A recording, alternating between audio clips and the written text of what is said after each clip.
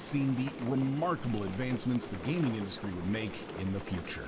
If we're talking about games that capture the essence of the 1980s, there's no doubt that Missile Command deserves its place in a time capsule for that year. This iconic arcade title not only reflects the zeitgeist of the era, but also demonstrates how video games can engage with broader social and political issues. Missile Command captured the prevailing fear and paranoia of the Cold War era.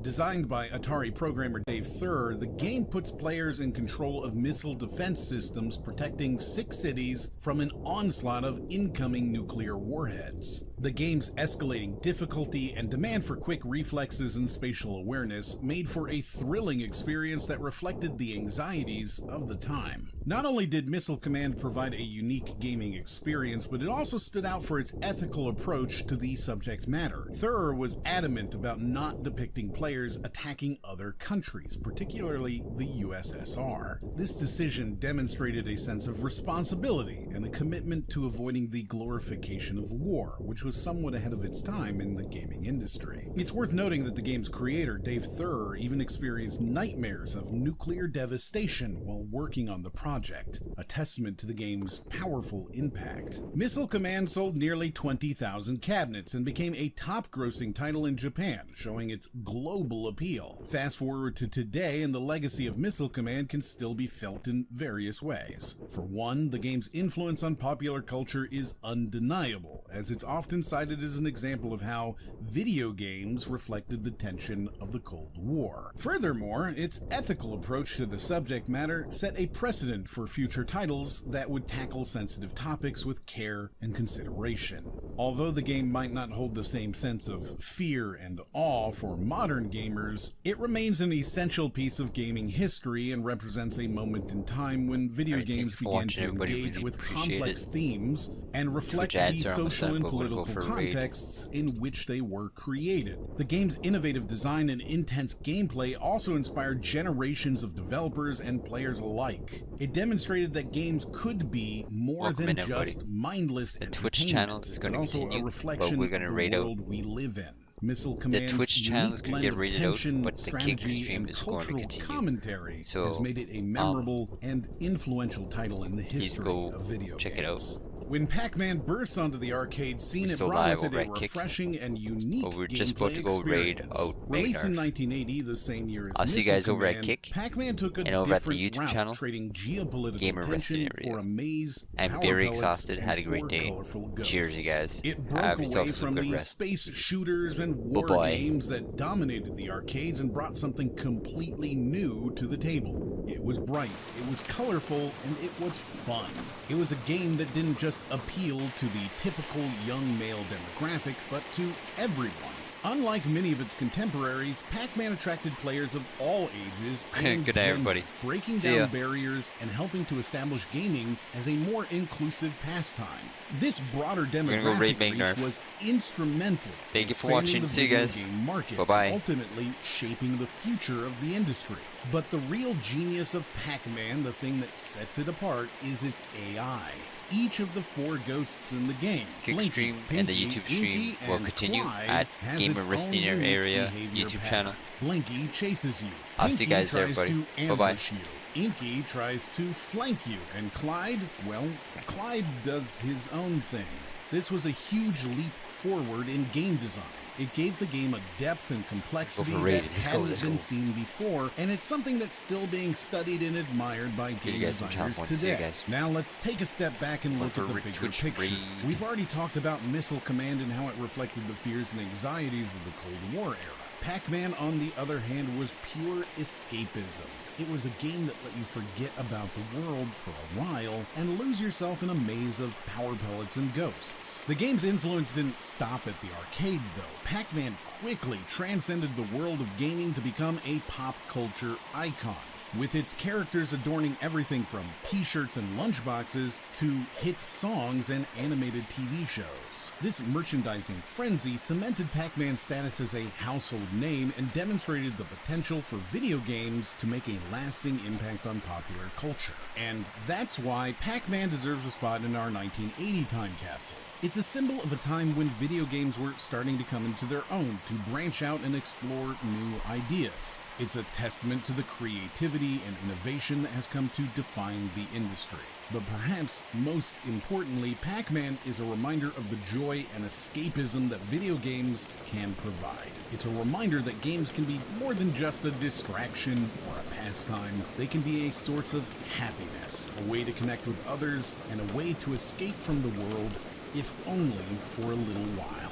Pong, released in 1972 by Atari and created by the legendary Alan Alcorn, is often regarded as the game that launched the video game industry as we know it. Pong was the spark that ignited the video game revolution. It was the first commercially successful video game, and it laid the foundation for everything that came after it. From Missile Command to Pac-Man and every other game on this list, they all owe a debt to Pong.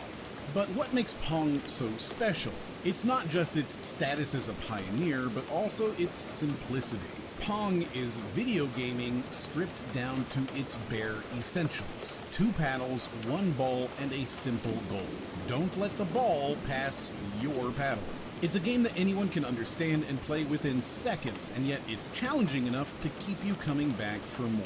This simplicity was a key factor in Pong's success. It made video games accessible to a wide audience, breaking down barriers and opening up a whole new form of entertainment. And this accessibility is something we still see in games today, from the intuitive swipe controls of mobile games to the pick-up-and-play appeal of party games. The spirit of Pong lives on. Pong also contributed to the development of the home console market. Atari's 1975 release of the home version of Pong, the Atari Home Pong, became the first successful home video game console. This marked the beginning of the home gaming revolution, allowing people to enjoy video games in the comfort of their own homes, and setting the stage for future consoles such as the Atari 2600 and the Nintendo Entertainment System. Pong represents the birth of an industry that has become a global phenomenon. It's a reminder of where it all started, a testament to the power of simplicity and accessibility in game design. And it's a symbol of the incredible progress that was made in just a few short years.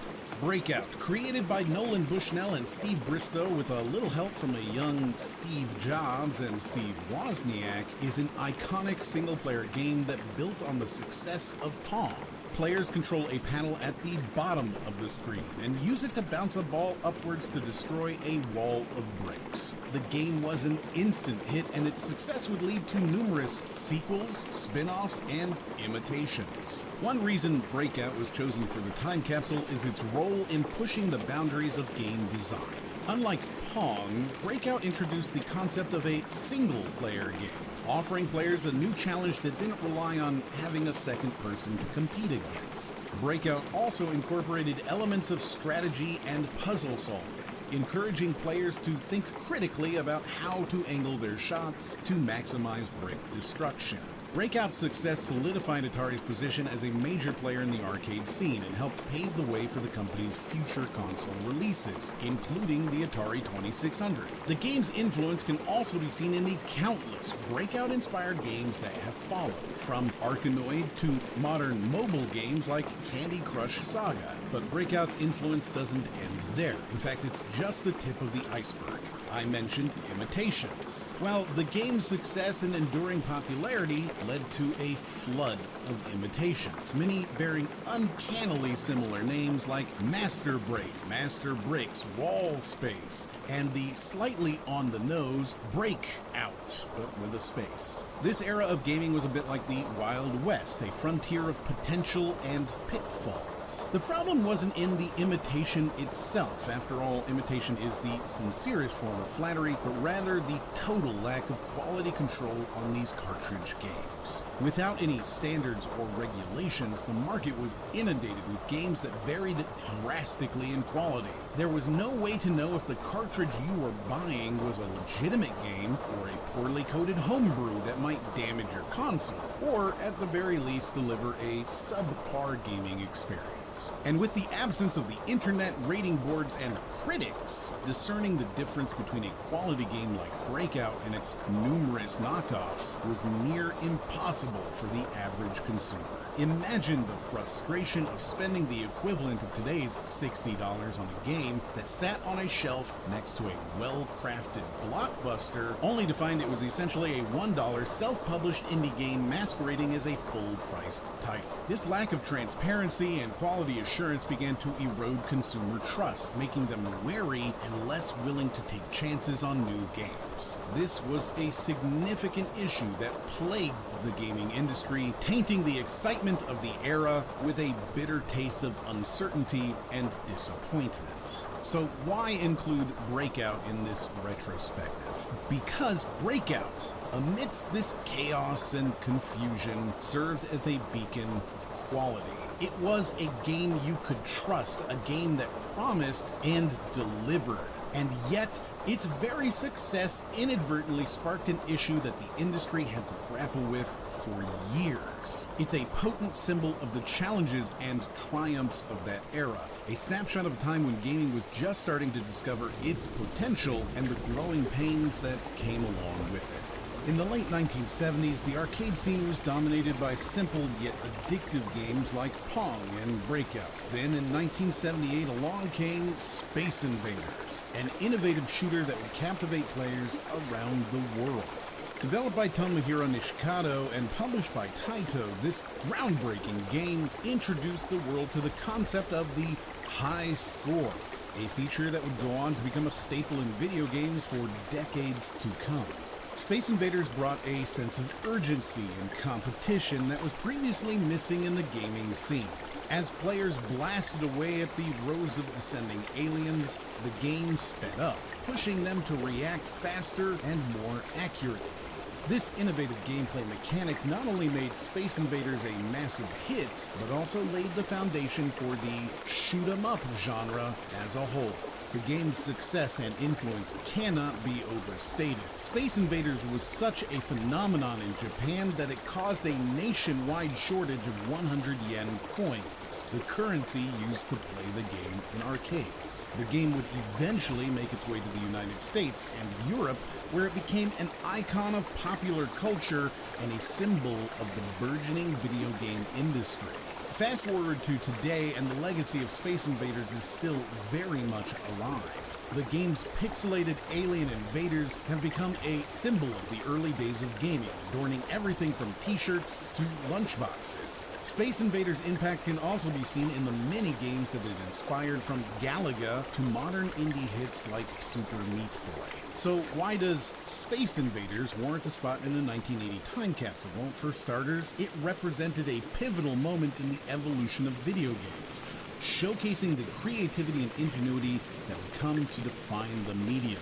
Additionally, Space Invaders serves as a snapshot of the era's pop culture and a reminder of the early days of gaming when the industry was still finding its footing. As we continue our journey, we stumble upon a rare and unexpected find, deeper in the dirt, hidden underneath all the power gloves and a few copies of E.T., an even older time capsule, one that takes us back to the very roots of video games, to the 50s, 60s, and 70s, when the gaming industry was just a twinkle in the eye of visionaries. In this forgotten time period, ambitious pioneers were busy tinkering, experimenting, and laying the groundwork for the gaming world we know today.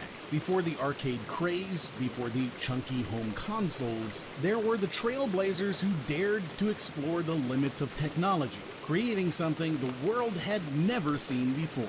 Companies like Atari and Magnavox were pushing the boundaries of what was possible, laying the foundation for a gaming revolution. It's easy to wonder how different the gaming experience was for those early enthusiasts. Were they as passionate and engaged as we are today? Or were they merely dipping their toes into the waters of this newfangled form of entertainment? And most importantly, what lessons can we glean from these pioneering games that might shape the future of our beloved pastime? In a small corner of the Brookhaven National Laboratory, something remarkable was taking shape. Tennis for Two, a game that, despite its obscurity, played a crucial role in the birth of the video game industry. Tennis for Two was a world away from the arcade cabinets and home consoles that would come later. It was played on an oscilloscope, a piece of lab equipment usually used for displaying electrical signals. The game was simple. Two players would use hand-built controllers to hit a ball over a virtual net, but this simplicity belied the groundbreaking nature of what was happening. Tennis for Two was interactive entertainment displayed on a screen, a concept that was virtually unheard of at the time. It was a digital game, a full decade before Pong would popularize the idea. This alone makes it a fascinating piece of history, a glimpse into the genesis of what would become a multi-billion-dollar industry. Tennis for Two might seem primitive compared to the realistic graphics and intricate gameplay of modern sports games like FIFA and NBA 2K. But without Tennis for Two, these games might not even exist. Tennis for Two was a multiplayer game. It wasn't about beating a high score or mastering a machine. It was about competition, about playing with a friend, about the joy of shared experience. This focus on social interaction is a cornerstone of gaming today, from online multiplayer games to local co-op adventures. It was also a game that was designed purely for the fun of it. It wasn't a military training tool or a scientific experiment.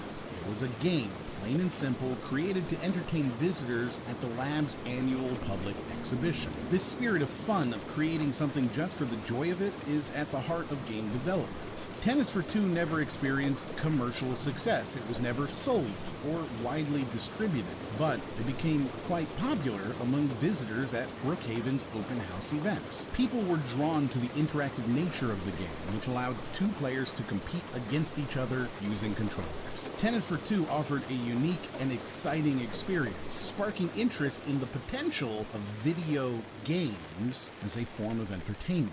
So why include Tennis for Two in our Forgotten Games time capsule? Because it's a testament to the roots of video gaming, a reminder of the time when the idea of playing a game on a screen was a novelty. It's a symbol of the innovation and creativity that has driven the industry from its earliest days. Computers in 1952 were gigantic, room-filling machines accessible only to a select few. Amid this backdrop of technological marvel, a British computer scientist named Alexander S. Douglas set out to create a digital version of the classic tic-tac-toe game as part of his PhD thesis on human-computer interaction. OXO was born, sometimes called Noughts and Crosses, running on a state-of-the-art EDSAC computer and using a cathode ray tube to display its graphics. Now, you might wonder how a simple tic-tac-toe game could possibly relate to the modern gaming landscape, filled with visually stunning and complex titles, but don't be fooled by its simplicity. OXO laid the groundwork for future game development, demonstrating that computers could be used for interactive entertainment and not just data processing or number crunching. Although OXO was not a commercial product, since computers were not yet available to the general public, this humble game marked the beginning of a new era in which interactive entertainment became a viable pursuit for programmers and computer enthusiasts alike. Fast forward to today, and we can see the lasting influence of OXO in popular puzzle games like Candy Crush Saga, Bejeweled, and Sudoku, which all owe their existence in part to the pioneering work of Douglas. Beyond its status as the first video game ever created, OXO is also noteworthy for being an early example of artificial intelligence, AI, in gaming. The game allowed players to compete against the computer in a simple tic-tac-toe match, with the AI employing a basic strategy to play the game. Today, AI is an integral part of game development, with advanced algorithms powering the behavior of characters in games like The Witcher 3 and The Last of Us. OXO reminds us that even the simplest games can have a profound impact on the industry, inspiring future generations of developers to push the boundaries of what's possible in interactive entertainment. It's the early 1960s, and the space race between the US and the Soviet Union is in full swing. Amid this backdrop of innovation and exploration, a group of computer programmers at MIT embarked on a project to create an engaging game that would showcase the capabilities of the new PDP-1 computer. Thus, Space War was born, pitting two players against each other in a battle of wits and reflexes as they maneuvered their respective spaceships around a central star, firing torpedoes at each other. One of the most fascinating aspects of Space War was its complexity. This wasn't a simple game of tic-tac-toe or tennis. Players pivoted spaceships around a star that exerted gravitational pull, firing torpedoes at each other while avoiding the star's deadly pull. This level of complexity was unheard of at the time and set the stage for intricate video games that we see today. But Space War wasn't just a technical marvel. It also introduced the concept of video game culture. The game was freely distributed and modified, leading to different versions and variations. This was the beginning of hacker culture, the idea of modifying and improving upon existing games, which is still very much alive in the modding community of today. Space War was not a commercial success, primarily because it was never released for sale. Instead, it was distributed freely within the computing community. Despite this, it gained popularity among computer enthusiasts and researchers at universities and research institutions who would often gather to play the game on their cutting-edge PDB-1 computers. This grassroots spread of Space War was not only a testament to the game's engaging nature, but also an early example of the viral spread of software. Nolan Bushnell, Atari's founder, cited Space War as an inspiration for creating the hit game Computer Space, which in turn led to the development of the iconic arcade game Asteroids. By influencing such notable titles, Space War laid the foundation for the growth and diversification of the gaming industry. So we've journeyed from the tennis courts to the depths of space, and now we're landing in the realm of the commercial arcade game with Computer Space. Released in 1971, this game is a direct descendant of Space War, but with a twist that would change the gaming landscape forever. Computer Space was the first commercially sold, coin-operated video game. It took the complex gameplay of Space War and packaged it into a standalone arcade machine that could be played by anyone with a quarter to spare. This marked the moment when video games stepped out of the labs and universities and into the public sphere. But what made Computer Space truly unique was its design. The game was housed in a futuristic, curvy fiberglass cabinet that looked like it had been beamed down from an alien spaceship. This wasn't just a game, it was a piece of art, a statement that video games were the entertainment of the future. Despite its groundbreaking design and concept, the game wasn't a commercial success. It was deemed too complicated for the average player. But failure, as we know, is often the stepping stone to success. The creators of Computer Space, Nolan Bushnell and Ted Dabney, went on to found Atari, and the rest, as they say, is history. Fast forward to today, and we can see the influence of Computer Space in modern games. Take the popular space shooter game No Man's Sky, for example. It takes the concept of space combat and exploration to a whole new level, with stunning graphics and intricate gameplay mechanics. But at its core, it's still about piloting a spaceship and battling enemies in the vastness of space, a concept that can be traced back to Computer Space. It's a testament to the spirit of innovation and risk-taking in the early days of the video game industry. It's a reminder of the humble beginnings of arcade games and how far we've come since then. And most importantly, it's a symbol of the enduring appeal of video games, an appeal that transcends time and technology. With our recent detour into the realm of forgotten loot, we've uncovered the unsung pioneers that laid the groundwork for the gaming revolution. As we now journey back to our original path, we arrive at another landmark year in gaming history. 1985, a year of rebirth and innovation in the gaming world. From the ashes of the 1983 video game crash, a new era of gaming emerged, forever changing the landscape and setting the stage for the industry we know today.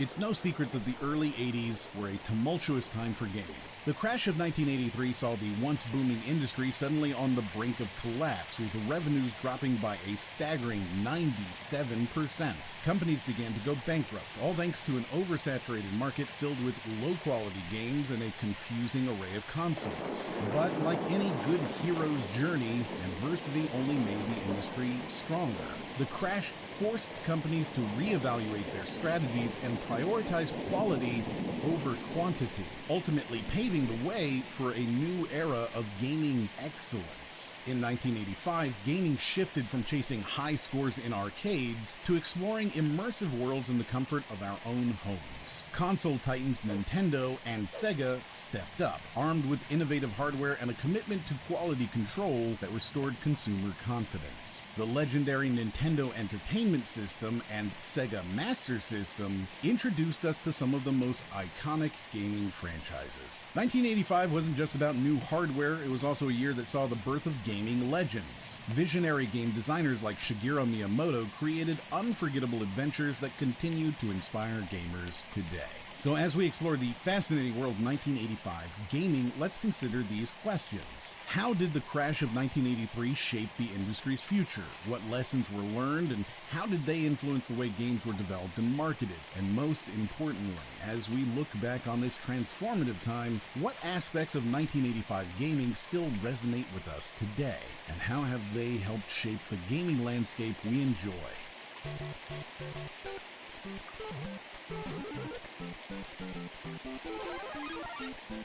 Super Mario Bros. This iconic game released in 1985 was a beacon of hope in a time when the video game industry was in dire straits. The infamous video game crash of 1983 had left the industry in shambles, with many companies going bankrupt and consumer confidence at an all-time low. But then, out of the ashes, rose a plucky little plumber in red overalls. Nintendo, the company behind Super Mario Bros., had a unique approach to the situation. Instead of pushing for the latest and greatest technology, they opted for what they called withered technology.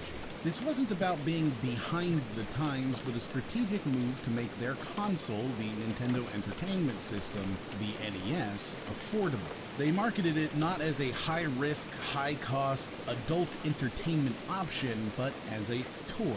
They literally changed the game, and it worked. But Nintendo didn't stop there. They introduced the Nintendo Seal of Quality, a mark that assured players that the game they were buying met a certain standard. This was a crucial move in restoring consumer confidence after the 1983 crash, where the market was flooded with low-quality games. The seal was a promise, a commitment to quality that set Nintendo apart. Now, let's talk about Super Mario Bros. Itself. Sure, platformers existed before Mario, but none had the same impact. Games like Space Panic and Donkey Kong laid the groundwork, but it was Super Mario Bros. That took the genre to new heights. It redefined platforming so successfully that it's easy to forget it had any inspirations at all. Fast forward to today and you can see Mario's influence in games like Celeste, Sonic the Hedgehog, and Shovel Knight. These games may have their unique twists, but the core mechanics, the essence of platforming, can be traced back to Mario. It's like Mario laid down the blueprint and these games built upon it, adding their own style and flair. The artwork and music of Super Mario Bros. Was nothing short of revolutionary at the time. The vibrant colors, the memorable character designs, and the catchy tunes were a breath of fresh air. Koji Kondo's iconic soundtrack is still hummed by gamers worldwide, a testament to its enduring appeal. When Super Mario Bros. Launched, it retailed for around $25. It went on to sell over 40 million copies, raking in a whopping $1 billion for Nintendo. This success didn't just fill Nintendo's coffers, it transformed the company, propelling it to the forefront of the gaming industry. Before Super Mario Bros., Nintendo was primarily known in Japan for its playing cards and toys. But post-Mario, it became a global phenomenon synonymous with video games. It's hard to imagine the gaming landscape without Nintendo, and it's all thanks to a certain mustachioed plumber. Now, why does Super Mario Bros. Deserve a spot in our 1985 time capsule? Well, it's not just because it's a fun game, though it certainly is. It's because Super Mario Bros. Is a symbol of resilience, a testament to the power of innovation and quality in the face of adversity. It's a reminder of a time when the gaming industry was on the brink of collapse, only to be saved by a plumber on a quest to rescue a princess. In the end, Super Mario Bros. Is more than just a game. It's a piece of history, a turning point in the gaming industry. It's a testament to the power of innovation, quality, and a little bit of plucky determination. And that's why it's in our 1985 time capsule. It's a reminder of where we've been, how far we've come, and the endless possibilities that lie ahead in the world of gaming. Ghosts and Goblins catapulted Capcom into the 8-bit big leagues. It wasn't just successful, it was transformative for the company. Before, Capcom was a relatively unknown player in the gaming industry, but after its release, Capcom was a household name, a titan in the world of 8-bit gaming. Ghosts and Goblins is not for the faint of heart. It's often cited as one of the most challenging games of all time, and for good reason. The level design is brutal. Enemies can spawn unexpectedly all over the map, and the player dies within 2 hits. And just when you think you've beaten the game, you're sent back to the start to play through all the levels again at a higher difficulty setting. There's no way to save, no checkpoints, just relentless, unforgiving gameplay. Despite its difficulty, or perhaps because of it, Ghosts and Goblins was a hit. It's the 18th best-selling game in Capcom's history, and the franchise is the 13th best-selling franchise. It spawned multiple spin-offs, comic books, and ports to dozens of platforms. But despite its initial success, the game and its franchise have fallen out of favor. Most gamers today have never heard of Ghosts and Goblins, which is a shame considering its impact on the industry. People forgot this game because of the difficulty, the old school level design and mechanics, and yes, again, the difficulty. In a world where games are becoming more accessible, where difficulty settings and save points are the norm, a game like Ghosts and Goblins can feel out of place. It's a relic of a bygone era, a reminder of a time when games were as brutal as they were fun. But in 1985, it was one of the kings of gaming. It's a game that pushed us to our limits, that tested our skills and our patience. And while it may not be as well known today, its influence can still be felt in the games we play. It's a testament to the power of challenge, the thrill of victory, and the enduring appeal of a well-designed game. And that, my friends, is why Ghosts and Goblins is part of our 1985 time capsule. It's a symbol of a time when games were unapologetically tough, when the thrill of victory was hard-earned, and when the journey was just as important, if not more so, than the destination. Gauntlet was a pioneer in many ways. It was one of the first games to allow up to 4 players to play simultaneously, each controlling a different character. A warrior, a wizard, a Valkyrie, or an elf. This wasn't just a novelty, it was a fundamental part of the game's design. Players had to work together, sharing health pickups and strategically luring enemies to progress through the game's numerous dungeons. And let's not forget the infamous archer destroying the wizard's food incidents that led to many a heated argument among friends. Adding to the game's charm was its narrator, voiced by the film director of Hardware Wars, Ernie Fausilius. This was a nod to the nerdy, cultural roots of gaming, a wink and a nod to the players who were in on the joke. It was a small detail, but one that added a layer of personality to the game that was often missing from other titles of the time. The game's success was staggering. One arcade operator reported earning $4,500 in just 9 days from a single Gauntlet machine. To put that into perspective, that's like a modern game selling 10 million copies in its first week. It's a testament to the game's appeal and a stark reminder of how much the gaming industry has changed since 1985. Despite its success, Gauntlet's star has faded over time. It's often included in top 100 games of all time lists, but its ranking has been slipping as the game recedes more into legacy status. To many modern players, Gauntlet might seem quaint, even outdated. But that's precisely why it's in our 1985 time capsule. It's a snapshot of a moment in gaming history, a testament to the innovation and creativity of the era. Jetpack was a game that truly stood out in the crowd.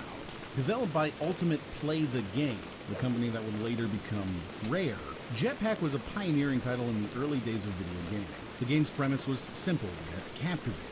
You played as Jetman, a space explorer tasked with rebuilding his rocket to explore different planets, all while fending off hostile aliens. It was a thrilling adventure that kept players on the edge of their seats. The game was a masterclass in design, featuring a seamless blend of action and strategy that kept players coming back for more.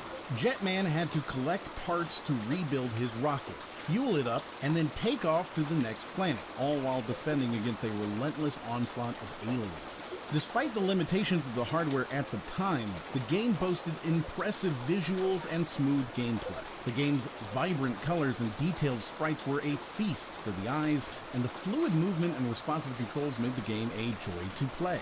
These technical feats were a testament to the skill and creativity of the Stamper brothers, the game's developers, and set a high bar for future games to follow.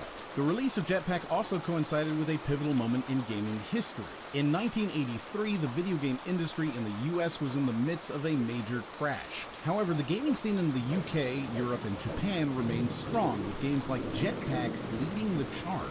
In Japan, the Famicom and Super Mario Bros. Launched in 1983, 2 years before launching in the US, and with much the same effect on the industry, namely stabilizing it in the face of a massive downturn.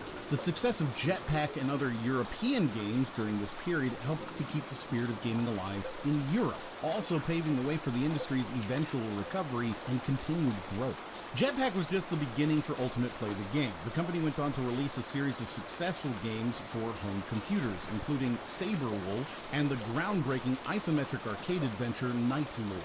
These games were not only popular, but also technologically advanced, featuring innovative graphical techniques that allowed for depth priority and the illusion of 3D. But Ultimate Play the Game's influence extended beyond their own games. The company's success and innovative approach to game design had a significant impact on the UK and European gaming industry.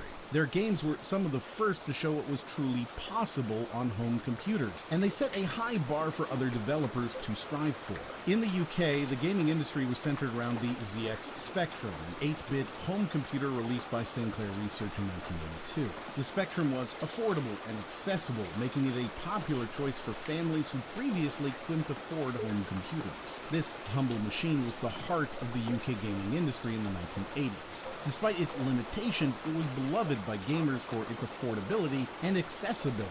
But the Spectrum was more than just a gaming platform, it was a catalyst for change. It sparked a boom in the UK information technology industry, leading to the creation of new companies, careers, and publications. The boom of the ZX Spectrum led to a boom in computers producing hardware and software for the machine. The popularity of the Spectrum and its games helped to establish the games industry in the UK and Europe.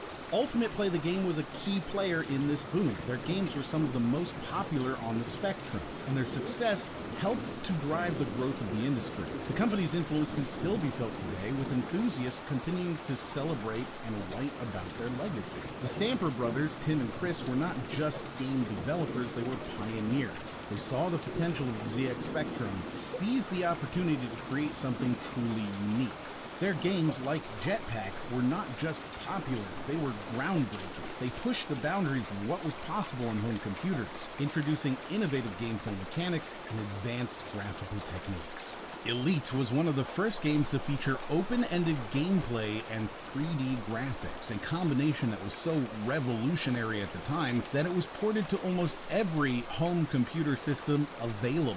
But the innovation didn't stop at the game mechanics. Elite also included a novella, The Dark Wheel, which expanded the game's lore and added depth to its universe. This was a bold move that showed how video games could be more than just a collection of pixels on a screen. They could be a medium for storytelling, a canvas for creating immersive worlds. Elite is one of the longest running franchises in gaming history, with the latest DLC for Elite Dangerous released in 2021. Its influence can be seen in a wide range of games, from Wing Commander to EVE Online, Freelancer, the X series, and No Man's Sky. These games and many others owe a debt to Elite's groundbreaking design. But perhaps the most impressive testament to Elite's legacy is the praise it received from the developers of the BBC Micro, the platform for which it was originally developed. They called it the best game ever written for the machine, a high compliment indeed. It's been named one of the most influential games in history and credited as the first truly open-ended, open-world game. It opened the door for future online persistent worlds such as Second Life, World of Warcraft, and EVE Online. Elite represents a pivotal moment in gaming history, a time when the boundaries of what was possible in the video game were being pushed and expanded. It's a testament of creativity and innovation, a symbol of the potential that video games have to offer. As we continue our journey through gaming history, we find ourselves in 1986, a year of innovation, creativity, and growth. The industry, still recovering from the 1983 crash, saw Nintendo and Sega taking center stage, pushing the boundaries of what was possible and setting the standard for the gaming world.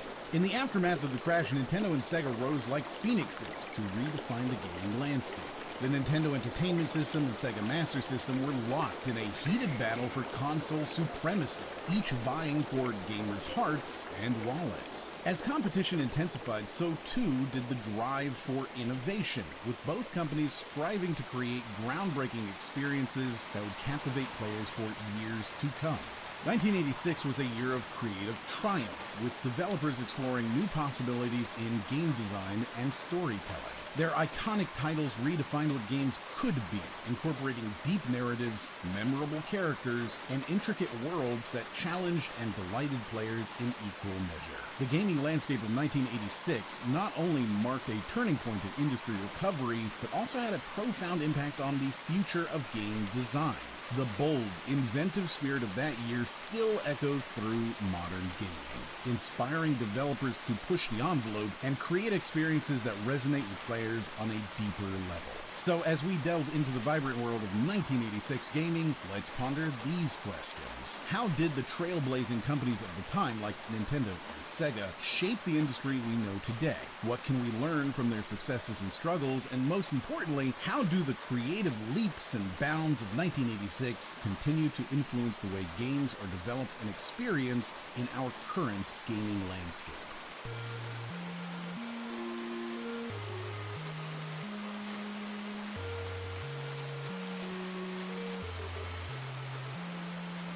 The Legend of Zelda, a launch title for the Famicom, would go on to launch one of the biggest gaming franchises in the history of the industry. Today, Zelda is a household name with a lucrative business around toys, statues, soundtracks, and even concerts. But back in 1986, it was just another toy in the toy aisle. And Nintendo had to resort to bizarre raps and strange commercials of men creeping in the dark, making Zelda noises to get any attention at all.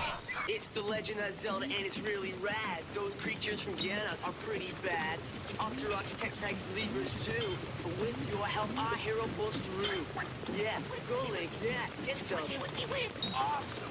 One of the game's most significant contributions to the industry was its introduction of a battery save feature. This was the first game with a battery in it, allowing players to save their progress. This might seem like a small thing today, but back then it was huge.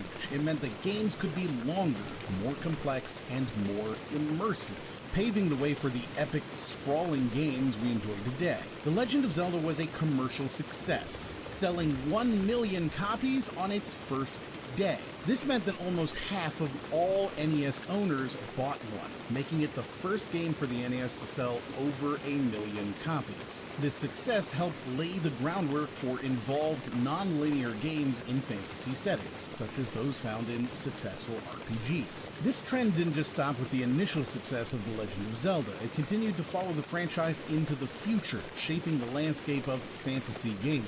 A prime example of this is the release of The Breath of the Wild, achieving a market share greater than 100%.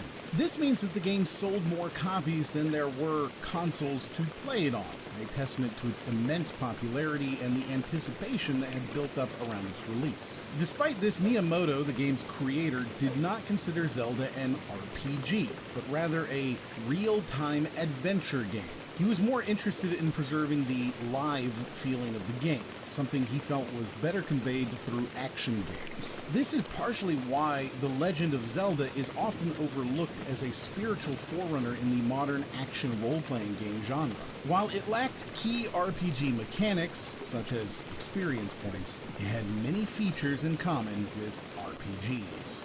Metroid was a game that dared to be different, a game that broke the mold and set new standards for what a video game could be. We can't discuss Metroid without mentioning its iconic protagonist, Samus Aran.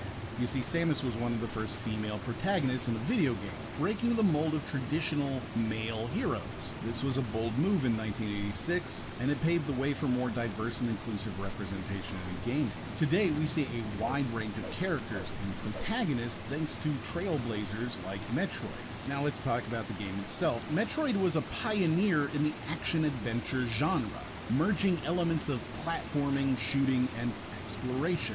The game's non-linear design encouraged players to explore its vast, interconnected world, discovering new abilities and secrets along the way. This was a departure from most contemporary games, which forced the player to scroll the screen in one direction. Metroid, on the other hand, encouraged players to retrace their steps and explore every nook and cranny of the alien world. This design choice created a feeling of desperation and solitude, a feeling that you were truly alone in a hostile alien world. The sense of isolation was further enhanced by the game's innovative use of power-ups. Following The Legend of Zelda, Metroid helped pioneer the idea of acquiring tools to strengthen characters and help progress through the game. Until then, most ability-enhancing power-ups offered only temporary boosts to characters, and they were not required to complete the game. In Metroid, however, items were permanent fixtures that lasted until the end. In particular, missiles and the ice beam were required to finish the game. This added a new layer of strategy, as players had to carefully manage their resources and decide when and where to use their power-ups. This innovative approach to gameplay would go on to inspire a whole subgenre of games known as Metroidvania, which includes modern classics like Hollow Knight and Ori and the Blind Forest. One of the standout features of Metroid was its groundbreaking use of music and sound design.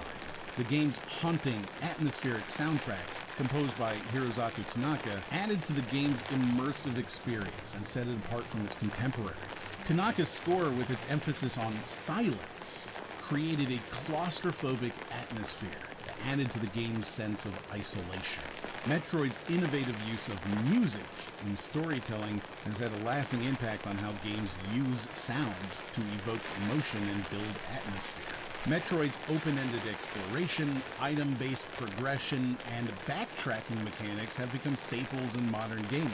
This design philosophy continues to inspire developers and can be seen in recent titles such as Control and The Outer Wilds. Metroid broke new ground in storytelling, game design, and representation, setting the stage for the evolution of gaming that we continue to witness today. Castlevania was a game that dared to be different. It was a platformer, yes, but it was also a horror game, a genre that was relatively unexplored in the gaming world at the time. The game was divided into 6 blocks of 3 stages each, with a boss character waiting at the end of each block. This structure gave the game a sense of progression and scale that was rare in platformers of the time.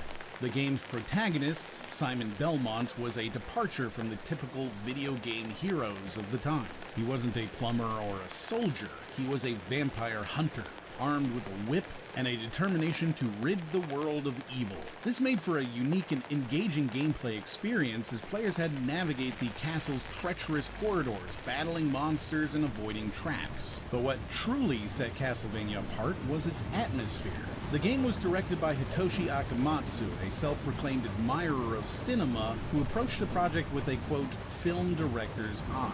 This cinematic approach was evident in the game's visuals and music, which were designed to create a sense of dread and suspense. The castle was a character in its own right, with its dark corridors and eerie silence adding to the game's sense of foreboding.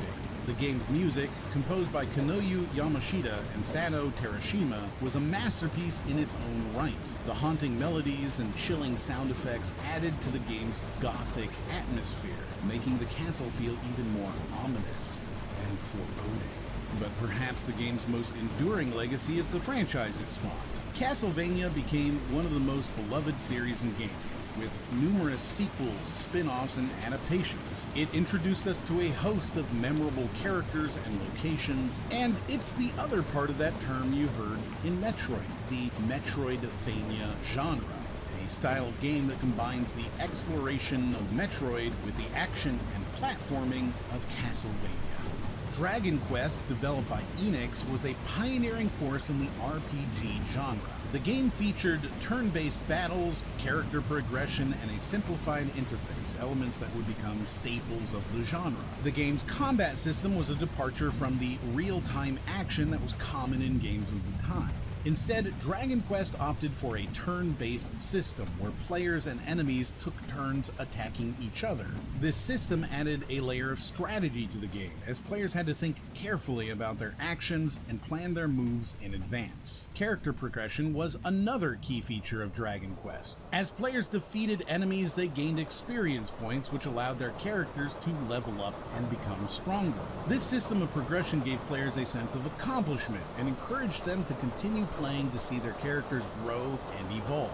Despite these innovative features, Dragon Quest was not without its critics. Some players found the game's mechanics to be too simplistic, and the game's North American release as Dragon Warrior was met with less enthusiasm. However, in its home country of Japan, Dragon Quest was a commercial success, selling over 2 million copies and cementing its place in gaming history. One of the most enduring aspects of Dragon Quest is its influence on the RPG genre. The game's creator, Yuji Horii, was inspired by earlier RPGs like Wizardry and Ultima, but he wanted to create a game that was more accessible to a wider audience. With Dragon Quest, he succeeded in creating an introductory RPG that would serve as the gateway for many players into the genre. Space Harrier, a third-person arcade rail shooter game developed by Sega, was a game that truly embodied the spirit of the mid-80s. It was a time of rapid technological advancement, and Space Harrier was right at the forefront, pushing the boundaries of what was possible in a video game. The game was originally conceived as a military-themed game played in the third-person perspective, but due to technical and memory restrictions, it was redesigned into a fantasy setting by Yu Suzuki. This was a bold move, but it paid off, resulting in a game that was unique and captivating in its own right. Space Harrier featured a protagonist named Harrier, who navigates through 18 distinct stages using a jet-propelled laser cannon to destroy various enemies in a surreal world. The game's world was composed of brightly colored landscapes adorned with stationary objects, creating a visually stunning and immersive environment for players to explore. One of the most innovative aspects of Space Harrier was its use of 16-bit graphics and scaled sprite technology, also known as superscalar technology. This allowed for pseudo 3D sprite scaling at high frame rates, with the ability to display 32,000 colors on screen. This was a significant leap forward in terms of graphical capabilities, and it set a new standard for what was possible in video games. The game's arcade cabinet was another standout feature. It was a cockpit-styled hydraulic motion simulator cabinet that tilted and rolled during play. This was referred to as a Taikan, or body sensation arcade game in Japan. This added a whole new level of immersion to the game, making players feel like they were truly part of the action. By 1987, the industry was dusting itself off and regaining its footing after the crash of '83, and titans like Nintendo and Sega were stepping into the ring to duke it out. But the consoles themselves weren't the only stars of the show. In '87, the gaming landscape was positively brimming with creative energy as developers pushed the boundaries of what was possible. And let's not forget how the gaming community itself began to take shape.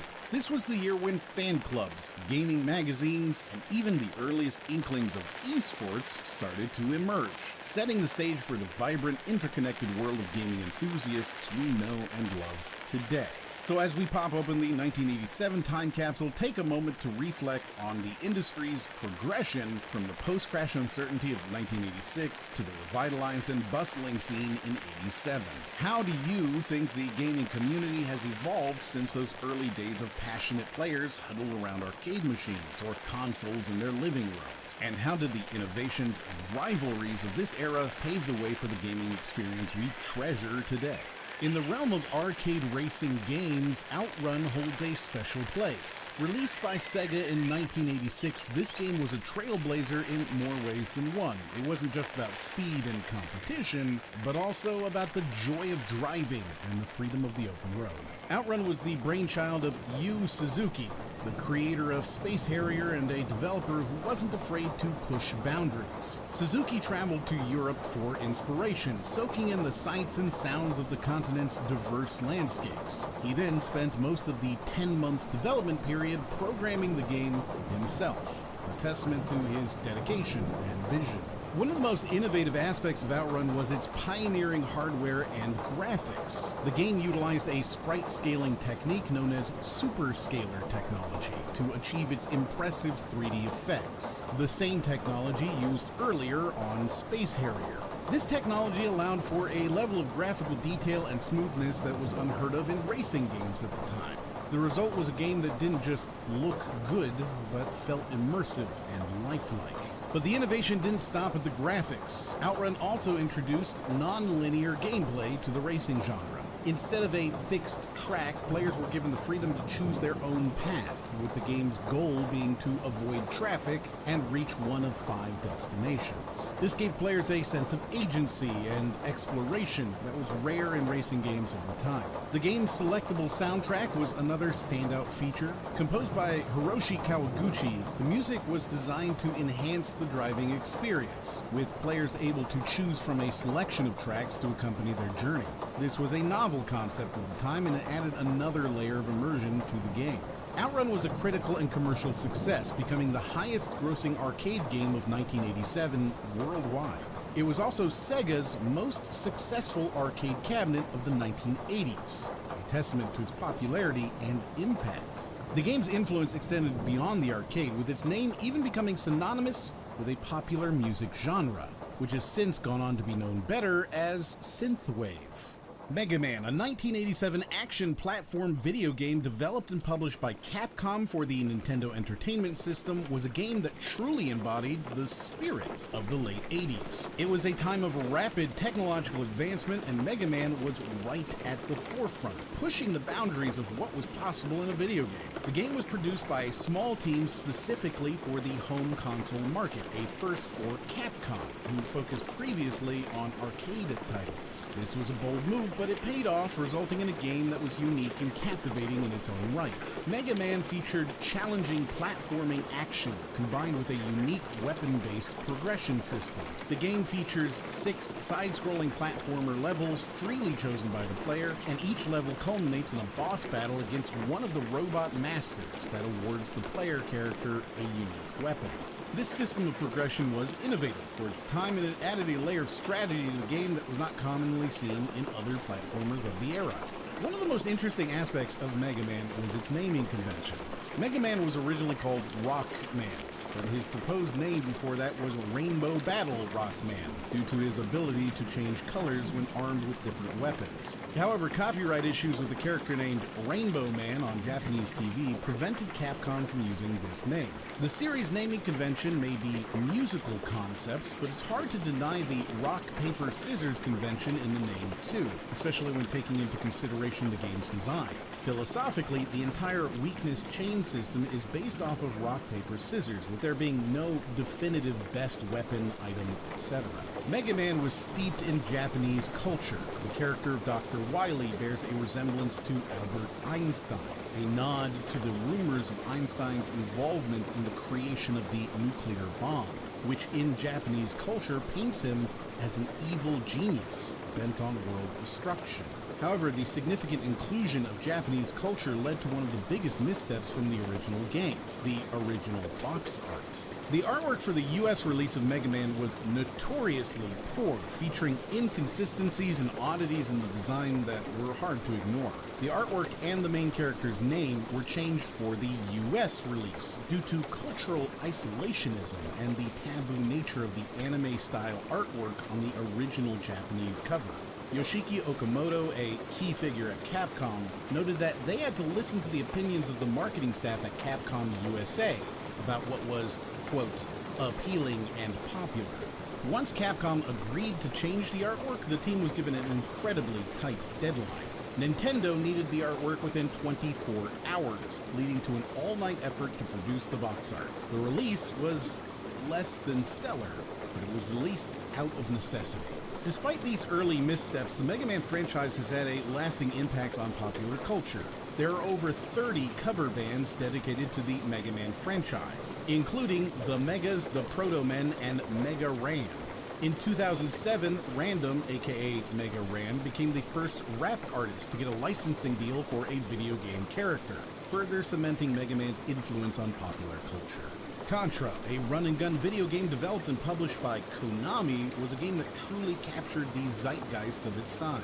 It was a period marked by a global shift in politics, a time when the world was grappling with the Cold War and its effects. Contra, with its plot set in the future where two commandos fight against the evil Red Falcon organization to save humanity, seemed to echo the real-world events that were unfolding throughout the 80s. In Nicaragua, rebel fighters called the Contra Revolucion, or Contras, were fighting against the communist Sandinista junta. This notion of guerrilla fighters seemed to seep into the game designer's imagination. The game's title, Contra, was a nod to these real-world events, and it added a layer of depth to the game that was not commonly seen in video games. One of the most interesting aspects of Contra was its characters. The game's heroes, named Bill Reiser and Lance Bean, were named after actors in the movie Aliens. Bill Reiser is a combination of Bill Paxton and Paul Reiser, while Lance Bean crosses Lance Henriksen with Michael Biehn.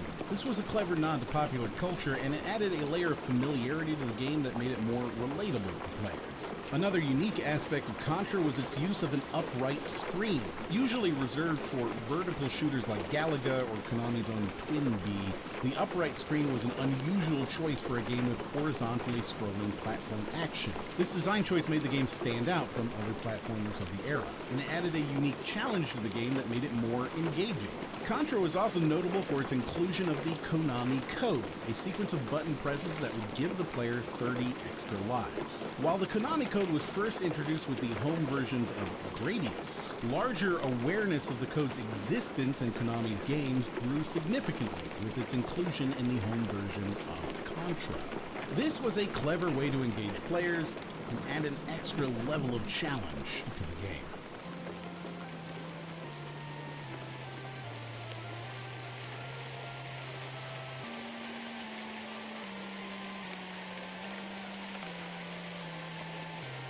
Final Fantasy, a game that needs no introduction, but let's give it one anyway.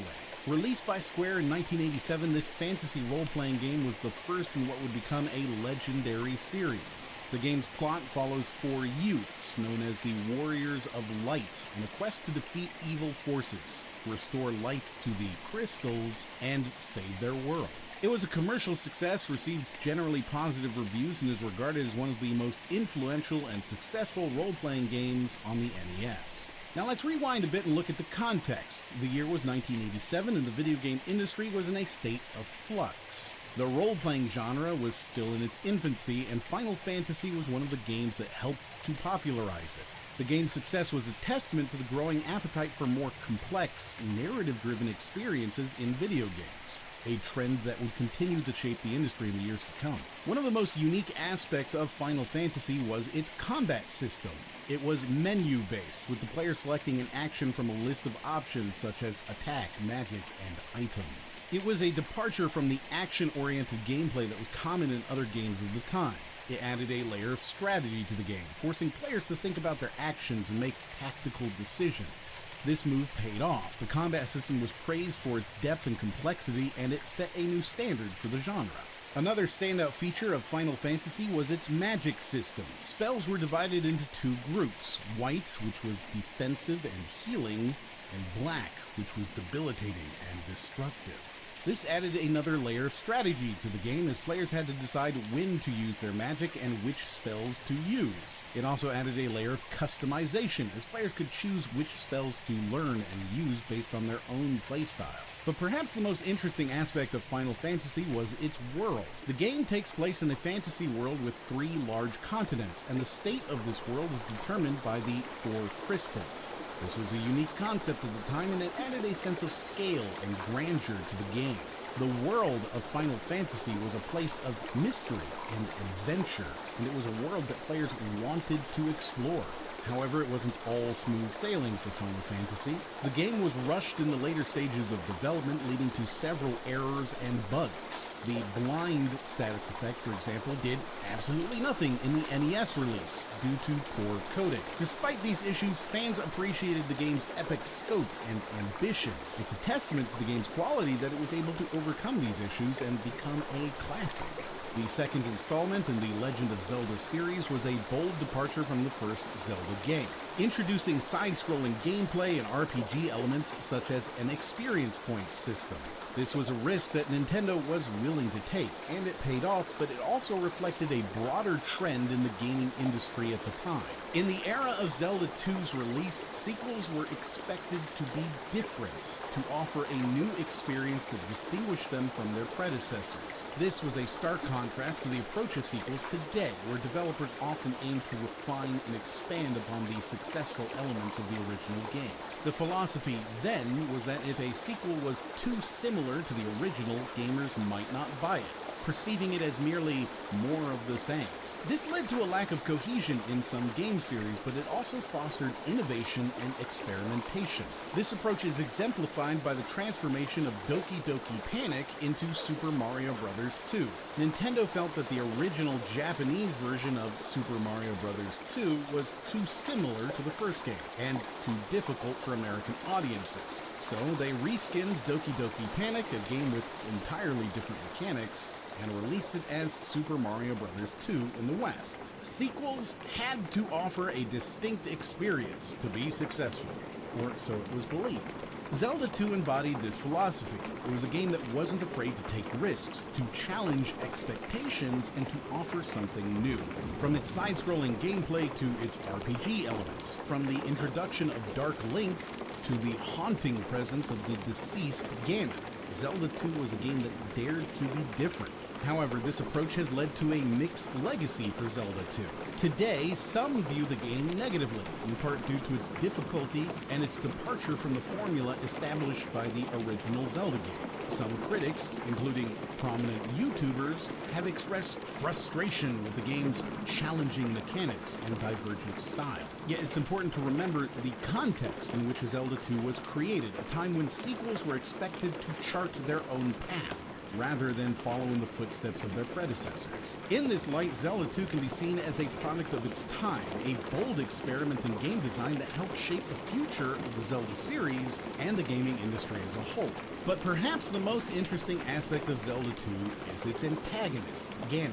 I've talked about this before and why I think Ganon in Zelda 2 is one of the best antagonists in gaming. In this game, Ganon is already dead, but his presence is still felt throughout the game. His army is still at large, and they are trying to resurrect him using Link's blood. This adds a sense of urgency to the game, as every enemy you encounter is part of Ganon's army, trying to bring their master back to life. Ganon affects the world beyond just being cartoonishly evil or personally powerful. He has influenced the world so much that these enemies will throw their lives away just to bring him back, no matter the cost. Phantasy Star blended elements of medieval fantasy and science fiction in a way that was truly groundbreaking. It was a game that didn't just play by the rules of the RPG genre, it rewrote them. Phantasy Star was a response to the burgeoning console RPG market, a bold move by Sega to stake their claim in a genre dominated by other industry giants. But rather than simply imitate what was already out there, the team behind Phantasy Star chose to innovate. The game featured predetermined characters, a departure from the blank slate avatars common in RPGs of the time. This allowed for a deeper narrative and character development. immersing players in a richly woven story that was as compelling as it was unique. The game also introduced 3D dungeon crawling, a feature that was revolutionary for its time. This added a new layer of complexity and immersion to the gameplay, challenging players to navigate labyrinthine environments in a way that was both thrilling and challenging. The game's ample animation, too, was a standout feature, bringing the world of Phantasy Star to life in a way that few other games of the time could match. But perhaps one of the most significant aspects of Phantasy Star was its protagonist, Alice. While not the first game to feature a female protagonist, Phantasy Star was the first to do so openly and unapologetically. Alice was a strong, capable character who stood toe-to-toe with her male counterparts. A refreshing change from the damsel in distress trope that was all too common in games of the era. This was a bold move by Sega, one that challenged the industry's gender norms and paved the way for future female protagonists. However, the game's high retail price made it a difficult sell for some critics, and it faced stiff competition from other RPGs on the market. In the end, the game's enduring legacy speaks for itself. Phantasy Star spawned a series of sequels and is still remembered today as a landmark RPG that pushed the boundaries of what was possible in video game storytelling and design. 1988 was the year that things went from 0 to 60 in the blink of an eye. Nintendo and Sega were locked in an epic duel for gaming supremacy, delivering even more immersive experiences and cutting-edge technology to the masses. In fact, the gaming world was expanding beyond consoles and into other media, with Nintendo releasing the first issue of Nintendo Power, the must-read publication for gaming enthusiasts back in the day. But 1988 wasn't just about the big players. It was also a time when gaming communities began to flourish, bringing people together through a shared passion for pixelated adventures. Those early connections laid the foundation for the thriving global gaming community we know today. So as we crack open the 1988 time capsule, let's explore the social aspect of gaming and how it has evolved since then. How did those early gaming communities shape our modern online platforms and the way we interact on social media? And what role did these burgeoning connections play in the development of gaming as a whole, from the industry's offerings to the way we experience and share our favorite titles? Double Dragon 2: The Revenge is a game that took the beat-em-up genre to new heights. One of the most significant aspects of Double Dragon 2 is its two-player simultaneous play. This was a major innovation at the time, and it helped to make Double Dragon 2 a standout title in the arcades. The ability to team up with a friend and take on the game's challenges together added a new dimension to the gameplay, making it a more social and cooperative experience. This feature would go on to become a staple of the beat-em-up genre, influencing countless games that followed. But Double Dragon 2 wasn't just about innovation, it was also about evolution. The game was initially developed as an upgrade kit for the original Double Dragon, but due to an increase in memory size, it evolved into a standalone game. This evolution wasn't just a technical upgrade, it was a creative one as well. The developers reused assets from both games, such as the character sprites and some of the levels, creating a sense of continuity and progression from the original game. The game's plot also deserves a mention. Double Dragon 2 sees the Lee brothers, Billy and Jimmy, seeking revenge for the death of Billy's girlfriend, Marion. This narrative added a sense of urgency and purpose to the gameplay, giving players a compelling reason to fight their way through the game's 4 missions. The game's narrative was simple, yet effective, creating a compelling reason for players to keep playing. The home versions of Double Dragon 2 were significantly different from the arcade version. The levels were redesigned, and the enemies were replaced with new characters. These changes weren't just cosmetic, they added depth to the game, creating a more varied and engaging experience for players. The home versions also introduced new gameplay features, such as the ability to pick up and throw objects, adding another layer of strategy to the game. Double Dragon 2: The Revenge was more than just a game. It was a cultural phenomenon. It was a game that pushed the boundaries of the beat-em-up genre, introducing innovative gameplay mechanics and creating a rich, immersive world for players to explore.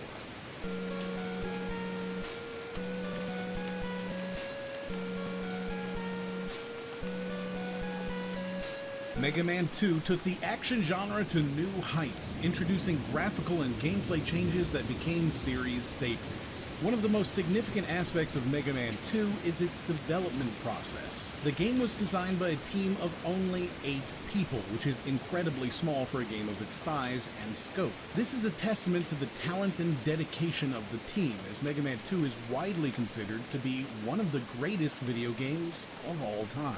The team worked concurrently on other Capcom projects, using their free time to develop the game. This kind of passion and dedication is something that's often overlooked in discussions about game development, but it's a crucial part of what makes Mega Man 2 so special. Is it any wonder they managed to make something widely called one of the best games of all time? The development crew allowed input from fans, including boss designs created by fans. This kind of fan involvement was relatively rare at the time, and it's a testament to Capcom's commitment to their community. It's also a testament to the power of the Mega Man fan base, which has remained passionate and dedicated to this day. The game's soundtrack, composed by Minami Matsumae, is another standout feature. Matsumae's music is iconic and instantly recognizable, and has helped to make Mega Man one of the most beloved video game franchises of all time. The soundtrack of Mega Man 2 is a perfect example of how music can enhance the gaming experience, creating a sense of atmosphere and immersion that elevates the gameplay. Mega Man 2 also introduced several gameplay innovations that became series staples. The game features 8 stages to defeat the bosses, Dr. Wily's robot masters, and a fortress with 6 levels played linearly.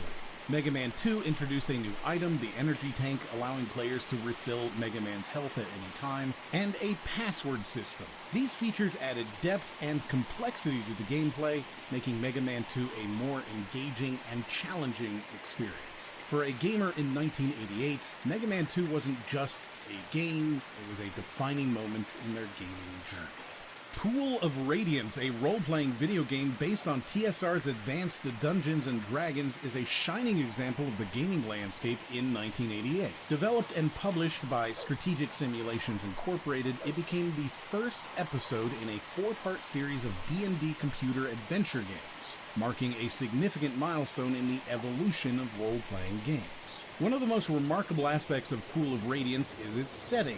The game takes place in the Forgotten Realms, a fantasy setting that has since become one of the most iconic in the world of Dungeons & Dragons. This setting allowed players to immerse themselves in a world that was both familiar and new, providing a sense of continuity with the tabletop game, while also offering a fresh and exciting experience. Players could build a party of up to 6 characters, deciding the race, gender, class, and ability scores for each. This level of customization was quite advanced for the time, and it gave players a sense of ownership over their characters. It also added a layer of strategy to the game, as players had to consider the strengths and weaknesses of their party composition. The game primarily uses a first-person perspective, but during combat sequences, the display switches to a top-down video game isometric view.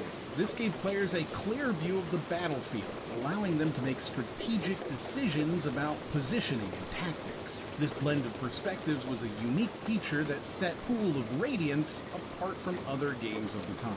Pool of Radiance was written by Tracy and Laura Hickman, authors of the popular Dragonlance novels. The Hickmans worked closely with SSI to create a game that was faithful to the D&D rules, and they also wrote the game's manual and several of its quests. This close collaboration between game developers and established fantasy authors was relatively rare at the time, and it added a level of authenticity and depth to the game's narrative. The game was a critical and commercial success, helping to popularize the CRPG genre and paving the way for future games like Baldur's Gate and Neverwinter Nights. It was the first game built with the Gold Box engine, which would later be used for such games as Neverwinter Nights AOL. This engine was a major technological advancement, and it set a new standard for graphics and gameplay in role-playing games.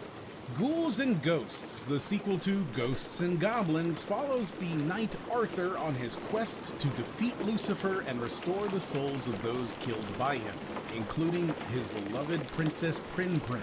It's a game that pushes the boundaries of what was possible in video games at the time. One of the most striking aspects of Ghouls and Ghosts is its gameplay. The game is a side-scrolling platformer, a genre that was incredibly popular in the late 80s, but Ghouls and Ghosts took this formula and added its own unique twist. Arthur, the game's protagonist, could attack in 4 directions, a significant enhancement from the previous game.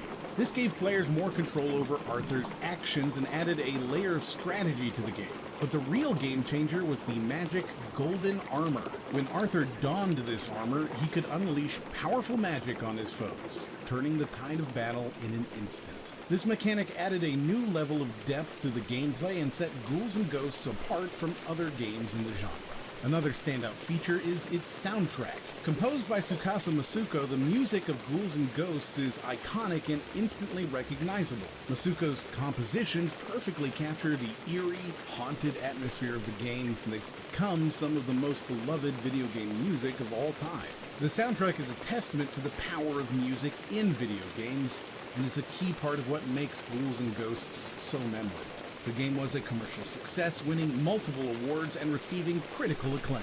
It helped to popularize the side-scrolling platform genre, paving the way for future games like Sonic the Hedgehog. But more than that, Ghouls and Ghosts was a technological marvel, a major advancement that set a new standard for graphics and gameplay in video games. Tetris, the brainchild of Soviet computer programmer Alexei Pajitnov, is a game that truly encapsulates the spirit of 1989. This simple yet addictive puzzle game took the world by storm, becoming one of the most iconic and universally recognized video games in history. Its arrival on the Nintendo Game Boy in 1989 marked a turning point in the gaming industry, making it a fitting inclusion in our 1989 time capsule. The story of Tetris is as fascinating as the game itself. Pajitnov was inspired to create the game by watching the falling blocks of a construction site he saw outside his window.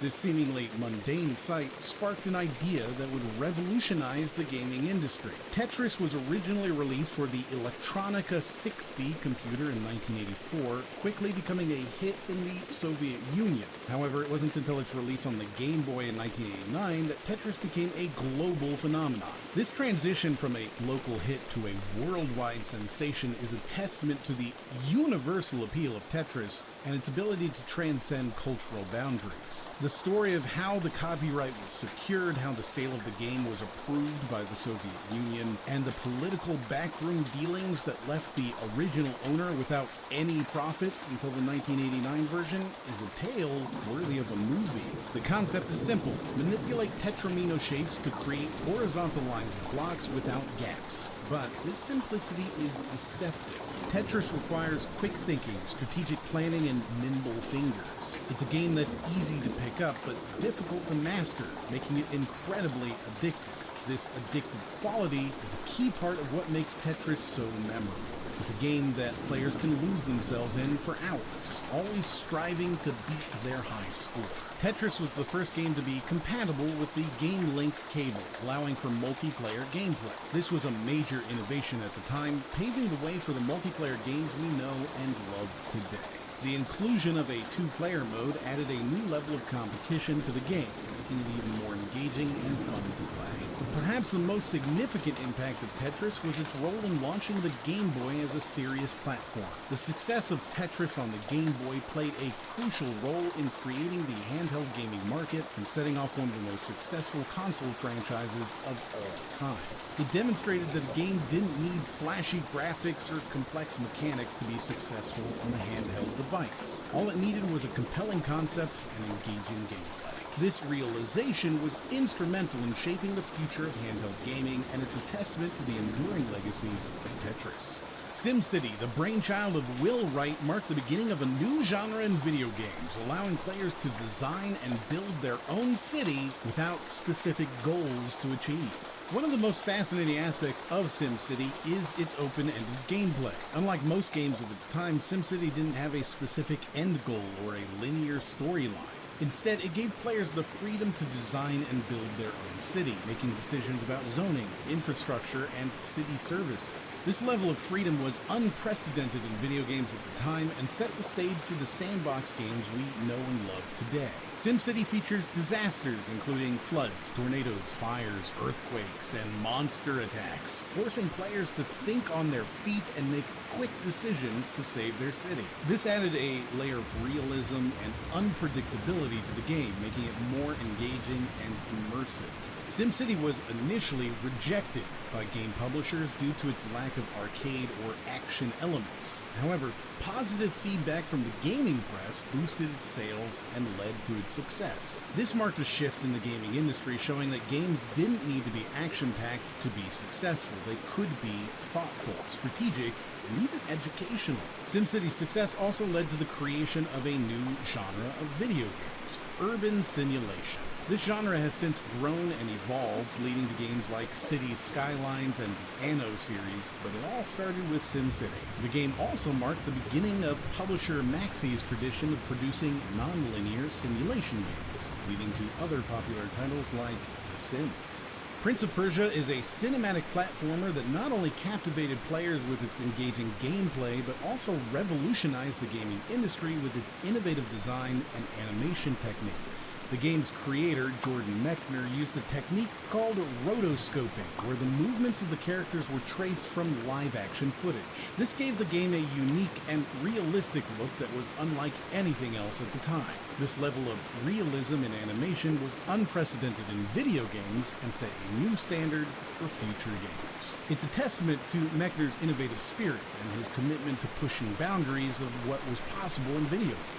Set in medieval Persia, players control an unnamed protagonist who must venture through a series of dungeons to defeat the evil Grand Vizier Jafar and save an imprisoned princess. This narrative-driven gameplay was a departure from the arcade-style games that were popular at the time, offering players a more immersive and story-driven experience. This emphasis on narrative would become a defining characteristic of many games in the future, marking a shift in the gaming industry towards more story-driven experiences. Despite not being an immediate commercial success, Prince of Persia sold many copies as it was ported to a wide range of platforms after the original Apple II release. Its critical acclaim and eventual commercial success showed that innovative, narrative-driven games could be successful, paving the way for future games in the cinematic platformer genre.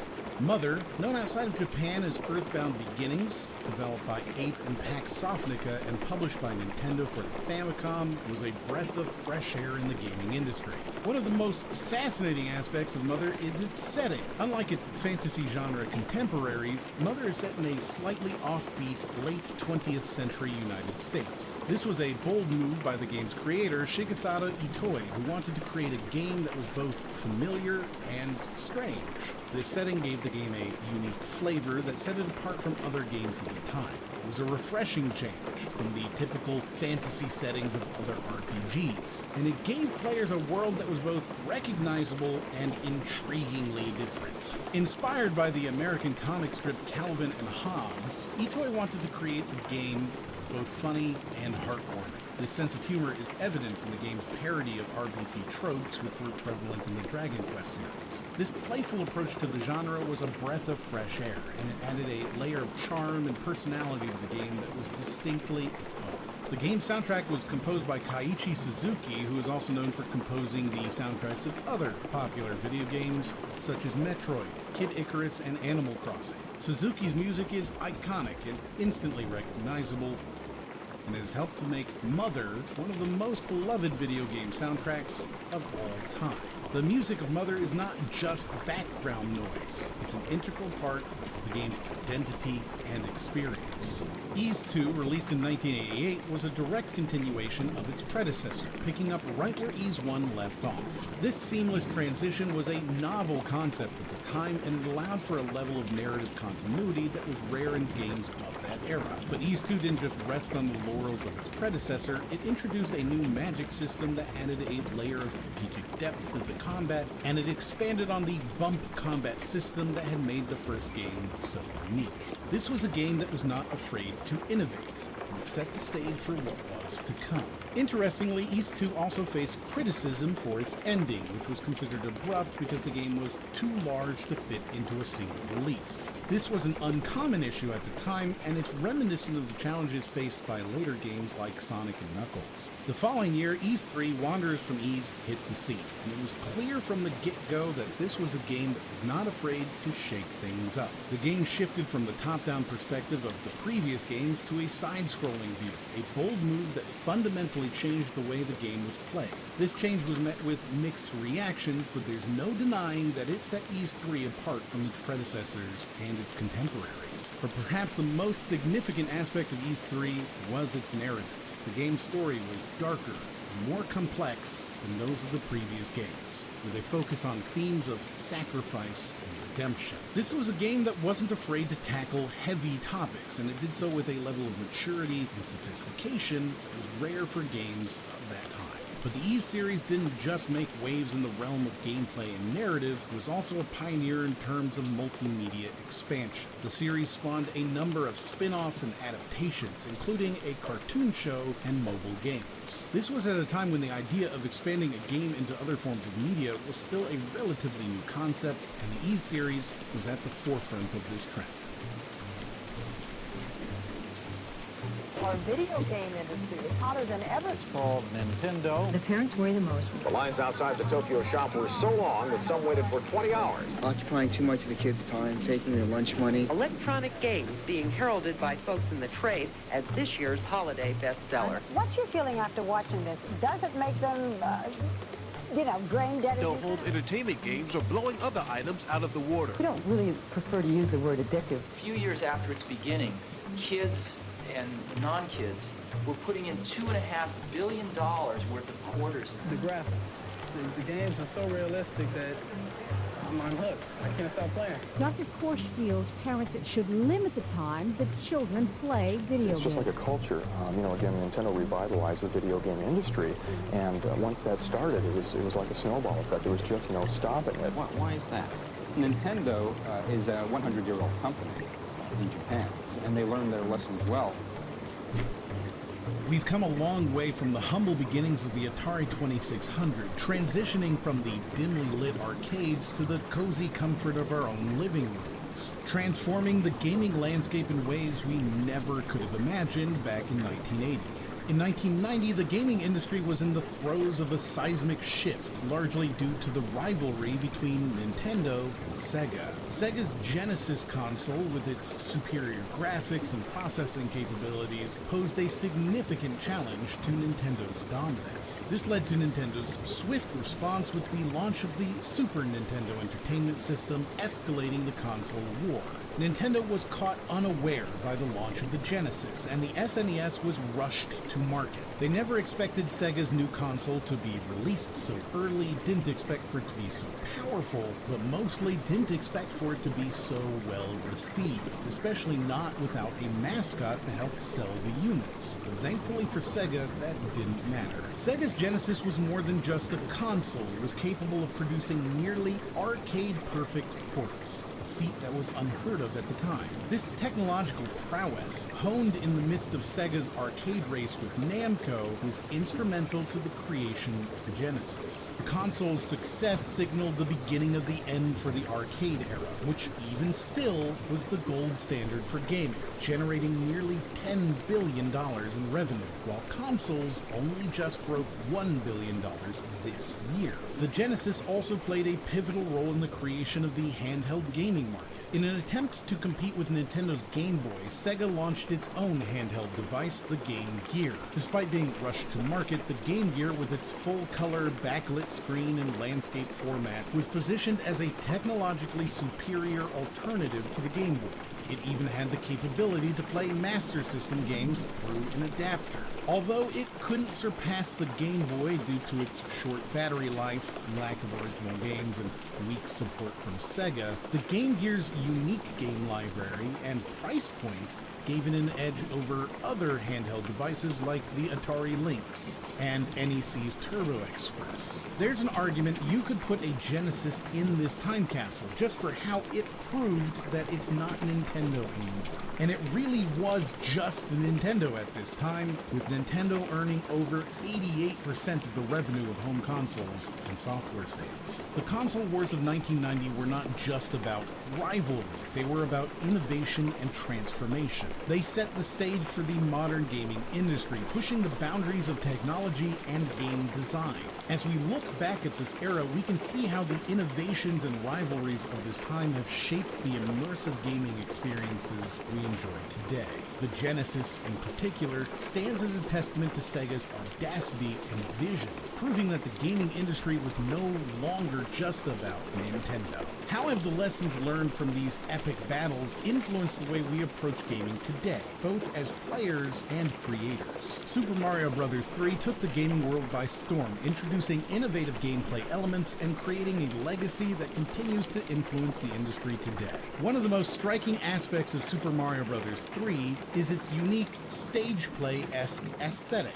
It wasn't just a stylistic choice, it was a statement. It was Nintendo's way of saying that video games could be more than just a pastime. They could be a form of art, a performance. The game's levels are designed like stages, with objects bolted to the background or suspended by ropes, casting drop shadows as if under stage lights. This theatrical presentation added a layer of immersion to the game, making players feel like they were part of a grand performance. But the game wasn't just about looks, it was about innovation. Super Mario Bros. 3 introduced several elements that would become staples of the Mario series, such as Bowser's Children, the Koopalings, and a world map to transition between levels. These additions added depth to the game, creating a more immersive and engaging experience for players. The world map in particular was a game changer. It gave players a sense of progression and achievement as they could see their journey unfold before their eyes. The game also introduced new power-ups, such as the Super Leaf and Tanuki suits, which gave Mario the ability to fly and transform into a statue, respectively.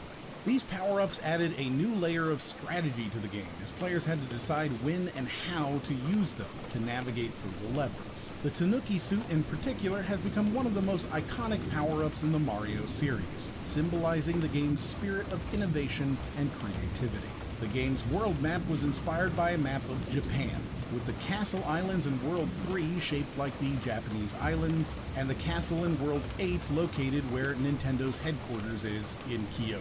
This subtle nod to the real world added a layer of authenticity to the game, making it feel grounded and relatable.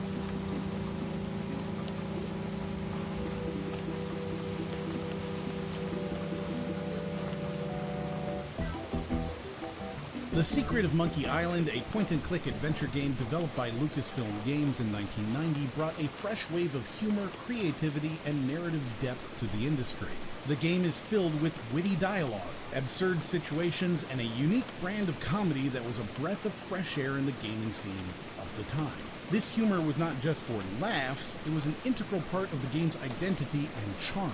It gave the game a distinct personality that set it apart from other titles and made it a memorable experience for players. The Secret of Monkey Island tells the story of Guybrush Threepwood, a young man who dreams of becoming a pirate. This narrative setup, while simple, was effective in immersing players in the game's world. It gave players a clear goal and a cast of memorable characters to interact with. This narrative depth was a trendsetter in the industry, showing that video games could tell engaging and complex stories. The Secret of Monkey Island boasted impressive graphics for its time, with detailed environments and expressive character designs. The game's soundtrack, composed by Michael Land, is iconic and instantly recognizable. It perfectly complements the game's atmosphere and enhances the overall experience. These audio visuals were a testament to the technological advancements of the time and showcase the potential of video games as a medium for artistic expression. The Secret of Monkey Island popularized the point-and-click adventure genre and established a successful franchise that continues to this day.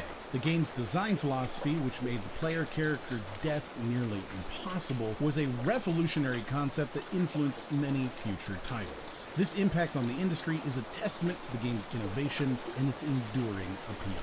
Wing Commander, released in 1990, was a space combat simulator that combined immersive storytelling, branching narratives, and cutting-edge graphics to create an experience that was unlike anything else available.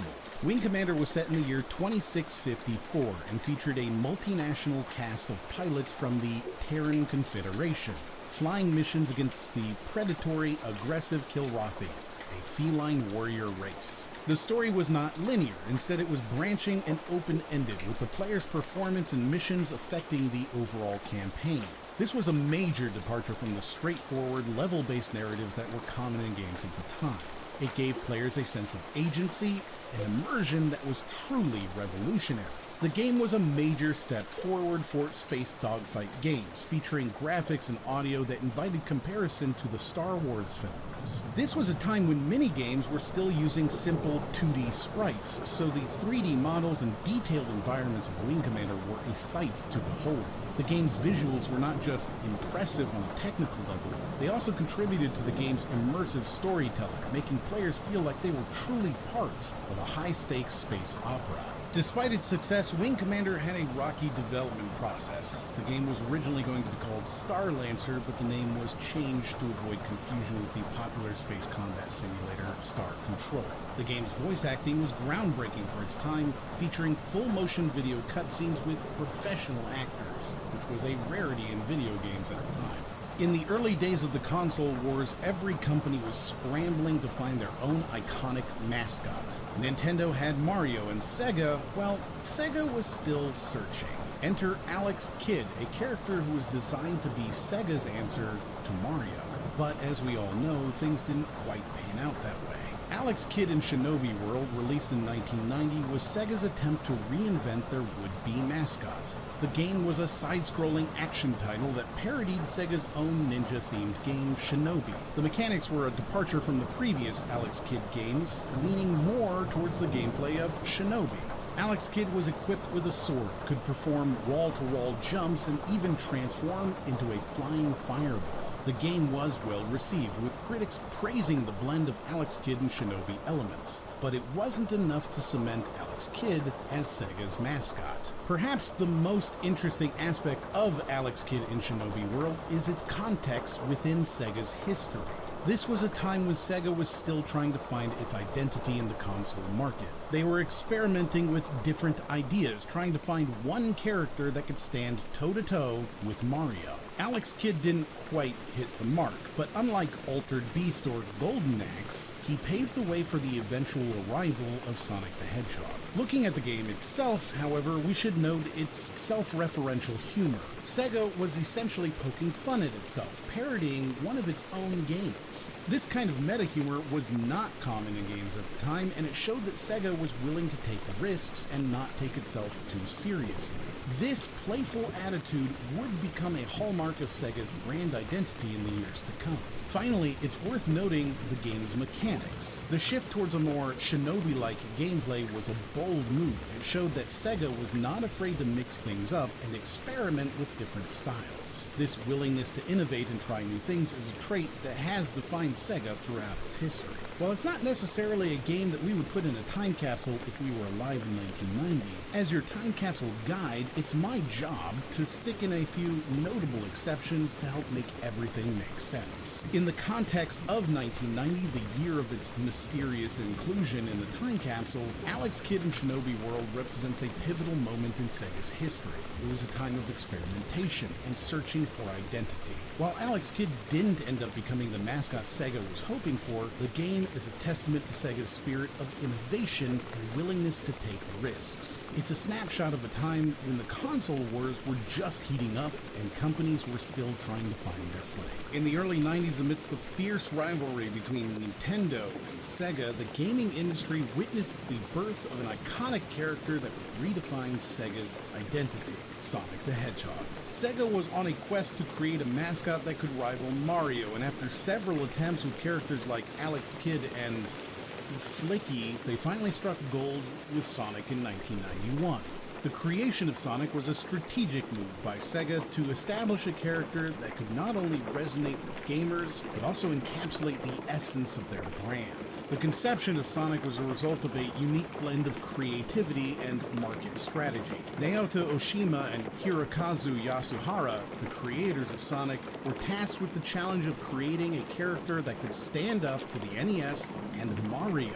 They wanted a character that was instantly recognizable, easy to draw, and could carry the weight of the company on its shoulders. The choice of a hedgehog was partly due to its form. A hedgehog could curl up into a ball, roll around, and do damage with its spiky covering, making it an ideal choice for a video game character. The creation of Sonic was not just about designing a character, it was about creating a narrative that would appeal to the audience. Oshima and Yasuhara created a backstory for Sonic, drawing inspiration from the American history of Sega and the trends of the early 90s, including a boom in environmental awareness. They created a story about a pilot nicknamed Hedgehog who loved to fly at high speeds, and his wife who wrote a children's book about a hedgehog based on her husband. This story became the premise of the original Sonic the Hedgehog game. The introduction of Sonic was a game changer for Sega. It not only gave them a character that could compete with Mario, but it also helped them establish a strong presence in the gaming industry. Sonic became the face of Sega, representing the company's values and aspirations. The success of Sonic the Hedgehog played a crucial role in the console wars, helping Sega's Genesis console win out in the US against the brand new Super NES during the holiday sales war. This was a testament to the power of a well-designed mascot and the impact it can have on a company's success. Super Mario World, released in 1990 alongside the Super Nintendo Entertainment System, was a game that truly redefined the platforming genre. It took the beloved Mario series to new heights with its vibrant graphics, expansive levels, and the introduction of a new character that would become a staple of the franchise, Yoshi, the lovable dinosaur companion. Now let's talk about the game's overworld map. This was a significant departure from the separate levels that were common in games at the time. Instead, Super Mario World presented an interconnected world that players could explore freely. This design choice not only gave players a greater sense of agency, but it also added a layer of depth to the game with hidden secrets and shortcuts waiting to be discovered. This was a game that rewarded exploration and curiosity, and it set a new standard for what a platforming game could be. And then there was Yoshi. The dinosaur companion was not just a cute addition to the game, he fundamentally changed the way players approached each level. Yoshi could eat enemies, providing Mario with new ways to tackle obstacles and enemies. This mechanic added a layer of strategy to the game as players had to decide when and how to use Yoshi's abilities to their advantage. Yoshi was such a popular addition to the game that he has since become a staple character in the Mario franchise, appearing in numerous games and spin-offs. Super Mario World was originally going to be called Super Mario Bros. 4, but the developers decided to change the name to Super Mario World to emphasize the game's new features and setting. This decision reflects the game's ambition to break new ground and push the boundaries of what a Mario game could be. Street Fighter II was more than just a game, it was a revolution. It took the fighting game genre and turned it on its head, introducing an array of unique characters, each with their own distinct fighting styles and special moves. This was a game that was not just about button mashing. It was about strategy, precision, and understanding the strengths and weaknesses of your chosen character. It was a game that demanded skill, and it rewarded players with a sense of accomplishment that few other games could match. Unlike many other games at the time, Street Fighter II didn't just offer different characters as a cosmetic choice. Each character had their own unique moves and abilities, and mastering them was a significant part of the game's appeal. This added a layer of depth and replayability to the game that was rarely seen in the genre at the time. It wasn't just about winning, it was about mastering your chosen character and learning how to use their abilities to outsmart your opponent. But perhaps the most revolutionary aspect of Street Fighter II was its introduction of special moves. These were powerful attacks that could turn the tide of a match, but they required precise input to execute. This was a game that rewarded skill and precision, and the inclusion of these special moves added a layer of strategy to the gameplay. It wasn't enough to simply attack your opponent. You had to know when to use your special moves and how to counter your opponents. This was a game that demanded not just quick reflexes, but also strategic thinking. Street Fighter II was also notable for its competitive multiplayer. This was a game that was meant to be played against others, and it offered a level of competition that was rare at the time. The thrill of facing off against another player, of testing your skills and strategies against theirs, was a major part of the game's appeal. It was a game that brought people together, fostering a sense of community and competition that would become a defining characteristic of the fighting game genre.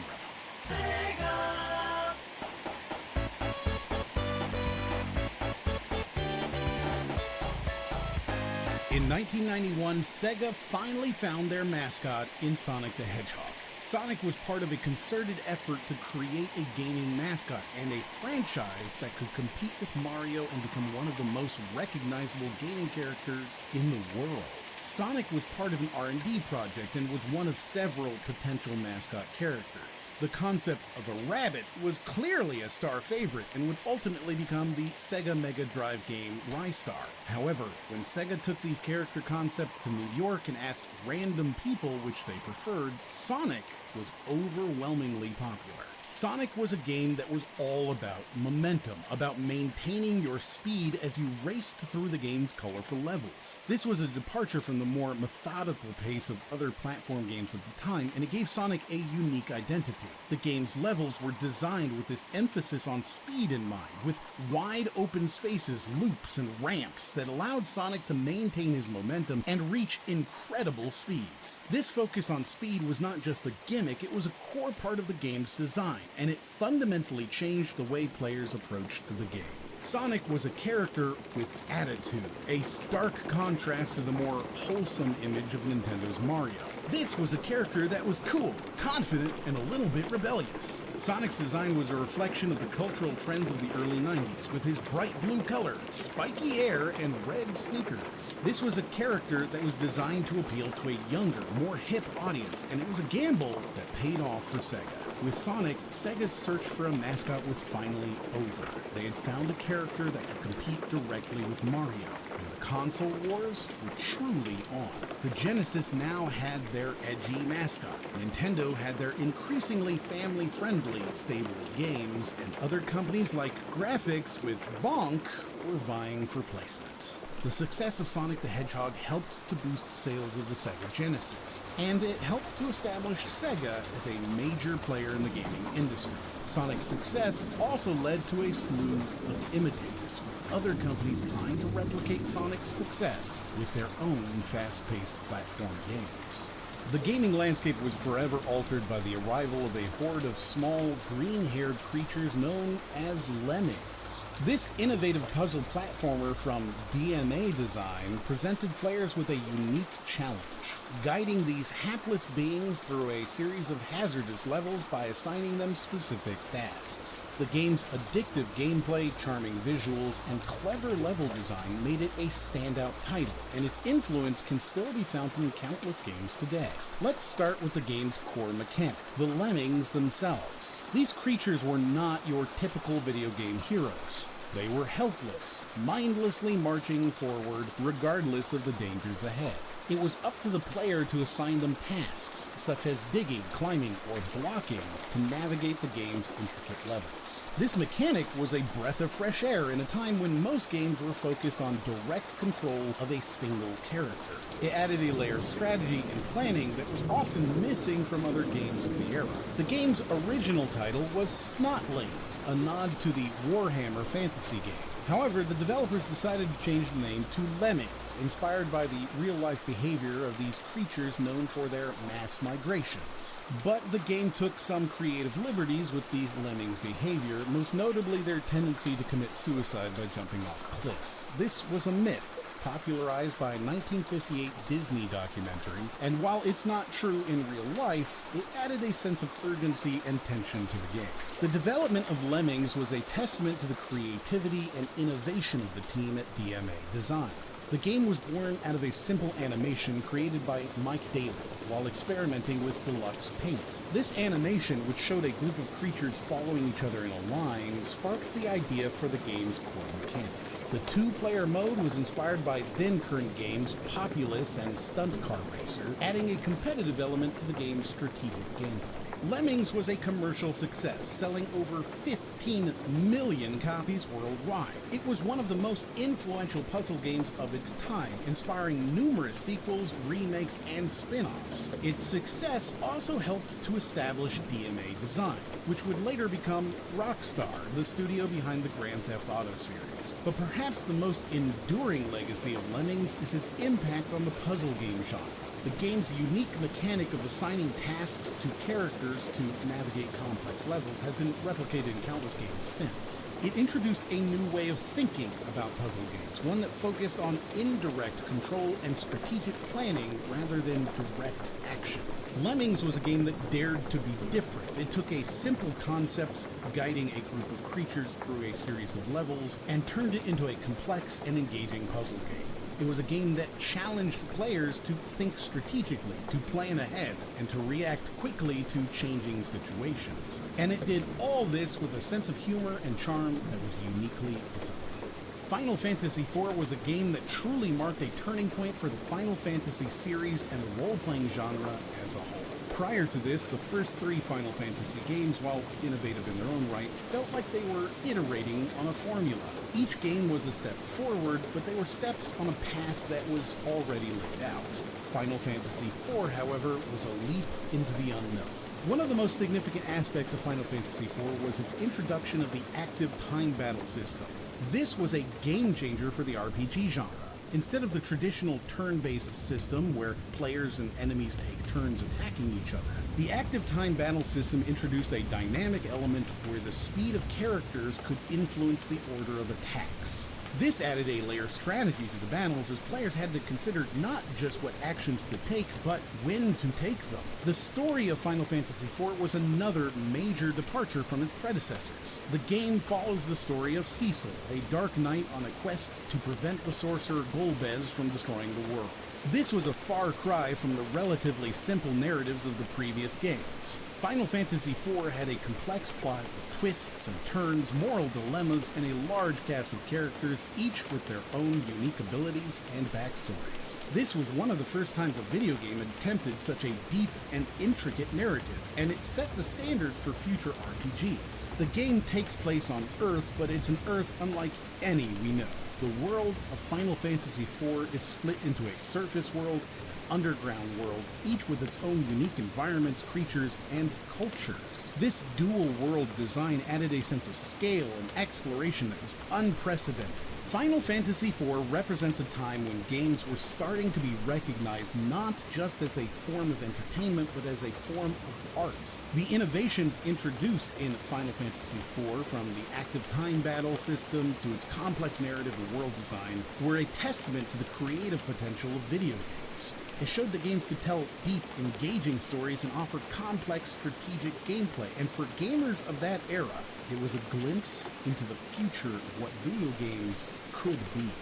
1992, the focus had moved from the charm of mascots to the raw power of hardware, and gaming giants Nintendo, Sega, and fresh-faced contender Sony were all vying for the top spot on the podium. This fierce competition sent a surge of energy through the industry, pushing companies to think outside the box and explore the limits of their technology. As a result, the gaming landscape became a breeding ground for innovation, fostering the rise of game design legends like John Romero, who would go on to leave their mark on the industry. During this time, we witnessed a shift in gaming priorities. While mascots still held their ground, the focus was now on dazzling players with ever-evolving graphics, sound, and gameplay capabilities. Each company took a different approach in their quest for domination, leading to an array of unique games and experiences that challenged and captivated players around the globe. While 1991 had seen an explosion in mascot-driven gaming, 1992 brought us to the brink of a technological revolution. The race for supremacy was on, and there was no turning back. The industry was evolving at a breakneck pace, and gamers couldn't help but feel the exhilaration of this thrilling era. So as we journey back to the fast-paced world of 1992, let's ponder this question. If the competition between Nintendo, Sega, and Sony had never heated up, would the gaming landscape have developed as quickly or as creatively as it did? A Link to the Past was initially conceived as a direct sequel to the original Legend of Zelda, but the developers at Nintendo decided to make it a prequel instead. This decision opened up a world of possibilities, allowing them to create a new yet familiar world for our hero Link to explore. The result was a game world that was not just a series of separate levels, but an interconnected world that players could explore freely, discovering hidden secrets and unraveling the game's rich narrative at their own pace. One of the most significant introductions in A Link to the Past was the concept of parallel worlds. The game featured two distinct worlds, the Light World, which was ordinary Hyrule, and the Dark World, a corrupted version of the Sacred Realm created by the villainous Ganon. This dual-world mechanic added a new layer of depth to the game's puzzles and exploration, as players had to constantly switch between the two worlds to progress. Another notable addition to the game was the Master Sword, an iconic item that has since become synonymous with the Legend of Zelda series. The Master Sword, a powerful weapon that can only be wielded by a true hero, was essential for Link to defeat Ganon. The quest to acquire the Master Sword, which involved solving puzzles and overcoming challenges in various dungeons, was a central part of the game's narrative and gameplay. But A Link to the Past wasn't just about introducing new gameplay mechanics. It also pushed the boundaries of what was possible in terms of graphics and sound on the SNES. The game's vibrant visuals, detailed environments, and memorable soundtrack created an immersive gaming experience that captivated players and set a new standard for action-adventure games. One interesting and overlooked aspect of A Link to the Past is the ability to customize your equipment's appearance. While the game doesn't offer much choice in this regard, there is a neat trick you can do to change the color of your shield from red to blue. All you need is a red shield and an ether medallion. It's a small detail, but it adds a touch of personalization to the game that was quite rare at the time. Wolfenstein 3D. This game, often hailed as the grandfather of first-person shooters, brought the genre into the limelight with its fast-paced action and a gripping narrative centered around Nazi hunting. Wolfenstein 3D was initially conceived as a sequel to Castle Wolfenstein, a game that the developers at id Software were fans of. They wanted to build on the original game's gameplay, but they also wanted to distance themselves from the original game's Nazi imagery. So they changed the name to Wolfenstein 3D, and in doing so, they created a game that was both a tribute to and a departure from its predecessor. This was one of the first games to use pseudo-3D graphics, a feat achieved through a technique called ray casting. This technique allowed players to move around in the game world in a way that had never been possible before, creating a sense of immersion that was revolutionary at the time. But the innovation didn't stop at the graphics. The gameplay mechanics of Wolfenstein 3D laid the groundwork for future FPS titles. The game's fast-paced action combined with its addictive level design set a new standard for the genre. It was a game that dared to push the boundaries, and in doing so, it helped to popularize the first-person shooter genre. It had no connection to the original Castle Wolfenstein games. In fact, they sort of stole the Wolfenstein name from the makers of the original games, a small company called Muse Software. The guys at id were fans of those games, and they decided to do an homage to Castle Wolfenstein. This is a testament to the impact that the original games had on the developers at id, and it's a fascinating piece of gaming history that's often overlooked. Before they settled on the World War II theme, id considered doing a tribute to the movie Aliens, with a working title of It's Green and Pissed. This idea would later be revived after the success of Wolfenstein 3D and become Doom, another iconic game from id Software. Despite its success, Wolfenstein 3D was not without controversy. In 1992, the game was banned in Germany due to its use of Nazi iconography. This ban highlights the cultural sensitivities around the depiction of historical events in video games, a topic that remains relevant in the gaming industry today. Wolfenstein 3D was a commercial success, selling over 2 million copies worldwide. Its success helped to cement the first-person shooter genre as a mainstay of the gaming industry, and is considered to be one of the most important games of all time.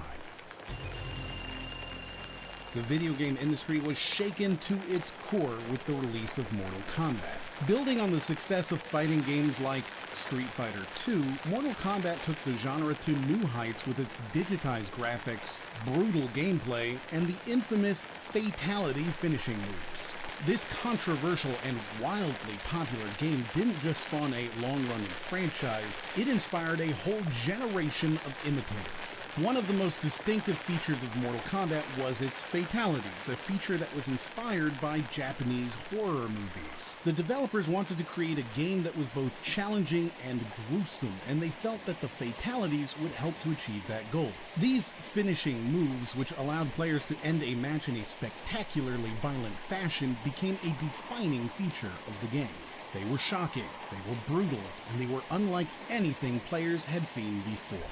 But the fatalities weren't the only thing that set Mortal Kombat apart. The game's blood and gore was another defining feature, although it was toned down for the home console versions to avoid censorship. In the arcade version, players could see blood and gore when they performed fatalities, but the home console versions replaced the blood with sweat and the gore with sparks. This change was a testament to the cultural sensitivities of the time, and it's a fascinating piece of gaming history. Mortal Kombat was a huge success when it was released, and it played a significant role in popularizing the fighting game genre. But what's really interesting is that Mortal Kombat was created by only 4 people in just 10 months. This small team, led by programmer Ed Boon and comic book artist John Tobias, was given the task of creating a fighting arcade game that would be ready for release in less than a year. The fact that they were able to create such a groundbreaking game in such a short amount of time is nothing short of remarkable. Another fascinating tidbit about Mortal Kombat is that it was originally based around Jean-Claude Van Damme. The game started when the producers of Universal Soldier approached Midway Games to create a game based on the movie. But Midway thought it would be more fun if they licensed Jean-Claude Van Damme on his own, making a grittier game more like Van Damme's Bloodsport. But that deal fell through, eventually moving the martial arts tournament to the fictional planet of Earthrealm. Coming up with a name for the game was no easy task. It took the team 6 months to settle on Mortal Kombat, a title that was detested by at least one of the 4 designers. Names that didn't make the cut include Kumite, Dragon Attack, Death Blow, and Fatality. But in the end, Mortal Kombat was the name that stuck, and it's now one of the most iconic names in the history of video games. Mortal Kombat is a game that pushed boundaries. It dared to be violent, it dared to be controversial, and it dared to be different, and in doing so, it left its mark on the video game industry. It's a game that challenged our perceptions of what a video game could be, and it's a game that continues to influence the industry to this day. However, Mortal Kombat wasn't the only game that stirred controversy during this period. Night Trap, a game that was originally developed for the unreleased Nemo platform, also played a significant role in the discourse around violence and sex in video games. Despite being 5 years old by the time of its release, Night Trap quickly became a focal point of controversy due to its mature content. Night Trap was a game that was plagued with problems from the start. Its original platform, the Nemo, was cancelled, delaying the game's release by several years. When it was finally released, it was met with widespread criticism for its depiction of violence and sexual content. This led to a series of congressional hearings on the subject of video game violence, during which Nintendo famously stated that Night Trap would never appear on their platform. Ever. The controversy surrounding Night Trap was so intense that it was pulled from major retailers like Toys R Us and KB Toys, while Mortal Kombat stayed on the shelves, and it was eventually withdrawn from the market entirely. Despite this, or perhaps because of it, Night Trap has remained a notable part of video game history. So why isn't Night Trap here in this time capsule? It's important to note that Night Trap's legacy is largely tied to its controversy, rather than its gameplay. The game itself is often regarded as frankly awful, and it frequently appears on lists of the worst games of all time. If not for the controversy it stirred, it's likely that Night Trap would have been forgotten. Mortal Kombat and Night Trap were both games that pushed the boundaries of what was considered acceptable in video games. They dared to be violent, they dared to be controversial, and they dared to be different. They challenged our perceptions of what a video game could be, and that continues to influence the industry to this day. The world of video games was introduced to a new kind of racing experience, Super Mario Kart. This game, the first in the beloved Mario Kart series, combined the charm of the Mario universe with the thrill of competitive racing. It was an innovative and wildly fun multiplayer experience that would go on to inspire countless sequels and spin-offs, as well as establishing the kart racing genre. Now, let's take a moment to appreciate the fact that Mario wasn't even included at first, and neither was racing. The game was originally conceived as a party game called Mario Excitebike, which would have featured Mario and Luigi racing each other on motorbikes. However, the developers eventually decided to change the game to a kart racing game, and they added more characters such as Yoshi and Donkey Kong Jr. This decision to shift gears, pun intended, and include a wider cast of characters from the Mario universe was a game changer. It added a layer of familiarity and fun that made the game more appealing to a broader audience. Super Mario Kart was one of the first games to use Nintendo's groundbreaking Mode 7 graphics. This technology allowed for pseudo 3D environments, which made the game's tracks and obstacles look incredibly realistic. This was a significant leap forward in terms of graphics and gameplay, and it helped to make the game feel more immersive. In the Japanese version of Super Mario Kart, Princess Peach and Bowser celebrate a win by drinking champagne. This was removed from the American and European versions of the game due to concerns about alcohol references in a game marketed towards children. This cultural difference is a fascinating insight into the localization process and the different standards and sensitivities that exist in different markets. The game's star was first imagined as Guy in Overalls, who wasn't Mario. During development, the game's prototype had a guy in overalls sitting in the cart as the team worked out racing mechanics. For several months, none of the developers specifically identified this blue-collar driver as the company's famous plumber, but Mario was too handsome to be denied. When they decided to see what it would look like with Mario in one of the carts, everyone thought that looked even better. This little anecdote is a reminder of the iterative nature of game development and how iconic characters can emerge from the most unexpected places. Super Mario Kart was Nintendo's first title to let players take on characters such as Princess Peach and Yoshi outside of a platform-based game. This move turned out to be wildly popular among fans, which has led to a small galaxy of Mario Kart sequels, but also a wide variety of sports and fighting games. It also likely set the stage for Mario games to become the best-selling game franchise of all time. A small, round, pink character bounced onto the scene and into the hearts of gamers worldwide. That character was Kirby, and the game was Kirby's Dream Land for the Game Boy. This seemingly simple platformer would go on to spawn a franchise that's still going strong today, and it all started with this humble little game. Kirby's Dream Land was designed by Masahiro Sakurai, a name that would become synonymous with innovative game design. Sakurai set out to create a game that was accessible to everyone, regardless of their experience with action games. This philosophy is evident in the design of Kirby's Dream Land. The game is easy to pick up and play, with straightforward controls and a forgiving difficulty level. But for those seeking a challenge, the game also offers optional harder modes, adding depth and replayability. One of the most distinctive features of Kirby's Dream Land is its protagonist, Kirby. Unlike many video game heroes of the time, Kirby wasn't a muscle-bound warrior or a gun-toting action hero. He was a small, round, pink puffball. But what Kirby lacked in size and strength, he made up for in versatility. Kirby's primary method of attack is inhaling his enemies and then spitting them out as projectiles. This simple mechanic opened up a world of strategic possibilities as players had to decide when to attack, when to defend, and when to use their enemies' abilities against them. The game takes place in the whimsical Dreamland, a far cry from the grim dystopian worlds common in many games of the time.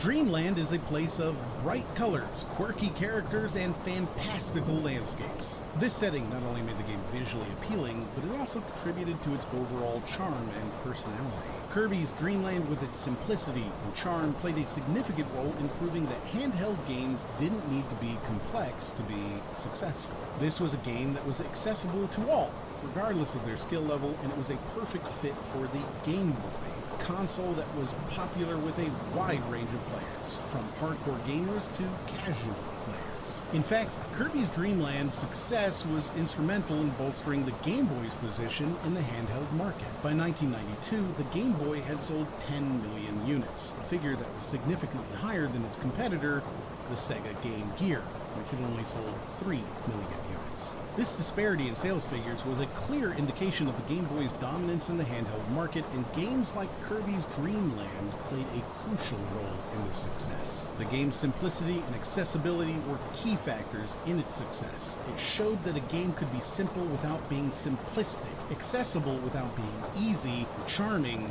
without being childish. It was a game that welcomed all players, regardless of their skill level or experience with video games, and it's a game that introduced us to one of the most enduring and beloved characters in video game history.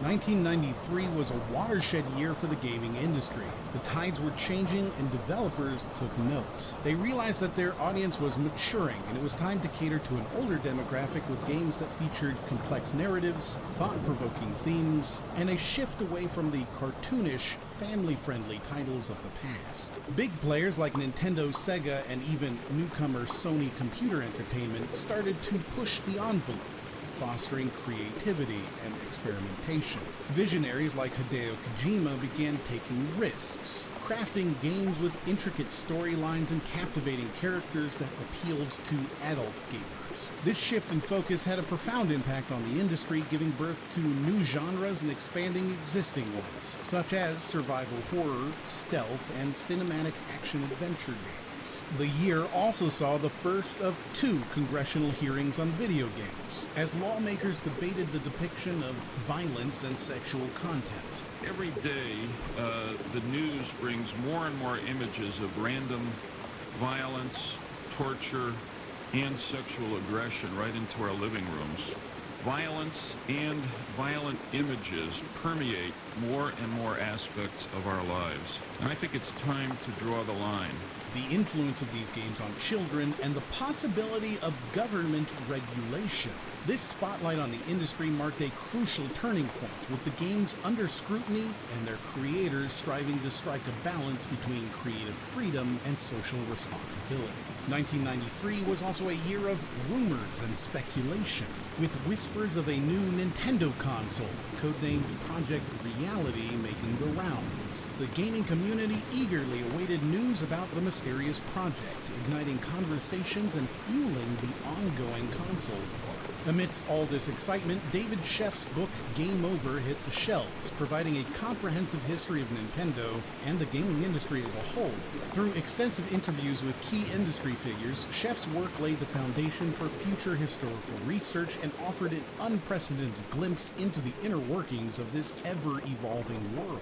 How did the industry shift towards mature content and more complex narratives change the gaming landscape and pave the way for the diverse experiences we enjoy today? And how did the scrutiny from the congressional hearings influence game development and the industry's approach to self-regulation?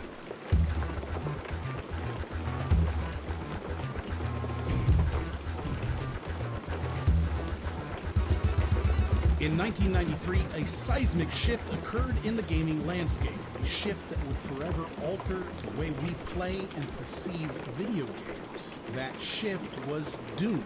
This first-person shooter with its fast-paced action, horror elements, and immersive gameplay didn't just raise the bar, it obliterated it. Doom took the first-person shooter genre, which was still in its infancy, and turned it into a powerhouse. Doom's gameplay was a masterclass in design. It was fast, it was brutal, and it was relentless. But it was also smart. smart. The game's levels were intricate mazes filled with enemies, traps, and secrets, requiring both quick reflexes and strategic thinking to navigate. But the genius of Doom didn't stop at its gameplay.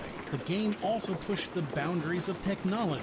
Doom's engine, with its ability to render pseudo-3D environments and characters, was groundbreaking. It was this engine that allowed for the game's fast-paced action and sprawling levels. And it was this engine that would go on to be used in other iconic games like Quake, Half-Life, and Call of Duty. Doom also pioneered the concept of online multiplayer and modding communities. The game included a multiplayer mode where players could go head-to-head in brutal combat. This was a novelty at the time, and it helped popularize the concept of online multiplayer gaming. Doom also encouraged players to modify the game, leading to the creation of countless mods, custom levels, and even entirely new games. This laid the groundwork for the vibrant modding communities we see today. Doom's blend of action, horror, and science fiction had a profound effect on the wider culture. It influenced not just other games, but also movies and music. The game's dark and atmospheric aesthetic, combined with its adrenaline-pumping action, resonated with audiences and creators alike, leading to a wave of Doom-inspired media. But perhaps the most interesting aspect of Doom is the story behind its creation. Doom was the brainchild of a small team at id Software led by John Carmack and John Romero. The game's title was inspired by a scene in The Color of Money, where Tom Cruise's character reveals his custom pool cue case with the word Doom. The game was initially conceived as a hybrid of Aliens and Evil Dead 2, and it was this unique blend of influences that gave Doom its distinctive flavor. Doom is the most influential game of all time, and I made a video about it because, frankly, there's too much to tell. Myst was a game that defied conventions. At a time when action-packed, fast-paced games were the norm, Myst offered a different kind of experience. It was a game that was slow, contemplative, and cerebral. There were no enemies to fight, no time limits to beat, and no threat of dying. Instead, players were free to explore the game's beautifully rendered environments at their own pace, solving puzzles and uncovering the game's rich backstory. This approach to gameplay was revolutionary at the time. It showed that video games could be more than just mindless entertainment. They could be immersive, interactive experiences that challenged the mind and stimulated the imagination. This was a radical departure from the norm, and it paved the way for a new genre of adventure games. But Myst's innovation didn't stop at the gameplay. The game was also a technological marvel. It was one of the first games to be released on CD-ROM, a format that allowed for much larger and more complex games than the floppy disks that were commonly used at the time. This allowed the developers to create a game that was visually stunning, with pre-rendered 3D graphics that were unlike anything seen before in a video game. The use of CD-ROM also had a significant impact on the gaming industry. Myst was so popular that it helped drive the adoption of CD-ROM drives, which in turn paved the way for the rise of multimedia PC gaming.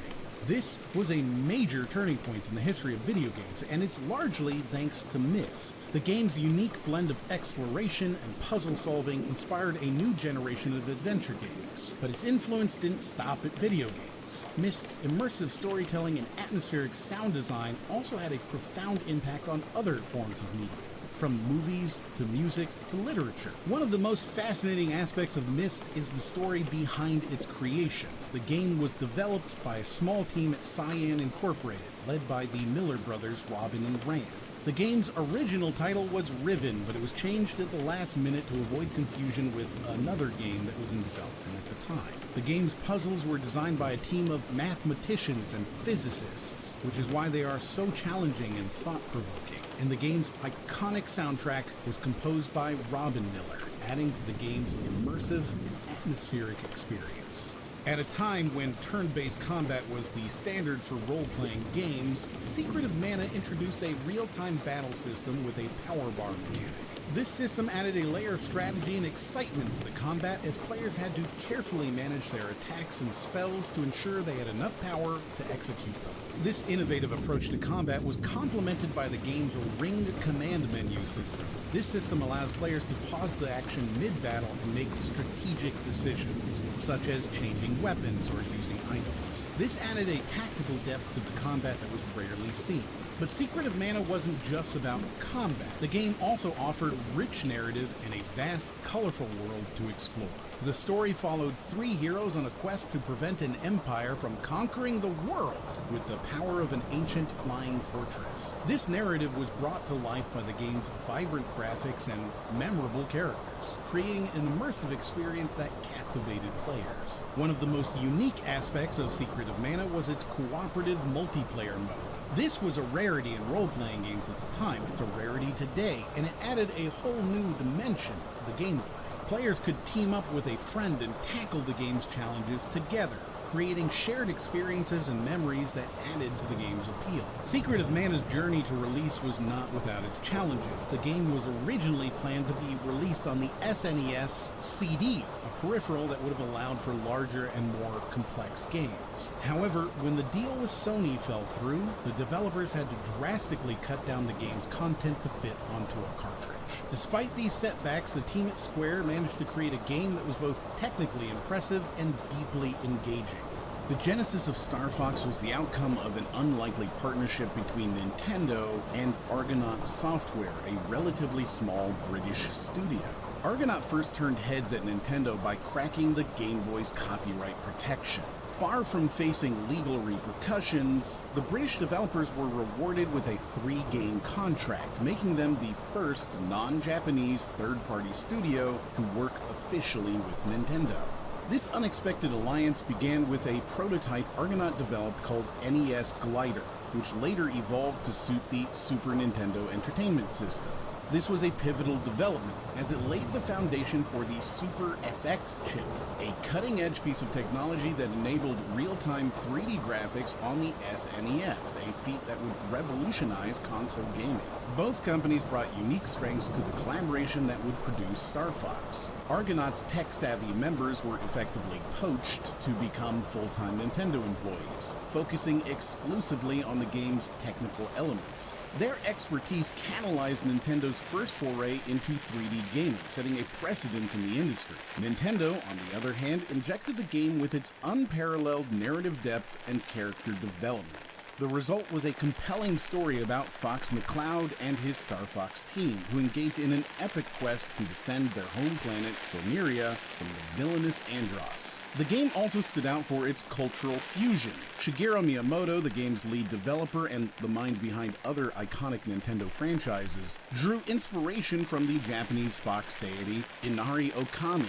The design of the R-Wing spacecraft players pilot throughout the game was molded after this deity. Miyamoto was inspired by a Japanese shrine he passed daily on his commute, and he decided to incorporate this spiritual element into Star Fox. This cultural infusion enriched the game, setting it apart in a market primarily characterized by Western sci-fi themes. Despite the immense success and synergy between Argonaut and Nintendo, their collaboration was not without bumps. Relations eventually soured when Argonaut pitched an idea for a 3D platformer featuring Yoshi, one of Nintendo's beloved characters. Nintendo rejected the proposal, leading Argonaut to rework and release the game independently.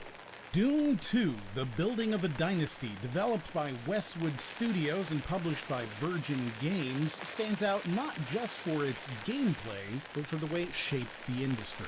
This real-time strategy game, based on David Lynch's 1984 film adaptation of Frank Herbert's science fiction novel Dune, is often hailed as the progenitor of the RTS genre. Doom 2 wasn't the first RTS game, that would be Herzog Zwei, but it was the one that established the format that would be followed for years to come. It was the game that struck a balance between complexity and innovation, laying the foundation for future RTS classics like Warcraft, Command & Conquer, Age of Empires, and StarCraft. This was the game that popularized the RTS genre, and its influence can still be felt in the industry today. One of the most innovative aspects of Doom 2 was its resource management mechanic. Players had to collect resources to build units and structures, a gameplay element that added a layer of strategy and depth to the game. This mechanic was a game changer and has since become a staple of the RTS genre. It forced players to think strategically, balancing their resource collection and unit production to outmaneuver their opponents. The game cast players as the commander of one of 3 interplanetary houses, the Atreides, the Harkonnen, or the Ordos. The objective was to wrest control of the desert planet Arrakis, the only source of the valuable spice melange from the other houses. This narrative setup, combined with the game's strategic gameplay, created a compelling and immersive experience that kept players hooked. But what truly set Doom 2 apart was its setting. The game was based on the world of Doom, a rich and complex universe with a deep lore and a unique aesthetic. This setting gave the game a distinct flavor that set it apart from other RTS games. The desolate landscapes of Arrakis, the unique characteristics of the 3 houses, and the looming threat of the giant sandworms all contributed to the game's unique atmosphere. Looking back, it's clear that Doom 2 was a game ahead of its time. Its innovative gameplay mechanics, its unique setting, and its influence on the RTS genre make it a landmark title in the history of video games. It's a game that deserves to be remembered and celebrated, not just for its own merits, but for the way it shaped the industry. As we continue to navigate safely through the rich and diverse world of RTS games, we can take a snuff of spice and thank Doom 2 for paving the way. 1994 is a year of maturation and self-regulation in the gaming industry.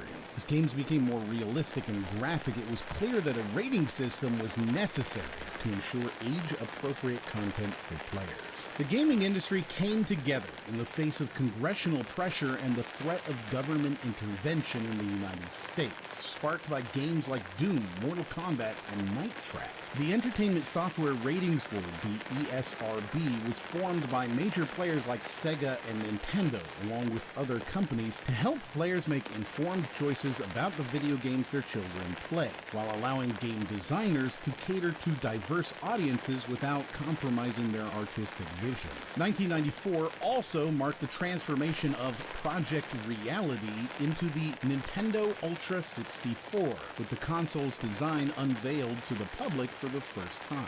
This reveal fueled anticipation and speculation about the upcoming release, keeping gamers on the edge of their seats. As the industry continued to evolve, so too did the media that covered it. Game Zero magazine became the first video game news magazine on the web, embracing the digital age and forging a new path for gaming journalism.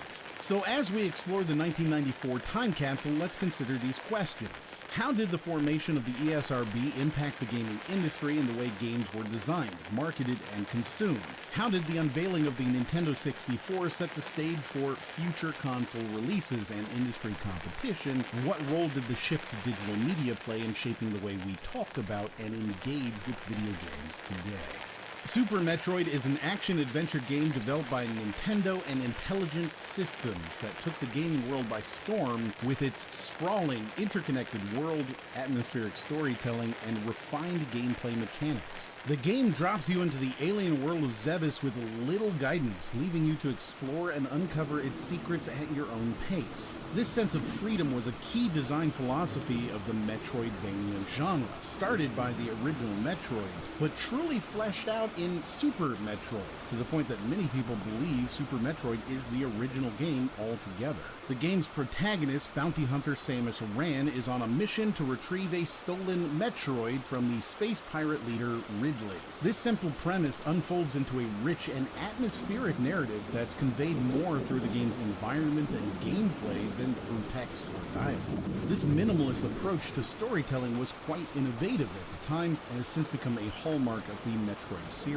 Super Metroid also introduced several new gameplay mechanics to the series, such as the inventory screen, an auto map, and the ability to fire in all directions. These additions not only enhanced the gameplay, but also deepened the strategic element of the game. The inventory screen and auto map in particular were instrumental in helping players navigate the game's vast and intricate world. The game's atmospheric music and detailed graphics further contributed to its immersive quality. The haunting melodies and eerie sound effects created a sense of isolation and tension that perfectly complemented the game's alien environments. The graphics, meanwhile, were some of the most impressive on the SNES, with detailed sprites and backgrounds that brought the world of Zebes to life. Super Metroid was met with critical acclaim upon its release, with praise for its atmosphere, gameplay, music, and graphics. It's often cited as one of the greatest video games of all time, and its influence can be seen in numerous indie games and developers. The game also became popular among players for speedrunning, a testament to its tight controls and well-designed levels. But perhaps the most interesting aspect of Super Metroid is the fact that it was almost cancelled 3 times during its development. The game was the largest ever created up to that point, and the development team faced numerous challenges in bringing their ambitious vision to life. But they persevered, and the result was a game that pushed the boundaries of what was possible on the SNES. Final Fantasy VI, the 6th main entry in the Final Fantasy series, is a game that truly left its mark on the RPG genre. Released in 1994 for the SNES, this role-playing game developed and published by Square was a tour de force of storytelling, character development, and strategic combat. One of the most striking aspects of Final Fantasy VI is its expansive cast of characters. The game features 14 permanent playable characters, each with their own unique abilities, personalities, and story arcs. This was quite a departure from the norm at the time, as most RPGs typically focused on a single protagonist or a small group of heroes. This diverse cast allowed for a rich and varied narrative, with each character bringing their own perspective to the game's events. The game's plot revolves around themes of rebellion, the pursuit of magical arms, chemical weapons in warfare, and personal redemption arcs. These themes are explored through the game's intricate storyline, which sees the characters battling against the evil empire led by the villainous Kefka Palazzo. The plot is filled with twists and turns, and it's brought to life by the game's stunning visuals and iconic music, composed by the legendary Nobuo Uematsu. Final Fantasy VI also introduced several innovative gameplay mechanics. The game features an overworld map, town and dungeon field maps, battle screen, and a menu screen. Combat is menu-based and uses the active time battle system, where each character has an action bar that replenishes itself based on their speed statistic. This system added a layer of strategy to the game's battles, as players had to carefully manage their characters' actions to succeed. The game's setting and plot revolve heavily around espers and their remains when deceased, which are referred to as magicite. This concept of magicite was a unique feature in the game, providing a tangible representation of the game's magic system and serving as a key element in the game's plot. Final Fantasy VI was the first game in the series to be directed by someone other than the series' creator, and this change in leadership brought a fresh perspective to the series, and it's reflected in the game's innovative design and ambitious scope.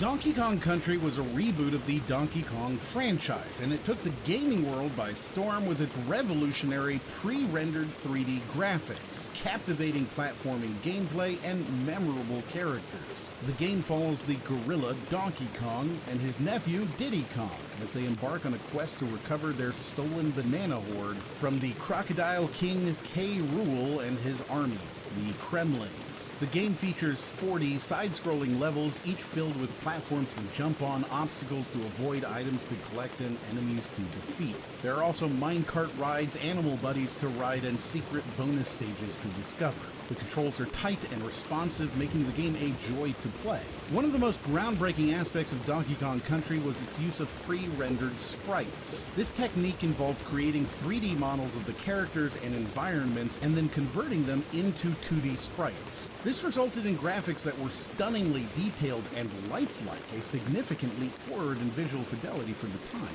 This visual style set Donkey Kong Country apart from the other games of its era and made it a standout title on the SNES. The game's soundtrack, composed by David Wise, is another aspect that deserves special mention. Wise's composition for Donkey Kong Country are widely regarded as some of the best video game music of all time, with tracks that perfectly complement the game's varied environments and intense action. Donkey Kong Country was also notable for its marketing campaign, which was one of the most extensive and expensive of its time. This campaign helped to generate significant hype for the game, and when it was finally released, it lived up to the hype and then some. The game was a critical and commercial success, selling over 9 million copies worldwide and setting a record for the fastest-selling video game at that time. But perhaps the most interesting aspect of Donkey Kong Country is its origins. Rare, formerly Ultimate Play the Game, the British company that developed this game and games like Jetpack, initially impressed Nintendo with a simple boxing demo.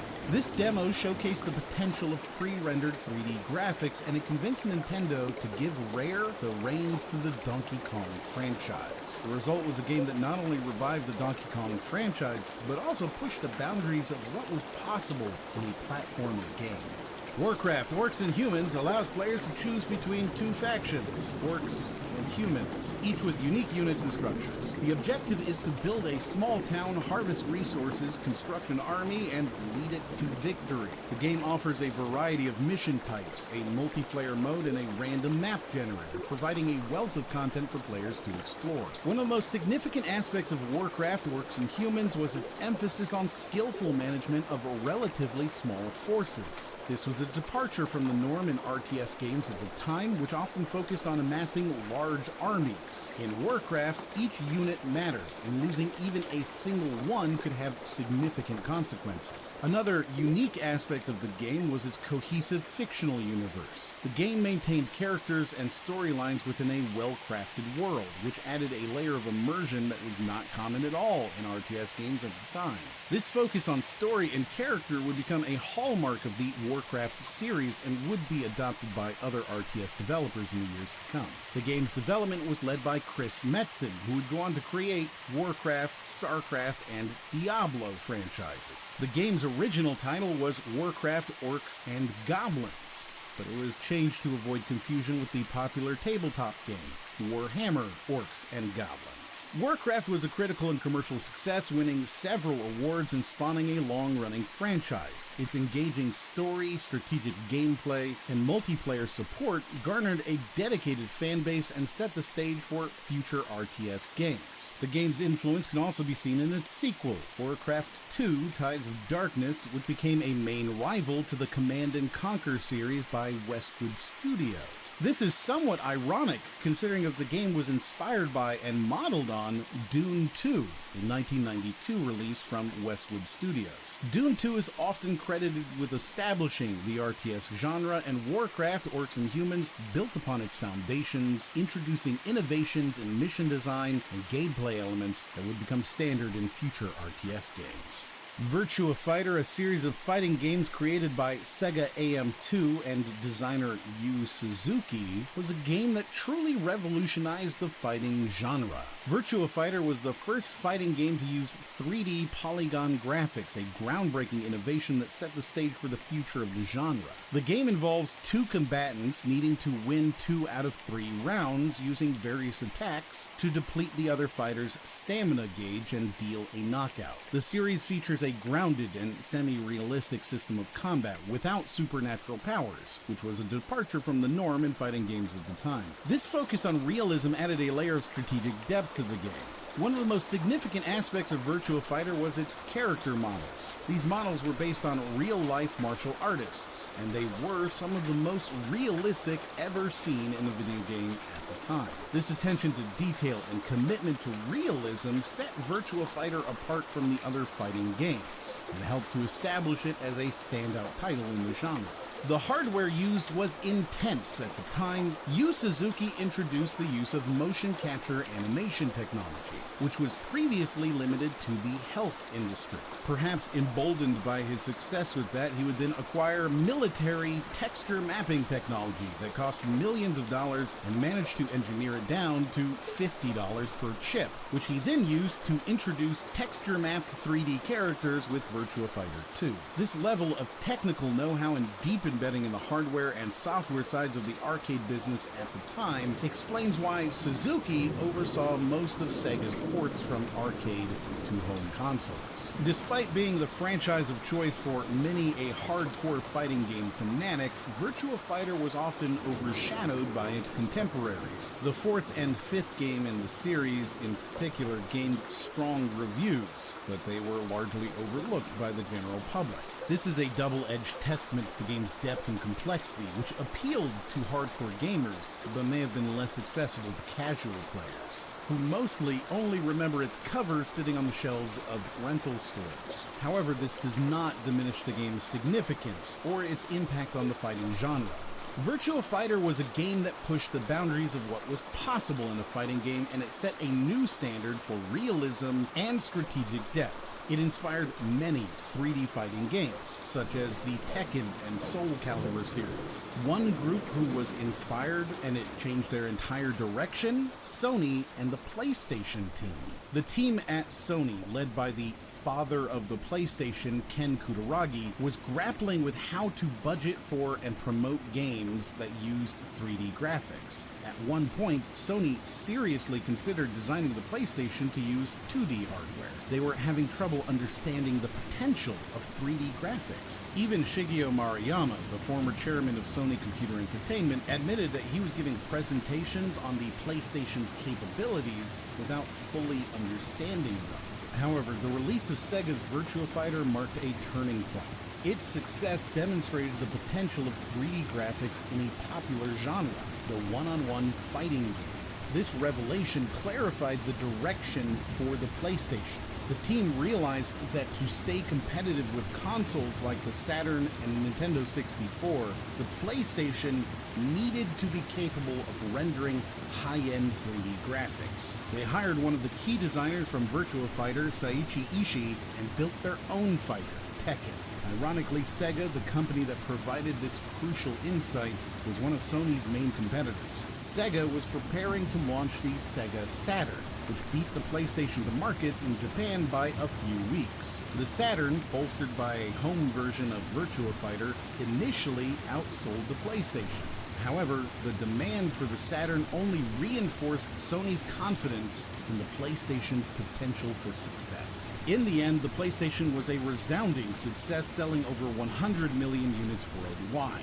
In contrast, Sega's Saturn, despite its initial lead, sold fewer than 10 million units. The influence of Virtua Fighter on the PlayStation's development is a testament to the game's groundbreaking use of 3D graphics and its impact on the video game industry.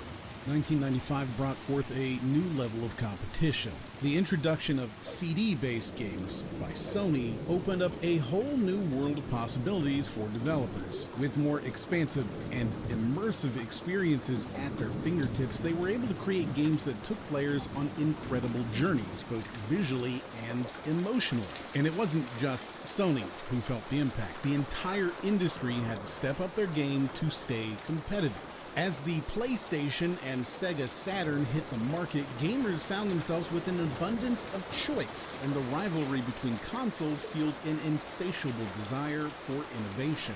Meanwhile, the inaugural E3 brought companies, developers, and fans together, creating a unique environment where new games, consoles, and ideas could be showcased and celebrated.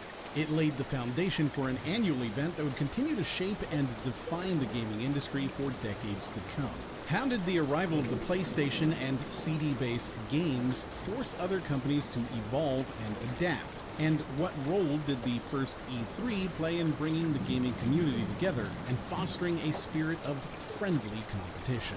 Chrono Trigger is a game that truly stands the test of time. This game, with its engaging time-traveling narrative, memorable characters, and innovative combat system, captivated players and left a lasting impact on future RPGs and generations of gamers. One of the most remarkable aspects of Chrono Trigger is its unique narrative structure. The game follows a group of adventurers who travel through time to prevent a global catastrophe. This time-traveling aspect is not just a gimmick, it's integral to the game's narrative and gameplay. Players can visit various eras, including the prehistoric age, the Middle Ages, and the post-apocalyptic future. Each era is distinct with its own cultures, conflicts, and characters, and the player's actions in one era can have a ripple effect in others. Another standout feature of Chrono Trigger is its battle system. The game was one of the first to use the active time battle system, a turn-based combat system that allows players to take actions as soon as their character's ATB bars fill up. This system adds a layer of strategy to the game's battles, as players must carefully manage their character's actions and timing to succeed. The active time battle system was so innovative and engaging that it has since been adopted by many other video games. The game's development team also deserves a special mention. The team included 3 designers that Square dubbed the Dream Team. Hironobu Sakaguchi, creator of Square's Final Fantasy series, Yuji Horii, creator of Enix's Dragon Quest series, and Akira Toriyama, character designer of Dragon Quest and author of the Dragon Ball manga series. This all-star team brought a wealth of experience and creativity to the project, and their combined talents helped to make Chrono Trigger a masterpiece of the RPG genre. Despite its critical and commercial success, Chrono Trigger is often overlooked in discussions about the greatest video games of all time. This is perhaps due to the game's complexity and depth, which may have been intimidating to some players. However, for those who took the time to delve into its rich narrative and intricate gameplay, Chrono Trigger offered an experience that was both challenging and rewarding. Command & Conquer, developed by Westwood Studios and later absorbed into EA Los Angeles, is a name that resonates with any real-time strategy game enthusiast. This game franchise, with its 11 games and 8 expansion packs, has sold over 30 million copies worldwide, and it's not hard to see why. The mechanics and gameplay elements that were pioneered in Dune 2 were refined and expanded upon in Command & Conquer, helping to establish it as one of the most successful and influential games in the RTS genre. One of the most striking aspects of Command & Conquer is its innovative gameplay. The game involves constructing a base, acquiring resources, and producing various types of forces to conquer the opponent's base. This might sound like standard fare for a real-time strategy game, but Command & Conquer added a layer of depth and complexity that was unprecedented. Each faction in the game has structures and units with similar functions, but these are adjusted to fit each faction's theme and varying properties. This means that each faction has its own unique strengths and weaknesses. The game is set in an alternate history where a meteor crashes near the river Tiber in Italy in 1995, spreading a mysterious substance called Tiberium. This sets the stage for a global conflict between various factions, each vying for control of this valuable resource. The game's story is told through parallel campaigns of various different factions, each offering a unique perspective on the central storyline. Westwood Studios, the team behind Command & Conquer, was one of the pioneers of the real-time strategy genre. This game was one of the first real-time strategy games to use 3D graphics, a feature that would become standard in the genre in the years to come. The game's soundtrack added to the immersive experience, setting the mood for the intense strategic battles.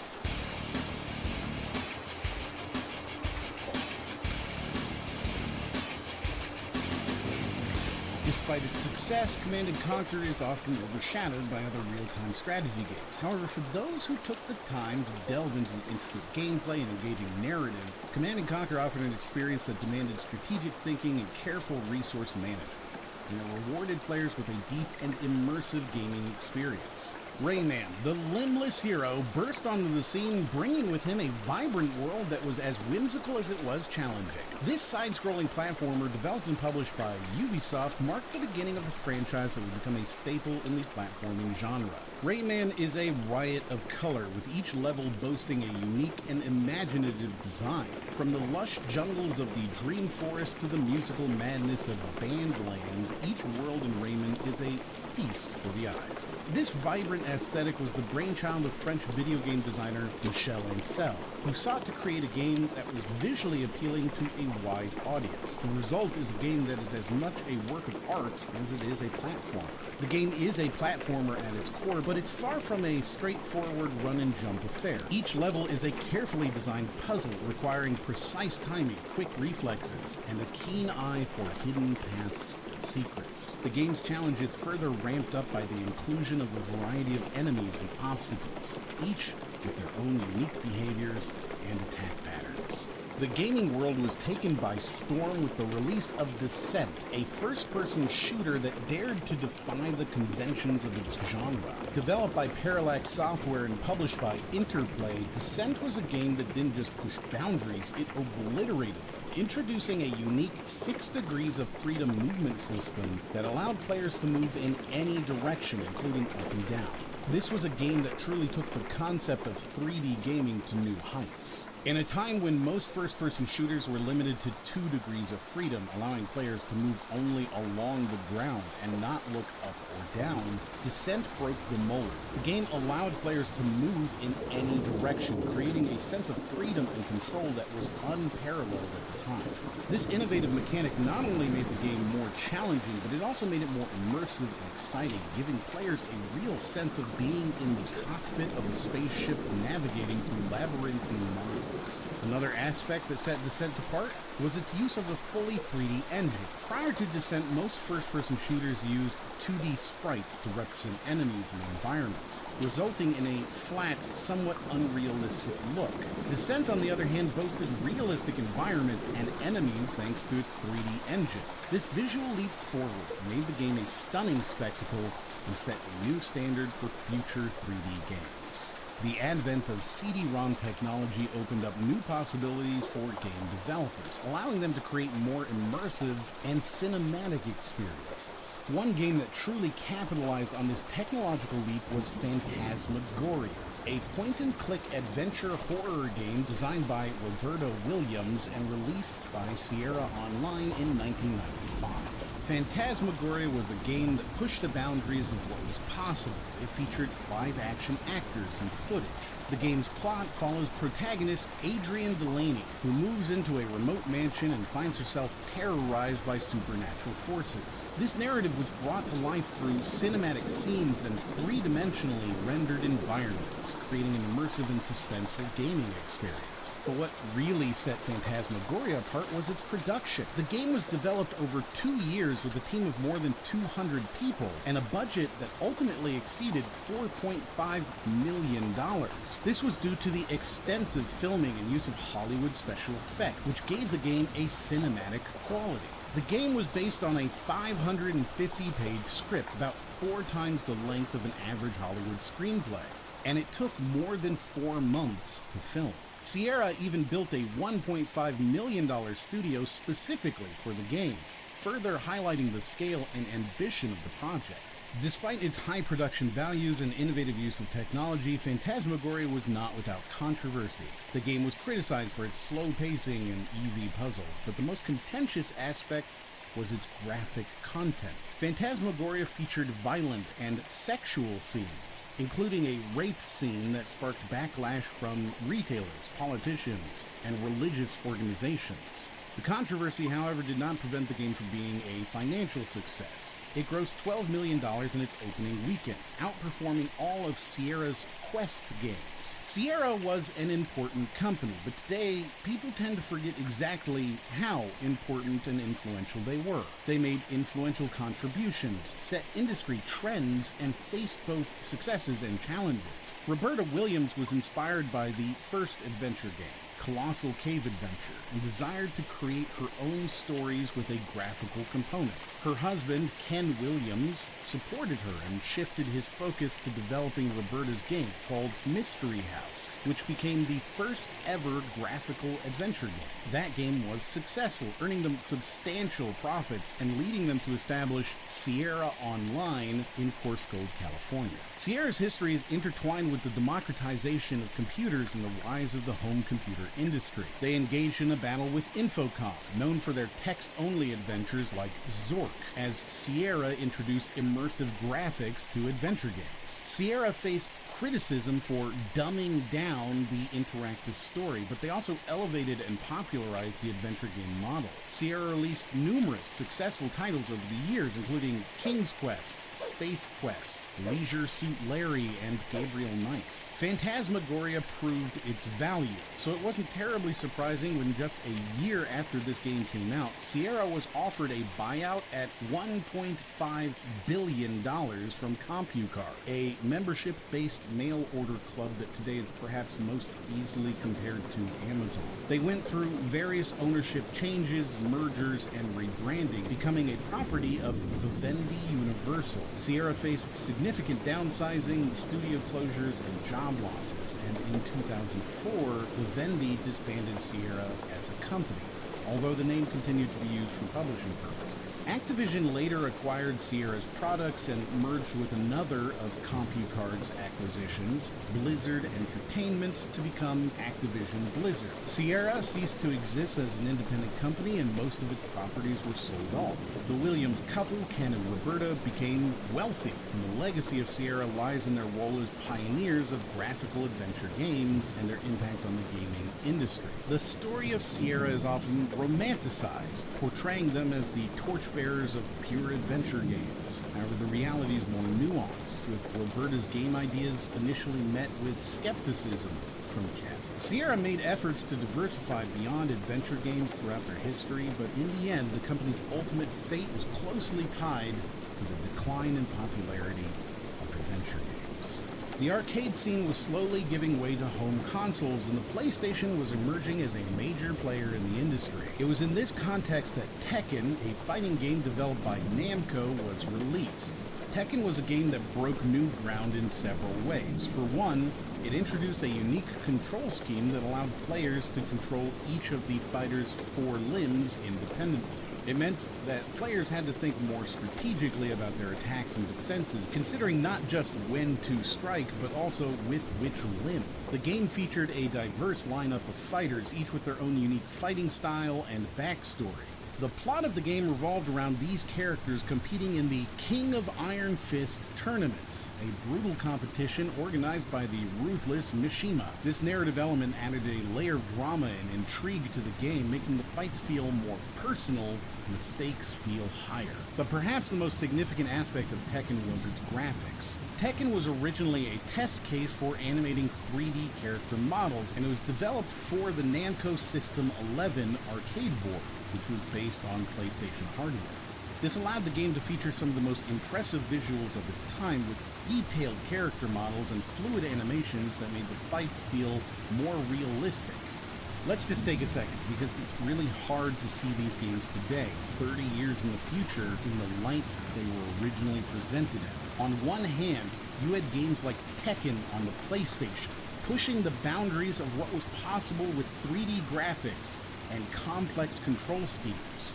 Games like Phantasmagoria spending as much money as Hollywood productions and building million-dollar sets. On the other hand, you had games like Yoshi's Island and Chrono Trigger on the Super Nintendo, which, while excellent in their own right, simply could not compete in terms of graphical fidelity. It's sometimes hard to believe that these games all came out in the same year, a few months from each other, in fact. The gap in visual quality was so stark that it was almost like they belonged to different generations. This was a testament to how quickly the industry was evolving and how some companies were struggling to keep up. Nintendo, for instance, was caught off guard by the rapid rise of the PlayStation. They didn't expect Sony's console to be out so soon, and they certainly didn't expect it to be so good. The PlayStation's superior hardware allowed for games that were visually stunning and technologically advanced, making the Super Nintendo seem outdated by comparison. This disparity was not lost on gamers. When they saw a game like Tekken with its impressive 3D graphics and innovative gameplay, the choice was clear. The PlayStation was the future of gaming, and they wanted to be a part of it. Tekken capitalized on this shift in the market. It became one of the first PlayStation games to break 1 million copies sold, and the 4th best playing game of the year. It was also the first game to offer a simulated 3D experience, a feature that was highly touted at the time, and drew many gamers away from other fighting games like Virtua Fighter. The success of Tekken was a clear sign of the changing times. It showed that gamers were ready for more advanced and immersive experiences, and that companies like Namco were willing to deliver. It also highlighted the challenges that Nintendo and other companies were facing in keeping up with the pace of innovation. But perhaps most importantly, it demonstrated the power of technology to transform an industry and redefine what is possible in video games. In 1996, we bid farewell to the flat worlds of 2D and embraced the groundbreaking potential of 3D graphics. The real game changer? Graphics processors. These powerful devices, like the 3DFX Voodoo series, were specifically designed to handle complex calculations and rendering tasks, making 3D gaming a reality. These GPUs transformed the gaming landscape by allowing developers to create immersive, visually stunning 3D environments that were more engaging than ever before. The 3D revolution didn't just alter the way games looked, it also changed gameplay mechanics and level design, unleashing new possibilities for creative storytelling and interaction. While the 3D revolution was in full swing, the home console market underwent a major shakeup. Several systems, including the Virtual Boy, Atari Jaguar, 3DO Interactive Multiplayer, Sega CD, 32X, and CDI were discontinued, clearing the way for the undisputed champion of 1996, the PlayStation, which sold a whopping 6.6 million units worldwide. If there's one thing you take away from that list of games, it should be that they're all somewhat gimmicky. The PlayStation effectively ended the gimmicky toy vibe that had attached itself to gaming since 1985, and since Nintendo's decision to market the NES as a toy. Sony's PlayStation changed the perceived rules of the game and made it clear there was one singular determining factor for sales: just make a good console. As we explore the events of 1996 and their influence on the gaming industry, how did the development and adoption of powerful GPUs redefine gaming as we know it? What were the key moments that signaled the end of the 2D era and the beginning of the 3D revolution? And as we reflect on the home console market, how did the shifting dynamics of the industry contribute to the rise of the PlayStation and the decline of its competitors?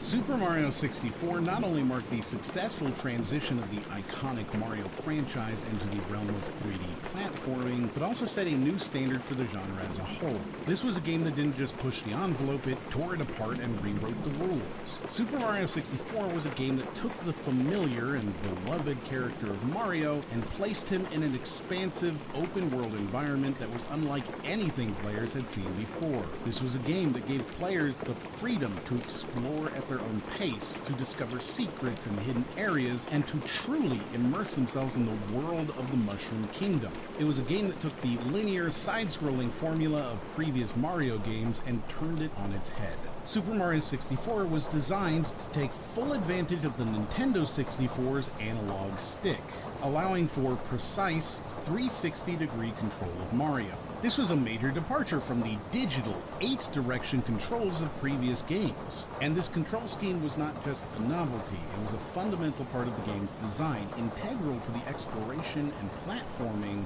that were at the heart of the Super Mario 64 experience. Super Mario 64 also had a hub world. Princess Peach's castle served as the central hub from which players could access various levels through paintings. This added a layer of exploration and discovery to the game that extended beyond the individual levels. It was a design choice that would be emulated by countless games in the years to come. Super Mario 64 was also notable for its soundtrack, composed by the legendary Koji Kondo. The game's music was as vibrant and memorable as its visuals, with catchy melodies and upbeat rhythms that perfectly complemented the game's whimsical art style and fun gameplay, enhancing the game's atmosphere and contributing to its overall charm. In Tomb Raider, the gaming world was introduced to a character that would become one of the most iconic figures in the industry, Lara Croft. The debut of Tomb Raider was a game changer, bringing a thrilling blend of action, exploration, and puzzle solving that would set the standard for the action-adventure genre. At a time when most video game protagonists were male, Tomb Raider broke the mold by featuring a female-led character. Lara Croft wasn't just any character, though. She was a strong, intelligent, and independent archaeologist adventurer who could hold her own in any situation. This was a significant shift in the portrayal of women in video games, and it was a move that resonated with many players. Lara Croft quickly became a cultural icon, rising to prominence as one of gaming's most recognizable characters. The game itself was a masterclass in design and gameplay. Developed by Core Design and published by Eidos Interactive, Tomb Raider took players on a thrilling journey through ancient tombs and temples, filled with deadly traps, hidden treasures, and a host of enemies. The game's levels were meticulously designed with a perfect balance of action, exploration, and puzzle solving that kept players engaged and on their toes. The game's environments were richly detailed and atmospheric, bringing the ancient tombs and temples to life. The use of 3D graphics also allowed for a greater level of interaction with the environment, with Lara able to climb, jump, and swim through the game's levels. Quake was a revolutionary title in the first-person shooter genre. It was a game that took the fast-paced, adrenaline-pumping action of its predecessors, Doom and Wolfenstein, and elevated it to a whole new level. But Quake was more than just a game. It was a technological marvel that showcased the potential of 3D graphics and online multiplayer capabilities. One of the most notable aspects of Quake was its engine. The Quake engine was a groundbreaking piece of technology that allowed for full real-time 3D rendering and early support for 3D acceleration through OpenGL. This was a significant leap forward in terms of graphics and physics, and it set the stage for the visually stunning games we see today. The Quake engine was so influential that it was used in many other popular games for years, including Half-Life and Unreal Tournament. This engine was not just a tool for creating games, it was a catalyst for innovation and a driving force behind the evolution of the gaming industry. Quake was one of the first games to feature online multiplayer, which allowed players to compete against each other over the internet. This helped to make Quake one of the most popular games of its era. The introduction of online multiplayer in Quake laid the groundwork for future competitive shooters and esports. It was a feature that transformed gaming from a solitary activity into a social experience, and it paved the way for the rise of competitive gaming and esports. The single-player campaign in Quake also deserves mention. Though often forgotten at the time, over the years, Quake's campaign has gone on to be considered one of excellent pacing and difficulty. In the campaign, the player takes on the role of Ranger and must collect 4 magic runes from 4 dimensions of Quake to stop the enemy and end the invasion of Earth. Resident Evil was a survival horror masterpiece that not only terrified players, but also introduced a new level of strategic gameplay and narrative depth. This was a game that didn't just want to scare you, it wanted to challenge you, to make you think, and to immerse you in a world that was as intriguing as it was horrifying. While many games of the era had simple, straightforward stories, Resident Evil had a complex and engaging narrative that was revealed piece by piece as the player explored the game's environment. The game's story was filled with twists and turns, and it kept players on the edge of their seats from start to finish. The influence of Resident Evil can be seen in many of the horror games that followed. Games like Silent Hill, Dead Space, and Outlast all owe a debt to Resident Evil's innovative gameplay mechanics and atmospheric storytelling. Even today, the game's influence can be seen in the resurgence of survival horror games like The Evil Within and Alien Isolation.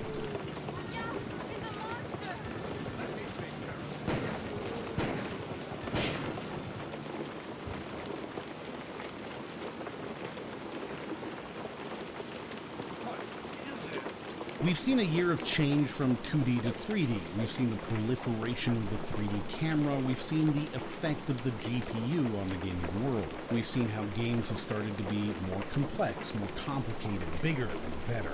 Games are no longer a one-man show. They're not simple and they're not accessible. Enter Minesweeper. How do you put Minesweeper in a time capsule? I don't know. It's the first completely digital game in our time capsules. Minesweeper is a logic puzzle video game that features a grid of clickable squares with hidden mines scattered throughout the board. The objective is to clear the board without detonating any mines, with help from clues about the number of neighboring mines in each field. It's a game that requires careful thought and strategy, and it's a game that can be incredibly satisfying to play. The game was not developed by a major gaming company, nor was it the result of years of development and testing.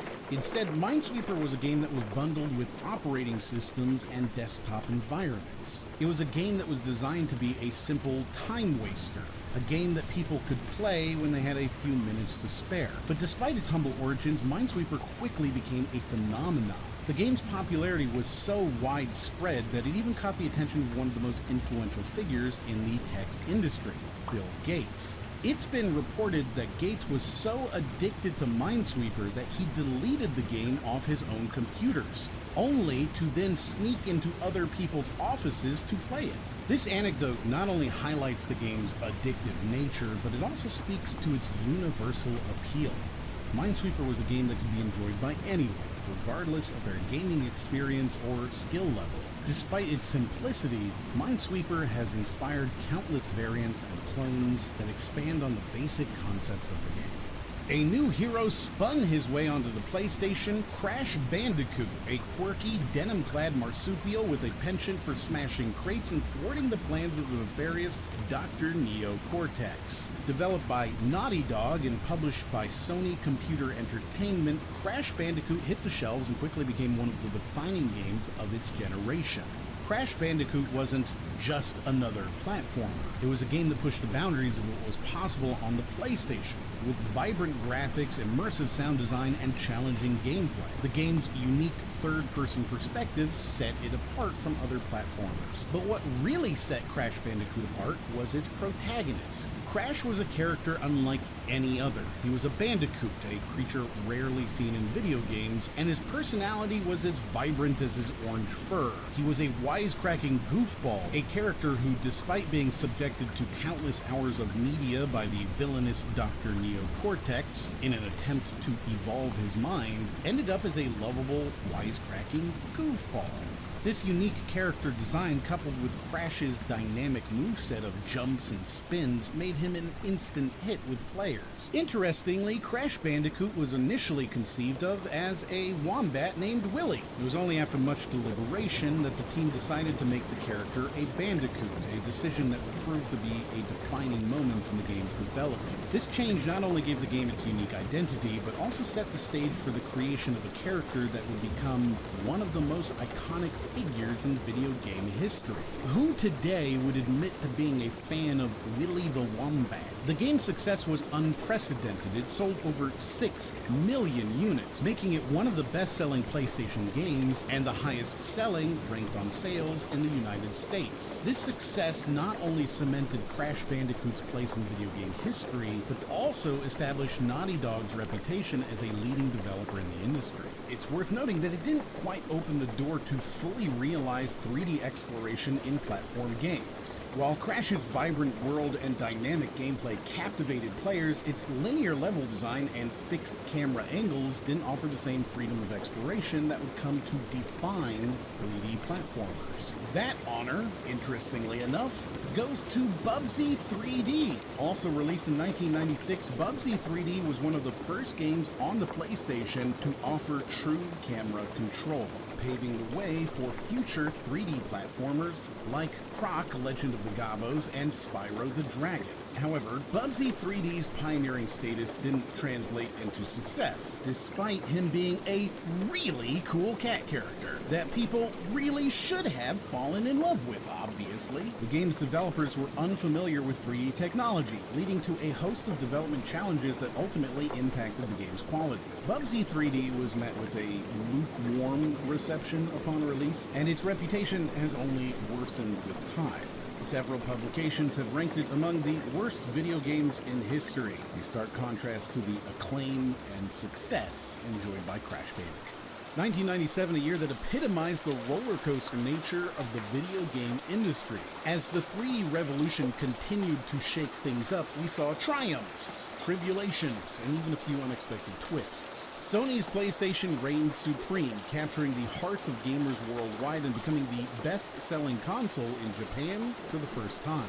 Nintendo and Sega, on the other hand, were locked in a fierce battle to keep up with the ever-changing industry. Nintendo leaned into its family-friendly image, while Sega tried to find its footing with an edgy attitude. This struggle led to some daring decisions and intriguing alliances that forever shaped the gaming landscape.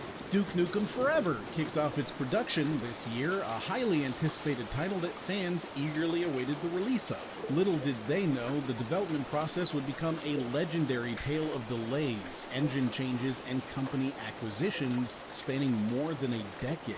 This epic journey would ultimately shape the industry's approach to game development and how we perceive vaporware. What factors allowed Sony's PlayStation to dominate the market, leaving Sega and Nintendo scrambling to keep up? And as we look back at the struggles between Nintendo and Sega, how did their contrasting strategies and partnerships shape their respective futures in the gaming world? The advent of the PlayStation had ushered in the era of 3D gaming, and developers were exploring the possibilities of this new dimension with a fervor.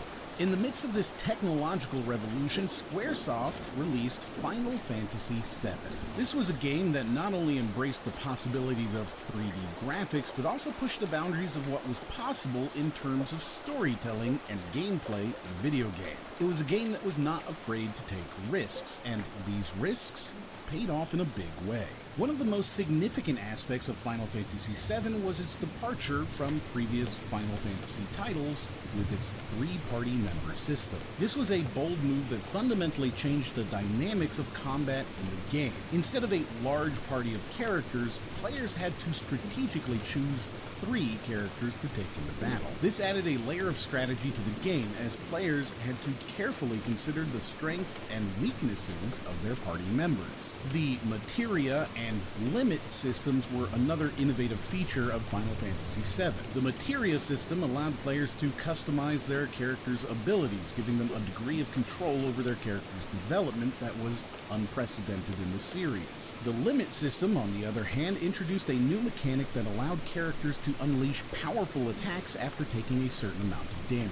These systems added depth to the game's combat and made each battle a unique and engaging experience. But perhaps the most influential aspect of Final Fantasy VII was its narrative. The game's story, which follows the mercenary Cloud Strife in his fight against the Shinra Electric Power Company, was a complex and emotionally charged tale that resonated with players. The game's narrative was not afraid to tackle heavy themes, and its characters were complex and well developed. This was a game that showed that video games could be more than just mindless entertainment. They could be a medium for telling deep, meaningful stories. Final Fantasy VII was also a game that was not afraid to take risks in terms of development. The game was originally in development for the Super Nintendo Entertainment System, the SNES, but it was moved to the PlayStation due to the latter's superior capabilities. This was a risky move, as the PlayStation was a new and unproven platform at the time. However, the risk paid off, as the game's 3D graphics and full-motion videos were a showcase of the PlayStation's capabilities. It's interesting, isn't it, how similar 7 is to Chrono Trigger from 1995 or Xenogears from 1998. The narrative similarities between Chrono Trigger, Final Fantasy VII, and Xenogears are indeed striking. Each game features a parasitic alien entity with a god complex as the main antagonist. This entity uses its powers to genetically control or alter human beings over a period of time, and has lived on the planet for all of known history. This recurring theme is no coincidence, but rather a reflection of the shared creative roots of these games. Xenogears, in fact, was originally intended to be Final Fantasy VII. However, Squaresoft deemed the storyline from Xenogears too dark and complicated to fit within the Final Fantasy franchise. The controversial elements in Xenogears, such as instances of pixel nudity, abusive childhoods, heavy religious imagery, cannibalism, racism, and genocide, were indeed darker and more complex than what was typically seen in Final Fantasy games. However, these elements contributed to the unique identity of Xenogears and set it apart from other RPGs of the time. The development of Final Fantasy VII was a period of creative exploration for Squaresoft. The game went through various conceptual stages, including a 2D SNES game and a detective game about a character named Detective Joe investigating Mako reactors. These discarded ideas didn't go to waste, though. For example, example, the original concept of Final Fantasy VII being set in a futuristic New York City was later used as the inspiration for the survival horror RPG Parasite Eve. Plus, there was Chrono Trigger and Xenogears. Finally, one of the enduring mysteries of Final Fantasy is how Cloud's Buster Sword stays attached to his back. Theories have ranged from Velcro to materia holes to a micro-reunion effect. However, I can clear this up for you. The original design for Cloud includes a circle on his back, held up by his signature suspenders. This circle is a powerful magnet that holds the Buster Sword in place, solving the mystery in a way that is both practical and fitting with the game's futuristic setting. This is Rupture Farm. I used to work here, so I was really a slave. That's me. My name is Abe. I was employee of the year. Now I'm dead meat. Oddworld Abe's Odyssey, a two-dimensional platformer, introduced us to a world that was as strange as it was captivating, and a protagonist whose journey was as inspiring as it was challenging. This game wasn't just a hit, it was a phenomenon, selling over 3.5 million copies and becoming one of the best-selling PlayStation games of all time.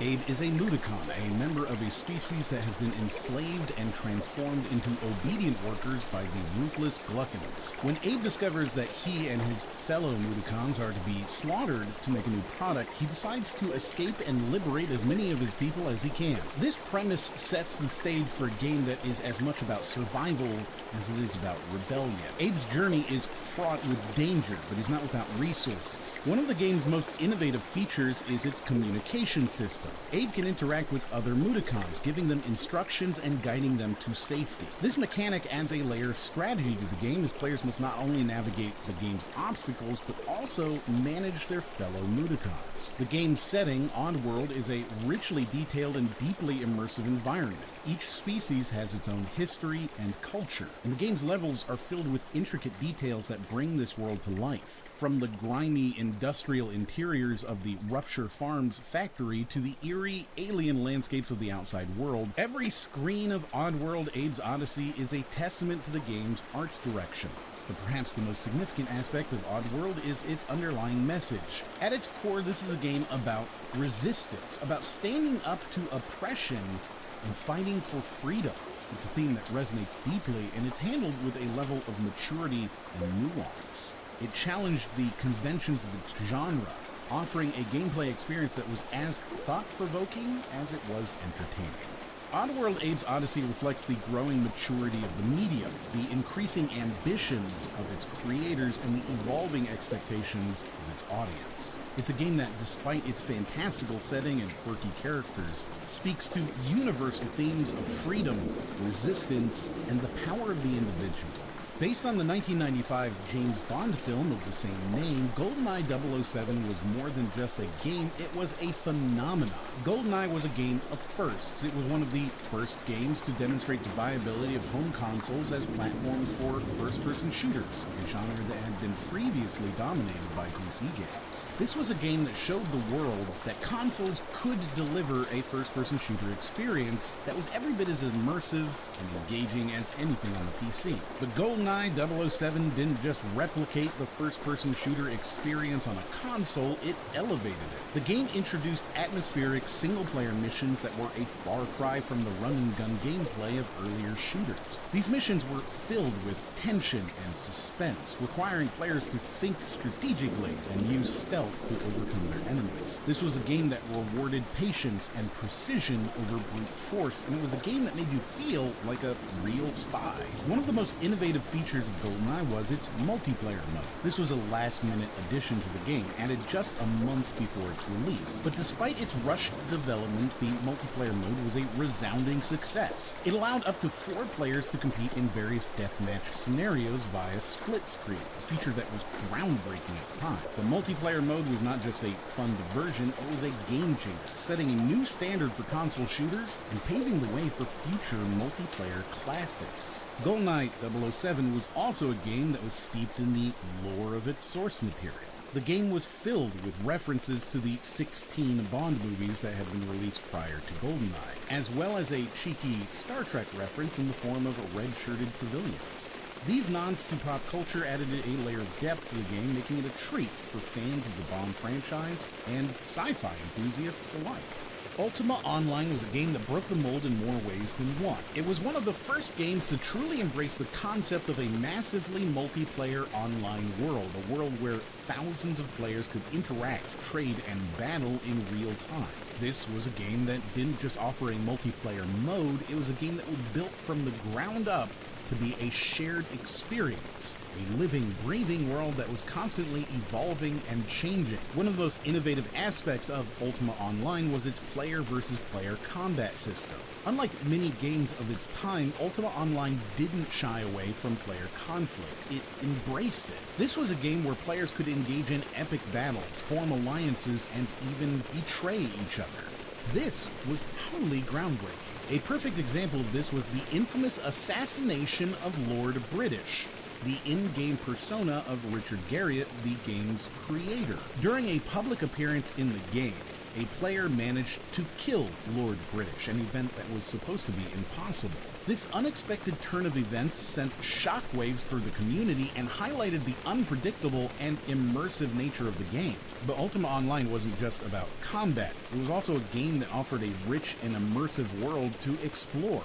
The game featured multiple worlds, each with their own unique features and rule sets. Players could build their own houses, create their own items, and even shape the economy of the game. This level of player agency was unheard of, and it set the standard for future MMORPGs. However, Ultima Online was not without its challenges. The game's ambitious scope and massive player base led to severe lag problems, and the game's controversial in-game events often sparked heated debates within the community. But despite these challenges, Ultima Online remained a beloved and influential game, one that set the stage for the MMOs that would follow. The assassination of Lord British remains one of the most memorable moments in the game's history, a testament to the unpredictable and immersive nature of Ultima Online. By the time Ultima Online had hit the scene in 1997, the Ultima franchise had already been a staple in the gaming world for 16 years. The series, which began its journey in the early 80s, was a pioneer in the RPG genre, offering players a rich and immersive fantasy world long before the advent of modern MMOs. The Ultima series started its journey around the same time as the AD&D games, such as Pools of Radiance. These games were among the first to bring the tabletop RPG experience to the computer screen, offering players a new way to engage with the fantasy worlds they love. The Ultima series was a standout amongst these early RPGs, known for its deep storytelling, complex character development, and innovative gameplay mechanics. By the time Ultima Online was released, the franchise had already established a strong reputation among gamers. The game took the series' signature elements and translated them into an online multiplayer environment. Ultima Online was one of the first games to offer a persistent online world, where players could interact with each other and the environment in real time. Despite the franchise's age, Ultima Online managed to breathe new life into the series. The game's success demonstrated that the Ultima franchise was still relevant and capable of innovating in a rapidly evolving gaming landscape. It also showed that there was a demand for online multiplayer RPGs, paving the way for future MMORPGs like World of Warcraft and Guild Wars. Sega was in a state of flux. The company was juggling multiple projects, from the development of new consoles like the Sega Saturn and the 32X, to the expansion into other markets like theme parks and arcade machines. Amidst this whirlwind of activity, Sega's iconic mascot, Sonic the Hedgehog, seemed to be put on the back burner. It took 3 years for Sonic to make his debut on the Saturn, and when he did, it was not in a new adventure, but in a compilation of his Genesis exploits, aptly named Sonic Jam.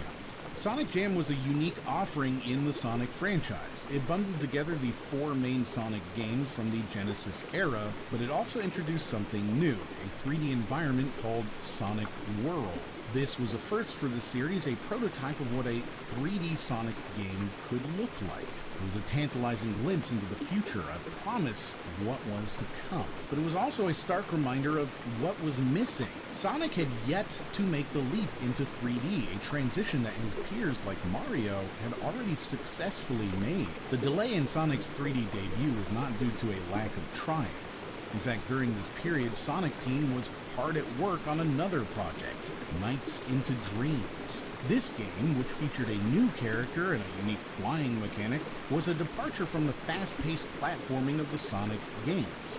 It was a bold move, a sign of Sonic Team's willingness to experiment and push boundaries. But it also meant that Sonic was left in the dust, at least for a while.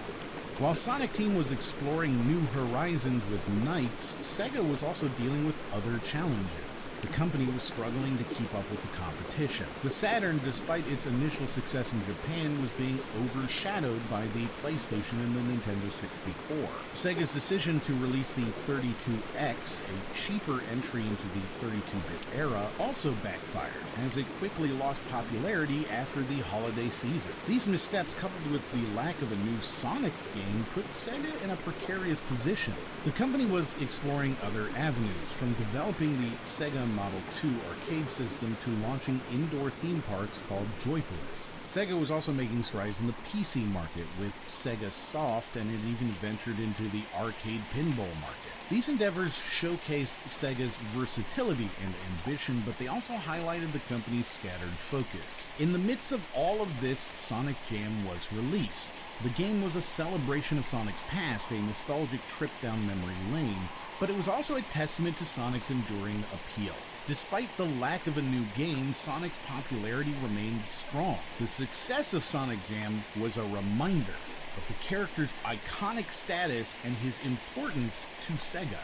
Argonaut Software, already a sensation in the gaming community for their work with Nintendo on Star Fox, had pushed the Super NES to its limits with pioneering 3D gameplay. While Star Fox had been a milestone for both Nintendo and Argonaut, the relationship had started to show cracks. Argonaut's vision had been growing beyond technical marvels. They aimed to explore 3D worlds further.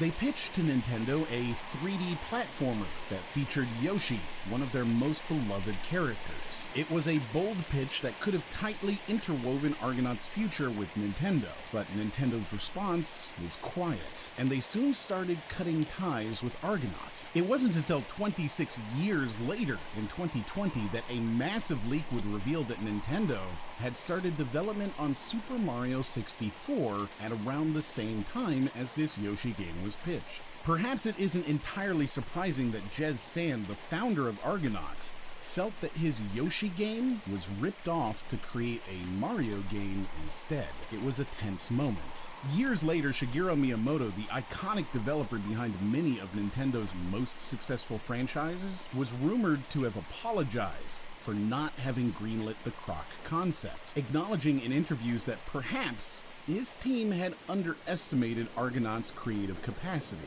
The loss was mutual. Argonaut had not just been another third-party contractor for Nintendo. They were trailblazers who helped define an era of 3D gaming. Determined not to let their ideas fade into oblivion, Argonaut took their rejected Yoshi concept and transformed it into Croc, Legend of the Gabos. Published through Fox Interactive, it became Argonaut's biggest triumph, both in terms of sales and royalties. Released a year after Super Mario 64 had set the bar for 3D platformers, Croc still managed to captivate audiences. The protagonist, a young crocodile named Croc, embarks on a quest to rescue his fluffy companions, the Gabos, from the evil Baron Dante. Yet Croc found itself both blessed and cursed by inevitable comparisons to Super Mario 64, which media outlets were quick to make. On one hand, being compared to what many considered to be the modern epitome of 3D platforming provided the game with instant visibility it might not have otherwise achieved. On the other hand, that same comparison set the bar almost impossibly high. While Mario moved with a fluidity and precision that almost intuitively communicated with the player, Croc's movements were more cumbersome, its world less inviting. players inevitably measured Croc against the Mario standard, and in that regard, Croc could be seen as falling short. Despite its rocky inception, Croc became a commercial sensation, selling over 3 million copies on PlayStation alone, and being one of the only 3D platformers available on the Sega Saturn. The game resonated with a broad demographic, attracting a notably large female audience, but it wasn't without its critics. While the visuals were charming and vibrant, the game's controls and level design received mixed reviews, cited as clunky and derivative. Still, something about Croc's enchanting world touched gamers. Its captivating music, entertaining cutscenes, and clever password system added layers of engagement that extended beyond mere gameplay. More than just a game, Croc embodied Argonaut's drive to push the envelope. In an era when such cross-platform ventures were not as common as they are today, Croc broke new ground. The franchise expanded beyond the gaming world, venturing into other forms of media with the announcement of a Croc cartoon show. Further, the franchise extended its reach into the burgeoning mobile gaming market with the development of Croc mobile games. This innovative approach to expanding the game's universe across multiple platforms was a testament to the forward-thinking strategies of Argonaut Games, and it laid the groundwork for the multimedia franchises we see in the gaming industry today. Yet, what is often forgotten, or still never known, is how Croc influenced the gaming industry from the shadows. Croc had its finger on the pulse of gaming's potential future, and it became a testing ground for concepts that would later become ubiquitous in the genre. It signaled to other studios that they could venture into the genre, outside the towering shadows of Nintendo and Sony first-party titles. Jez Sand, Argonaut's founder, recounted an episode where a Rare employee thanked him for the idea of using a backpack in their seminal title Banjo-Kazooie. Banjo, of course, is often credited with defining how 3D platformers approached inventory and interactive capabilities. There are even anecdotal claims that Croc's collectible crystals were the inspiration for Sonic's iconic rings. If true, this would be yet another feather in Croc's cap, or perhaps more fittingly, another item in his backpack. The music is even sometimes named as one of the inspirations for Koji Kondo's later work, and considering how closely he was known to crib from other musicians,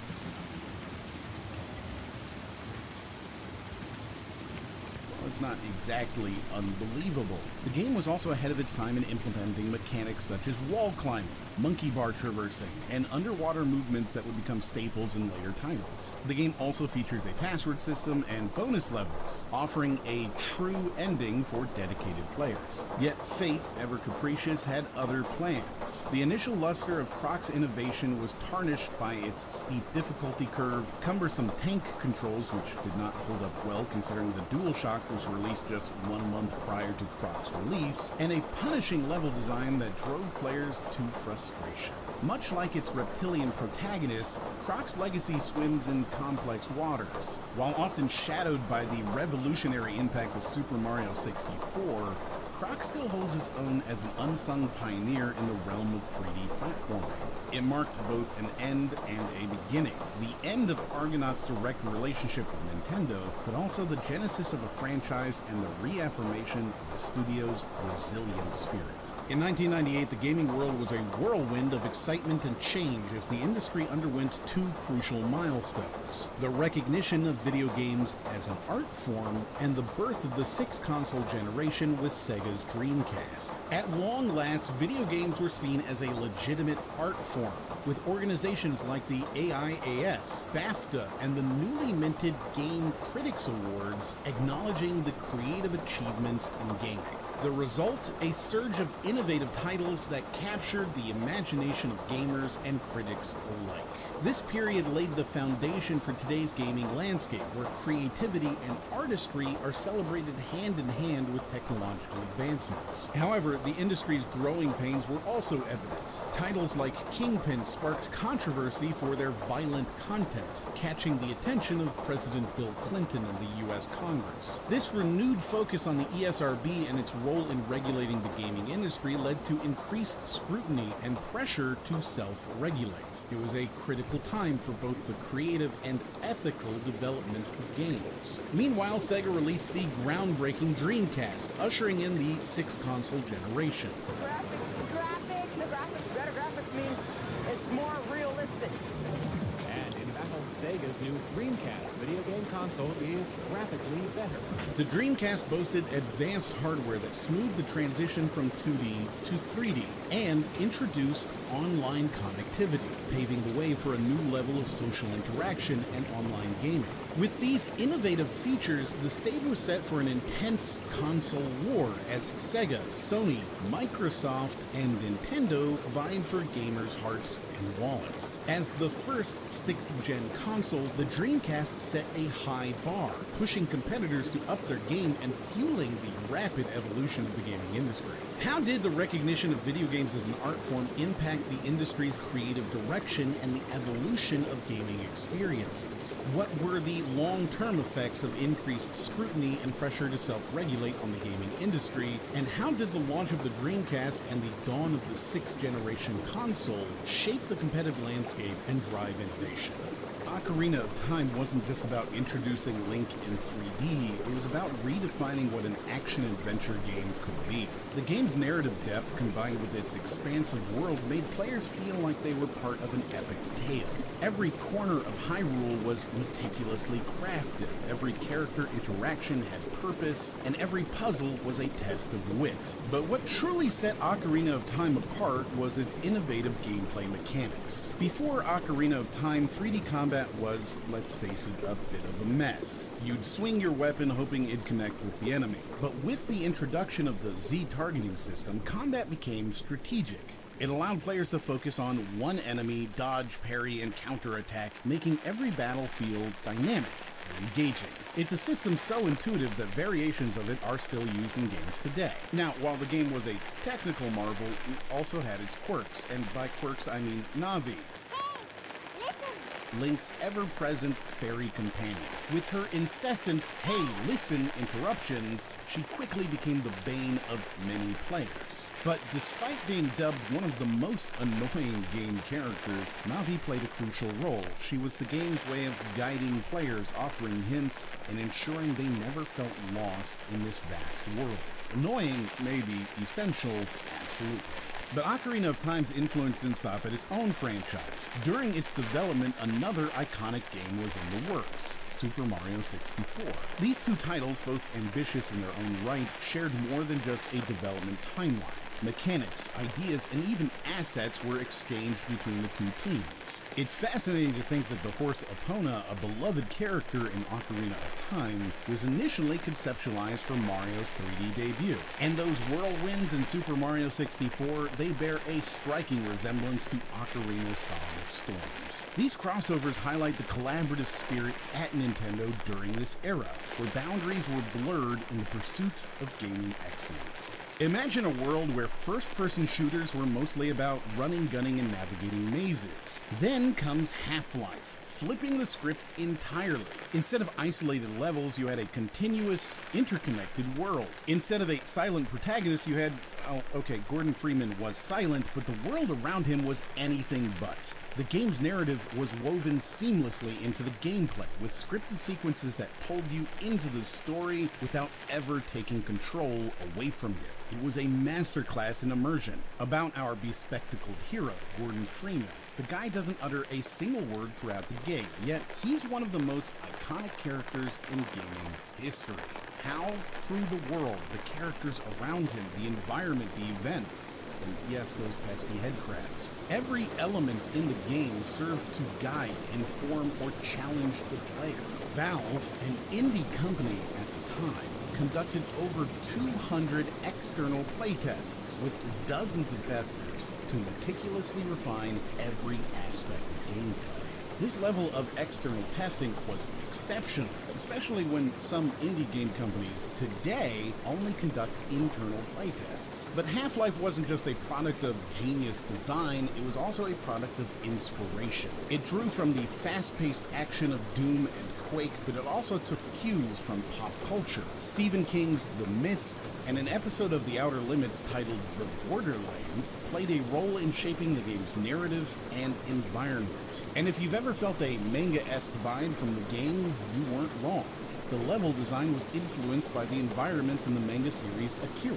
But what truly sets Half-Life apart is its legacy. This wasn't just a game, it was the foundation of what would become one of the most influential companies in the gaming history, Valve. This game was the spark that led to the creation of Steam, the behemoth of digital game distribution, one that owns over 75% of the digital distribution market. And while many of us today associate Steam with sales and a never-ending backlog of games, it's essential to remember that at its core, Steam is a form of digital rights management, DRM, ensuring game ownership and proper functionality. It's a testament to Valve's genius that they managed to make anti-piracy DRM not just palatable, but desirable. Fast forward to today and Half-Life still holds its own. Sure, graphics have evolved and game design has seen numerous innovations, but the core of what made Half-Life great remains intact. And for those who want a fresh take on this classic, there's Black Mesa, a fan-made remake that captures the essence of the original while adding its own flair. It's worth playing both versions to appreciate the nuances and see how far we've come. Unreal was the brainchild of a collaboration between Epic Mega Games and Digital Extremes. The game's development journey is a tale of ambition, innovation, and a bit of serendipity. Funded by the proceeds from Epic Pinball, a shareware sensation, Unreal began its life in 1994. The vision was grand, with ideas like MMO-like functionality being thrown around. Although not all these ambitious features made the cut, what emerged was a game that pushed the boundaries of what was possible in 3D gaming. One of the standout aspects of Unreal was its seamless transition between indoor and outdoor environments. This was a game that didn't just want to confine you to dimly lit corridors, it wanted to give you sprawling alien landscapes to explore. The game's lighting was another marvel, dynamic, moody, and atmospheric. It added layers of depth and immersion to the gameplay.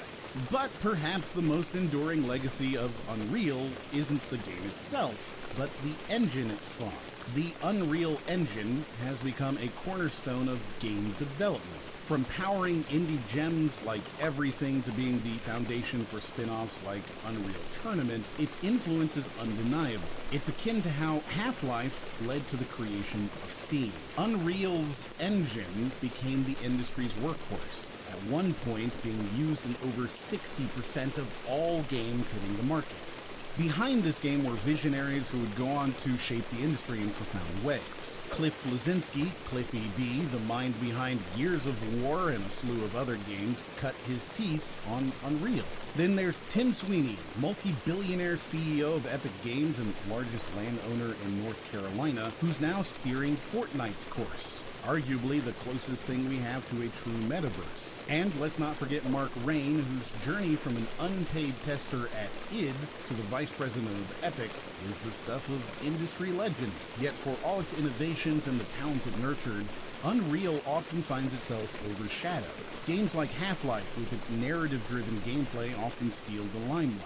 But Unreal was a pioneer. It demanded a 3D graphics processor, not just suggested it. And it wasn't just about making things look pretty.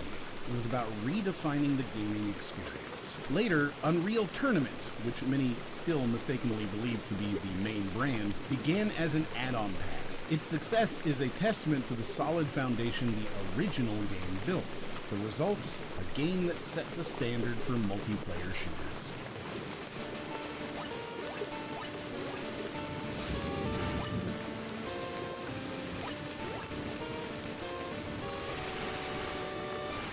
Pokemon Red and Blue were more than just games, they were a revolution.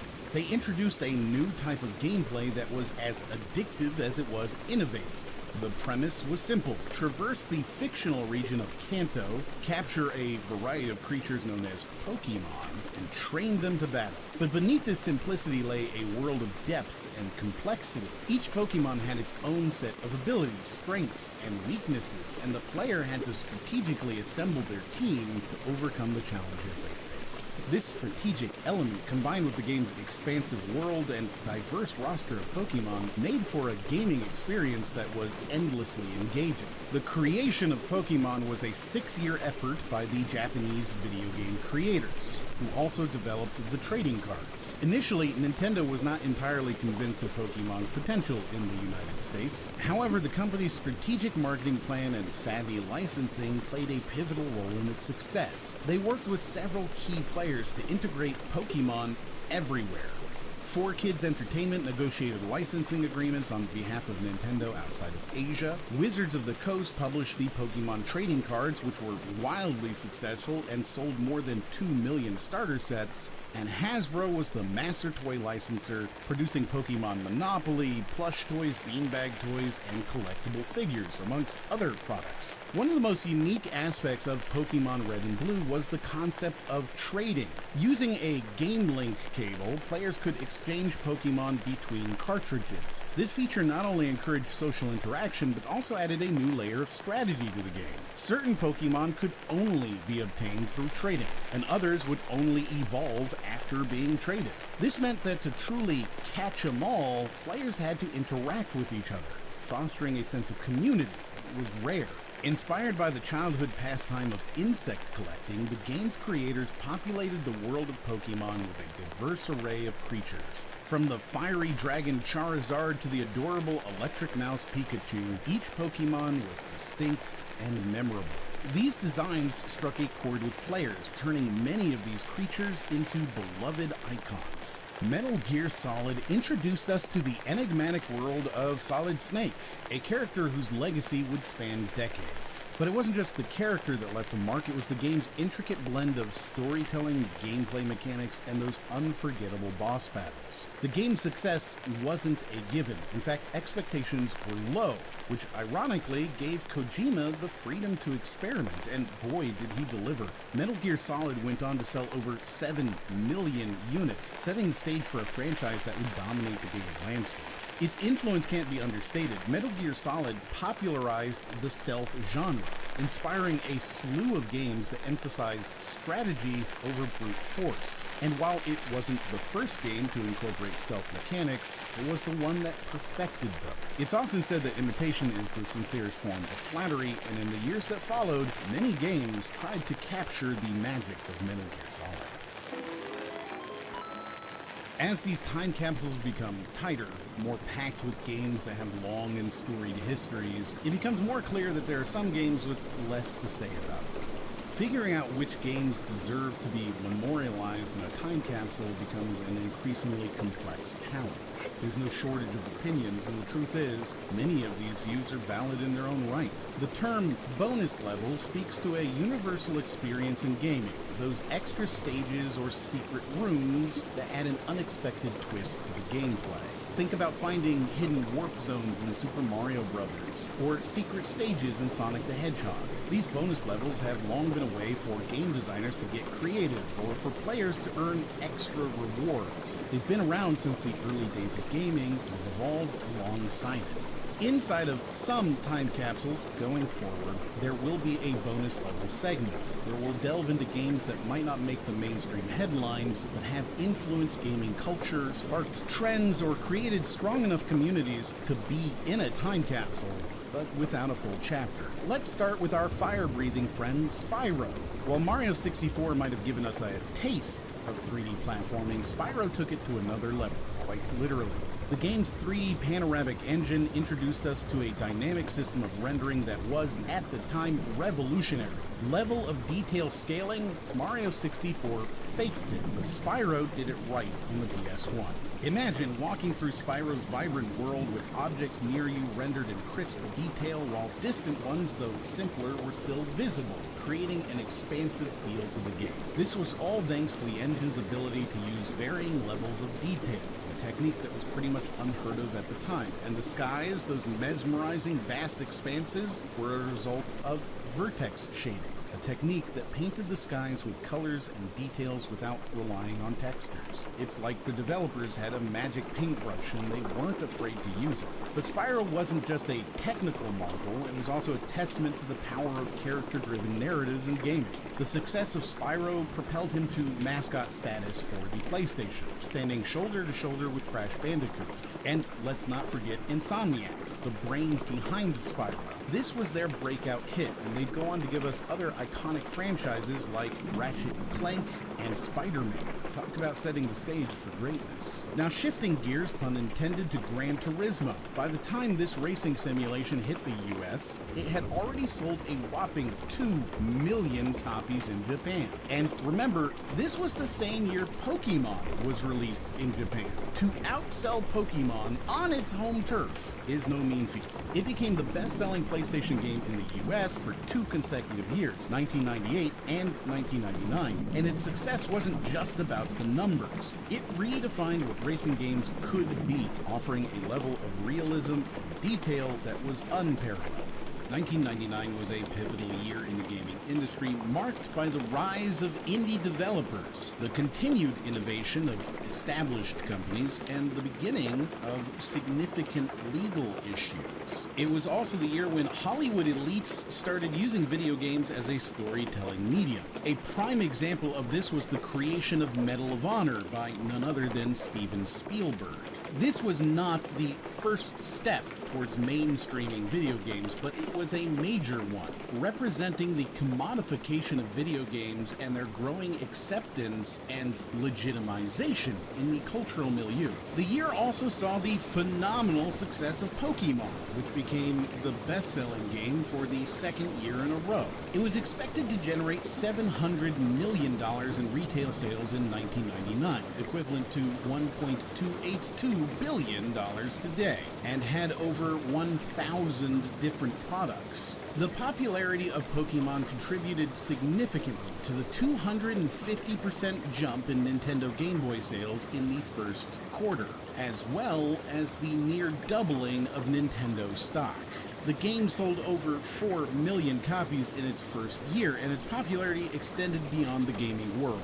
The weekly Pokemon television show on the WB network became the top-rated children's TV show in the country. The video rental Pokemon Seaside Pikachu topped the bestseller list for all videos, not just children's titles. And in November, Pokemon the movie Mewtwo Strikes Back was released in theaters. In the midst of these developments, the Sony Corporation v. Bleem LLC case highlighted the importance of protecting intellectual property in the gaming world, while also stirring up a debate on the critical role of emulation in preserving gaming history and providing access to older games. It is at this point I should remind you that emulation is not illegal because of this case.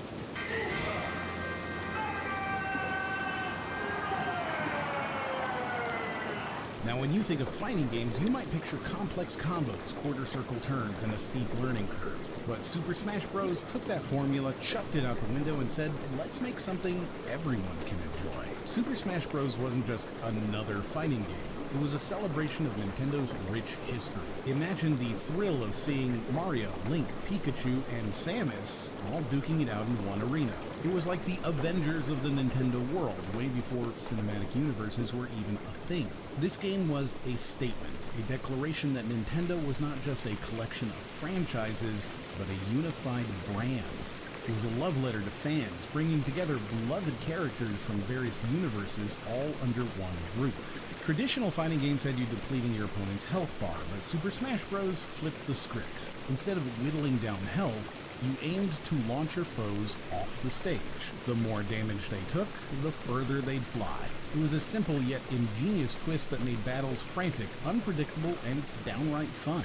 And the controls, they were as easy as pie, ensuring that anyone, whether a newbie or a seasoned gamer, could pick up a controller and get in on the action. But here's a fun tidbit that many might not know. During its early development stages, the game didn't even feature any Nintendo characters. It was initially referred to as Pepsi Man, because the primitive polygonal features used in the prototype resembled a mascot Pepsi used in Japan during the 90s. Imagine that, a world where Super Smash Bros. Might have been a game about soda mascots brawling it out. E3 1996, Blizzard showcases a version of StarCraft that, let's just say, didn't exactly blow anyone's socks off. It was dubbed Warcraft in Space, and not in a good way. Instead of canceling it or releasing something bad, Blizzard took the criticism to heart, went back to the drawing board, and overhauled the entire project. They introduced 3 distinct species, each with its unique gameplay mechanics, making it a strategic battleground for players. And the graphics went from hand-drawn to rendered, giving the game a polished look that was miles ahead of its initial presentation. And when it was released, it was successful. But the real magic of StarCraft wasn't just in its gameplay or graphics, it was in its storytelling. Each faction had a rich backstory, and the campaign mode took players on an epic journey through space, filled with political intrigue, betrayal, and of course, intergalactic warfare. It was like playing through a sci-fi novel, where every decision mattered and every battle had consequences. In the midst of the digital revolution that swept across the globe, South Korea was undergoing its own transformation. The country's rapid digitalization from the 1960s to the 1980s was nothing short of remarkable. From a nation that had once grappled with the aftermath of war, South Korea emerged as a technological powerhouse, and this digital evolution played a pivotal role in setting the stage for StarCraft's meteoric rise. Enter the PC bombs, or internet cafes, which began sprouting up across urban landscapes. These weren't just places to check emails or browse the web, they became social hubs, especially for the younger generation. Picture dimly lit rooms, rows of computers, and the unmistakable hum of excitement. For many young Koreans, PC bombs were the first introduction to the world of online gaming, and StarCraft was the game of choice.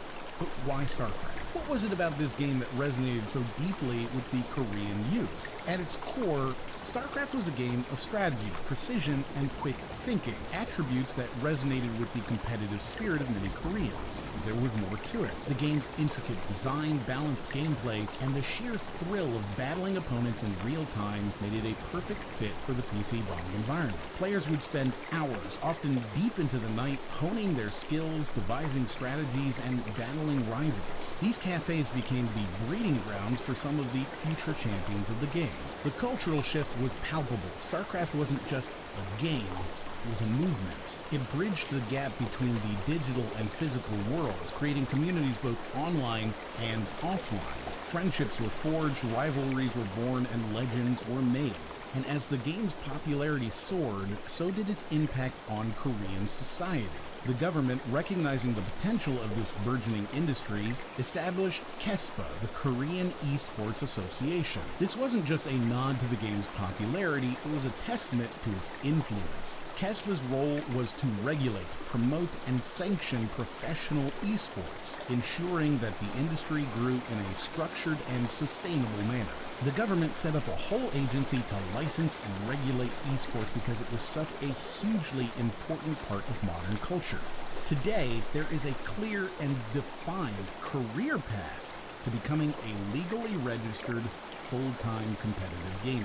We're talking televised matches, dedicated stations, and players becoming celebrities. Fans would get daily updates, building anticipation and hype like never before. And they would watch matches on TV. The Star League in South Korea wasn't just a tournament, it was an event. Players trained rigorously, strategies were dissected, and matches attracted audiences that rivaled traditional sports. The stakes were high, with players earning six-figure sums. And the game's most iconic player, Boxer, boasted a fan club of over 500,000 people, opening up paths for future stars like Flash. StarCraft became not just a good game, but the definitive game for an entire country, a moment in time when a nation embraced the digital future.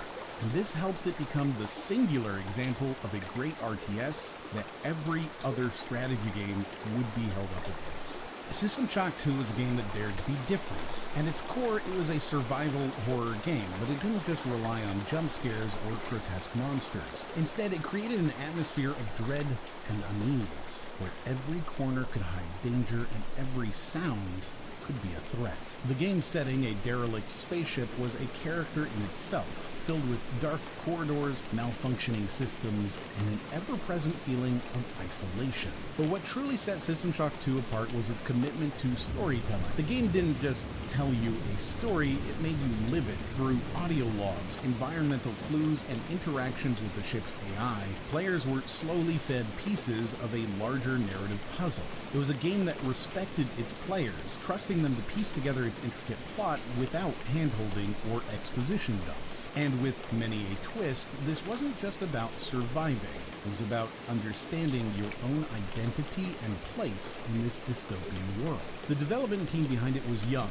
underfunded, and relatively inexperienced, yet they had a vision and they stuck to it. They faced challenges from the initial lukewarm reception to the limitations of the dark engine they were working with. But they persevered, and in doing so, they created a masterpiece. It paved the way for titles like Deus Ex and BioShock, games that also blended genres and emphasized deep storytelling. But more than that, System Shock 2 challenged the norms of game design. It proved that games could be more than just mindless entertainment. They could be thought-provoking, immersive experiences that stayed with the players long after the credits rolled. And yet, despite its critical acclaim, System Shock 2 was not a commercial hit upon release. It was a slow burn, a game that found its audience over time, thanks to word of mouth and a dedicated fan base. But its legacy is undeniable. Age of Empires 2 wasn't just about building empires, it was about living history. With 13 civilizations to choose from, players could relive the grandeur of the Byzantines, the conquest of the Mongols, or the resilience of the Vikings. Each civilization wasn't just a reskin, they had their unique units, technologies, and playstyles. This diversity gave players a sense of authenticity, making every campaign feel like a new history lesson. Age of Empires 2 was a game of strategy, patience, and foresight. Every move mattered, every decision had consequences, and every game was a battle of wits. And just like in chess, where every piece has its role, in Age of Empires 2, every unit, from the humble villager to the mighty trebuchet, had its purpose. But what truly set Age of Empires 2 apart was its commitment to historical accuracy. The game was a labor of love, with Ensemble Studios poring over historical texts and consulting experts to ensure that every detail, from the architecture to the unit designs, was as accurate as possible. This dedication to authenticity made the game more than just entertainment. It was an interactive history lesson. But perhaps the most fascinating aspect of Age of Empires 2 is its enduring legacy. Here we are in 2023, and the game is still receiving DLCs. That's a testament to its timeless appeal. Few games can boast such longevity, and even fewer can claim to have maintained their relevance over 2 decades later. Imagine a world where you're handed the keys to an empty plot of land and told, go on, build the amusement park of your dreams. That's the magic of Roller Coaster Tycoon. But it wasn't just about placing rides and collecting ticket sales. Oh no, it was about crafting experiences, managing resources, and ensuring every visitor left with a smile on their face, or at least with an empty wallet. You weren't just placing pre-designed rides, you were designing them. Want a roller coaster that defies the laws of physics? Go for it. Want a gentle carousel right next to a heart-stopping drop tower? Why not? The game gave you the tools, but your imagination was the limit. And let's not forget about those hilarious ride names, the Vomitorium, anyone? But an aspect that often gets overlooked is the scenarios based on real parks. This wasn't just a fun addition, these scenarios introduced players to real-world challenges faced by amusement park managers. From managing budgets to dealing with unpredictable weather, these scenarios added a level of realism to the game, making victories all the more satisfying. This was a pivotal year for the platforming genre, marked by the release of 3 standout titles: Ape Escape, Sonic Adventure, and Donkey Kong 64. Each game, developed by separate gaming giants, Sony, Sega, and Nintendo respectively, offered unique innovations, but also highlighted the challenges the genre faced in the rapidly evolving gaming landscape. Ape Escape wasn't just another platformer, it was a game that demanded more from players and their controllers. Before Ape Escape, the DualShock controller was just a fancy addition to the PlayStation console, but this game changed all that. It wasn't just about jumping and running, players had to use both analog sticks to control the character and gadgets, introducing a new level of immersion and complexity. This was the birth of the dual-stick control scheme, a standard in today's gaming world. It's like when you first learned to ride a bike with no hands, exhilarating and game-changing. Ape Escape showed us that controllers could be more than just buttons and joysticks, they could be an extension of the gaming experience itself. Sonic Adventure's release was a curious case of timing and perception. Picture this, a mere 3 weeks after the monumental release of Ocarina of Time in Japan, Sonic Adventure hits the shelves. Now, Ocarina of Time was a game that redefined what an action-adventure game could be, setting a gold standard for the genre. So when Sonic Adventure came out so closely on its heels, expectations were sky high.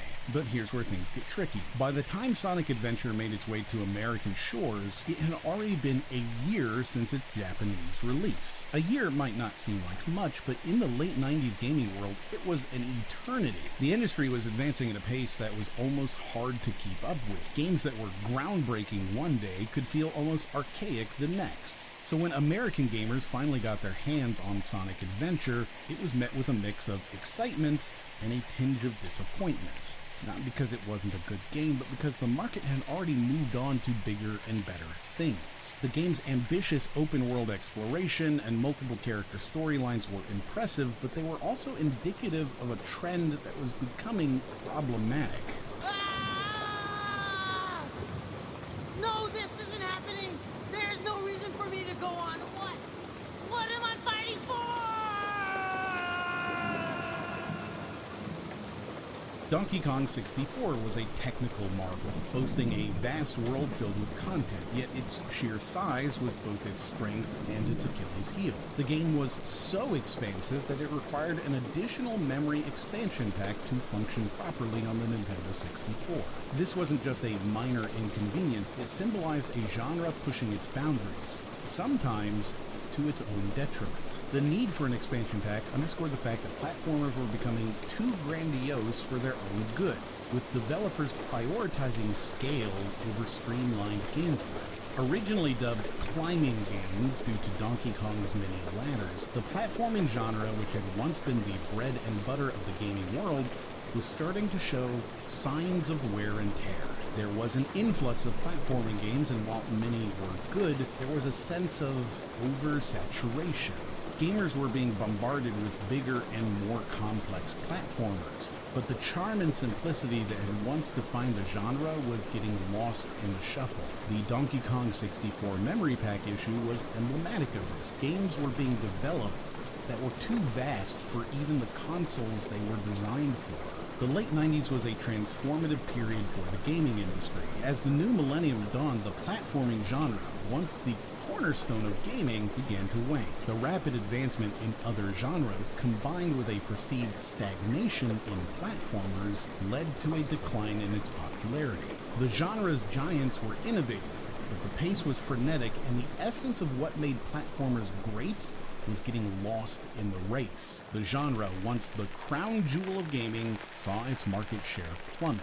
At one point, the top-performing genre, with the many Mario and Sonic games, in the late 90s it was still a top-performing genre. But from a commanding 15% in 1998, it dwindled to a mere 2% by 2002. The platforming genre faced stiff competition from other genres that were innovating at a rapid pace. While platformers often played it safe, targeting younger audiences or avoiding the platform label altogether, genres like RPGs, shooters, and action-adventures were pushing boundaries and capturing players' imaginations. In the same time period that platformer all but disappeared as a genre, RPGs bulked up to over 21% of total video game sales. The gaming landscape was evolving.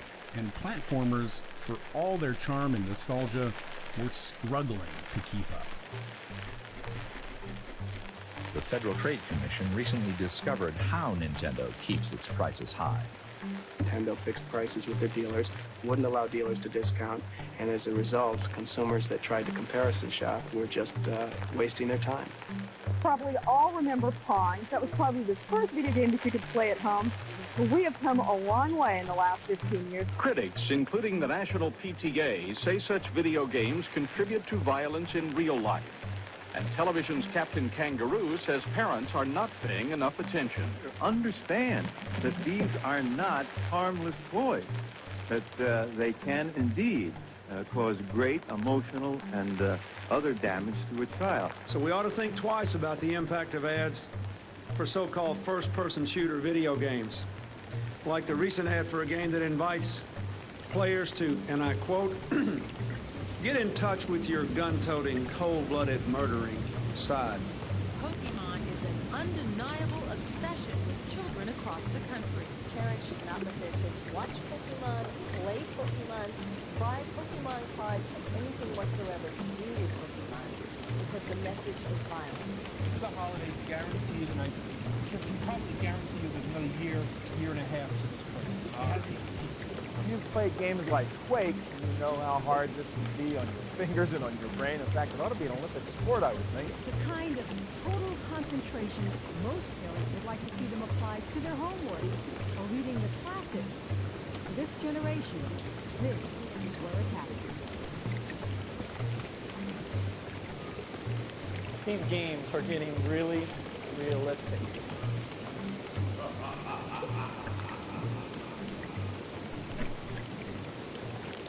From the simple beginnings of 2D pixel art to jaw-dropping 3D graphics, the year 2000 was the end result of an explosion of creativity and innovation, powered by technological advancements and a fierce competition among the industry's titans. In this golden era, the iconic rivalry between Nintendo and Sega captivated gamers worldwide. Sony stepped into the fray with their groundbreaking PlayStation, raising the stakes even higher. The indie game scene thrived, with the Independent Games Festival shining a light on small developers who dared to dream big. Video games finally gained recognition as a legitimate art form, with prestigious award ceremonies celebrating the industry's accomplishments. The British Academy of Film and Television Arts, BAFTA, hosted its third annual BAFTA Interactive Entertainment Awards for multimedia technologies, with 7 of the 20 awards going to video games. David Bowie, for instance, was honored in part for his contributions to the game Omicron: The Nomad Soul. In terms of sales, Pokemon is the best-selling game worldwide for the 3rd consecutive year. However, in the US, it was Tony Hawk's Pro Skater that was making waves. Despite being a 5 out of 5, 10 out of 10 game with platinum sales awards, selling millions of copies and breaking numerous sales records, Tony Hawk's Pro Skater was largely a US phenomenon. Just a few years prior to the release of Pro Skater, Tony Hawk himself was struggling financially, with the skateboarding scene in the US described as post-apocalyptic. Many brands within the scene were declaring bankruptcy, and skaters were hoarding trucks out of fear they'd have to pour their own wheels. Skateboarding, originally a California sport popularized by surfers, had its roots in the 1920s and 1930s. However, it wasn't until the release of Tony Hawk's Pro Skater that skateboarding truly became an international sport, with companies emerging in Brazil, England, and Germany. Meanwhile, Rare, a British video game developer formerly known as Ultimate Play the Game, was making a new name for itself with the release of games like Banjo-Tooie, Perfect Dark, and Donkey Kong 64. However, the company was heading towards burnout, and despite the success of their games, development costs were increasing. Nintendo did not provide Rare with more capital. Why do people consider 2000 the golden year of gaming? Was it the perfect storm of creativity, technology, and market conditions? And how did the industry's evolution impact the games themselves, pushing developers to new heights and transforming the way we play today? Developed under the visionary leadership of Will Wright, The Sims was a digital playground, a sandbox of life. Wright, who had already made waves with the SimCity series, took inspiration from Christopher Alexander's 1977 book, A Pattern Language. This book delved into the architecture of cities and the patterns of human interaction within them. Wright's genius was in taking these architectural principles and applying them to the microcosm of a single household. Most games have a clear objective, a final boss, and end game. But The Sims, it was a game without an endpoint. It was more akin to a toy, a digital dollhouse where players could endlessly experiment and play. This open-ended nature was revolutionary. It gave players the freedom to craft their own narratives, to create, to destroy, and to live out countless virtual lives. The gaming world, especially back in 2000, was predominantly male-dominated, but The Sims broke that mold.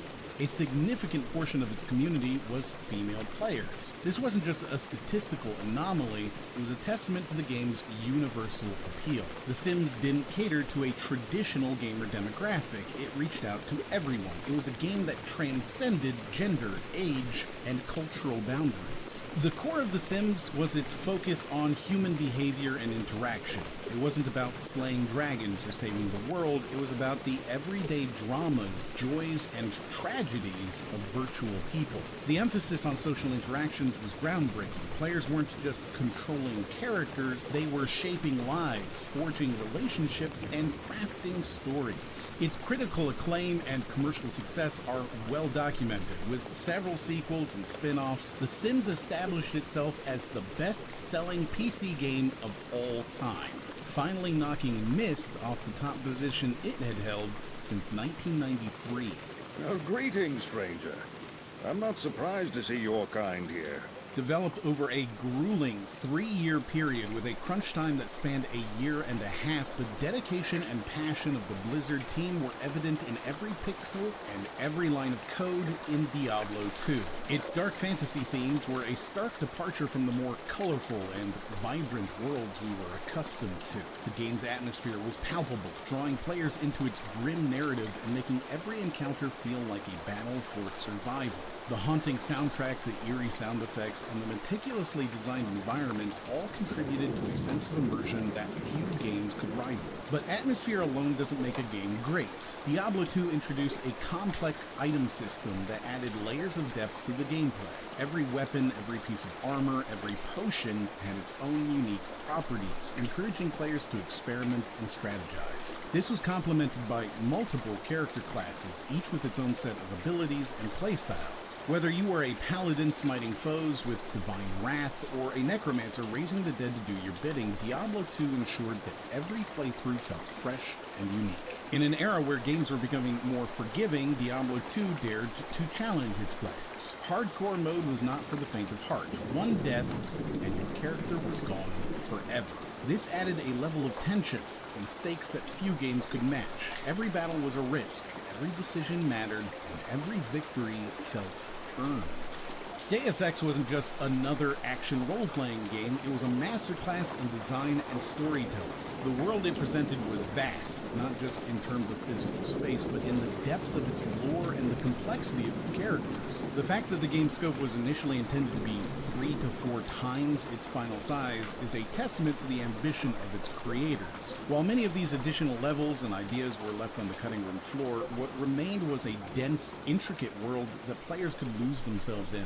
One of the most chilling aspects of Deus Ex is its uncanny ability to mirror real-world events. The missing twin towers from the game's skyline, explained away as the result of a terrorist attack, is a haunting premonition of the tragic events that would unfold just 1 year later. However, this wasn't a deliberate prediction, but a limitation of the technology at the time. Yet the eerie accuracy of this detail adds a layer of depth and realism to the game's world. Similarly, the subplot surrounding the Grey Death, a rampant disease the world struggles to contain, feels all too familiar in today's context. While the in-game virus was a tool for world domination, the parallels to our own battles with global pandemics are hard to ignore. It's a stark reminder of the power of video games to reflect and even anticipate the challenges of the real world. At its core, Deus Ex is a game about choices. Whether it's the skills you invest in, the weapons you modify, or the narrative paths you pursue, the game constantly adapts to your decisions. Playing as JC Denton, an agent enhanced with nano-augmentations, you're not just a passive observer, you're an active participant, shaping the world and its outcomes. This level of player agency was groundbreaking at the time and set the stage for future titles that would put choice at the forefront of gameplay. In an era where most games rewarded players for charging headfirst into battle, Thief 2 took a different approach. Here, the shadows were your ally, and the quietest approach was often the most rewarding. This wasn't a game about how many enemies you could defeat, it was about how many you could avoid. The emphasis on stealth over combat was a refreshing change of pace, challenging players to think critically about the environment and use their surroundings to their advantage. Drawing inspiration from Victorian and steampunk aesthetics, the game's dark fantasy world was both familiar and foreign. The cobbled streets, the gaslit alleyways, and the towering cathedrals all contributed to a sense of a place that was palpable. But it wasn't just the visuals. The sound design was equally impressive. The distant footsteps of a guard, the muffled conversations behind closed doors, and the eerie silence of an empty room all added layers of immersion that few games could match. Garrett, our master thief, had an arsenal of tools at his disposal, each more inventive than the last. The remote camera was a game changer, allowing players to scout ahead and plan their approach, but it was the special arrows that truly showcased the game's creativity. Water arrows to douse torches, noisemaker arrows to divert attention, and moss arrows to muffle footsteps. Each tool required players to think strategically and adapt to the situation at hand. There is one aspect of Thief 2 that often goes overlooked, its cutscenes. These weren't your typical game cinematics. Layered with artwork, live action footage, and a unique animation style, they were a testament to the game's commitment to pushing boundaries. The influence of films like Eraserhead and The Elephant Man is evident, adding a cinematic flair that elevated the game's narrative. It's impossible to discuss Thief 2 without acknowledging the challenges faced by Looking Glass Studios. Despite the game's critical acclaim, financial troubles and slow royalty payments cast a shadow over its success. The dedication of the team, even in the face of adversity, is a testament to their passion and commitment to their craft. This is personally one of my favorite games ever made. I would be the one putting this in a time capsule if I was around when it was put in the ground in 2000. This is a game that holds up well, and you should go play it. Sega, once a titan in the console wars, was on shaky ground, marked by innovation, ambition, and a series of missteps that would ultimately reshape the company's destiny. The backdrop to this tumultuous period was the financial instability that Sega found itself in, following their underwhelming performance of the Sega Saturn. With the weight of this failure on their shoulders, Sega was in dire need of a win, and they placed their bets on the Dreamcast. Isao Okawa, the company's chairman, was a visionary. He saw the untapped potential of online gaming long before it became the norm. His belief in this future was so strong that he personally funded free internet access for Japanese Dreamcast units during the expensive dial-up era. This was a bold move, especially when you consider that many of Sega's studios were deeply engrossed in their own projects. But Okawa's vision was clear. He wanted a flagship online game for the Dreamcast. Enter Sonic Team, led by the talented Yuji Naka. Tasked with this monumental challenge, they looked to popular online RPGs for inspiration. Diablo, with its captivating action and graphics, was a particular influence. The result was Phantasy Star Online, or PSO, a game that seamlessly blended the best elements of action RPGs in a 3D universe. But what's truly remarkable is Okawa's involvement in the project. Even as he battled terminal illness, he remained deeply invested, eagerly awaiting updates from his hospital bed. Here was a game that dared to take the RPG genre online, at a time when most of us were still grappling with dial-up connections. But it wasn't just the online aspect that made it stand out. PSO was a melting pot of ideas. It borrowed the action and graphics of games like Diablo and threw them into a 3D universe, creating a seamless blend of action and role-playing. Players from around the world could team up, embark on quests, and even communicate using a unique system of symbols. This was a time before voice chat became mainstream, and yet PSO managed to create deep connections between players. Many forged friendships that lasted well beyond the game's lifespan. The game was divided into episodes, each with its own set of challenges, quests, and storylines. This episodic approach kept players engaged, always eager for the next installment. It was a precursor to the DLCs and episodic games we see today. However, the brilliance of PSO couldn't shield Sega from the broader challenges it faced. The PlayStation 2's impending launch cast a long shadow, and the Dreamcast sales in the US began to falter.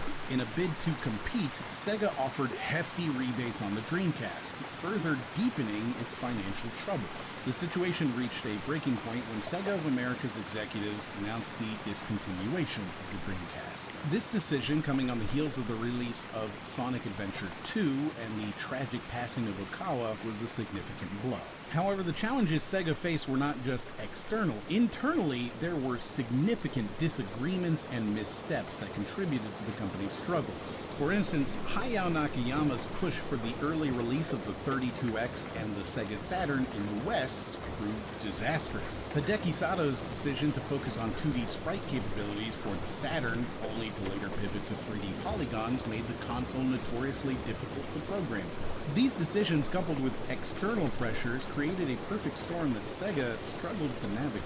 The company's challenges were further compounded by failed business ventures and mergers. Nakayama's attempt to merge with Bandai, another company facing challenges, fell through. This failure marked the end of Nakayama's tenure at Sega. The Dreamcast development also faced hurdles, with Sato's insistence on using Japanese NEC chips leading to a chip shortage that hampered the console's launch. With Okawa's passing and the company's continued struggles, Sega found itself at a crossroads. Okawa, in a final act of generosity, gifted his shares to the company, a move that likely saved Sega from collapse. However, the company's future remained uncertain, though one name emerged from the shadows, ready to take on a project that would once again put Sega in the spotlight. Yu Suzuki, a legendary figure within the company, had a vision for a game that would push the boundaries of storytelling and immersion, and its development would become a defining chapter in Sega's history.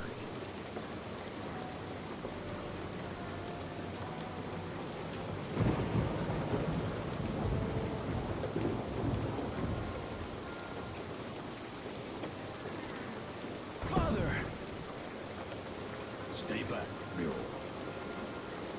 For the last time, where is the mirror? I've no intention of telling you.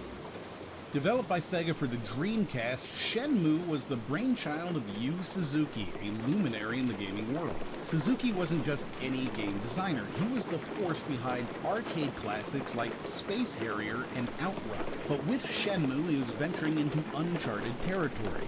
This wasn't just a game, it was an experience. A sprawling epic that sought to blur the lines between gaming and cinema.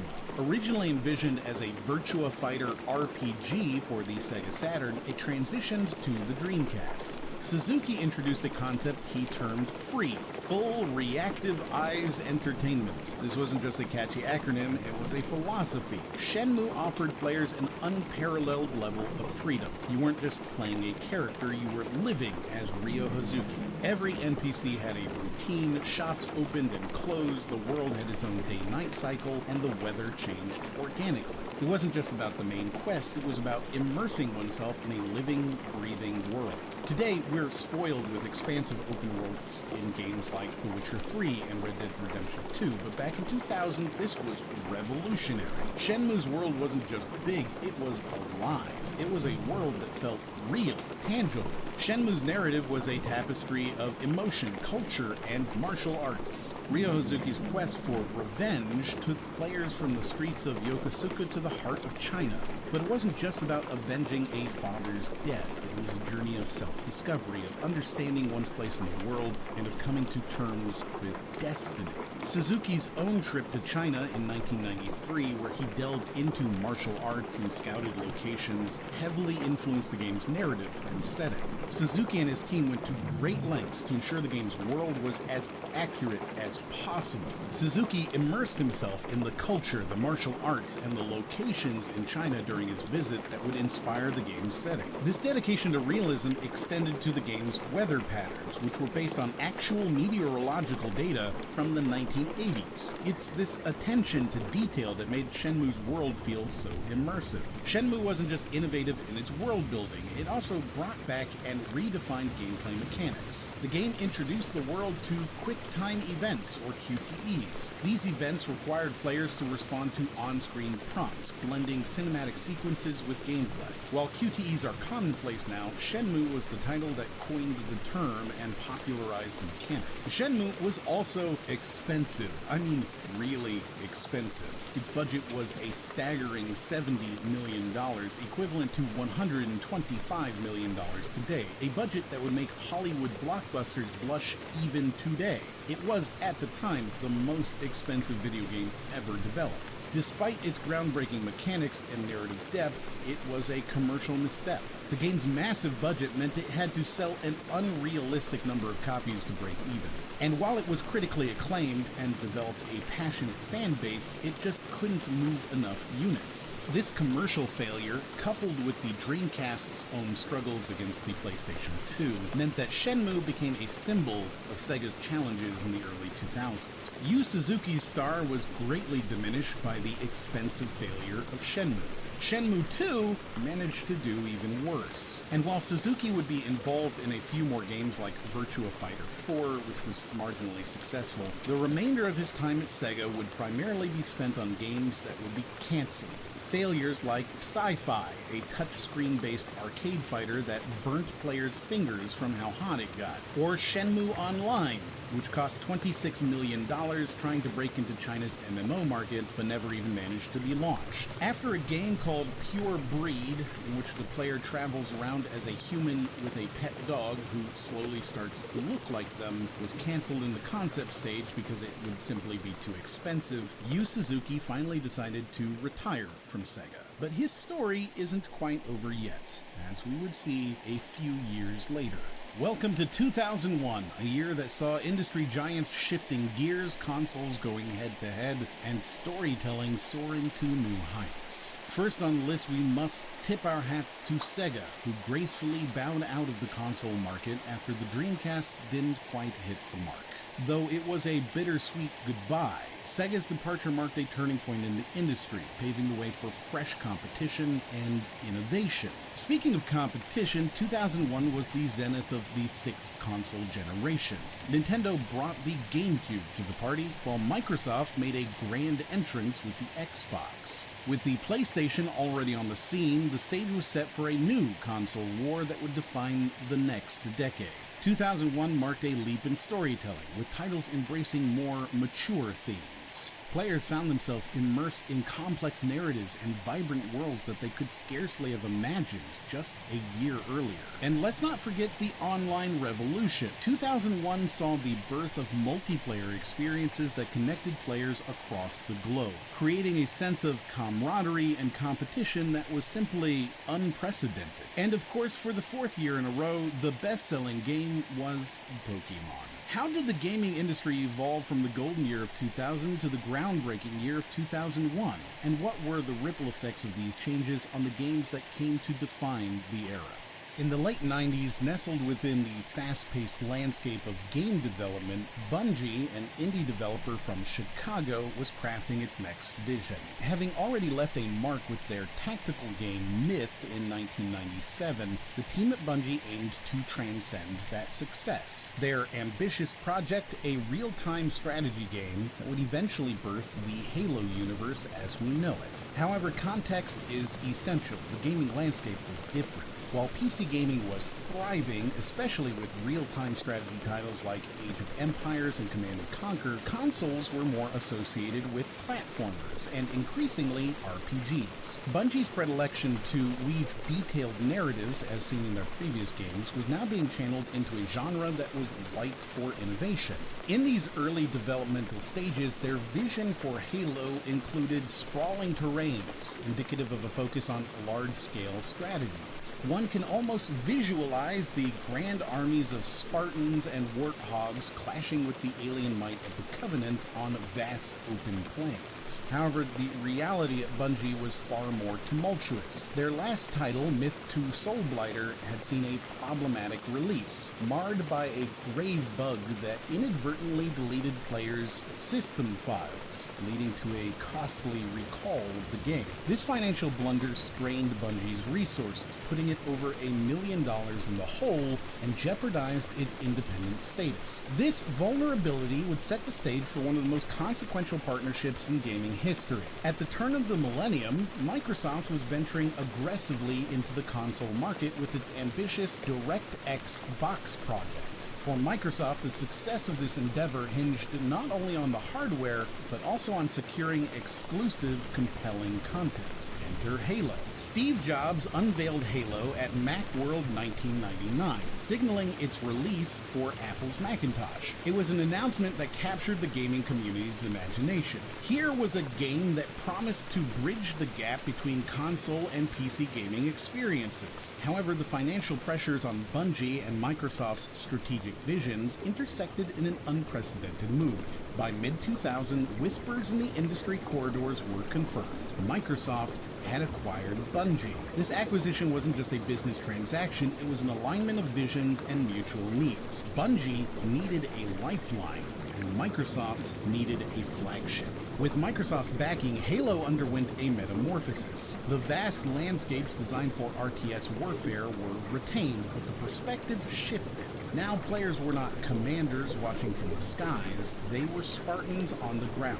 This transformation was not merely cosmetic, it required rethinking gameplay dynamics, player engagement, and narrative immersion. A pivotal challenge was the control scheme. First-person shooters on consoles were a rarity, and many that existed struggled with clunky controls. Bungie's solution followed the lead of Argonaut Games' Alien Resurrection, the dual analog control setup, which became the blueprint for FPS games on consoles. Yet beneath these technicalities, the soul of Halo, its narrative, remained robust. From the enigmatic bond between Master Chief and Cortana to the theological motivations of the Covenant, the story offered a rich tapestry of interpersonal relationships, politics, and existential threats. By the time Halo Combat Evolved launched on the Xbox in November 2001, it was not just another game on a shelf, it was a statement to resilience, innovation, and strategic partnerships. It showcased the result of Bungie's passionate creativity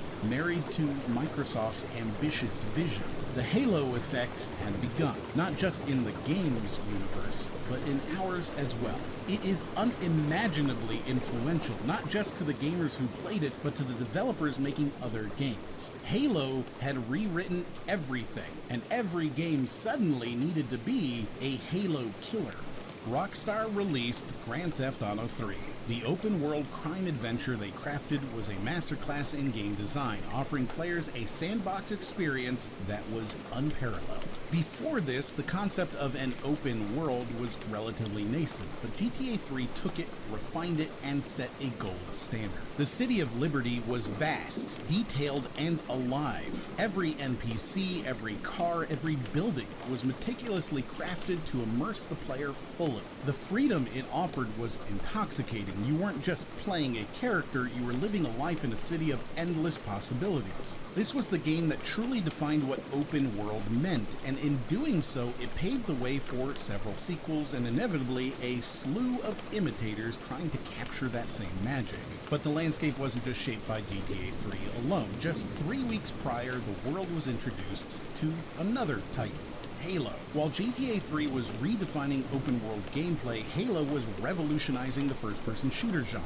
The impact of these two releases was profound. They didn't just raise the bar, they were the bar. Developers now had new benchmarks of excellence to aspire to, and the way games were designed, played, and even reviewed underwent a metamorphosis. An interesting case study from this period is Jak and Daxter. On its own, it was a solid game, but its release in the shadow of GTA 3 did it no favors. Critics, fresh off the high of Liberty City, found it hard to appreciate Jak and Daxter in the same light. The standards had shifted so dramatically and so quickly that what would have been a hit in any other year seemed lackluster in comparison. The combined might of GTA 3 and Halo was a force to be reckoned with. Together, they were bigger than anything the industry had seen before or arguably since. Their influence was so pervasive that they didn't just shape the games that followed, they shaped the expectations of an entire generation of gamers. Developers now had to think bigger, aim higher, and innovate more than ever before. In between revolutionizing the first-person shooter genre with Marathon and Halo, Bungie took some time to update the third-person beat-em-up with Oni, a cyberpunk action romp. Heroine Kanoko stands alongside Darcy Stern from Urban Chaos as one of the great lost female protagonists of video gaming. A renegade cop with a devastating range of combat moves, an interesting backstory, and clothes that, well, she basically wore actual clothes. Although criticized at the time for its sparse visuals and lack of multiplayer, this combination shooter/brawler has such pace and energy, paving the way for modern Melee releases like Batman Arkham Asylum. Drawing its inspiration from Mamoru Oshii's anime Ghost in the Shell and Toshimichi Suzuki's anime Bubblegum Crisis, Bungie's Oni promised a fresh gaming experience. The dream was to blend intense melee combat with a narrative draped in anime-inspired visuals, offering something that was both familiar and entirely new. The fusion of cyberpunk aesthetic with a fluid combat system presented an inviting challenge for the Bungie West team. However, dreams often collide with reality. As Bungie steered forward with Oni's development, challenges mounted. A glaring bug in the release of Myth 2 led to a financial storm, forcing Bungie to seek refuge by selling a stake of the company to Take-Two Interactive. With this new partnership and the infusion of capital, the path seemed clear for Oni, yet the realities of game development came biting. The demo showcased at the prominent E3 gaming conference was revealed to be more of a facade, masking the actual state of the game's development. Internally, tensions brewed. Brent Pease, who initially was at the helm of Oni's creative direction, often found himself at odds with his team. This friction culminated in his removal and the introduction of Hardy LaBelle, who overhauled the game's narrative and design. Under LaBelle's guidance, Oni saw a new dawn, edging closer to its anticipated release. Much of the discourse surrounding female characters in video games tend to circle around their attire, often a reflection of the era's objectification. Kanako, with her practical attire, served as a progressive step. By bringing a character that was both grounded in reality and dynamically powerful, Bungie highlighted that female protagonists didn't need to be overly sexualized to be potent and memorable. A game, especially one as ambitious as Oni, is as much about the ideas it brings to fruition as ones it's forced to sideline. The absence of multiplayer, once a gleaming feature, speaks of the hard choices developers often make. Bungie's larger focus on Halo, the buyout by Microsoft, and the overshadowing of Oni during these crucial moments adds layers to its story, making it a product of not just innovation, but also adaptation. January 2001 marked the culmination of years of toil as Oni finally graced store shelves. However, the reception was far from the euphoria Bungie West had hoped. Muted marketing support by Take-Two, who now viewed Bungie as a competing company after its acquisition, coupled with a lackluster console port by Rockstar Games, dampened its initial impact. As sales figures trickled in, the numbers painted a grim picture. Less than 100,000 copies sold. And just as it was trying to find its voice amidst the clamor of new releases, Bungie's crown jewel, Halo, took the world by storm, relegating Oni further into the shadows. Yet to dismiss Oni solely based on its commercial performance would be a grave oversight. One of the most intriguing facets of Oni lies in its narrative underpinnings. Set across a mere week and a half, its story was often described as understated. In an age where sprawling narratives were becoming the norm, Oni dared to be concise. It evokes reflection upon the brevity of its plot versus the vastness of its influence. This understatement isn't a weakness, it's a conscious choice, focusing on concentrated storytelling and reminding us that even within brevity, depth can be achieved.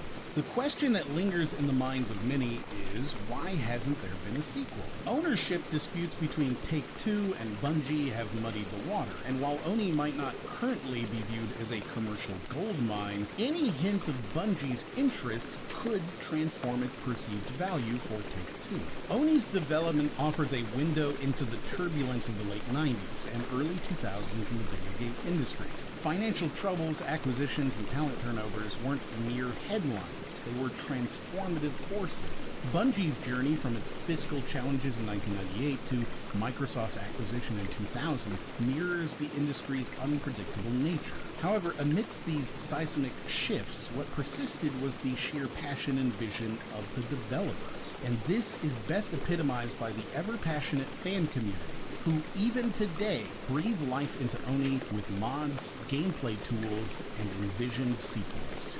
There was nothing about the starry sky that night to suggest that strange and mysterious things would soon be happening. As unsuspecting muggles slept, a huge motorbike with a giant astride it tumbled down from the darkness. Harry Potter and the Philosopher's Stone's success was staggering. It wasn't just the best-selling PlayStation game of its time, but it outsold iconic titles like every Crash Bandicoot, every Tomb Raider, and even Metal Gear Solid 1. To put this into perspective, on its release day, it shared the spotlight with Halo. Yet while Halo was revolutionizing the FPS genre, Harry Potter was weaving its own kind of magic, enchanting gamers of all ages. Behind this monumental success was Argonauts, the same team that brought us gems like Croc and Star Fox. Their expertise in creating immersive 3D environments was evident in every corner of Hogwarts. Every nook and cranny was crafted with care, making players feel like they were truly wandering the halls of the magical school, dodging Peeves and sneaking past Filch. The game's engine, previously developed for the Croc series, was repurposed brilliantly, showcasing Argonaut's versatility and prowess. One of the most intriguing aspects of the game's development was its collaboration with Warner Brothers. This ensured that the game was not just a hasty adaptation, but a faithful recreation of the beloved story. The sets, the environment, even the narrative nuances were borrowed from the film adaptation, making the game a visual and auditory treat. It was a masterclass in how to adapt a movie into a game without losing its essence. But what truly set the game apart was its puzzle-based gameplay. Aimed at a younger demographic, the game didn't rely on fast reflexes or complex mechanics. Instead, it was about exploration, about using one's wits to navigate the challenges of Hogwarts. This approach resonated with players, offering a refreshing change from the high-octane titles of the era. The game's success wasn't just limited to the PlayStation. On the PC, it was the best-selling game of 2001. Its revenue crossed the $500 million mark, placing it among the highest-grossing games of all time. These numbers weren't just statistics, they were a testament to the game's universal appeal. Final Fantasy X was more than just another entry in the beloved series. It was a statement that Square Enix was ready to embrace the next generation of gaming. The game's visuals were nothing short of breathtaking. Every frame, every pixel was meticulously crafted to showcase the power of the PlayStation 2. From the sprawling landscapes of Spyro to the detailed character models, it was evident that this was a game that had been developed with a lot of love and passion. But visuals alone don't make a game iconic. It's the stories, the characters, and the gameplay that leave a lasting impact. And Final Fantasy X delivered on all fronts. The narrative was deep, emotional, and resonated with players. It tackled themes of love, sacrifice, and the inexorable march of time. The characters, especially Tidus and Yuna, became instant fan favorites. Their journey, their struggles, and their eventual fate tugged at the heartstrings of many. The combat system in Final Fantasy X was a fresh take on the traditional turn-based mechanics. It introduced the conditional turn-based battle system, which added a layer of strategy to the fights. Players had to think ahead, plan their moves, and anticipate their enemies' actions. It was a departure from the active time battle system of previous games, but it was a change that was well received. Amidst the gigantic shadows cast by Halo and Grand Theft Auto 3, Final Fantasy X shone brightly. It was the beacon for JRPG fans, the game that stood its ground and showcased that there was still a place for heartfelt narratives and intricate gameplay mechanics. It is honestly saying something that it was one of the only games that wasn't completely blown out of the water by Halo and GTA 3. X is also the first time in the series that characters had voices, bringing them to life in a way that text boxes never could. It was a bold move, and while there were a few hiccups, the infamous Tidus laughing scene comes to mind, it added a layer of depth to the narrative.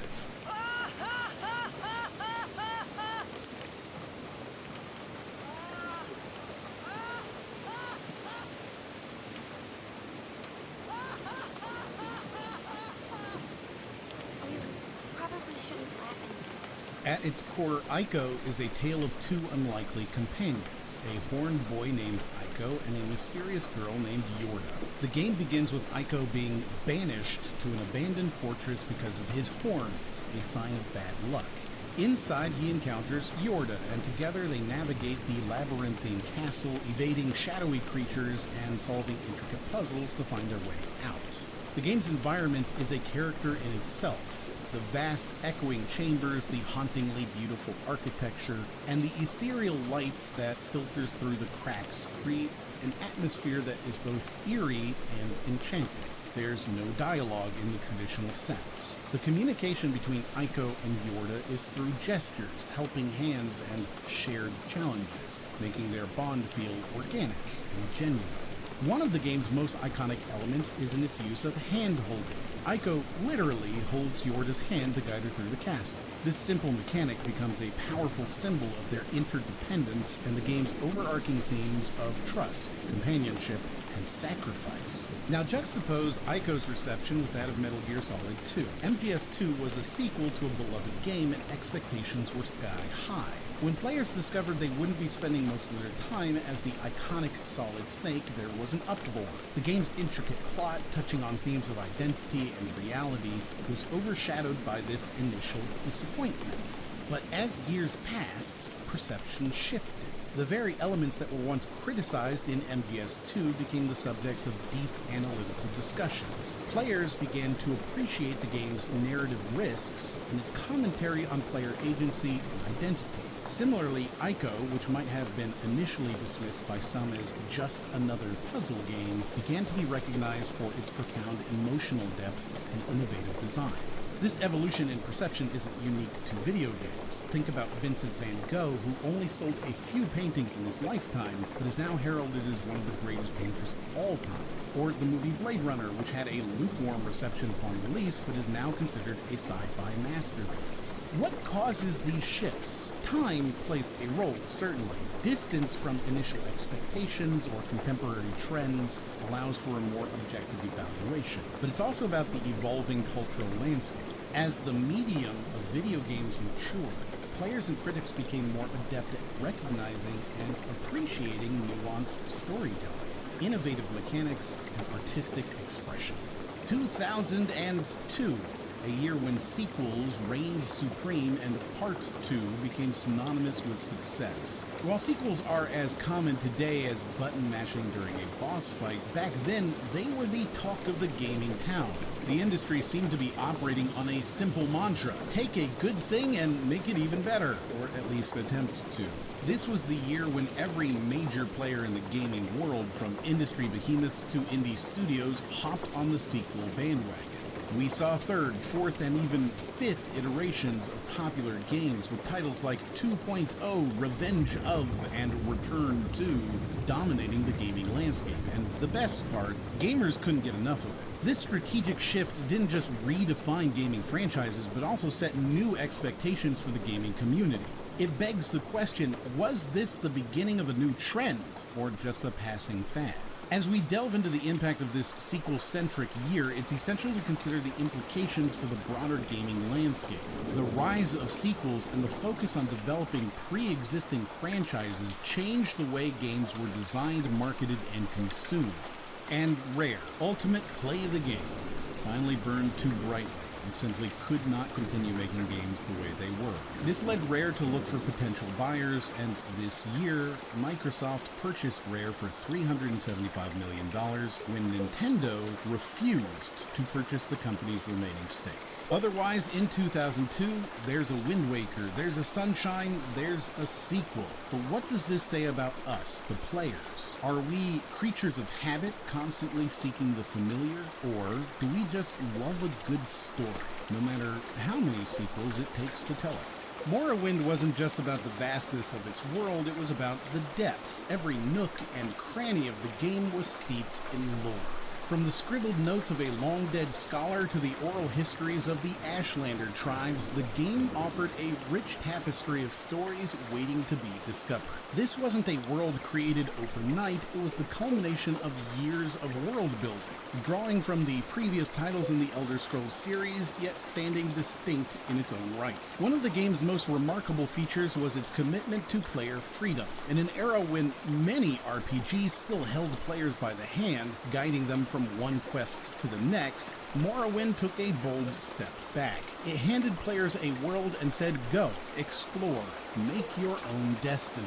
This freedom was both liberating and overwhelming. With no quest markers or clear paths, players had to rely on their wits, their compass, and often handwritten notes to navigate the game's intricate quest lines. NPCs in Morrowind had schedules. They ate, slept, interacted with others, and even had personal biases. This level of detail made the world feel alive and reactive. It wasn't just the player's story. It was a world that moved and evolved with or without the player's intervention. Another standout feature was the game's unique approach to magic and spellcrafting. Instead of being limited to a set list of spells, players could craft their own, combining different effects to create something uniquely theirs. This system allowed for a level of creativity and experimentation rarely seen in games of the era. Want to levitate while turning invisible and setting foes on fire? Morrowind said, why not? Vice City transported players to a vibrant, neon-soaked rendition of 1980s Miami. But it wasn't just the setting that made it special, it was how the game captured the essence of the era. The city was alive, pulsating to the rhythms of its iconic soundtrack. From the synthesized beats of new wave to the thumping bass of classic rock, the radio stations in Vice City were more than just background noise. They were a character in their own right, setting the mood and tone for every mission, every drive, every shootout, making players feel like they were truly living in the 80s. But a game is more than its soundtrack, and Vice City had layers. The narrative was a tapestry of ambition, betrayal, and redemption. Players stepped into the shoes of Tommy Vercetti, a character whose journey from ex-con to criminal kingpin was both thrilling and engaging. The story arcs, the side missions, the interactions with various characters, they all painted a picture of a man trying to find his place in a city that was as ruthless as it was glamorous. Beyond the main missions, the city was teeming with life and activities. From buying real estate and managing businesses to engaging in side hustles like taxi driving or vigilante missions, the game offered a plethora of activities that made the world feel alive and dynamic. This level of depth was a testament to Rockstar's commitment to creating a holistic gaming experience. It wasn't just about completing missions, it was about living in Vice City.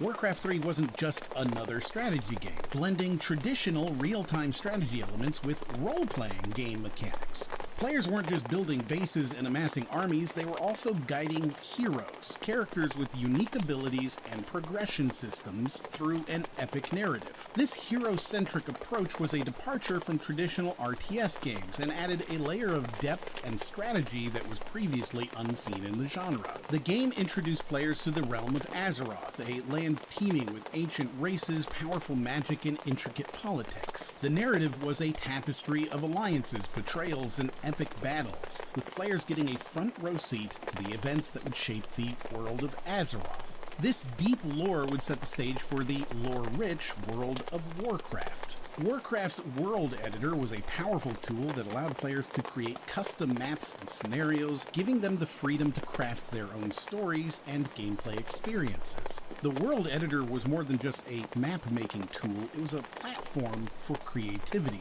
It empowered a community of modders and creators, leading to the birth of iconic game modes like Defense of the Ancients, Dota, which would inspire an entire subgenre of games known as MOBAs, multiplayer online battle arenas, and eventually be bought by Valve and turned into Dota 2, one of the largest, most played games of all time. I've been having these weird thoughts lately.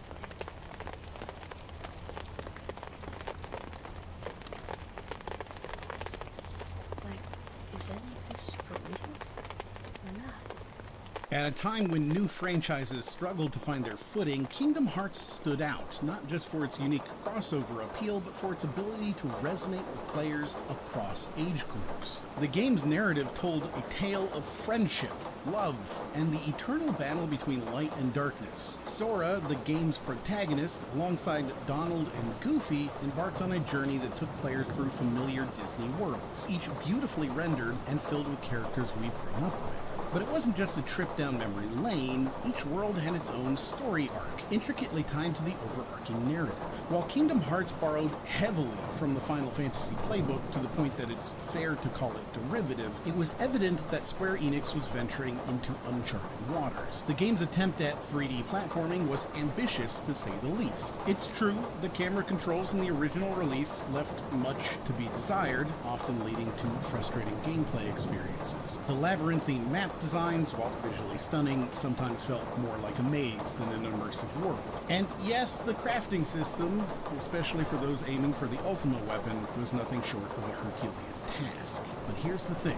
While these flaws were evident, they didn't overshadow the game's achievements. The combat system, with its real-time action and the introduction of the gummy ship segments, was a breath of fresh air. The game's soundtrack, composed by the legendary Yoko Shimomura, was a masterstroke, blending iconic Disney tunes with original compositions that tugged at our heartstrings. One aspect of Kingdom Hearts that often gets lost in discussions is its minigames. While they might not have been the game's strongest suit, they showcase Square Enix's commitment to creating a diverse gameplay experience. From the rhythmic challenges in Atlantica to the tournament battles in Olympus Coliseum, these minigames added layers to the gameplay, even if they weren't always a hit with players. The narrative complexity of Kingdom Hearts is something that has been both celebrated and criticized. It's dense, filled with lore, and at times can feel overwhelming. It's almost impossibly complicated to explain, let alone understand over several decades of fanhood. But that complexity is also what sets it apart. It challenges players to think, to connect the dots, and to immerse themselves in a world that is both fantastical and deeply emotional. Ratchet & Clank, developed by Insomniac Games, wasn't just another platformer, it was a testament to the studio's innovation and creativity. While it didn't match the sales figures of iconic titles like Crash Bandicoot, its significance cannot be understated. Ratchet & Clank was the first Western game to be bundled with a console in Japan, a market traditionally dominated by local developers. This move wasn't just a business decision, it was a nod to the game's universal appeal and its ability to resonate with audiences across cultural boundaries. But the game's legacy doesn't stop there. Ratchet & Clank's success laid the foundation for a franchise that would stand the test of time. Today, it remains one of Sony's longest-running franchises, second only to Gran Turismo. Its enduring appeal and consistent performance over the years played a pivotal role in Sony's decision to acquire Insomniac Games. While other platformers from the PS2 era have faded into obscurity, Ratchet & Clank continues to thrive, a testament to its timeless gameplay and compelling narrative. Now juxtapose this with the story of Sly Cooper. Developed by Sucker Punch Productions, Sly Cooper was a game that oozed charm. Its cel-shaded graphics, stealth-based gameplay, and engaging narrative set it apart from other titles of the time. While it didn't achieve blockbuster sales, it garnered a dedicated fan base, leading to the birth of a beloved series. But Sony wasn't entirely transparent or accurate about the game's sales figures. Whether this was a strategic move to bolster the game's perceived success or simply an oversight remains a topic of debate. Regardless, Sly Cooper's impact on the gaming community was undeniable. The game's nuanced relaxed approach to storytelling, combined with its unique gameplay mechanics, made it a cult classic. It was a title that dared to be different, to challenge conventions, and in doing so, carved a niche for itself. Sly Cooper's legacy is not just in the sequels it spawned, but in the memories it created for players around the world. But there's another layer to this narrative. Multimedia companies were making their foray into gaming, and the landscape was becoming increasingly competitive. Universal Interactive, for instance, owned Crash Bandicoot at the time, a move that signaled the blurring lines between traditional entertainment and gaming. In this context, the success of Ratchet & Clank and Sly Cooper is even more remarkable. These games, with their distinct identities and innovative gameplay, managed to carve a space for themselves in a crowded market. They were not just products of their time, pioneers that set the stage for the future of gaming. 2003 was a year that saw the gaming landscape undergo some tectonic shifts, with monumental mergers and industry-defining launches that would shape the future of gaming as we know it. The fusion of powerhouses Square and Enix birthed a role-playing game titan, while Valve triumphantly launched Steam out of beta, forever altering the digital game distribution landscape. But these internal developments were just the tip of the iceberg.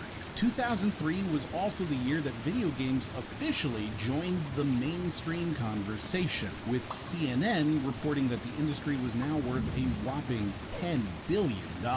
Suddenly, video games found themselves rubbing shoulders with the cool kids, and the financial world took notice. This newfound attention and the influx of investment dollars had some far-reaching consequences. For one, the industry's focus shifted from mere entertainment to a potent combination of innovation and profit-seeking.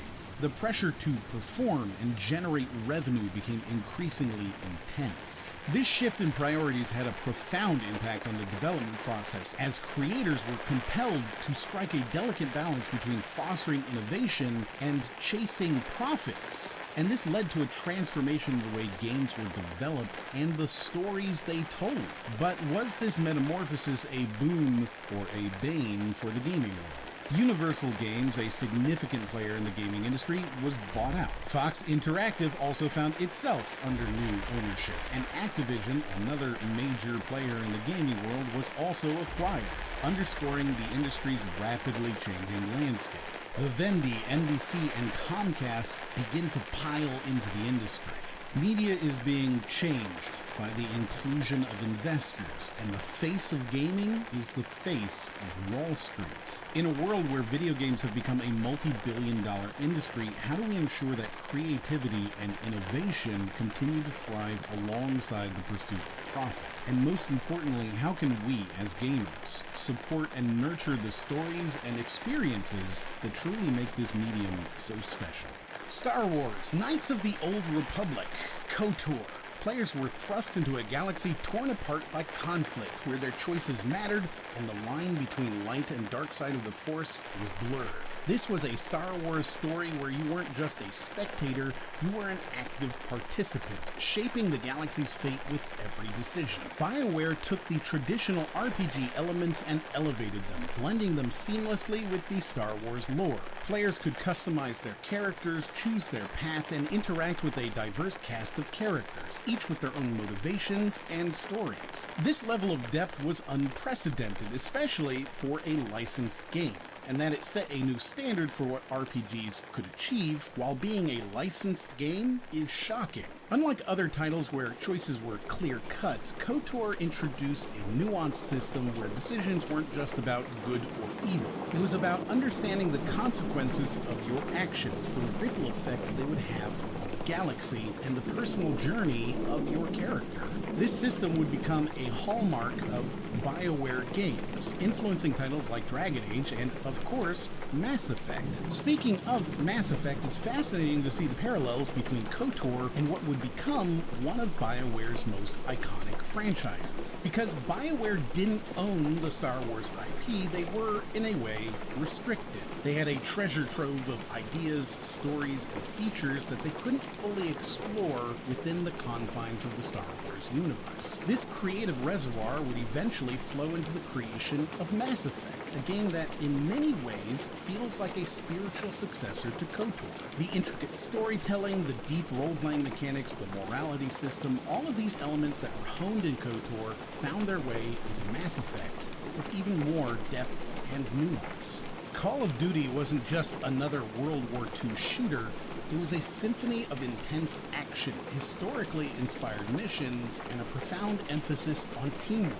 This wasn't a game that merely put a gun in your hand and set you loose, it was a game that made you feel the weight of the war, the camaraderie of your squad, and the gravity of every decision you made on the battlefield. One of the most intriguing aspects of Call of Duty's inception is its roots. Infinity Ward, the studio behind this masterpiece, was a fledgling entity, having been formed just a year prior in 2002. Yet what it lacked in age, it made up for in experience. Many of its initial members were the brains behind Medal of Honor Allied Assault, a game that had already set high standards for the genre. With Vince Zampella at the helm, this team embarked on a journey to create something even grander.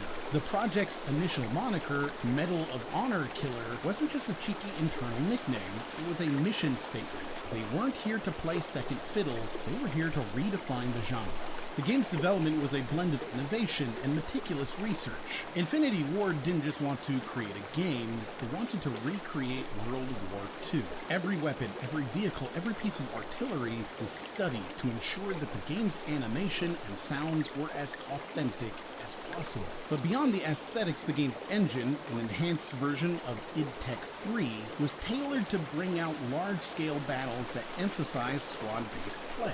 This wasn't just about running and gunning, it was about strategy, about relying on your team, and about experiencing the war as a unit. However, the true genius of Call of Duty lay in its artificial intelligence. The game's conduit AI, pathfinding, was groundbreaking. Enemies weren't just static targets, they were dynamic, intelligent foes. They would flank you, use cover fire, and even bank grenades. Every replay of a level offered a different experience, thanks to the dynamic AI environment. This level of unpredictability and dynamism was a stark departure from the scripted actions of past games and set Call of Duty apart. Among these titles is one that stood out, that took a detour from the norm, offering players a fresh perspective on squad-based shooters. Freedom Fighters. Now, before we delve into the depths of this game, I have to admit, I've been itching to discuss this title for ages, but you know, Mini-Me got there first, and honestly, who can compete with that SEO prowess? Hats off to him, but hey, let's dive in anyways. Freedom Fighters presented a narrative that was familiar but fascinating. The setting was New York, and players found themselves in the shoes of a regular Joe, battling it out against Russian troops invading America, just like in Red Dawn. But it wasn't just about shooting enemies and yelling Wolverines. The more foes you took down, the higher your charisma rating climbed, and with a higher charisma, you could recruit more followers. It was like blending the intense patriotism of Homefront with the follower mechanics of, well, Twitter. A bizarre combo, but it worked. In most games, your progress is marked by points, levels, or gear. The Freedom Fighters rewarded players not with better weapons or abilities, but with influence. The more you achieved, the more people would follow you. And in a game about resistance and uprising, what better way to measure success than by the number of people willing to stand by your side? While the game was undoubtedly a shooter, it wasn't just run and gun. The controls were intuitive, allowing players to issue squad commands effortlessly. This added a layer of strategy to the game. You had to think about positioning, about which squad members to send where, and about how to approach each challenge. It wasn't just about reflexes, it was about tactics. The backdrop of New York under siege was beautifully rendered, capturing a city both familiar and alien. The narrative was compelling, drawing players into a story of resistance and hope. It was a narrative that resonated, that felt timely, and that added depth to the gameplay. But, as with all tales, there's a touch of tragedy. After Freedom Fighters made its mark, many of us eagerly awaited a sequel. But in a move that left many scratching their heads, IO Interactive decided to shelve the idea in favor of working on Kane and Lynch. 2004 was a year of corporate shakeups and industry-defining moments. The year kicked off with Sammy Corporation acquiring a controlling share of Sega, sparking a significant shift in the industry's balance of power. However, the true juggernaut of 2004 was none other than Electronic Arts, which rose to new heights with a series of strategic moves and blockbuster releases. EA didn't just dominate the gaming scene, they practically owned it. They absorbed Maxis and Origin into their Redwood offices and even made an audacious attempt to take over Ubisoft. As if that wasn't enough, EA kickstarted game production at USC's Interactive Media Division and launched the first FIFA game, cementing their position as an industry titan. The company secured an exclusive deal with the National Football League, the NFL, and its players, granting EA the sole rights to design games using the NFL brand. Stadiums, player names, and uniforms. This deal, reportedly worth over $1.5 billion, effectively monopolized the market for NFL video games. This has made a lot of people very angry and been widely regarded as a bad move. EA's acquisition of the NFL license was a strategic power play. At the time, the NFL wasn't the same ultra-premium brand that it is today. While $1.5 billion might not sound like a lot compared to today's NFL and its $20 billion in annual revenue, in 2005 the NFL was generating under $6 billion annually. EA's deal represented a significant investment, paying the NFL a price 12.5 times higher than their largest sponsor, Sprint, and contributing a 25% increase to their total revenue. This deal locked down some of the most expensive parts of football video games, namely the annual updates to rosters, stats, player models, and more. These elements were not cheap to maintain, and now EA had the exclusive rights to monetize them. The impact of this deal was immediate and far-reaching. NFL 2K5, a game released by EA's competitors, Sega and Take-Two Interactive, received stellar reviews, but it was the last of its kind due to EA's exclusive deal. From then on, every Madden game was the only NFL game in town. This exclusivity, however, came at a cost. While Madden 2005 was a success, subsequent iterations were often considered inferior to both Madden 2005 and NFL 2K5. Some even held the title of worst rated game of all time, until worse games were released. EA's strategy shifted towards non-stop profit-seeking at the expense of quality. They were no longer focused on making the best or even the best-selling games. Instead, they pumped out enough games to ensure profitability, even if the games themselves were not well received.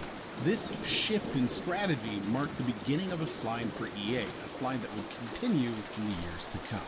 The result, EA's stock prices soared, making their investors very, very happy. Those who invested a mere $1,000 in EA saw their stake skyrocket to over $138,000, a level of growth that would remain unmatched until 2015. As we examine the gaming landscape of 2004, it's crucial to understand the factors that contributed to EA's meteoric rise and the subsequent impact on the industry.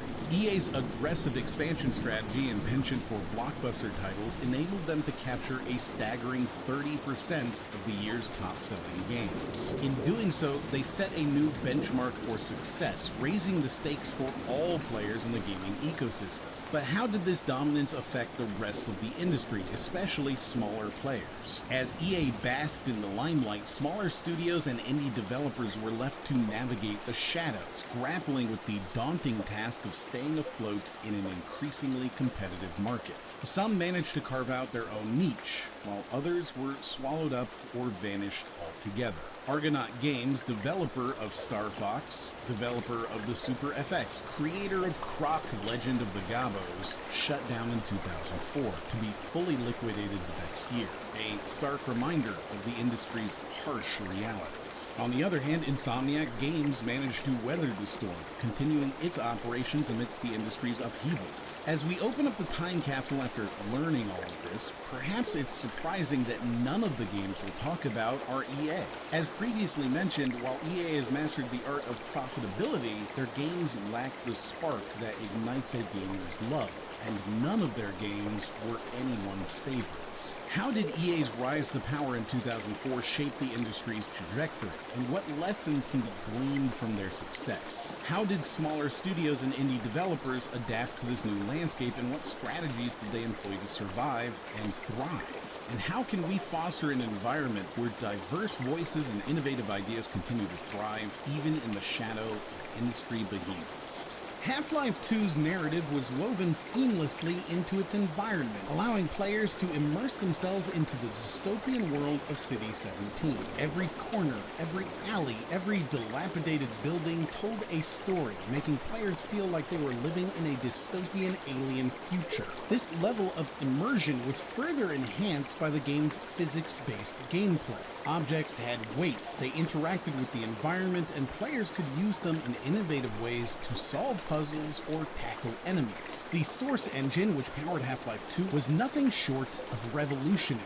It allowed for detailed environments, realistic water effects, and dynamic lighting. But more than the aesthetics, the engine was a playground for innovation. The gravity gun, a tool that allowed players to manipulate objects in the environment, showcased the engine's capabilities and became an iconic weapon in gaming history. This wasn't just about shooting, it was about interacting with the world, experimenting, and thinking outside the box. However, the release of Half-Life 2 had a ripple effect on the industry, especially concerning another major title released that year, Doom 3. Before the launch of Half-Life 2, Doom 3 was riding high, hailed for its graphics and atmospheric horror. But post Half-Life 2, perception shifted. Suddenly, Doom 3's darkness felt excessive, its gameplay repetitive, and its narrative lackluster. The monster closets, once a source of jump scares, now felt contrived. The gunplay, which had been satisfactory, now seemed mundane in comparison to the dynamic encounters of Half-Life 2. It's not that Doom 3 was a bad game, it's just that Half-Life 2 raised the bar so high, everything else paled in comparison. San Andreas was a marvel in open-world design. The game's setting, a fictionalized version of California, was vast, diverse, and teeming with life. From the urban sprawl of Los Santos to the arid deserts and the dense forests, every inch of San Andreas felt alive and meticulously crafted. This wasn't just a backdrop for the game's narrative, it was also a character in its own right. Players could spend hours exploring, interacting with the environment, and stumbling upon hidden gems and side quests. Rockstar Games had always been known for their storytelling prowess, but with San Andreas they outdid themselves. The tale of Carl C.J. Johnson's return to his old neighborhood, his struggles with gang violence, corruption, and his journey to save his family was both gripping and emotionally resonant. The game tackled themes of loyalty, identity, and the American dream, all set against the backdrop of the early 90s West Coast hip-hop culture. However, the game's legacy is intertwined with the hot coffee controversy. Hidden within the game's code was a mini-game that, when accessed, showed explicit content. You should get paid for this. You're a real professional, baby. You should do this for a living. CJ, that was amazing. This discovery led to a firestorm of legal and ethical debates. The controversy wasn't just about the content itself, but also about the implications it had for the gaming industry. The ESRB's decision to re-rate the game as adults only, and the subsequent bans and fines highlighted the challenges the industry faced in self-regulation and content disclosure. The hot coffee debacle wasn't just a scandal, it was a watershed moment that forced the industry, the regulatory bodies, and the players to reevaluate their roles and responsibilities. The fallout from the controversy had lasting implications. The ESRB's decision to impose hefty fines on developers who failed to disclose graphic content was a clear message to the industry. It emphasized the importance of transparency and accountability.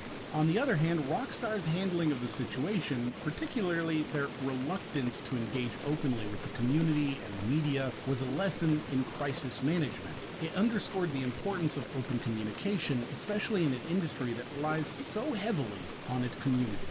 The decision to shift development of Metal Gear Solid 3 Snake Eater from the PlayStation 3 back to the PlayStation 2 was not one taken lightly. Kojima's vision for Snake Eater was ambitious, to say the least. He wanted to transport players from the familiar corridors of enemy bases to the unpredictable wilderness of the jungle. This was a stark departure from previous games in the series, and the challenges it presented were numerous. The dynamic weather, diverse landscapes, and the unpredictability of wildlife were all elements that Kojima knew would be difficult to implement. Yet he was driven by a desire to give fans and his team the game he yearned for. Instead of starting the player off within arm's reach of the enemy, Kojima wanted the journey to be part of the challenge. Players would begin miles away from their objective, navigating the treacherous terrain and using their wits to approach the enemy encampment. This design choice was a reflection of Kojima's commitment to immersion, ensuring that players felt every step of Snake's journey. However, despite the game's critical acclaim and the innovations it brought to the table, its commercial performance was a mixed bag. By December, Snake Eater had sold a respectable 2.38 million units in Asia and America.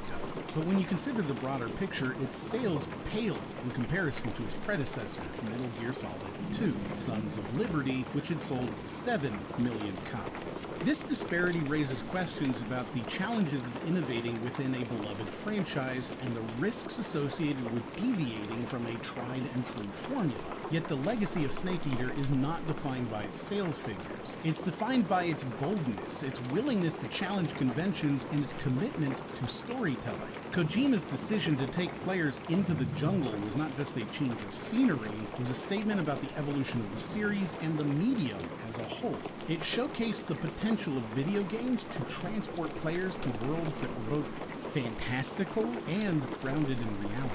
It's always one of the most eagerly awaited video games finally goes on sale. Preparing to rewrite retail history. Dozens of grown men and probably about 3 women have crawled out of their parents' basements tonight to be first in line to buy the new video game Halo 2. Bungie, a modest game development company that had achieved considerable success with their early titles, found themselves in the global spotlight with the debut of Halo Combat Evolved.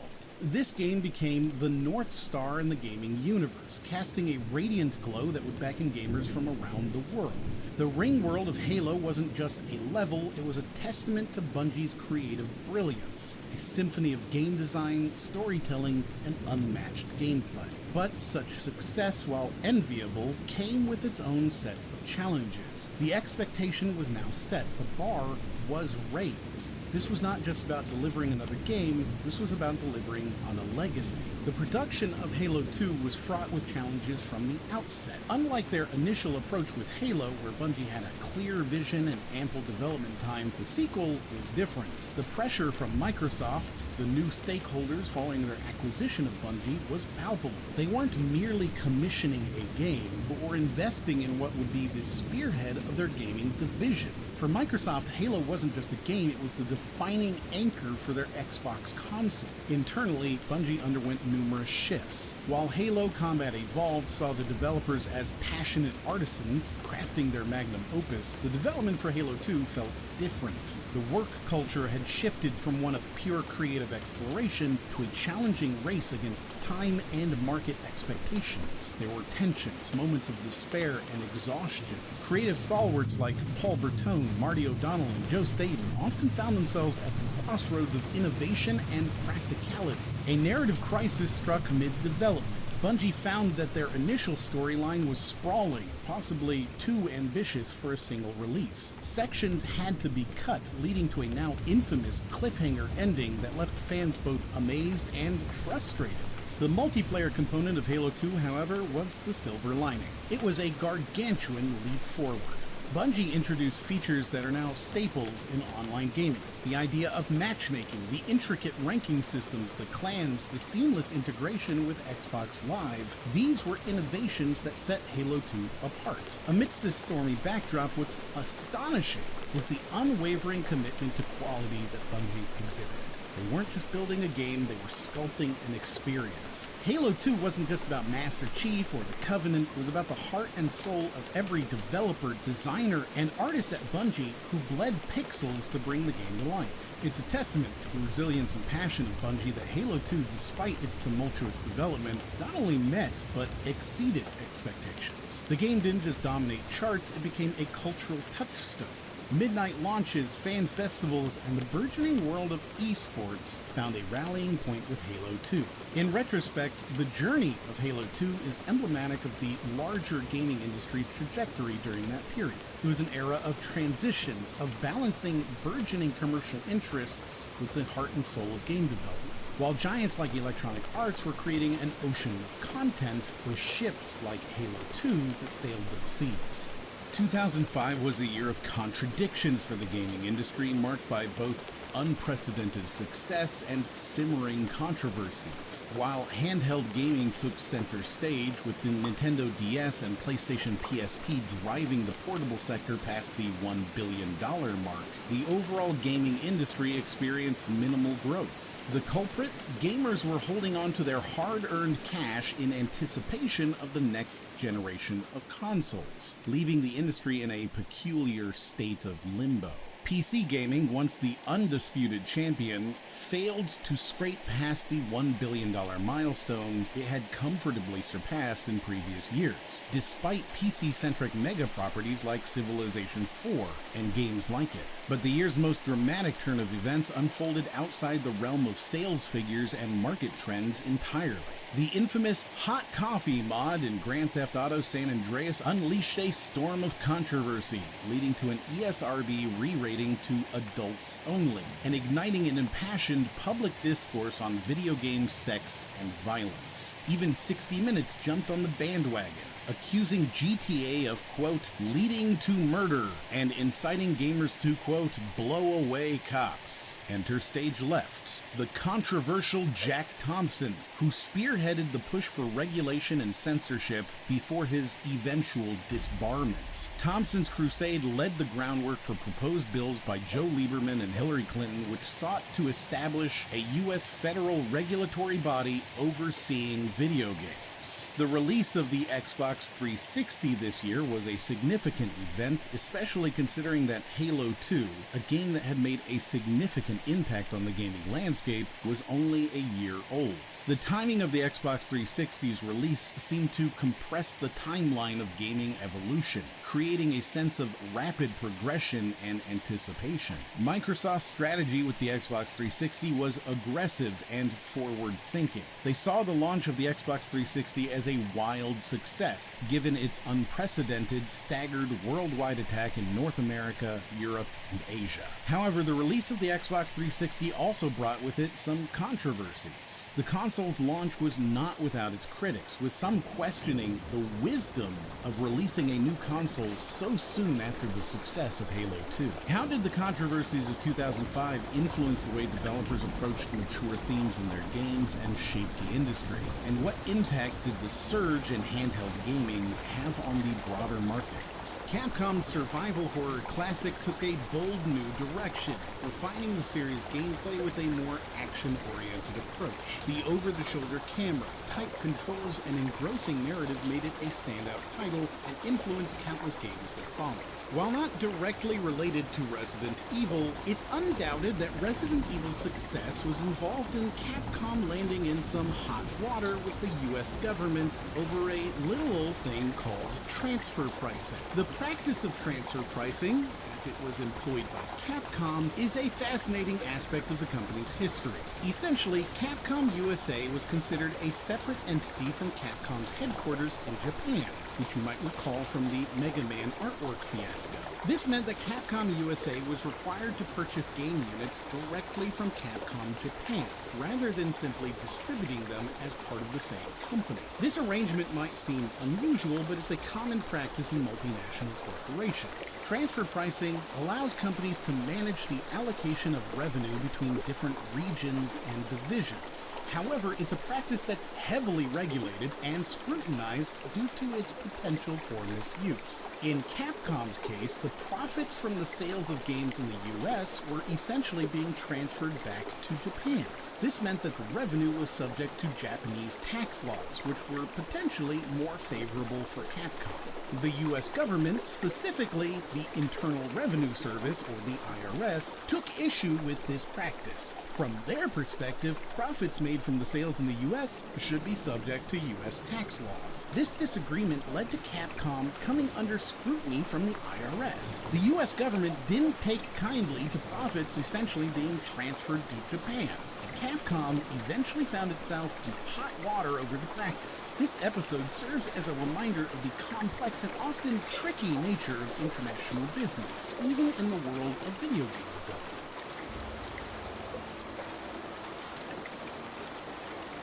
Now there is no hope. And Kratos cast himself from the highest mountain in all of Greece. After 10 years of suffering, 10 years of endless nightmares, it would finally come to an end. At the heart of the epic God of War was Kratos, a character unlike any we'd seen before. This wasn't your typical hero. Kratos was a deeply flawed, tortured soul, driven by rage and a thirst for vengeance against the very gods he once served. His complexity was a stark departure from the archetypal protagonists of the time. Players weren't just controlling Kratos, they were experiencing his pain, his anger, and his relentless drive. The emotional connection made every battlefield personal, and every victory, however brutal, deeply satisfying. The combat system was fluid, intuitive, and devastatingly powerful. Every swing of Kratos' chained blades felt weighty and impactful, and the game's combo system allowed players to chain together attacks in a ballet of destruction. But it wasn't just about mindless button mashing. The game introduced strategic elements, requiring players to read their enemies, anticipate attacks, and use the environment to their advantage. This depth added layers to the combat, ensuring that battles remained engaging throughout the game. Visually, God of War was a testament to the capabilities of the PlayStation 2. The game's depiction of ancient Greece was both grand and grim, with sprawling temples, foreboding underworlds, and towering gods rendered in meticulous detail. One of the game's standout moments was the ascent of the Temple of Pandora, a multi-layered puzzle and combat challenge that showcased the game's intricate level design and attention to detail. This was more than just a game, it was a work of art. Yet amidst all the praise, one aspect of God of War that goes overlooked is its narrative depth. Beyond the surface-level tale of revenge, the game delved into themes of betrayal, redemption, and the consequences of unchecked ambition. It questioned the nature of power and the cost of blind loyalty. These deeper narrative threads gave the game a richness that resonated with players, ensuring its place not just as a gaming classic, but as a storytelling benchmark. This time capsule is bigger than the rest, with both more games, but also our first non-game item, the guitar from Guitar Hero. Harmonix's Guitar Hero allowed players to step into the shoes of their favorite rock stars, strumming along to classic tunes on a guitar-shaped controller. But while the game itself was revolutionary, offering a fresh take on the rhythm genre, it was the guitar controller that truly set it apart. This wasn't just another joystick or button-mashing device, it was an instrument, or at least it felt like one. The tactile sensation of holding the guitar, pressing the fret buttons, and strumming the strum bar added a layer of immersion. The Guitar Hero guitar transcended the confines of the gaming community. It became a symbol not just of a game, but of a generation. It was common to walk into a friend's house and see the guitar propped up next to the TV, a silent invitation to a rock-off. Parties and gatherings often had that one guy who'd bring over his Guitar Hero set, turning a casual hangout into a full-blown rock concert. The guitar became synonymous with fun, competition, and camaraderie. But beyond the social aspect, the Guitar Hero guitar represented a shift in how we interacted with games. It was a move towards more physical, active participation. This was a precursor to the motion gaming trend we'd see with the likes of the Wii and Kinect. The guitar was a bridge, merging the virtual and the physical, making players feel like they were truly a part of the game. Now, while Guitar Hero spawned several sequels and spin-offs, each with their own set of songs and gameplay tweaks, the core experience remained largely the same. And that's because the formula was just that good. But as with all things, the specifics of each game, the track lists, the DLCs, they all blur into the background over time. What remains, however, is the memory of the guitar. That feeling of strapping it on, hitting those notes perfectly, and achieving that elusive 100% on expert mode. World of Warcraft, or WoW as it's affectionately known, wasn't the first MMORPG, but it was the one that perfected the formula.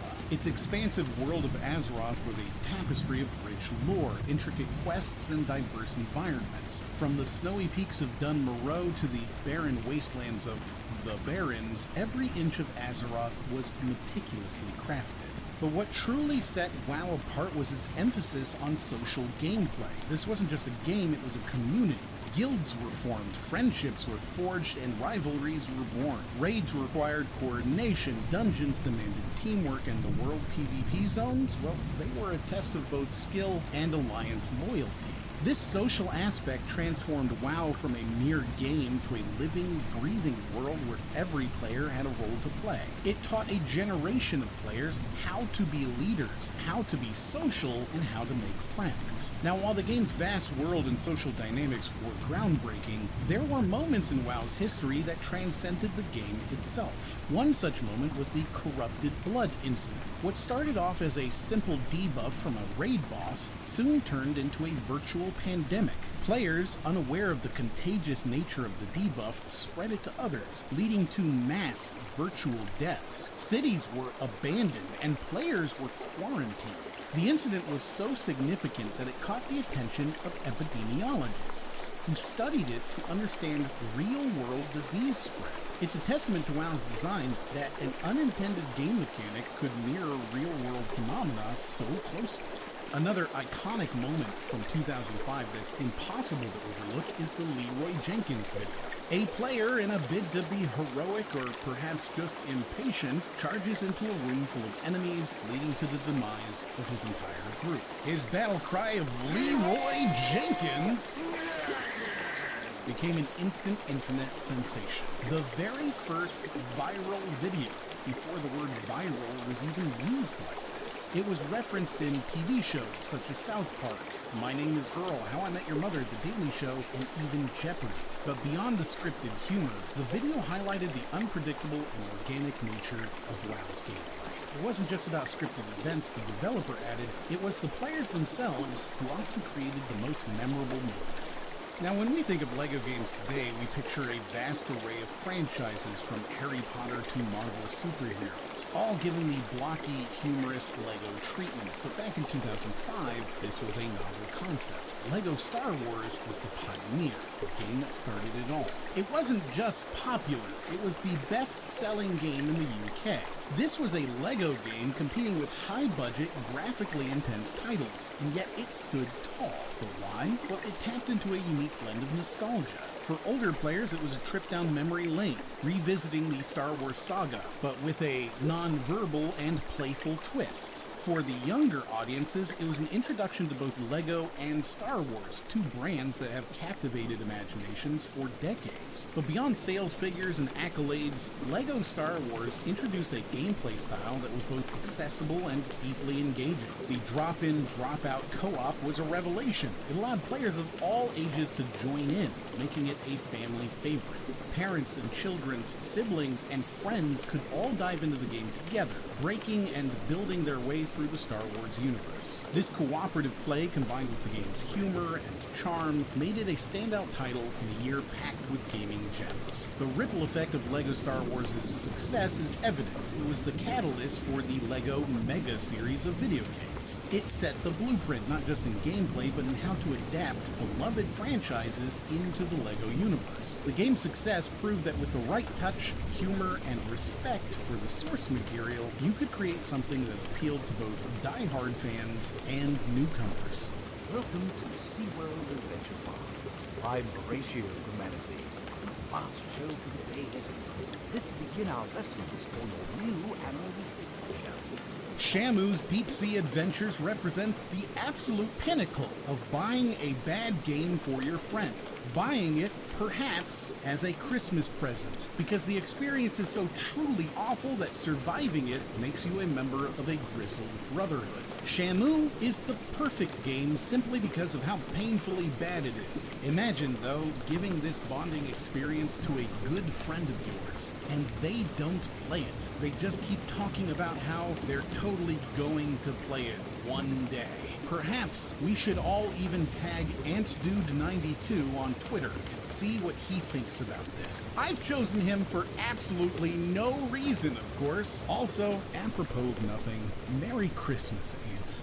Triumphs, Troubles, and Turning Points, 2006. The Xbox 360 faced its share of challenges with whispers of hardware issues and a less than stellar performance in the Japanese market.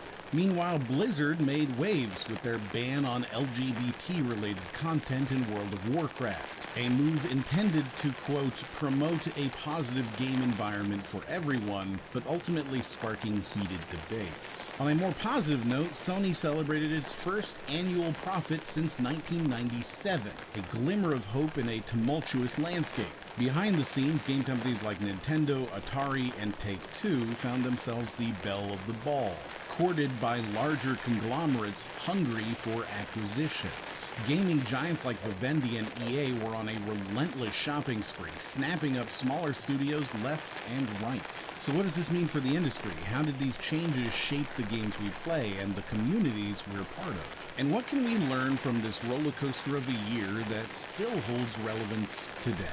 Oblivion was a marvel for its time, and one of the most groundbreaking features was its open-world design. Now, open worlds are a staple in modern gaming, but back in 2006, the sheer scale and detail of Oblivion's world were revolutionary. The game offered a sprawling, meticulously crafted fantasy landscape filled with cities, dungeons, and wilderness. What set it apart was not just the size of the world, but the freedom it offered. You could follow the main quest, or explore side quests, join guilds and factions, or simply explore.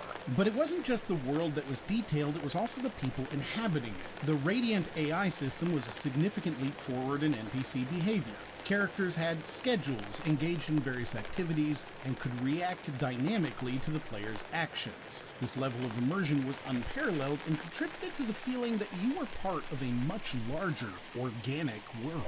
While modding had been part of PC gaming for years, Oblivion brought it to the mainstream. The game was designed with modding in mind, and the community took full advantage of this, creating everything from simple texture mods to entirely new quests and even full-fledged expansions. This not only extended the game's lifespan, but also set a precedent for future titles, both within the Elder Scrolls series and beyond. Those same mods also set the stage for the beginning of a new kind of monetization inside of gaming, with Bethesda releasing Horse Armor for $2.49 as new downloadable content. This was seen as a grave transgression at the time. Gamers were angry. They rose up against the idea of selling such a small piece of content as a single skin for such a high price. The game's Dark Brotherhood questline is a masterclass in narrative design, blending moral choices, compelling characters, and unexpected twists in a way that few games had achieved before. It's a storyline that has been praised for its depth and complexity, yet it's entirely optional. This level of quality across not just the main quest, but also the side quests, set a new standard for narrative depth in open-world games. Oblivion was one of the first titles to truly showcase the capabilities of the then next-gen Xbox 360, making it a must-buy for anyone with the console. It was a technical marvel, pushing the boundaries of what was possible in terms of graphics, AI, and world design. But more than that, it was a game that captured the imagination, offering a level of freedom and depth that was previously thought impossible.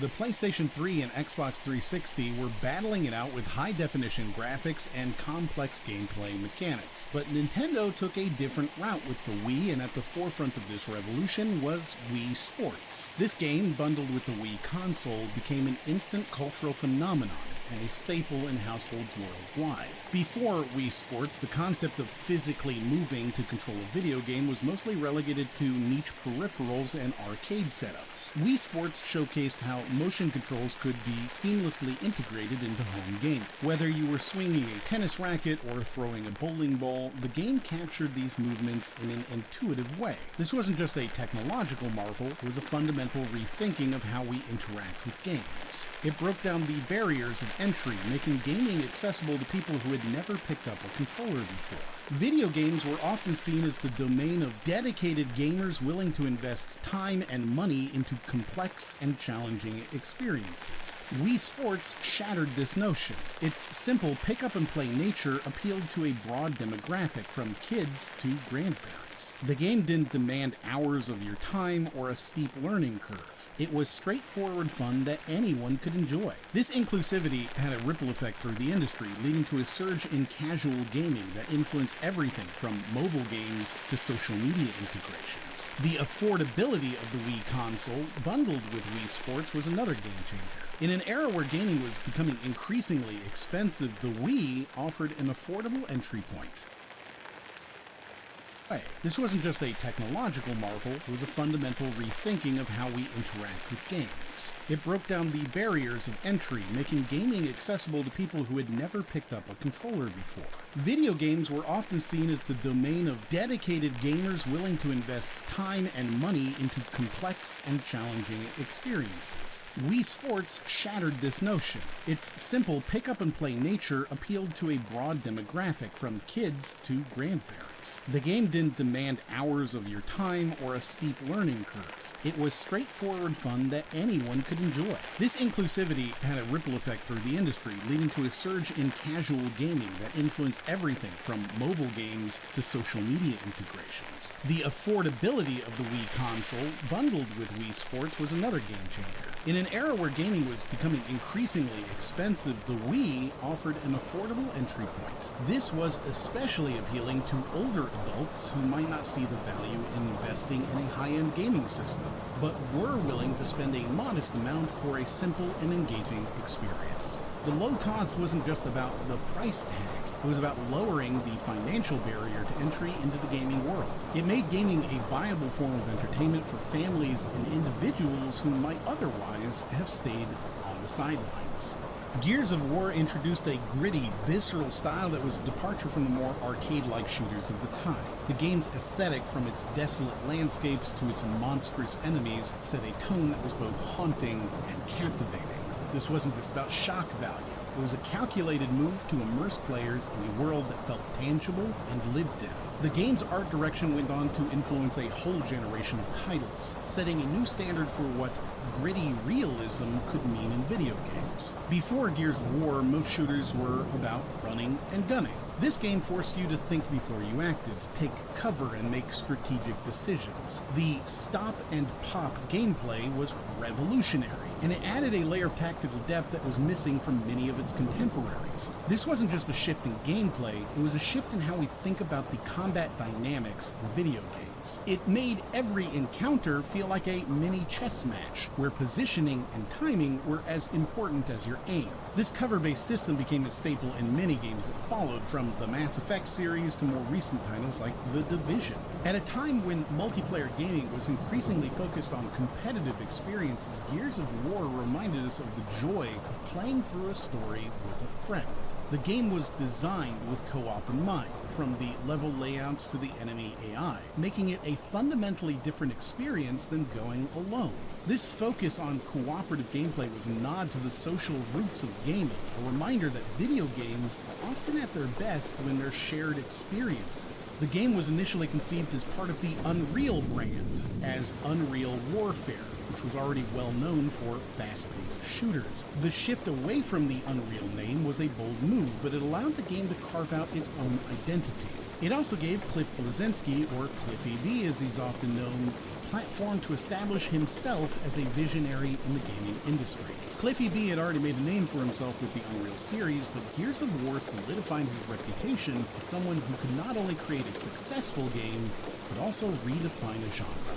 Brain Age was a fascinating blend of entertainment and cognitive exercise, inspired by the work of Dr. Ryuta Kawashima, a renowned neuroscientist. The game offered a series of mini-games designed to stimulate various parts of the brain.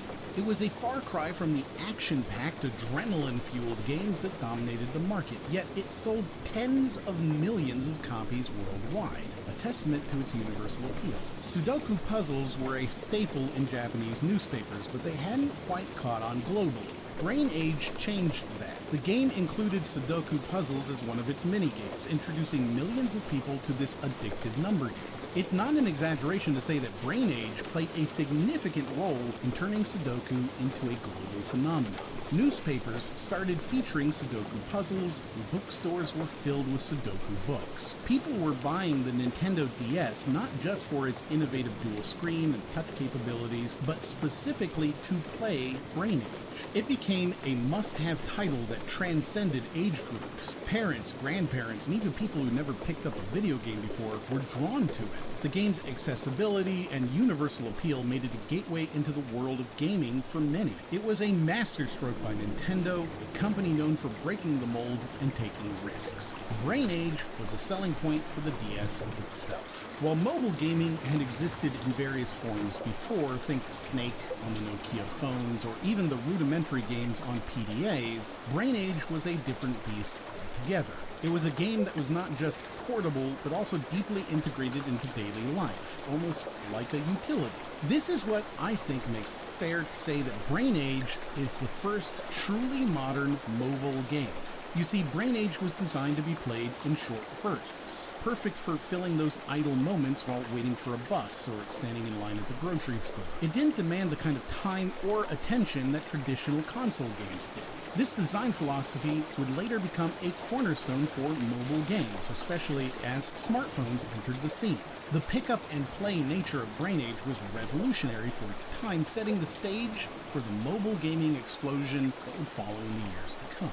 Moreover, Brain Age was one of the first games to use the portable device's capabilities in a way that felt organic to the gameplay. The touchscreen wasn't just a gimmick, it was integral to the experience. Whether you were scribbling numbers for a quick math problem or tracing letters, the game made full use of the DS's unique hardware features. This kind of intuitive, hardware-driven design would later become a hallmark of successful mobile games.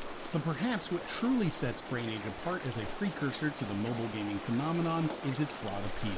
This was a game that could be enjoyed by people of all ages and backgrounds. It wasn't targeted at gamers, per se, but at anyone interested in giving their brain a workout. This universal appeal is something that mobile games have strived to replicate, often aiming for a broad demographic rather than a niche gaming audience. New Super Mario Bros. Is a fascinating study in both innovation and stagnation. On one hand, it marked a triumphant return to the 2D platforming that made Mario a household name. On the other, it signaled a certain creative plateau for Nintendo, a reliance on tried-and-true formulas that would become increasingly evident in the years to come. In an era where 3D graphics and complex narratives were becoming the industry standard, New Super Mario Bros. Took a step back to focus on the core mechanics that made the original Super Mario games so compelling. The game was a commercial juggernaut, selling over 30 million copies and becoming one of the best-selling games for the DS. It was a clear message to the industry. There was still a massive appetite for 2D platformers, a genre many had considered outdated. But here's where the narrative takes a nuanced turn. While the game was a commercial success, it also laid bare a certain creative inertia within Nintendo. The game was, in many ways, a polished rehash of elements we'd seen before. Future iterations of the Super Mario series seem to take this as a cue, often iterating on the new Super Mario Bros. Formula without adding much in the way of groundbreaking innovation.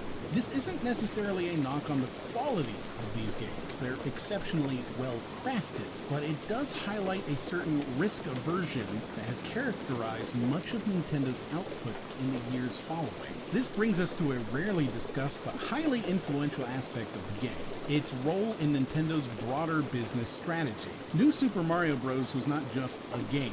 It was a statement of intent. It was Nintendo doubling down on its core franchises, even as it struggled to figure out how to make products that appealed beyond its traditional user base. This tension would become even more apparent with the release of the Wii just 1 month later, a console that aimed for broad appeal, but often at the expense of core gamers. HD game development is notoriously time-consuming and resource-intensive, and Nintendo was no exception.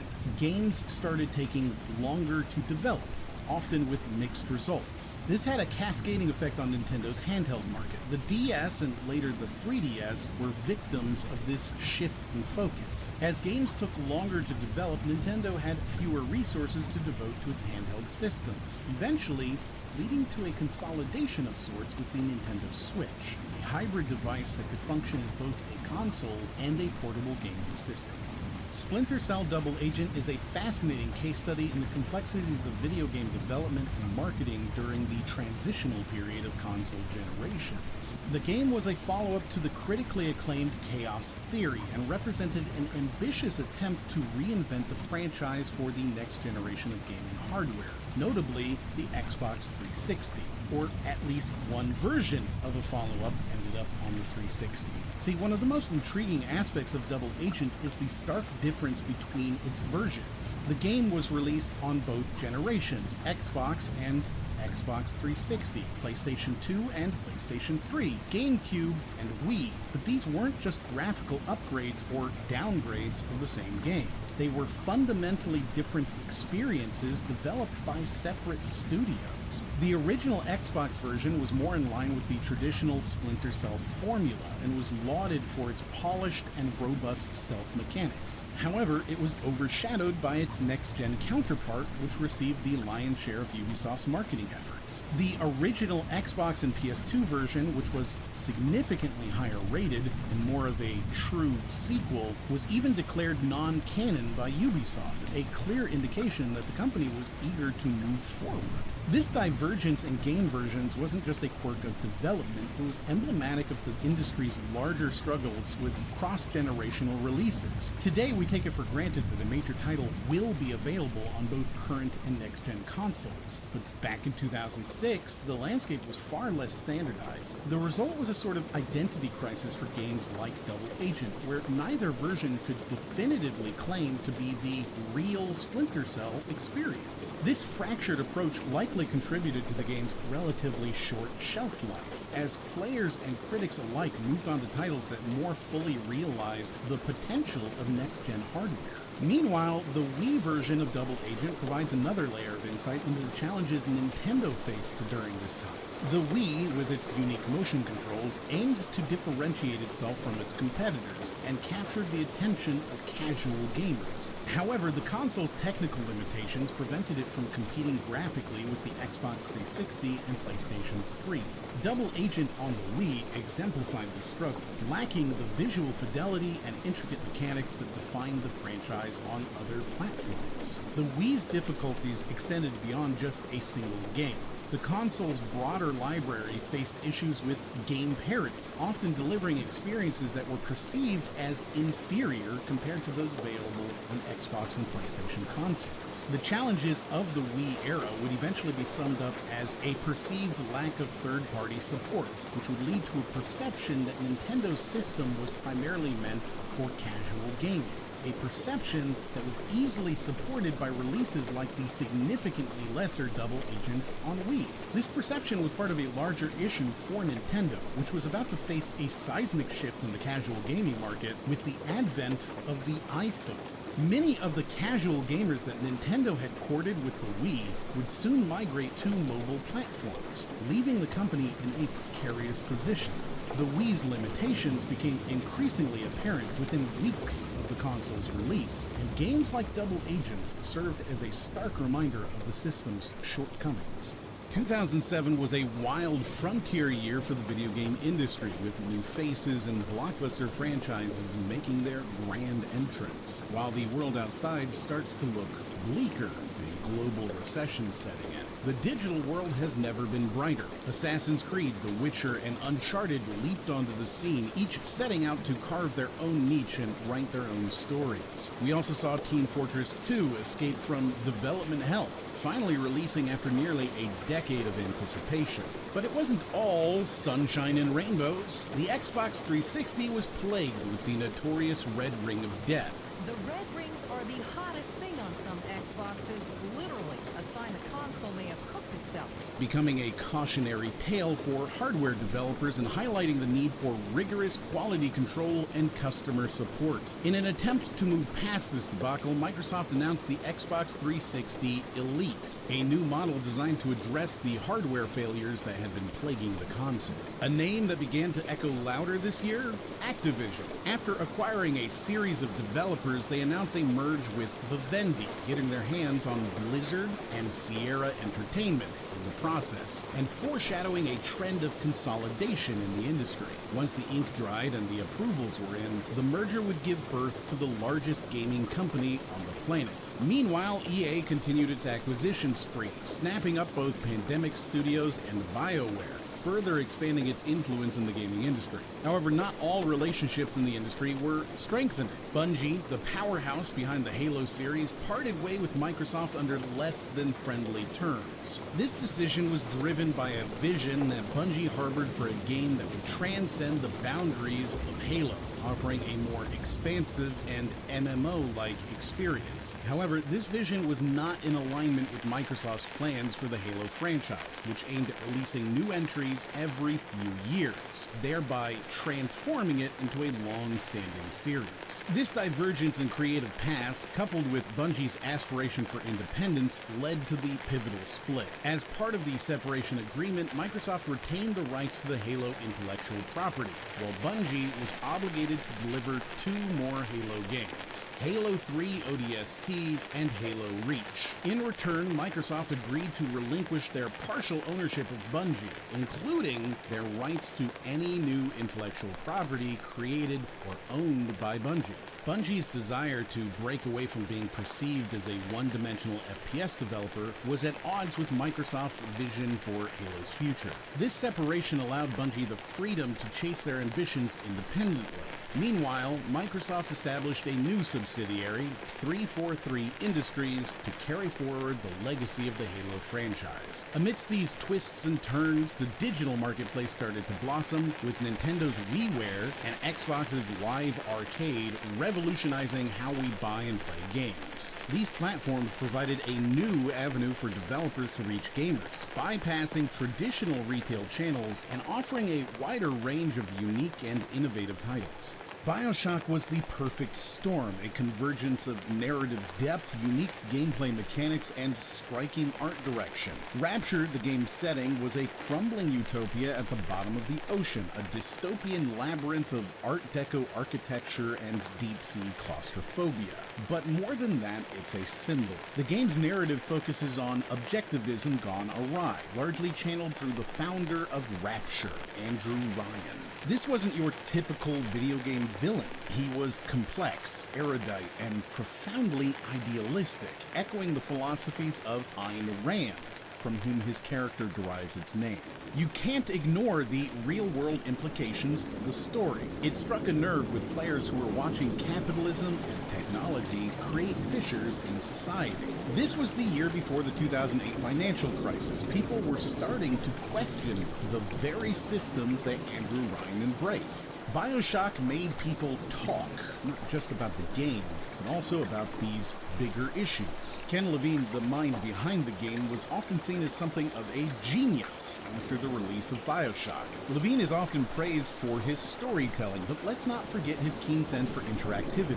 He seamlessly integrated the game's narrative into the gameplay mechanics. You know, the plasmid-based abilities weren't just fun to use, they were part of the moral fabric of the game. The substance that gives you those abilities, Adam, is the reason for Rapture's downfall and its corrupt society. It's a consumable commodity that you need, but feel morally conflicted about using. Levine didn't just hand you superpowers, he made you grapple with the ethics of using them. Of course, no discussion about BioShock would be complete without talking about its groundbreaking twist. What's less discussed, however, is how that twist not only serves as a plot device, device, but also as a meta-commentary on the nature of video games themselves, about the linearity of choices and how, even in games that offer multiple outcomes, you're still constrained by the paths the developers have laid out for you. In a genre that often struggled to convey narrative depth, BioShock used its twist to shatter our preconceptions about storytelling in video games. It's a narrative device that keeps people talking and studying the game, even 16 years later. When it comes to its place in video game lineage, BioShock pays homage to its forebears like Deus Ex and System Shock. The inclusion of shock in its name is no mere coincidence. These were titles that blended gameplay and narrative in a seamless fashion, and BioShock took that to the next level. It didn't just emulate its predecessors. It took the essence of what made them impactful and morphed it into something accessible yet challenging, modern yet timeless. The gaming community was awash with technological advancements, burgeoning genres, and industry shifts. Yet the PC gaming industry seemed to be on a trajectory that not many found encouraging. Let's consider some context. At this time, a whopping 65% of PC gaming was dominated by World of Warcraft and its first expansion, Burning Crusade. Outside of this juggernaut, the PC gaming market was relatively paltry, holding less than 5% of the entire industry's sales. Big PC releases like Crysis and Unreal Tournament 3 struggled to find their footing. Enter Valve, a company that never quite adhered to the status quo. In this milieu, they released the Orange Box, a peculiar multi-game package that seemed counterintuitive but ended up being revolutionary. Now we often remember the Orange Box for Half-Life 2 and Team Fortress 2, but at the time, it was Portal that stole the show. Portal wasn't a brand name, it wasn't a franchise. It was the weird free game being tacked onto the Orange Box. A peculiarity at best, at worst, a distraction from the Half-Life 2 and Team Fortress 2 main courses. However, Portal was an unexpected gem. Nothing less than a narrative and mechanical work of art. You found yourself in a labyrinthine facility governed by Gladys, an AI with a twisted sense of humor. The game employed a seemingly simple mechanic: create portals to navigate through increasingly complex puzzles. Yet it was how Portal combined this with a compelling story and inventive level design that made it transformative. Portal challenged your understanding of space, gravity, and movement within a three-dimensional environment. In doing so, it tapped into a foundational human experience, the way we interact with and perceive the space around us. Portal didn't just provide puzzles, it prodded players to think differently about the dimensions they inhabited in-game. This nuance may have been eclipsed in modern dialogue by memes like "the cake is a lie," but it was groundbreaking at the time and has influenced numerous puzzle platformers since. Beyond its innovative mechanics and storytelling, Portal's inclusion in the Orange Box served as a catalyst for change in multiple areas. The Orange Box itself disrupted retail norms and expectations. Remember, this was a time when brick and mortar stores dictated much of the game market. Retailers had narrow perspectives on what could be sold. How could they stock their shelves with a game like Portal, which didn't fit neatly into any existing category? It was a AA $20 game, taking shelf space from AAA $50 games with an unknown, non-franchise brand from a small-timer company who was, outside of this game, trying to compete directly with the big boxes through their digital store. Valve bypassed this roadblock by bundling it with two other heavy hitters. In doing so, they showcased the limitations of physical retail space while opening up a horizon of possibilities for diverse game genres. In fact, this move to bundle multiple games together changed how we think about the value proposition in game packages. Prior to the Orange Box, bundles typically contained either old or lower quality titles. By packaging Portal, a novel experience with well-anticipated titles, Valve pushed the market to rethink its practices. Retailers had to consider new configurations for value, while consumers got a taste of how diverse and innovative video games could be for the price of a single title. This played a role in normalizing the diverse range of games we see today, many of which might have struggled in the more restrictive retail environment of the past. That it also served as a Trojan horse to introducing Steam to physical game customers was just icing on the top. Valve had always been the unconventional player, but this elevated them to almost sage-like status. They demonstrated foresight not just in game design, but also in understanding market dynamics, consumer psychology, and even retail economics. They showed that they could not only build games, but also build the industry. Call of Duty 4 Modern Warfare was a tactical swerve from the tried-and-true formula of reenacting historical conflicts. It propelled players into the current geopolitical landscape, offering both a relatable and terrifyingly realistic experience that other games had rarely touched upon. By making this shift, Infinity Ward could explore new kinds of narratives, not bound by the events or outcomes of real-world history.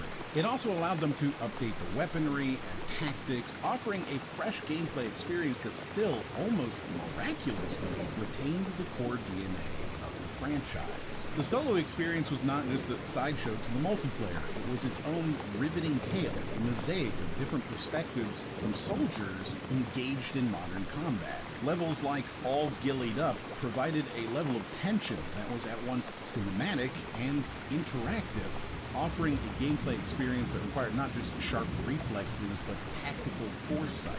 The campaign was punctuated by moments that have since become iconic. The detonation of a nuclear bomb, the death of a player character, and so on.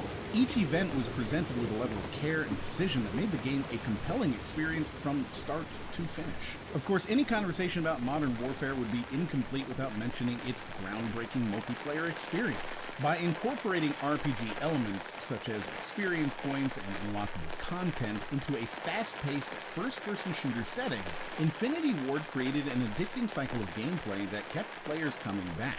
The progression system gave everyone something to work for, regardless of skill level. This wasn't just an arena, it was a battlefield where you grew, adapted, and were continually rewarded for your efforts. And it wasn't just the major elements that made this game stand out. It was also the minutiae, the customizable kill streaks, the variance in game modes, the intricate map design, that when pieced together made this experience not just another game, but a defining moment in the evolution of online multiplayer gaming. The word influential is often bandied about recklessly, but in the case of Modern Warfare's multiplayer, the term is wholly deserved. The echoes of its design philosophy can be seen in almost every competitive online game that has come out since. Our first Electronic Arts game to show up in a time capsule in a long while, Mass Effect. BioWare had been carving its narrative chops with games like Knights of the Old Republic, which was steeped in the expansive universe of Star Wars. However, George Lucas was notorious for being hands-on with Star Wars properties. This period was also considered by many to be a low point for the Star Wars franchise, given the divisive reception of episodes 2 and 3. So for BioWare, creating a narrative-driven experience that they had full ownership of was the dream. Enter Mass Effect, a title where they could freely express their storytelling prowess, with characters, worlds, and narratives crafted from the ground up, unshackled from the whims of external intellectual property managers. Now, Mass Effect was and still is often lauded for its branching narrative, but it's not merely the variety of choices that sets it apart, it's the gravity those choices carry.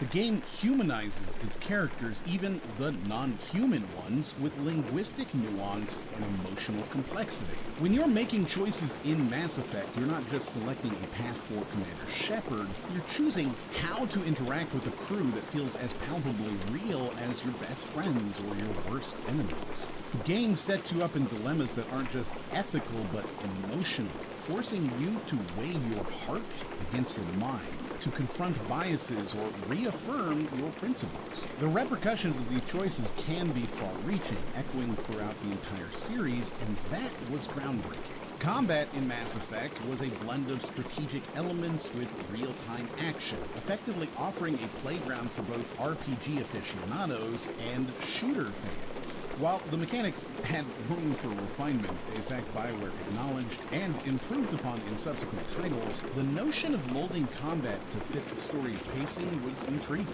It ensured that even the most intense firefights didn't feel disjointed from the narrative canvas, but instead felt like an integral part of the unfolding epic. This harmonization of combat and story was a subtle touch that went a long way in immersion, and it laid the groundwork for how action RPGs today balance both elements.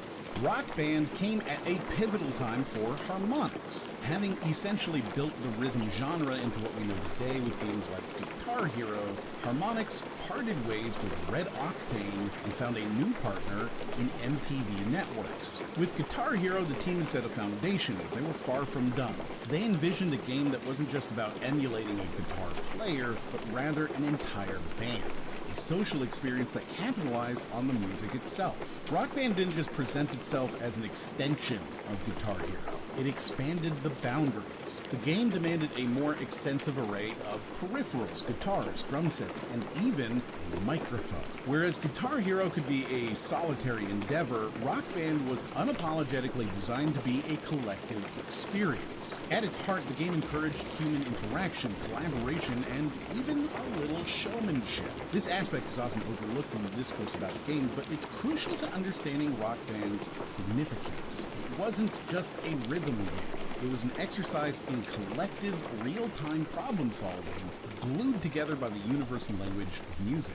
The ambition didn't stop at the peripherals or the gameplay. Rock Band was perhaps one of the earliest and most successful examples of a game supported by a consistent, expansive library of downloadable content.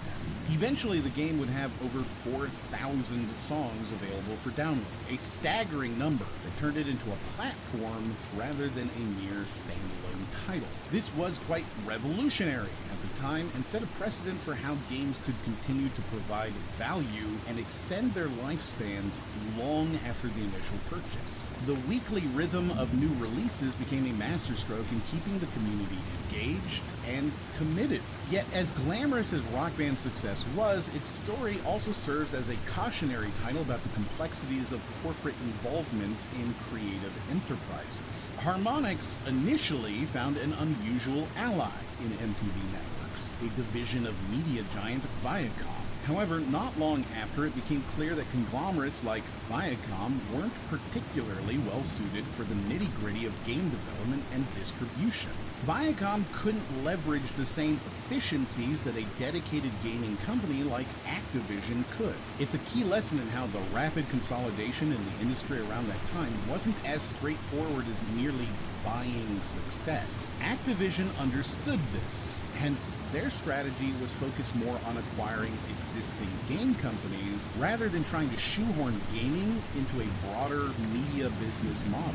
Harmonix eventually sought to regain its independence, illuminating another industry trend, the perpetual tension between artistic freedom and financial stability. The development of Halo 3 was in many ways a moment of reckoning for Bungie. The challenge was not just creating a game, but delivering on a promise. The weight of expectations following Halo 2 was enormous. Bungie was not merely tasked with creating a sequel, they bore the responsibility of crafting a fitting conclusion to one of the most iconic trilogies in gaming history. This was a company at its peak, but also one under incredible scrutiny. At the heart of Bungie Studio, there was a clear intention, rectification. They were fully aware of the compromises they had to make with Halo 2 due to time constraints. With Halo 3, they had a chance to not just improve upon their prior shortcomings, but also to innovate. From the outset, it was evident that Bungie was in a reflective mood, assessing their past while envisioning a grand future for the franchise. A sense of authenticity underscored Bungie's approach to Halo 3. They weren't just developing a game, they were curating an experience. This is perhaps why they invested so heavily in world building. The Halo universe wasn't just a backdrop to the story, it was an essential character in its own right. Bungie expanded the lore, integrating moments from books, spin-offs, and other media. They gave depth to the universe, making it richer and more immersive. The introduction of the theater mode and the saved films feature was a nod to the community's dedication. Players could record, save, and share their in-game exploits. These weren't just features, they were symbols of trust. Bungie was empowering its community, trusting them to represent the game to the wider world. But what truly set Halo 3 apart was its commitment to emotional storytelling. The finale of Master Chief's initial journey was a masterclass in empathetic game design. From the nuanced interactions between Master Chief and Cortana to the deeper exploration of the Arbiter's character arc, Bungie showcased a maturity in storytelling that was rare in first-person shooters. The game's climax was both thrilling and somber, a testament to the sacrifices made throughout the saga. Bungie's evolution as a company during this period was profound. They were transitioning from being a game studio to a cultural phenomenon. They were acutely aware of their influence, and they wielded it responsibly. Through forums, community events, and regular interactions with fans, Bungie was fostering a unique bond, one built on mutual respect and admiration. As Halo 3 launched to commercial success and critical acclaim, there was a collective sigh of relief at Bungie. They had delivered on their promise. But beyond the accolades and sales figures, the game's legacy was solidified by the memories it created, the friendships it fostered, and the stories it told. It was a fitting end to a chapter, but as history would show, it was only the beginning for Bungie and the Halo saga. In 1998, we introduced bonus-level segments in our gaming time capsules to spotlight games that may not have made the mainstream headlines, but have had an undeniable impact on gaming culture. Think of these segments like the side quests in World of Warcraft or the hidden packages in Grand Theft Auto San Andreas. Not the main event, but an essential part of the experience. Fast forward to 2007, and the idea still holds. These bonus-level segments give us a chance to discuss titles that have shaped trends or communities, even if they don't get a full chapter in the history books. Crysis is often cited as the pinnacle of graphical performance, almost transcending its status as a video game to become a benchmarking tool for computer hardware. And while the memes and jokes about can it run Crysis are part of internet history, what's often lost is how Crysis wasn't just a tech demo. It presented an intricate sandbox-style level design that really set it apart from other first-person shooters. It wasn't just about jaw-dropping visuals, it was a complete package that offered players multiple ways to approach objectives and was frankly a pretty good game. Crysis broke the mold by balancing cutting-edge visuals with intricate gameplay mechanics, a feat many games still struggle to achieve. In this sense, Crysis was more than a pretty face. It was a harbinger of what was possible in a truly immersive 3D environment. What's sad is that so few players ever got to experience that, with rumored sales of around 90,000 units in 2007. Certainly, as computers got more powerful, it did sell better, with more people wanting to experience this legendary game. But by that point, it was a bit late to change the perception of the game as a glorified tech demo. However, in this case, its sacrifice was worth it, as it provided a clear demarcation in game tech. Can it run Crysis? If not, why not? Avatar: The Burning Earth, on the other hand, epitomizes what we might call the achievement hunting era. The game itself is largely forgettable. However, with just a few minutes of your time, you could get a full 1,000 points of Gamerscore. Gamerscore was not just a number, it was a social currency, street cred, proof you were a real gamer. With the simplest of tasks, completing a single combo, you could earn an extra 1,000 Gamerscore. As you might imagine, anyone who cared about this was quick to take advantage of it. Avatar: The Burning Earth wasn't so much about the gameplay as it was about exploiting a meta game trend. A unique moment that speaks volumes about gaming culture. God of War, today a franchise emblematic of PlayStation's success, was at the time released on the PlayStation 2, rather than the advanced PS3. This decision, shaped by David Jaffe and his team, captured the dilemmas of a console transition phase, a period of evolution and risk. David Jaffe's role in the gaming industry is a complex one. He's garnered a reputation as a divisive figure in the gaming community, one of the most disliked and controversial. His brash social media presence and wildly inflammatory takes have made him a lightning rod for both praise and criticism. Mixed into that is a history of very mixed reception to his later projects. There's no doubt that his claim to fame remains his work on God of War. And this does bring up interesting questions about the legacy of developers who have one monumental hit, but whose later work fails to resonate in the same way.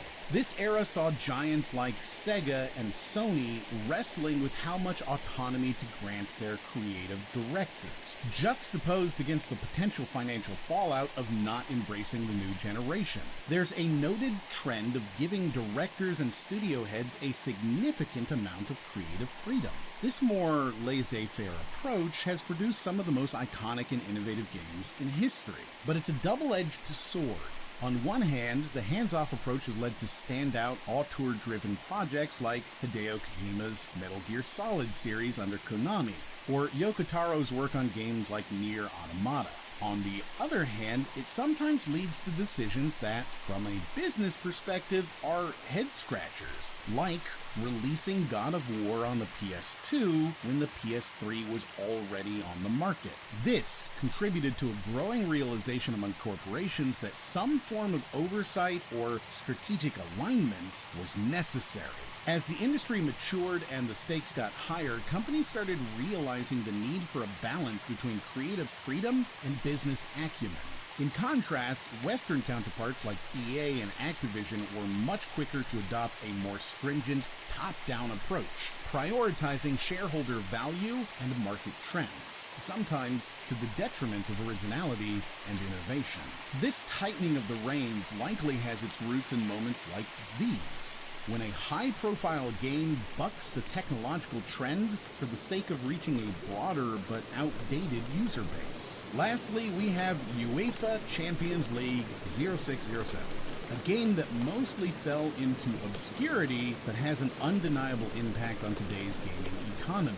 Andrew Wilson, the producer of the game, saw an opportunity for experimentation, co-opting the gachapon system, a monetization method already used in Eastern markets and free-to-play games like MapleStory and ZT Online. He ushered in an era where game publishers could monetize players long after the initial point of sale. This model was later adopted in other EA titles like FIFA's Ultimate Team and, controversially, in single-player experiences like Mass Effect 3. Wilson, a businessman first and foremost, exploited the industry's pivot towards this form of monetization, fueling his meteoric rise from game producer to head of EA Sports, then to EA's CEO.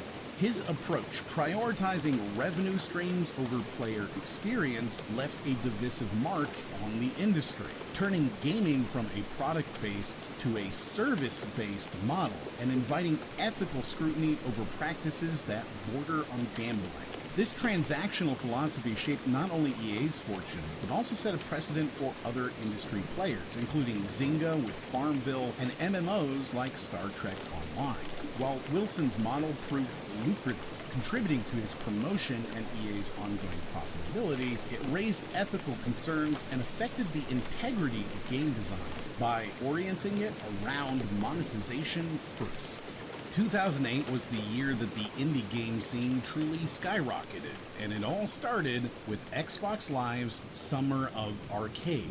This groundbreaking promotion not only introduced indie games to the masses, but it also kickstarted a creative boom that inspired countless developers to chase their dreams. Over the course of 5 glorious weeks, gamers were treated to a smorgasbord of innovative titles that would change the industry forever. It's impossible to overstate the impact of the Summer Arcade on indie gaming. It was more than just a promotion. It was a platform that allowed independent developers to stand shoulder to shoulder with industry giants. Through incentives like prize draws and special discounts, this event ushered in a new era in gaming, and gave indie developers a much-needed boost, leveling the playing field and encouraging innovation. This explosion of creativity led to a more diverse and exciting gaming landscape, with indie developers tackling subjects and styles that mainstream studios might have shied away from. Indie developers injected fresh ideas and perspectives, pushing the boundaries of what games could be and how they could be experienced. It wasn't just about Castle Crashers, Galaga Legions, or Geometry Wars Retro Evolved 2. It was about creating an environment where innovative, quirky, and offbeat games could thrive. And thrive they did. The indie gaming industry that we know today, it owes a huge debt to the summer of arcade. It set the stage, pulled back the curtain, and let the indie game show begin. And the gaming industry has never been the same since. So what can we learn from this pivotal moment in gaming history? How has the rise of indie games impacted the creative landscape of the industry? And what would the gaming world look like today without the influence of these indie trailblazers? Rockstar's GTA series had already earned its reputation for freedom and chaos, but GTA 4 took a different approach. Forget what you knew about sandbox worlds where NPCs existed just for you to interact with. Liberty City had a pulse of its own. From the nuanced radio stations to the hilarious yet insightful internet cafes, everything in the game world served a dual function: entertainment and social critique. Even the game's main protagonist, Niko Bellic, was a complex figure, embodying the immigrant experience and the broken American dream. He wasn't just a digital avatar, he was a lens through which players could view and critique modern America. Where the successful GTA clone series and competitor Saints Row leaned into the absurdity of the genre, GTA 4 leaned out. It eschewed over-the-top hijinks for gritty realism. This wasn't merely a cosmetic choice, it represented a diverging philosophy in the design of open-world games. Saints Row said, let's crank this up to 11, while GTA 4 decided to hold a mirror to the world. Never before had a game integrated environmental interaction and character movement so seamlessly. If you tried running down a flight of stairs, Niko might trip and tumble, just like a real person. Every car chase, every shootout felt distinct, thanks to the dynamic interplay between the game's systems. It was a technological marvel, but more importantly, it served the game's larger themes of chaos and unpredictability in a city that felt all too real. Fallout 1 had sold around 50,000 units, and Fallout 2 roughly 5 times that. These weren't blockbuster numbers, they were cult classics, and it's precisely that positioning, known but not ubiquitously so, that allowed Bethesda to reimagine Fallout 3 as they saw fit. Bethesda had already done the almost unthinkable with the Elder Scrolls series. Morrowind was their magnum opus, dragging what was a fairly traditional Western RPG into a more dynamic, interactive world. Now, with Fallout 3, they applied the same treatment to a franchise that had even less of a hardline fan base. We're talking about a game that went from being an isometric, narrative-focused title to a sprawling, open-world, first-person RPG, a change as radical as it was audacious. The desolate, post-apocalyptic DC landscape was a masterstroke in environmental storytelling. Every ruin, every corroded signpost, every mutated creature had a tale to tell. The VATS system was an astute nod to the franchise's turn-based roots while modernizing the gameplay. It wasn't just a shooting mechanic, it was a blend of strategy and real-time action that felt, well, both retro and innovative. The Karma system wasn't new to the Fallout series, but what Bethesda did with it was beyond anything we had seen at that point. Your choices had weight, affecting not just the end game, but your moment-to-moment interactions. And they took it one step further by tying it all back into your role-playing experience. Did you decide to detonate the bomb in Megaton or disarm it? Your choice there influenced how characters interacted with you for the rest of the game. While the Wii's focus on accessibility and casual gaming undeniably defined this era, the landscape wasn't universally favorable. First-party titles like Wii Sports, Wii Fit, and Wii Play, simple, bundle-sold games aimed at ultra-casual audiences, dominated the sales charts. Then there was Mario Kart Wii. a juggernaut that masterfully balanced casual appeal with enough complexity to engage hardcore fans. This game alone sold an extraordinary 40 million copies, a feat that is not just impressive, but indicative of Nintendo's unique talent for making universally appealing games. However, let's not let these eye-popping numbers mask the broader issues. The top-selling games for the Wii were all first-party titles, often bundled with the console or with Wii accessories. Third-party games found it difficult to achieve similar success, representing a significant concern for the platform. In fact, at this time, even Sony's PSP was outselling the Wii in Japan. So what does Mario Kart Wii's exceptional performance tell us? It underscores Nintendo's unique capacity to decode what its audience wants, but it also shines a spotlight on a platform that was, to put it bluntly, not particularly hospitable to third-party developers. Often overlooked is Mario Kart Wii's online multiplayer suite, a surprising move from a Nintendo that had been historically sluggish to embrace internet-based gameplay. While competitors like Xbox 360 and PlayStation 3 had already made online multiplayer a staple, Nintendo was languishing behind. Mario Kart Wii changed that, featuring robust online capabilities that allowed races, battles, and even tournaments. This wasn't just Nintendo catching up, it was an admission, however tacit, that the future of console gaming was inextricably linked to online connectivity. Banjo-Kazooie Nuts and Bolts seems like a peculiar inclusion in this time capsule, yet it captures a pivotal moment in gaming history in ways that some of the year's top sellers cannot. Nuts and Bolts marked a departure from the gameplay that fans had come to love in the Banjo-Kazooie franchise. Instead of your traditional platformer, the game veered off into an entirely new direction, leaning heavily into vehicle creation and customization. Now, the critical consensus was generally favorable. The vehicle editor was lauded for its depth, the visuals and music were praised. However, there was a disconnect between the critical assessment and the public reception, which was indicative of a deeper issue. Why did the gameplay mechanics change in the first place? Once a powerhouse in the gaming world, Rare revolutionized the industry with titles dating back to the ZX Spectrum era. The company survived the 1983 video game crash and produced iconic games like Donkey Kong Country and GoldenEye 007. However, a turning point came in 2002 when Microsoft acquired Rare. Initially, the acquisition appeared to be a strategic way for Microsoft to enrich their Xbox library with innovative titles. Yet in the subsequent years, it became clear that Rare's creative spirit was being constrained, as the company was nudged into roles that didn't align with its historical expertise. Nuts and Bolts had a robust vehicle editor that gave players an enormous amount of freedom to create anything from a simplistic cart to an elaborate flying machine. Here lies the paradox. The vehicle editor was both the game's most innovative feature and its Achilles heel. Fans of the original series were drawn to the charming worlds and characters, the humor, the platforming challenges. When Nuts and Bolts shifted the focus towards engineering your way through the game, it alienated a core section of its audience. It demonstrated a kind of creative dissonance that can happen when a franchise tries to reinvent itself without considering the attributes that made it memorable in the first place. By the end of 2008, Nuts and Bolts had sold just 140,000 copies in the United States, and it signaled the end of an era for the franchise, and also Rare as a developer.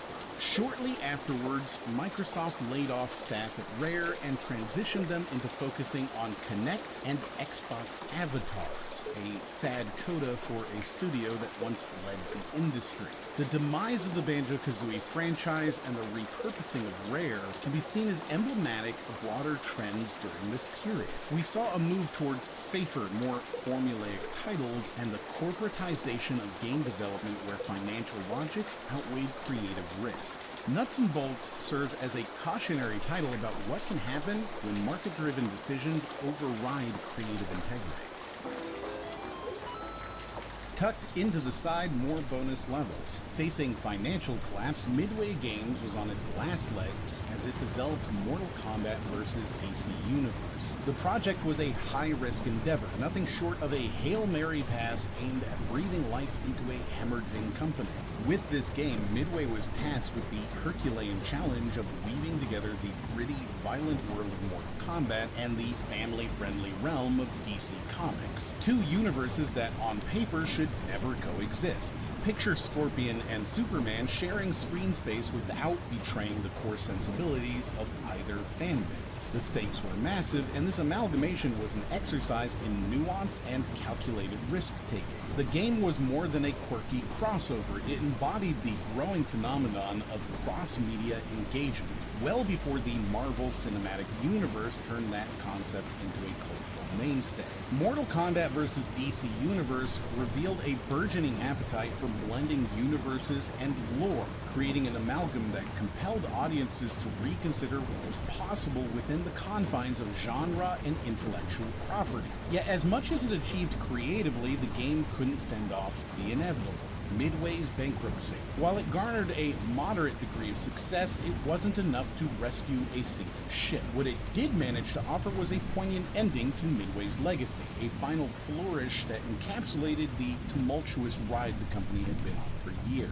The game's place in history serves as a complex narrative that touches on corporate mismanagement, the challenges of over-leveraging assets, and the high-stakes gamble of creative innovation in an industry that doesn't always reward it. Mega Man 9 is intriguing for a variety of reasons, but its resurrection of classic 8-bit design was nothing short of a revolutionary act of nostalgia. In an era where video games were defined by their polygons and pixel counts, Capcom did something brazen. They released a game that could have easily existed on the Nintendo Entertainment System back in the late 80s. It wasn't just an homage, it was a reclamation of a forgotten language in game design. What's fascinating is the ripple effect this had across the industry. Mega Man 9 triggered a wave of retro revivals, proving to developers that the past could be profitable, that nostalgia had value. But even beyond the nostalgia factor, this title showcased the power of digital storefronts. Its distribution was a blueprint for how to get niche products into the hands of hungry consumers, sidestepping the high costs of physical production. This was the democratization of game publishing in real time. Metal Gear Solid 4 is an anomaly, an epic send-off for Solid Snake that's curiously ensnared by the very platform it was designed to celebrate. This was a narrative opus, dense with geopolitical intrigue and existential music. It was sort of a masterclass in game storytelling. Yes, including those notoriously long cutscenes. But the most fascinating aspect is its relationship with hardware. Kojima essentially strong-armed Sony into releasing a backwards-compatible version of the PS3 just to meet the game's requirements. However, this decision has its own layer of irony. The game that once required Sony to adapt has now become a relic, tethered forever to a single generation of hardware, in part because of the data formats and proprietary technology involved. Metal Gear Solid 4, in its grand ambition, encapsulated the tensions of its time. The hunger for storytelling depth and cinematic flair contrasted with the limitations and rapid obsolescence of gaming hardware. The game's current isolation to the PS3, an all-time forever PS3 exclusive, acts as a poignant reminder of how even the most groundbreaking titles can be subject to the unforgiving march of technology. And then we arrive at Braid, the darling of Xbox Live Arcade, which was more than just another indie game. At first, Braid may seem like a typical platformer, but its time-manipulating mechanics transformed it into something far more cerebral, with a narrative that unfolded like an intricate puzzle, complemented by lush, hand-painted art that gave each frame the weight of a canvas painting. But what's often overlooked is Braid's role in redefining how games could be read by players. It encouraged interpretive play. Each level, each puzzle was an allegorical element, making players consider the implications of time, choice, and consequence. This was ludonarrative cohesion at its finest, where gameplay mechanics were inseparable from narrative themes. games. It's a piece of digital literature, pushing players to think not just about how they play, but also why they play. This was a far cry from the perception of indie games as amateur endeavors. It kicked the door wide open for indie game development to exist as a legitimate, even profitable segment of the gaming industry. Before Braid, indie games were curiosities. After Braid, they were contenders. Braid asserted that these games could have intellectual and emotional gravitas, catalyzing an entire generation of game developers to infuse more thoughtful elements into their game designs. This is the game that Roger Ebert called pathetic in his essay about how video games could never be art, saying, "No one in or out of the field has ever been able to cite a game worthy of comparison with the great poets, filmmakers, novelists, and poets." Last but certainly not least, we have God of War Chains of Olympus for the PSP, a title that redefined what we expected from handheld gaming. Until Chains of Olympus, many had doubted that the cinematic grandiosity of a God of War title could ever be successfully downscaled for a portable device. Yet, here was this game, defying expectations and serving up a nearly uncompromised God of War experience, complete with fluid combat, sprawling environments, and labyrinthine puzzles. The developers at Ready at Dawn, who later went on to create The Order 1886 and now focuses on VR titles under Facebook's umbrella, managed to leverage the PSP's hardware like no one had before, thereby shifting the entire paradigm surrounding handheld games. Before Chains of Olympus, handheld games were often seen as sort of lesser experience, a simplified version of console gaming. This title dismissed that notion entirely, demanding to be taken as seriously as its console counterparts. 2009, a year that epitomized the commercialization of the video game industry as it transformed from a niche hobby to a booming mainstream phenomenon. Conventions like E3, BlizzCon, QuakeCon, ScrewAttackCon, and PAX began to proliferate, and gaming became a pastime for people of all ages and backgrounds. It's clear that the gaming landscape was shifting, with new players entering the scene and established companies looking to innovate. One prime example is the mid-generation console release of the PS3 Slim, setting a trend that would be followed by competitors for generations to come. However, the most notable change in 2009 was the now undeniable success of Nintendo's Wii. With a staggering 7 out of the top 10 best-selling games that year, the Wii's casual-focused console continued to dominate, even outselling heavy hitters like Call of Duty Modern Warfare 2 and Assassin's Creed 2. It's clear that the shift in demographics played a crucial role in the rise of casual gaming. The Wii's accessible and family-friendly design attracted a broader audience, and the industry was no longer catering solely to the hardcore gamers, but rather embracing a new, wider audience. Companies began to approach game design and marketing from a different angle. Behind closed doors, however, Nintendo's Wii was experiencing some hiccups. The Wii was still selling very well, but the lack of third-party games was becoming apparent. The consoles were starting to collect dust in people's homes. In many ways, the mainstream success of gaming was a double-edged sword. On the one hand, a broader audience and more significant profits allowed for greater investment in innovative game concepts and technologies. The gaming industry expanded, and new opportunities arose for game developers and publishers alike. On the other hand, the commercialization of gaming meant that there was an increased pressure to create games that would appeal to the mass market. As a result, some argued that the industry began to prioritize profit over creativity, leading to an oversaturation of safe, formulaic titles. While it opened doors for innovation and inclusivity, it also risked stifling creativity by prioritizing mass appeal. Meanwhile, Electronic Arts announced an initiative known as Project $10. This was EA's attempt to curb the sales of used games by offering incentives for customers to keep their new game. The concept was simple. When you purchased a new copy of an EA game, you would receive free downloadable content. However, if you bought a used copy of the same game, you would have to pay $10 to access this content. This strategy was implemented in games like Mass Effect 2's Cerberus Network, Dragon Age's DLC network, and the launch add-ons for Bad Company 2. Project $10 was seen as a controversial move. While it was framed as an effort to improve the consumer experience, it was also viewed as a way to discourage used game sales and increase profits. Companies like GameStop were loudly announcing that they made more profit off a $29.99 used game than a $59.99 new game.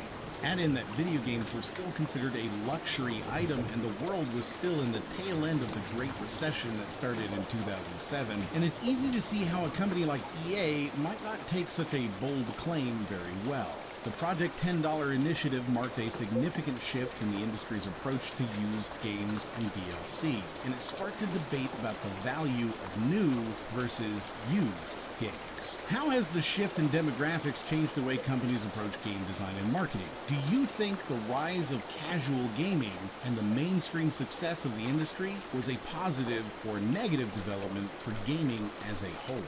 Bungie, post-Halo 3, found itself in a complex situation. With their contractual obligations to Microsoft, there was a pressing need to fulfill the 3-game deal. With Halo Reach already in the spotlight, Bungie decided on a strategic move.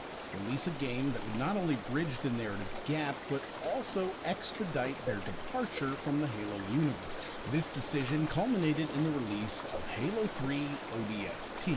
Many in the gaming community perceived ODST as a quick exit strategy for Bungie, labeling it as DLC rather than a standalone game, certainly not helped by the naming scheme. This wasn't a full Halo game. There was a palpable sense of Bungie wanting to wrap things up to find closure. In many ways, ODST felt like an epilogue to Halo 3, both in its narrative elements and in its gameplay mechanics. The fact that it carried the same multiplayer system as Halo 3 without introducing anything radically new was a testament to its DLC nature. It was Bungie cutting corners, many believed, in their eagerness to move on. Yet while ODST was a shorter and seemingly rushed game, it bore unmistakable marks of Bungie's creative ambitions. At Bungie's core was a team that was constantly striving for innovation, to challenge their own boundaries and to defy the conventional. Here, they took the universe established in Halo 2, but instead of moving forward with bombastic warfare, they took a step sideways. They introduced a new perspective. An orbital drop shock trooper wandering through the deserted streets of New Mombasa. Their film noir undertones combined with a more subdued and atmospheric storytelling approach marked ODST as a significant departure from its predecessors. This was Bungie experimenting, perhaps even laying the groundwork for future endeavors. They wanted to present the universe they had meticulously built from a different lens, less grandeur, more human.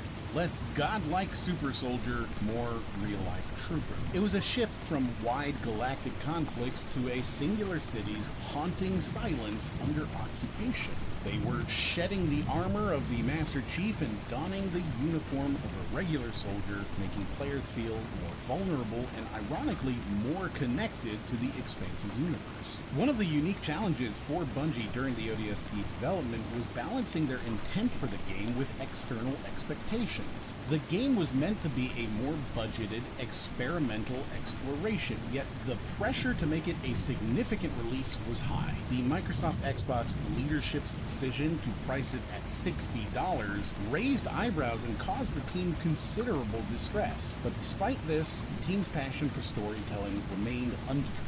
Bungie as a company was transitioning. ODST was more than just a product of that transition, it was a reflection of Bungie's soul at the time. In the neon streets of New Mombasa, amidst the rain and eerie quietness, one could feel Bungie's heartbeats, sometimes racing, sometimes contemplative, always passionate. ODST was a playground, a laboratory, a passion project, and a love letter to fans, all rolled into one.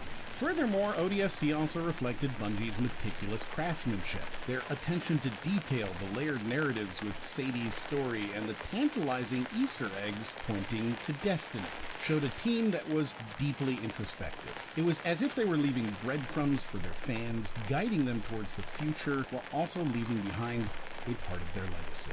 Halo Wars, a real-time strategy game set in the Halo universe, was unveiled by Microsoft at the X06 exhibition in 2006. However, its announcement came as a surprise, not just to the public, but to Bungie themselves. Unlike previous Halo titles developed under Bungie's aegis, Halo Wars was entrusted to Ensemble Studios, renowned for their Age of Empires series. Given the prominence of the Halo IP and Bungie's integral role in its creation and expansion, the studio was understandably taken aback. Their surprise was rooted not just in the fact that a new Halo game was in development, but that it was being shaped outside their purview.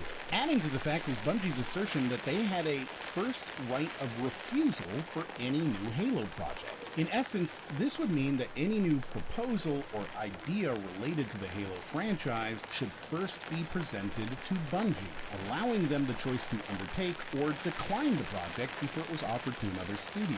Bungie's claims, if valid, meant that Microsoft had overstepped its boundaries by not consulting Bungie before greenlighting Halo Wars with Ensemble Studios. This omission, inadvertent or otherwise, planted seeds of discontent between the two. In the wake of Bungie's reservations, Microsoft issued a retort, suggesting that they had indeed approached Bungie with the concept of Halo Wars. According to Microsoft, Bungie's feedback was less than enthusiastic.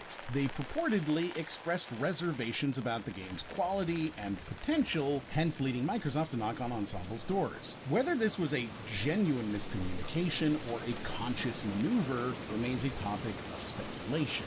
Halo Wars wasn't the only instance where the Halo IP was handled outside Bungie's domain. Earlier in 2006, Halo Legends had been launched, an anime series that was not developed in partnership with Bungie.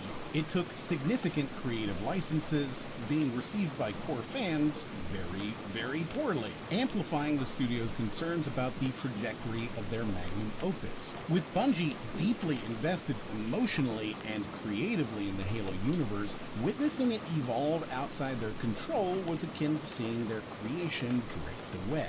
While it's an oversimplification to attribute Bungie's eventual split from Microsoft solely to the Halo Wars controversy, it certainly played a part. The perceived overreach by Microsoft, coupled with other strains in their partnership, pushed Bungie towards seeking independence and their desire for autonomy, creative control, and a say in the destiny of their creations. The Halo Wars episode provides a microscopic view of the complex dynamics between game developers and publishers. IP ownership, creative liberties, communication channels, and respect for foundational contributions form a fragile ecosystem. In the Bungie-Microsoft saga, Halo Wars stands out as a poignant chapter that underscores the balance, or the lack thereof, between business imperatives and creative sanctity. Killzone 2 was marketed as Sony's answer to Halo, and so this PlayStation 3 exclusive carried enormous weight on its shoulders. Killzone 2 found itself shackled to the moniker of the Halo Killer. The 2005 Killzone 2 trailer dropped jaws, seemingly defying the limitations of console hardware at the time. It was spectacular, so spectacular that it almost seemed unreal. And it turns out it was. The trailer was later revealed to be a target render, essentially a best-case scenario not necessarily grounded in the reality of then-current hardware capabilities. The term bullshot became a defining moment in the way we understand and critique marketing within the video game industry. Born from the smoldering skepticism after the Killzone 2 trailer fiasco, this term was a direct challenge to how the industry presents its products. Bullshots are doctored images or videos that present an unrealistically polished view of a game, artificially boosting expectations and hype.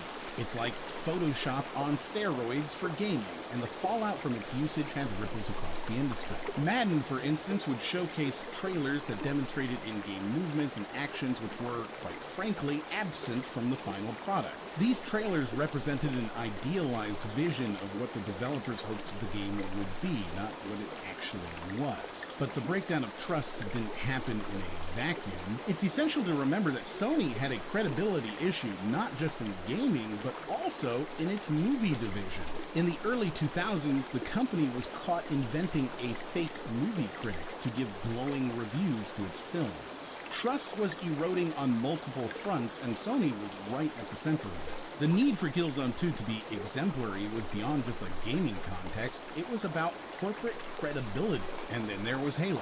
This massive behemoth that didn't just dominate sales, but also shaped the very fabric of first-person shooters. Halo was more than a game. It was a standard-bearer, the trendsetter. Its intelligent AI, cinematic storytelling, and multiplayer modes set a bar so high that every subsequent first-person shooter was almost inevitably compared to it. Halo wasn't just a game, it was a paradigm. And it's within this paradigm that Killzone 2 had to find its place. It had to be the Halo killer. A Herculean task that wasn't just about matching Halo, but toppling it. A feat as audacious as it was ultimately unattainable. It's fascinating how the gargantuan success of Halo shifted the design philosophies and marketing tactics of games like Killzone 2. The AI became smarter, the environments became more immersive, and the pressure to deliver a knockout multiplayer experience became a standard requirement, not an optional feature. The aspiration to be the Halo killer was both a driving force and a crippling weight, pushing game developers to innovate while also setting them up for nearly impossible expectations. It's this complex web of influence, be it Halo's genre-defining characteristics or the community's newly coined scrutiny through terms like bullshot, that makes the story of Killzone 2 a critical chapter in the book of gaming history.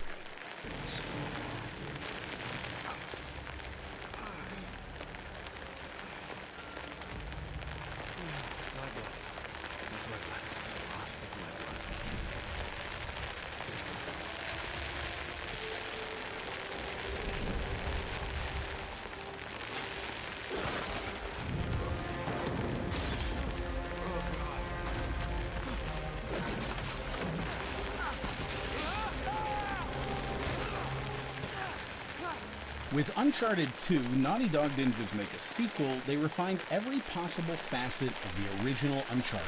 The visual fidelity was astonishing, pushing the PlayStation 3 to its limits. From war-torn streets to snow-capped mountains, the settings weren't just backdrops, but interactive elements that contributed to the game's overall narrative arc. When you find yourself sneaking through a war-torn village or hanging off a cliff, the stakes are visceral and immediate because of the visual immersion. But beyond its cinematic allure, the game's storyline achieved something truly exceptional. It rendered its characters as deeply human, flaws and all.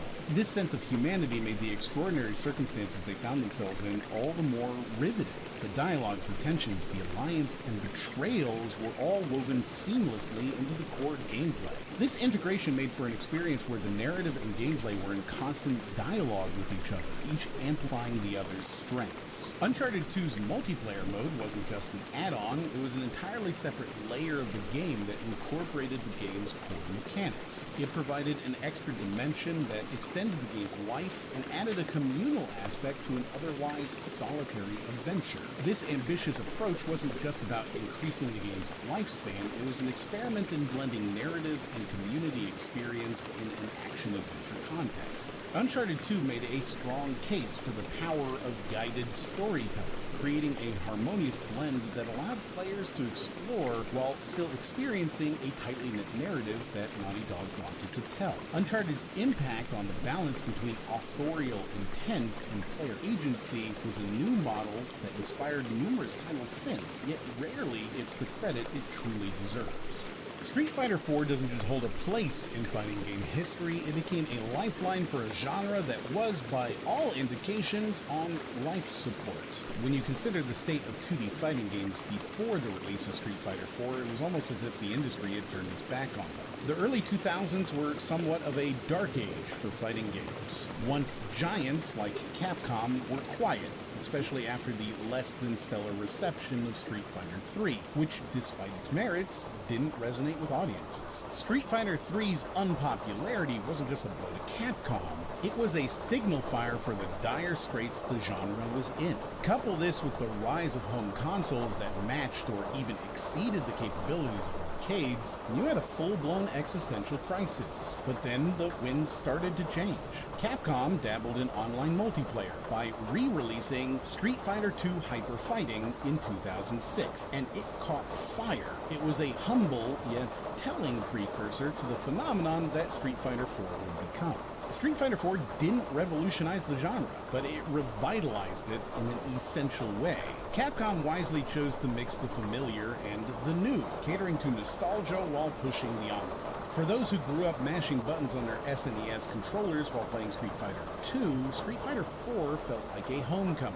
But it was more than just a stroll down memory lane. New mechanics like ultra combos and focus attacks injected a fresh dynamism into the gameplay. These weren't mere gimmicks, they evolved the tactical depth of the game, allowing more nuanced counterattacks and parries. While keeping a firm grip on its roots, Street Fighter IV extended its branches to touch a new sky.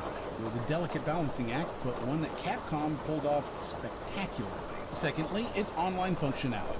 In an era where Tekken 6 was stumbling with its online interface, Street Fighter IV felt like a breath of fresh air. This is particularly significant when you consider the decline of arcades and how essential online play would become for the genre. Its functional matchmaking, tournament modes, and low input delay set a new standard for online fighting games. Here, the multiplayer couch extended beyond your living room and spread across the globe, fostering a robust community that still thrives today. But let's not overlook its impact on the competitive scene, especially in the Evolution Championship Series, or EVO. When Street Fighter IV was included in the roster, it boasted over 1,040 entrants, 3 times more than any other game. That's not merely a statistic, it's a testament to the game's capacity to engage and mobilize a community. It showed developers and publishers alike that the fighting game genre could be a viable, lucrative avenue again. Other companies took note, and soon we saw a renaissance in the genre. We often forget that the success or failure of a game has ripples that extend beyond its immediate ecosystem. Street Fighter IV's success nudged other developers to invest in their 2D fighting titles. It also popularized the 2.5D style, providing a middle ground for those torn between the nostalgia of 2D and the allure of 3D.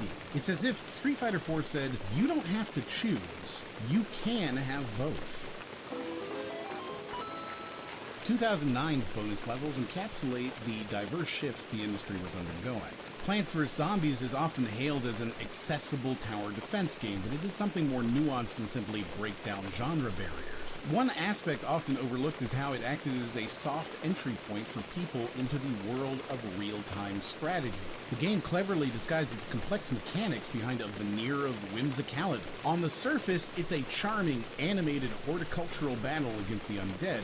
Dig a little deeper and you'll find layers of strategy that attract both casual and hardcore gamers. There was serious design wisdom in having an escalating set of challenges that introduce mechanics one at a time. First, you just had to worry about one type of zombie, then multiple types, and eventually you'd find yourself juggling different plant abilities and managing resources, all while trying to keep your brains uneaten. This game managed to teach complex strategic thinking in the guise of a garden variety pastime, pardon the pun. It created a cultural moment and managed to do something most games in the genre could not. It made the genre appealing to people who normally wouldn't be caught dead, or undead in this case, playing video games. Add in its appeal to microtransaction markets, and it's clear why Plants vs. Zombies was emblematic of gaming's new ubiquity and commercial viability. Now, moving on to the Beatles rock band.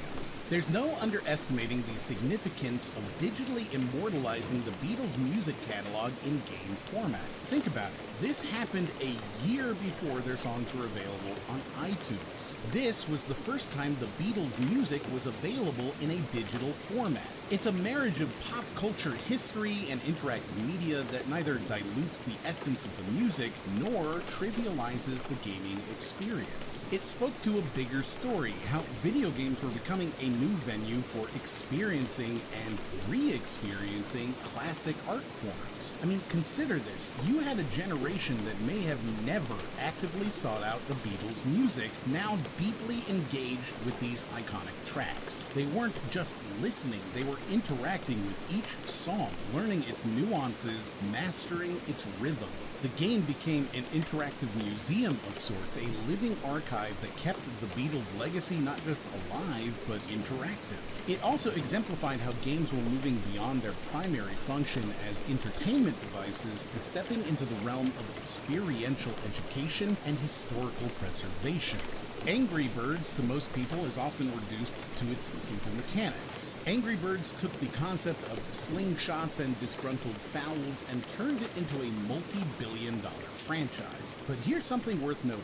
The game capitalized on the rise of smartphones and showcased the future of mobile advertising. Angry Birds was one of the first early adopters of ad revenue-based business models in mobile gaming. The game was free, but the advertising within was targeted, opening up new revenue streams and effectively demonstrating to developers how profitable in-app advertising could be. Angry Birds was more than just a hit game, it was a signal to the world that mobile gaming had matured enough to produce blockbuster titles, challenging traditional gaming platforms. Fat Princess can be seen as an early exploration into blending different genres, a capture-the-flag premise blended with role-playing elements. You could change classes, strategize with teammates, and the game even added a layer of moral dilemma, critiquing traditional damsel in distress narratives by quite literally adding weight to the princess you're supposed to rescue. It was both a callback to older genres and a forward-looking experiment in narrative subversion and gameplay mechanics. Most importantly, however, it was one of the best-selling games on the PlayStation Network, not just because it was well-designed, but because it symbolized Sony's competitive counterpoint to Xbox Live Arcade.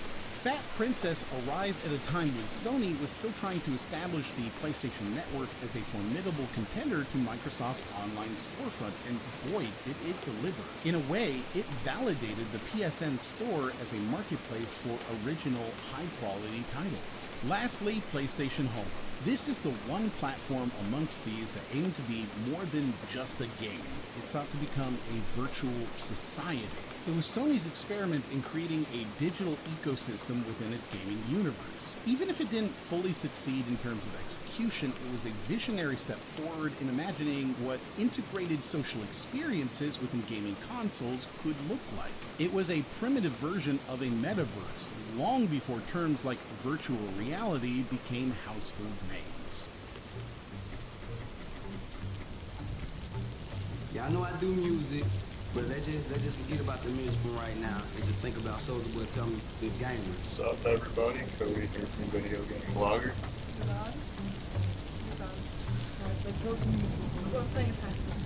All these games you should have played at least, if not owned them. Medal of Honor was released on October 12th, 2010, which was yesterday. Even though sales of the Nintendo Wii fell this year from 2009, it still came in as the top-selling home console. PlayStation 2 shortages. Like, think about that for a sec.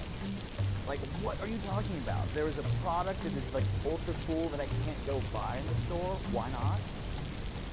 Hello there, people from Super Mario 9 2017. New Nintendo 3DS, that's what I'm gonna call it, even though I don't think that's the name. The Supreme Court has struck down a California law that would have banned the selling of violent video games to children. This is the Tokyo Game Show edition of Google's PlayStation 3 News, and I am Googie.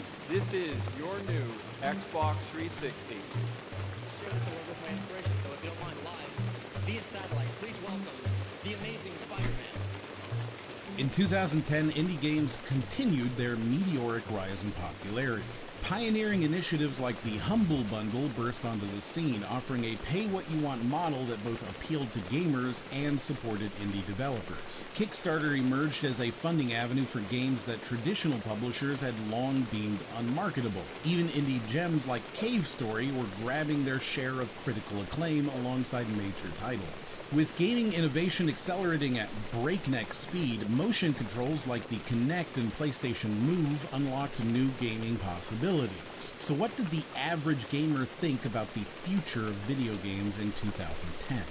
With such an array of innovations and a diverse selection of games, it's easy to imagine gamers buzzing with excitement and anticipation for what lay ahead. In just a decade, the gaming world had underwent a dramatic transformation. In 2000, mobile gaming was a mere shadow of its future self, limited to rudimentary games like Snake on early Nokia phones.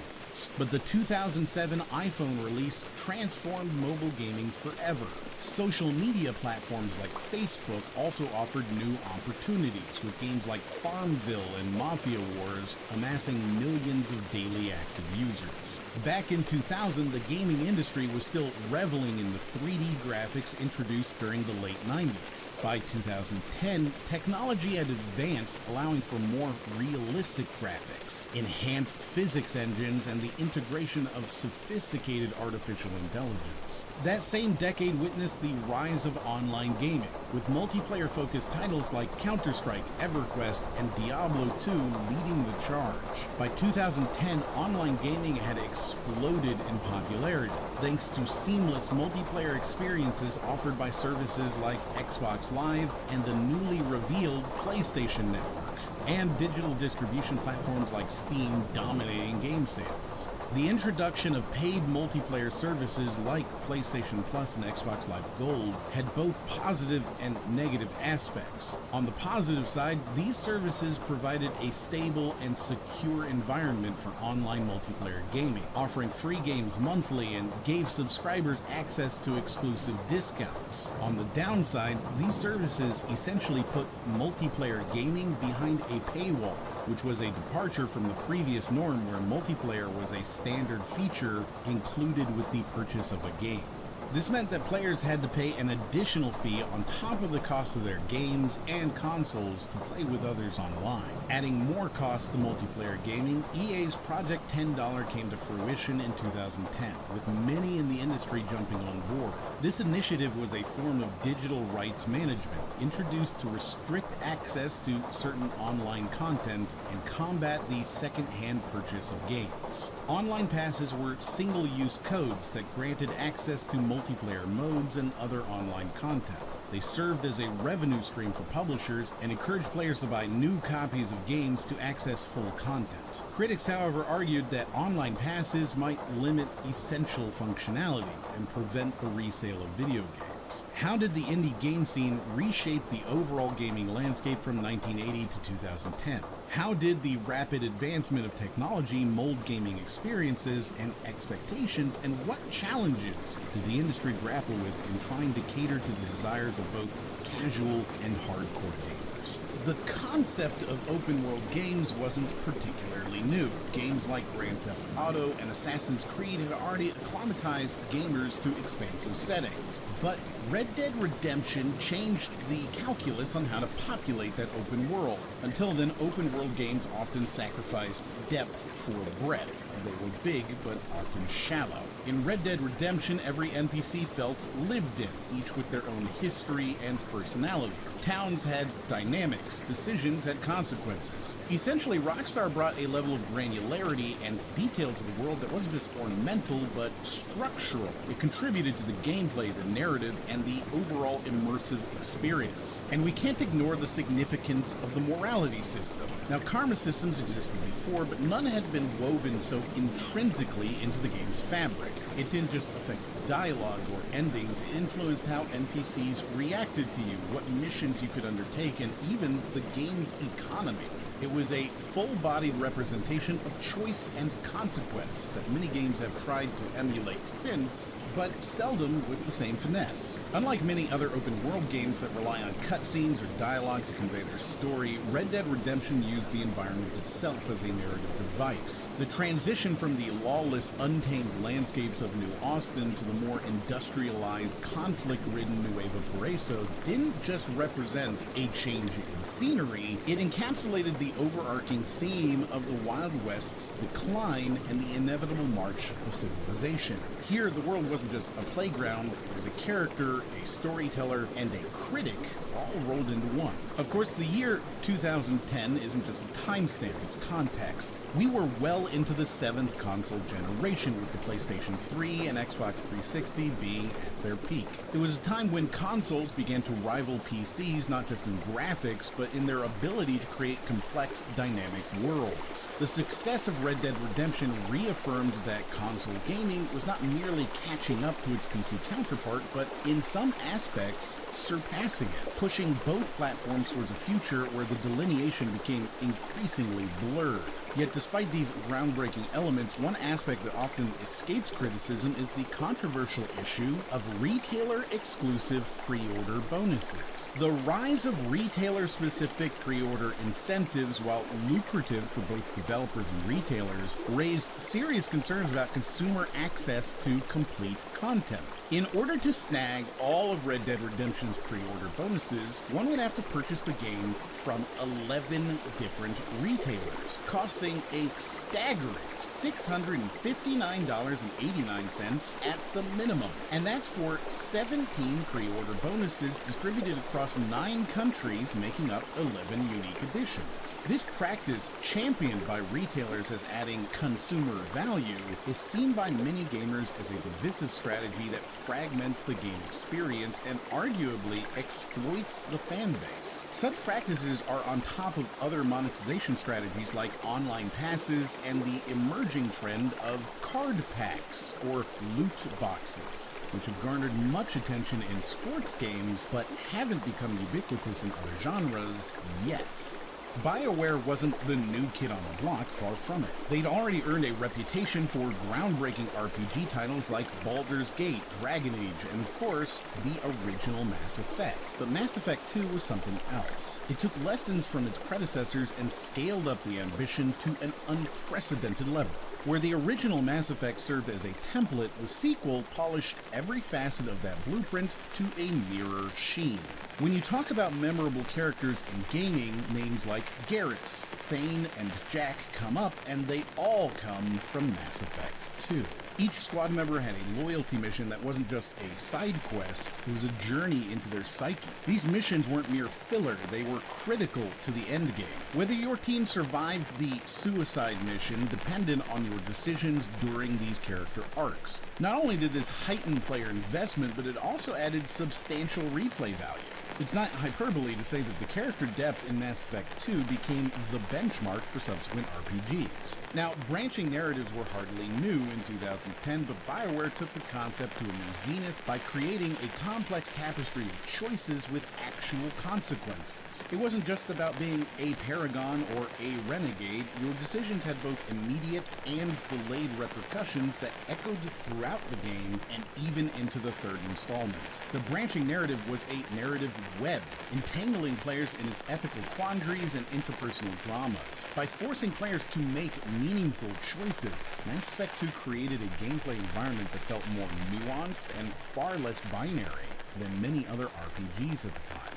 However, Mass Effect 2 wasn't all talk. BioWare overhauled the combat mechanics, moving from a somewhat clunky system in the original game to a refined cover-based third-person shooter format. It made the action sequences as engaging as the dialogue trees, a true balancing act not often seen in RPGs. The enhanced gameplay mechanics demonstrated that an RPG could deliver on both the story and action fronts, without compromising one for the sake of the other. Fallout New Vegas, a game that sits right alongside Mass Effect 2 as one of the most celebrated RPGs, serves to capture the state and aspirations of the video game industry at that time. It became a commentary on the gaming industry itself, embodying the struggles and challenges game developers faced. Obsidian Entertainment ventured into treacherous waters when they accepted the task of delivering Fallout New Vegas just a couple years after Bethesda's own Fallout 3, but they did it with finesse. One of the standout aspects of the game was a mature narrative tone, in contrast to the slightly more action-oriented Fallout 3. The post-apocalyptic Las Vegas setting was rife with political struggles, a rich lore that deep dived into local factions, and a gray moral landscape that made players think long and hard about their choices. The reputation system was designed in such a way that your decisions didn't just affect the immediate storyline, but had longer-reaching consequences in the game world, influencing how NPCs reacted and which quests became available. It felt like the decisions you made carried weight, an evolution from Fallout 3's somewhat binary karma system. Certainly good enough for an 84 out of 100 on Metacritic. It's just too bad that Obsidian only got a bonus if it hit 85. The fact that Obsidian missed out on a bonus by a single Metacritic point underscores a darker chapter in gaming history. Let's take a moment to realize how absurd it was that financial incentives were tied to an aggregate score on a review website. It speaks to the troubling, corporatized mentality of treating games like mere commodities to be rated on a scorecard rather than as intricate works of art that they are. This only becomes more concerning as more evidence comes out that companies like Bunker 15 were paying critics to boost or tank scores on Rotten Tomatoes. There is a palpable irony that a game like New Vegas, designed to make players question every moral choice, ended up becoming the casualty of an oversimplistic, almost binary system of appraisal. So what's fundamentally wrong with attaching a numerical value to a game? The problem starts with the illusion of objectivity. A score, particularly one on a 10 or 100 point scale, creates an impression that the game's quality can be precisely measured. It suggests that there is some objective standard that all games can be held against, but here's the catch: no two gamers will play a game and experience it exactly the same way, just as no two reviewers will have identical criteria for what makes a game good or bad. Let's consider IGN, a giant in game journalism. The review scores on this platform are not solely determined by the individual reviewer, but often by an editorial team. This creates an atmosphere where the reviewer's nuanced view can get lost in the process, raising questions about the scoring system's reliability. A single reviewer's score is subjective, sure, but at least it's a clear lens through which to interpret the game. When the score is an amalgamation of opinions, it ceases to be a useful barometer for a potential player's enjoyment. Another issue is the inflation of scores over time. A decade ago, a 5 out of 10 meant mediocre. Today, it's often interpreted as an abomination. This shift suggests that the scale isn't static. It's distorted and varies not just from outlet to outlet, but also across time periods within the same outlet. Essentially, the 7 to 9 range has become the new normal, the new mediocre, so to speak, and that's problematic when you're trying to gauge a game's merits. A more nuanced approach might involve ditching the numerical score altogether. Consider long-form reviews, the kind that delve into the nuances, that take into account the game's historical and genre-specific context, its design philosophy, and its socio-cultural implications. These are the reviews that offer us the most comprehensive understanding of the game, allowing us to consider it as a complex, multifaceted creation rather than a product to be measured on an arbitrary scale. Moreover, the comparison of scores across different games is often like comparing apples and oranges. How can one meaningfully compare the score of a narrative-driven game like New Vegas against a sports simulation or a real-time strategy game? Each caters to a different set of gamer expectations and needs to be assessed on its own terms. While interpreting reviews, understanding the context and preferences of the reviewer becomes crucial. A score may provide a quick, albeit flawed, snapshot, but reading a reviewer's detailed opinions can guide you towards a much more personalized decision about whether a game is right for you. This situation laid bare the shortcomings of the then prevailing game review system. We're not talking about the in-depth analysis some outlets offer, but rather the number that's plastered at the end of the review. It's a disservice to both the developers and the gaming audience. Scores, often decided by an editorial team rather than the individual reviewer, lack context. They don't reflect the evolving standards or the varying tastes and perspectives that come into play. Many games, including New Vegas, have been victims of this system, which saw its implications extend to layoffs and project cancellations at Obsidian. And if we can think even more broadly here, it adds a layer to the continued dialogue about the increasing corporatization of game development. The scale and greed of some of these larger companies contrasts sharply with the indie space, where games are often developed with passion over profit, exposing the creative chasm between the two. As we consider Fallout New Vegas in its historical context, the missed Metacritic bonus wasn't just a business footnote. It represents an industry grappling with its own identity. Super Meat Boy wasn't just hard, it was designed to be a masterstroke in precise controls and immediate response. You felt as though you were truly embedded in its pixelated world, and any failure or slip-up could only be attributed to your skill level, not game lag or faulty mechanics. In an era when minigames were focusing on easy engagement, optional in-game purchases, and lowering the learning curve, Super Meat Boy defiantly swam against the tide. It reminded everyone of the joy that comes from conquering a near-impossible challenge through nothing but your own skill and persistence. This game reignited interest in the unforgiving but gratifying platformers of the past like Mega Man and Castlevania, further setting the stage for the retro renaissance in the following years. Yet the journey of Team Meat during the game's development is equally captivating. Many know the story of their financial challenges and health setbacks, but let's not just brush it off as a footnote. It illustrates a darker underbelly of the indie development scene, an environment that often demands everything and offers only uncertainty in return. The disappointment the developers felt when Xbox Live Arcade failed to provide the promised spotlight was not just a personal setback for the team, it represented the hurdles indie developers face when they lacked the cushioning of big publishers. Team Meat wasn't just making a game, they were navigating an obstacle course in the industry, trying to pay bills and survive as an indie developer, and it was every bit as perilous as Super Meat Boy's own blades and spikes. It's also fascinating to look at the game's impact on the streamer culture that was nascent at the time. Super Meat Boy was perfect for this burgeoning community. Its challenging levels offered dramatic tension, its successes were extremely rewarding, and its failures were often spectacular. In short, it was a game designed to be watched as much as it was designed to be played, contributing to the symbiotic relationship between gaming and live streaming that has become so intrinsic to the industry today. StarCraft II was a leap ahead, with improved graphics, new units, and a more engaging single-player campaign. These enhancements were not just superficial, they changed how the game was played at a fundamental level.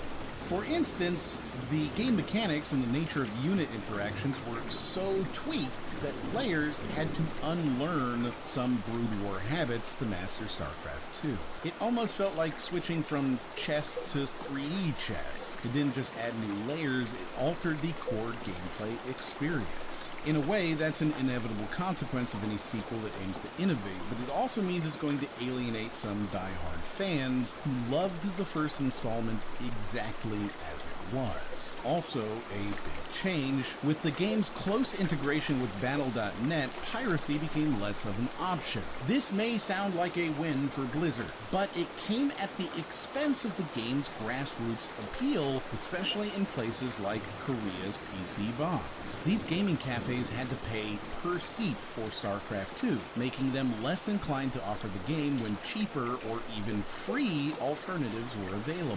When you couple that with the rise of games like League of Legends, which was pulling from the same pool of RTS fans and had become a free-to-play sensation, the uphill battle for StarCraft II becomes much more apparent.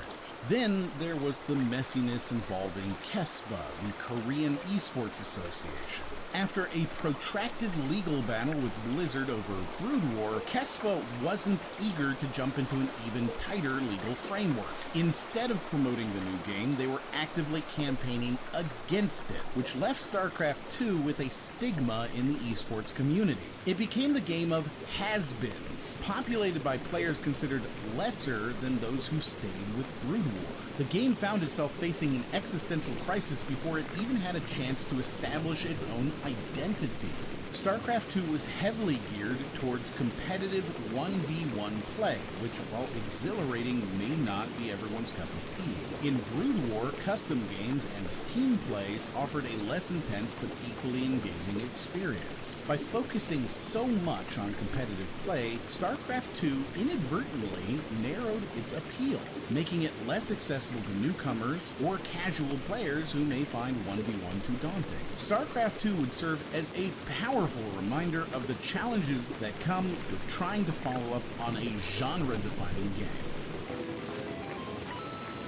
Let's kick off with God of War 3. There are blockbuster hits, and then there's God of War 3. A storm of unbridled chaos and catharsis that sold 500,000 more copies than its predecessor in just the first week. Sure, the game capitalized on the appeal of mythological hack and slash, but it did more than that. It defied expectations for what a narrative finale could look like, both technically and thematically. It was a triumph in capturing the end of an era for the PlayStation 3, exploiting the console's hardware capabilities in a way few other titles did. This game took the player through the ringer emotionally and experientially, starting with the grandeur of Olympus and crashing into the depths of the underworld. In short, God of War 3 elevated what could have been a run-of-the-mill revenge saga into an epic odyssey by fine-tuning the emotional resonance of its mechanics and settings. This level of nuance, often relegated to the margins of discussion, is what made it a tentpole title, encapsulating the industry's shift towards grander, more cinematic experiences. Contrast that with Mega Man 10, a game that seems like an outlier in an age where cutting-edge graphics and sprawling storylines were becoming the norm. Here, the developers at Capcom paid a love-filled homage to the past, not just in aesthetics, but also in gameplay. And it was in this seemingly simple package that Mega Man 10 presented an intriguing argument. Could we revitalize retro gameplay without sacrificing modern design principles? Now, this wasn't mere nostalgia pandering, it was a calculated decision to scrutinize what made the original series work so well. In a time when the gaming industry was obsessed with photorealism and cinematic storytelling, Mega Man 10 argued for the enduring appeal of simplicity. What's often forgotten is how this game managed to achieve balance, incorporating challenging gameplay without alienating newcomers, a fine line that not all retro revival games managed to walk. Unlike many throwback titles that operated on the difficult equals good principle, Mega Man 10 offered different difficulty settings, a perfect example of preserving retro charm while adapting to contemporary needs. This was a calculated response to a problem that the industry grappled with: how to honor the past while being inclusive to a broader gaming audience. Turning to Alan Wake and the growing influence of adver games, the Verizon Achievement ad showcased a transitional period for in-game advertising. What was truly paradigm-shifting wasn't merely the inclusion of an ad, but the subtle yet potent way that advertising was integrated into the gameplay itself. When we talk about this title, we're not just referring to an isolated instance of product placement. Before this, most video games that included advertisements were doing just that, including them as static, non-interactive elements. You could walk past a billboard in Grand Theft Auto, for example, but you'd rarely, if ever, interact with it in a way that felt consequential. Alan Wake bucked that trend by embedding the ad as an achievement, a milestone within the game that players could strive for. This was a substantial evolution from the previously detached nature of in-game advertising. The achievement not only acknowledged the advertisement, but also enticed the player to engage with it, to make it a part of their gaming experience. It was this interactivity, this gamification of the advertising content, that set the stage for what we could expect from in-game advertising going forward. This nuanced approach contrasted sharply with the sledgehammer subtlety of adver games like Sneak King or Doritos Crash Course. While these games were entirely built around the brand, their very essence oozing product placement, they often felt gimmicky and heavy-handed. Their primary function was to be a marketing vehicle first and a game second, which often led to an unbalanced, less than satisfying gaming experience. What Alan Wake achieved was far more integrated and sophisticated. Here, the ad wasn't a diversion or a sideshow, but a piece of the larger narrative and gameplay puzzle. In effect, Alan Wake demonstrated that you could create a critically acclaimed, well-crafted game while still incorporating advertisements in an interactive and meaningful manner. It's a model that showcases the potential for a symbiotic relationship between game developers and advertisers, one where the advertising doesn't just reside in the game world, but adds an extra layer of interaction, becoming an integral part of the world. While the success of this approach is still open to debate, it's crucial to recognize that Alan Wake represented a watershed moment. It asked a question that the industry needed to grapple with. Can advertisements be more than just billboards on the side of a virtual highway?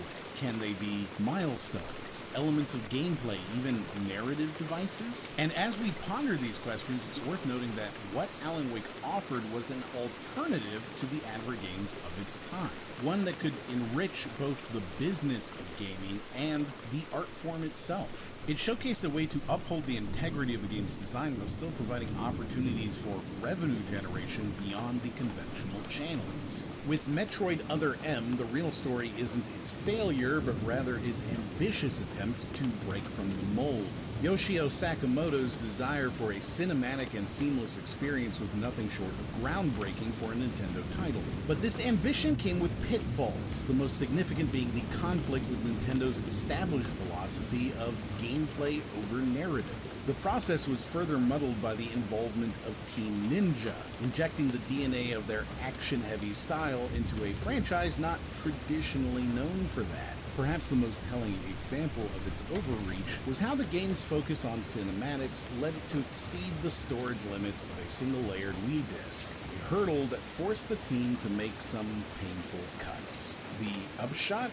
The game felt disconnected, caught between conflicting visions, and ended up lacking in some of the franchise's most cherished elements, like rewarding exploration and meaningful progression. In that sense, it serves as a cautionary tale, highlighting the potential pitfalls of diverging too far from the game's series of foundational elements. The resulting product felt fragmented, like a patchwork of disparate visions, which led to it being a more linear experience, contrary to the explorative soul of Metroid games. And what of Assassin's Creed Brotherhood? That title brought something that few expected. A multiplayer element to a fundamentally single-player experience. This was a turning point, signaling that the serialization of non-COD games could be just as compelling and financially rewarding. Brotherhood demonstrated that the mechanics of a historically single-player series could be adapted to offer a multiplayer experience. The result was a blueprint for other story-driven franchises, a testament to how richly layered games can benefit from multiplayer modes without sacrificing narrative depth. Finally, Sonic Colors found itself in an interesting predicament. Sega had decided to remove all Sonic games scoring 75 or lower on Metacritic, stating that they were doing this to prevent brand dilution and make sure players understood the quality of Sonic games. Ironically, Sonic Colors landed exactly at 75, spotlighting a tension between quality control and the financial realities of game development. This awkward position for Sega emphasized the risk of using Metascores as the lone metric of a game's value, raising questions about how companies should best protect and elevate their brand in an increasingly competitive market. Gaming had come a long way by 2011, with iconic characters like Sonic the Hedgehog celebrating their 20th anniversary. Time sure flies when you're collecting rings, doesn't it? This milestone highlighted how the industry had matured, become an essential part of our pop culture. But perhaps the most significant moment in 2011 was the landmark Supreme Court ruling in Brown v. Entertainment Merchants Association. This decision reinforced the idea that video games are a form of expression protected under the First Amendment and set the stage for future discussions on the role of games in society. This monumental decision opened the floodgate for developers to push boundaries and explore more mature themes in their games, without the fear of legal repercussions. The ruling also shifted the responsibility of regulating video game content from the government to the industry itself, giving organizations like the ESRB a more significant role in ensuring age-appropriate content for consumers. 2011 saw the continuation of Project $10, now widely referred to as online passes. This initiative, embraced by companies like Ubisoft, aimed to generate additional revenue by charging customers for access to certain online content and extracting more money from consumers. Simultaneously, the gaming industry saw the rise of a new monetization strategy: loot boxes. This mechanic, first introduced in this newer, more predatory iteration by Andrew Wilson of EA in 2007's UEFA Championship League, was adopted by EA wholesale and incorporated into many of their games, including Madden and FIFA Ultimate Teams. The new game lets you build, train, and manage your ultimate team by buying packs and trading online with thousands of other gamers. The prevalence of loot boxes became a defining feature of the gaming landscape in 2011, generating substantial revenue, but also sparking debates about their ethical implications. In the midst of these industry shifts, Epic Games announced a new project, Fortnite. Initially revealed at the 2011 Spike Video Game Awards, Fortnite Save the World was conceived as a cooperative third-person shooter survival game.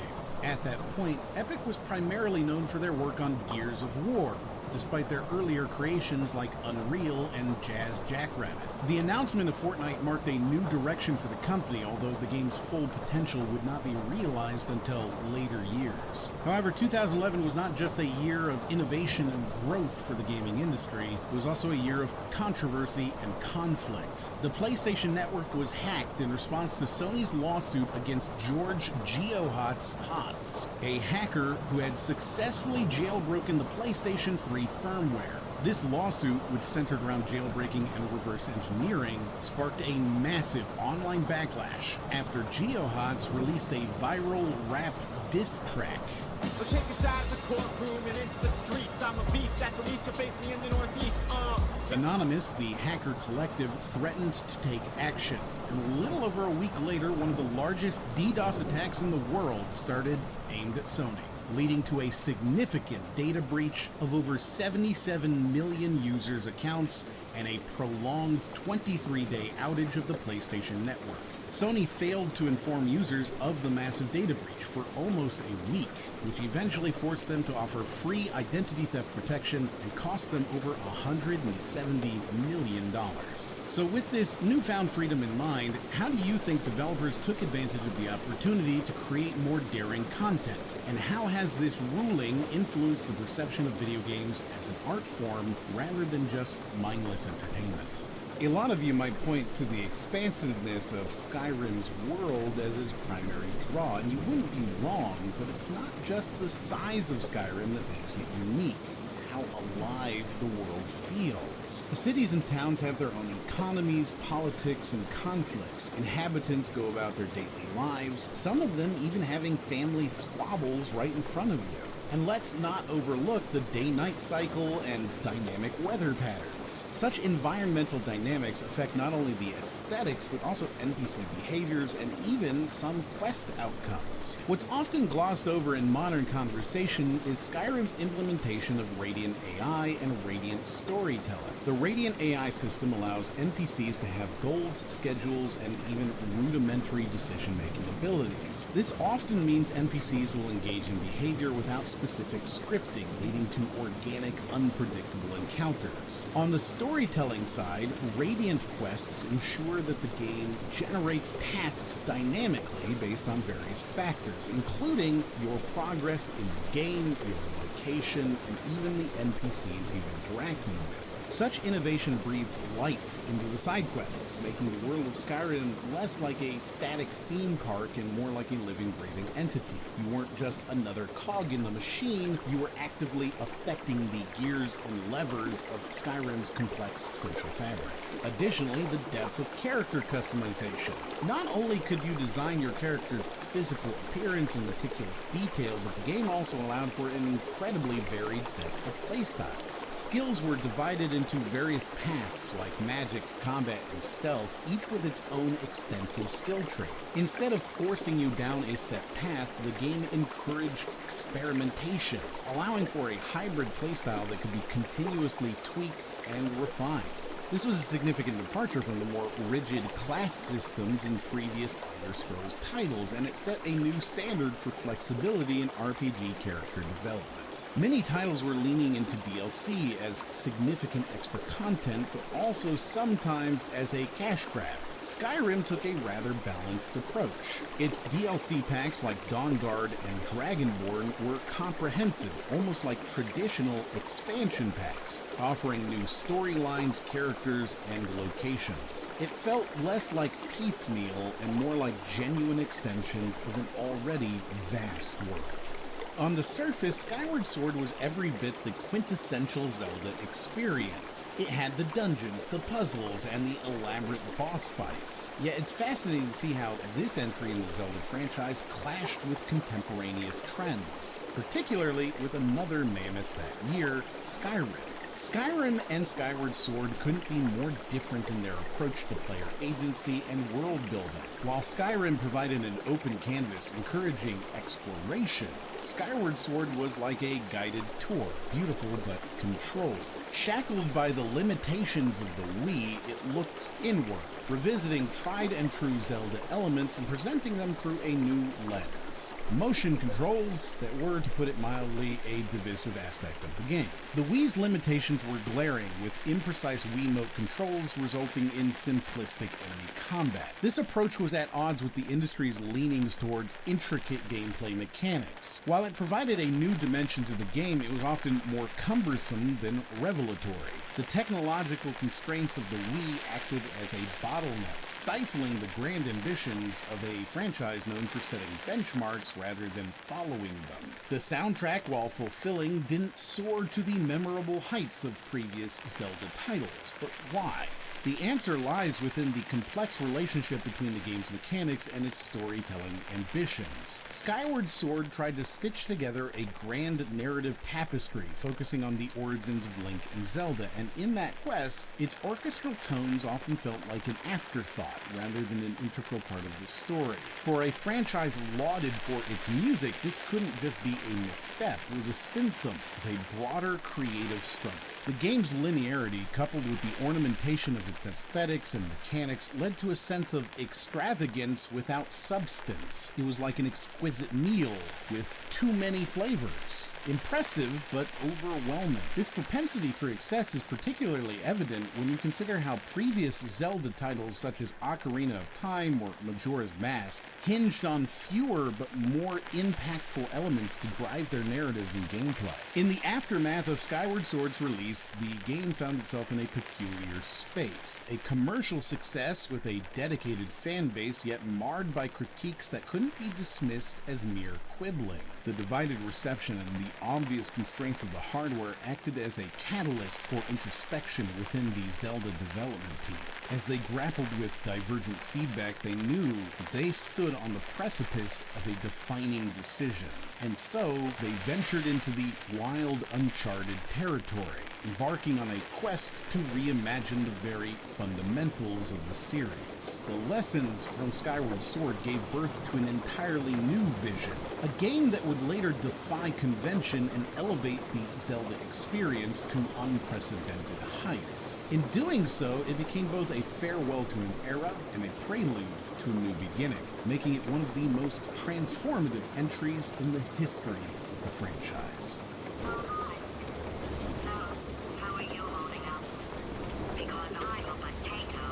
Portal 2 stands as an exceptional game that ingeniously manipulated player expectations by not just improving on its predecessor, but by fundamentally redefining it. While it's easy to praise the game for its sharp wit, memorable characters, and mind-bending puzzles, there's so much more to unpack if we're to understand its unique contribution to the gaming landscape.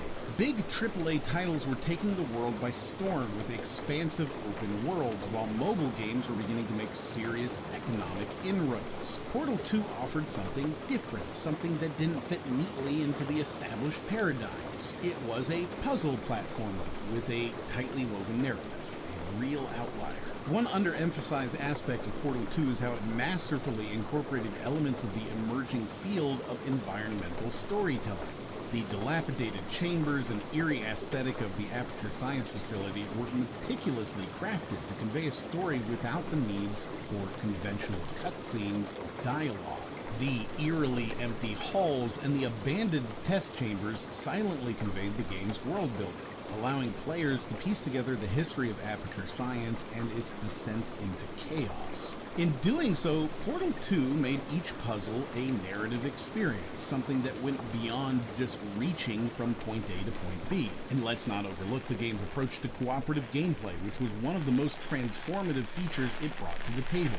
Sure, co-op games weren't new, but Portal 2 took the concept and added an intellectual layer. It's not just about two players being present in the same game, it's about two players having to think in sync, having to genuinely cooperate in a way that few games had ever asked. It didn't just redefine cooperative gaming, it refined it. This wasn't about quick reflexes or who had the better aim, it was a unique cognitive experience that built friendships and spawned immeasurable hours of shared laughter and occasional frustration as players fumbled through the game's innovative puzzles. One criticism often leveled at sequels is that they lack innovation, opting to play it safe by sticking to the established formula. Portal 2 defined this notion with the introduction of new gameplay mechanics like excursion funnels, propulsion gel, and aerial faith plates. Each of these served not just as new toys in a sandbox, but as integral pieces of an ever-expanding puzzle landscape.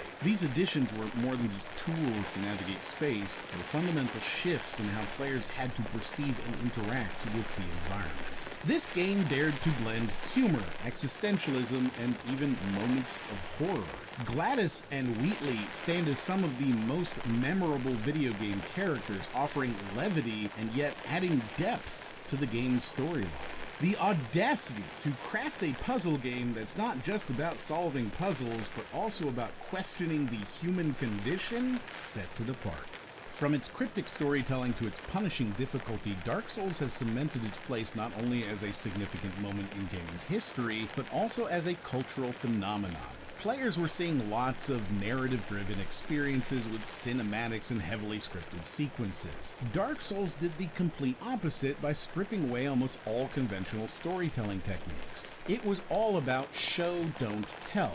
You weren't handed a narrative, you discovered it. This approach to storytelling encouraged players to delve into the lore, discuss theories online, and share information. It didn't just create a game, it birthed an entire community of archaeologists digging through its digital world, picking apart item descriptions and environmental cues. This collaborative interpretation of lore was revolutionary. It empowered the player to be a storyteller, an interpreter, a detective, roles not usually given to players in such full measure. Immediately, you might think about difficulty, a defining characteristic of Dark Souls. The game is notoriously punishing. But let's be clear, it's not difficult for the sake of being difficult.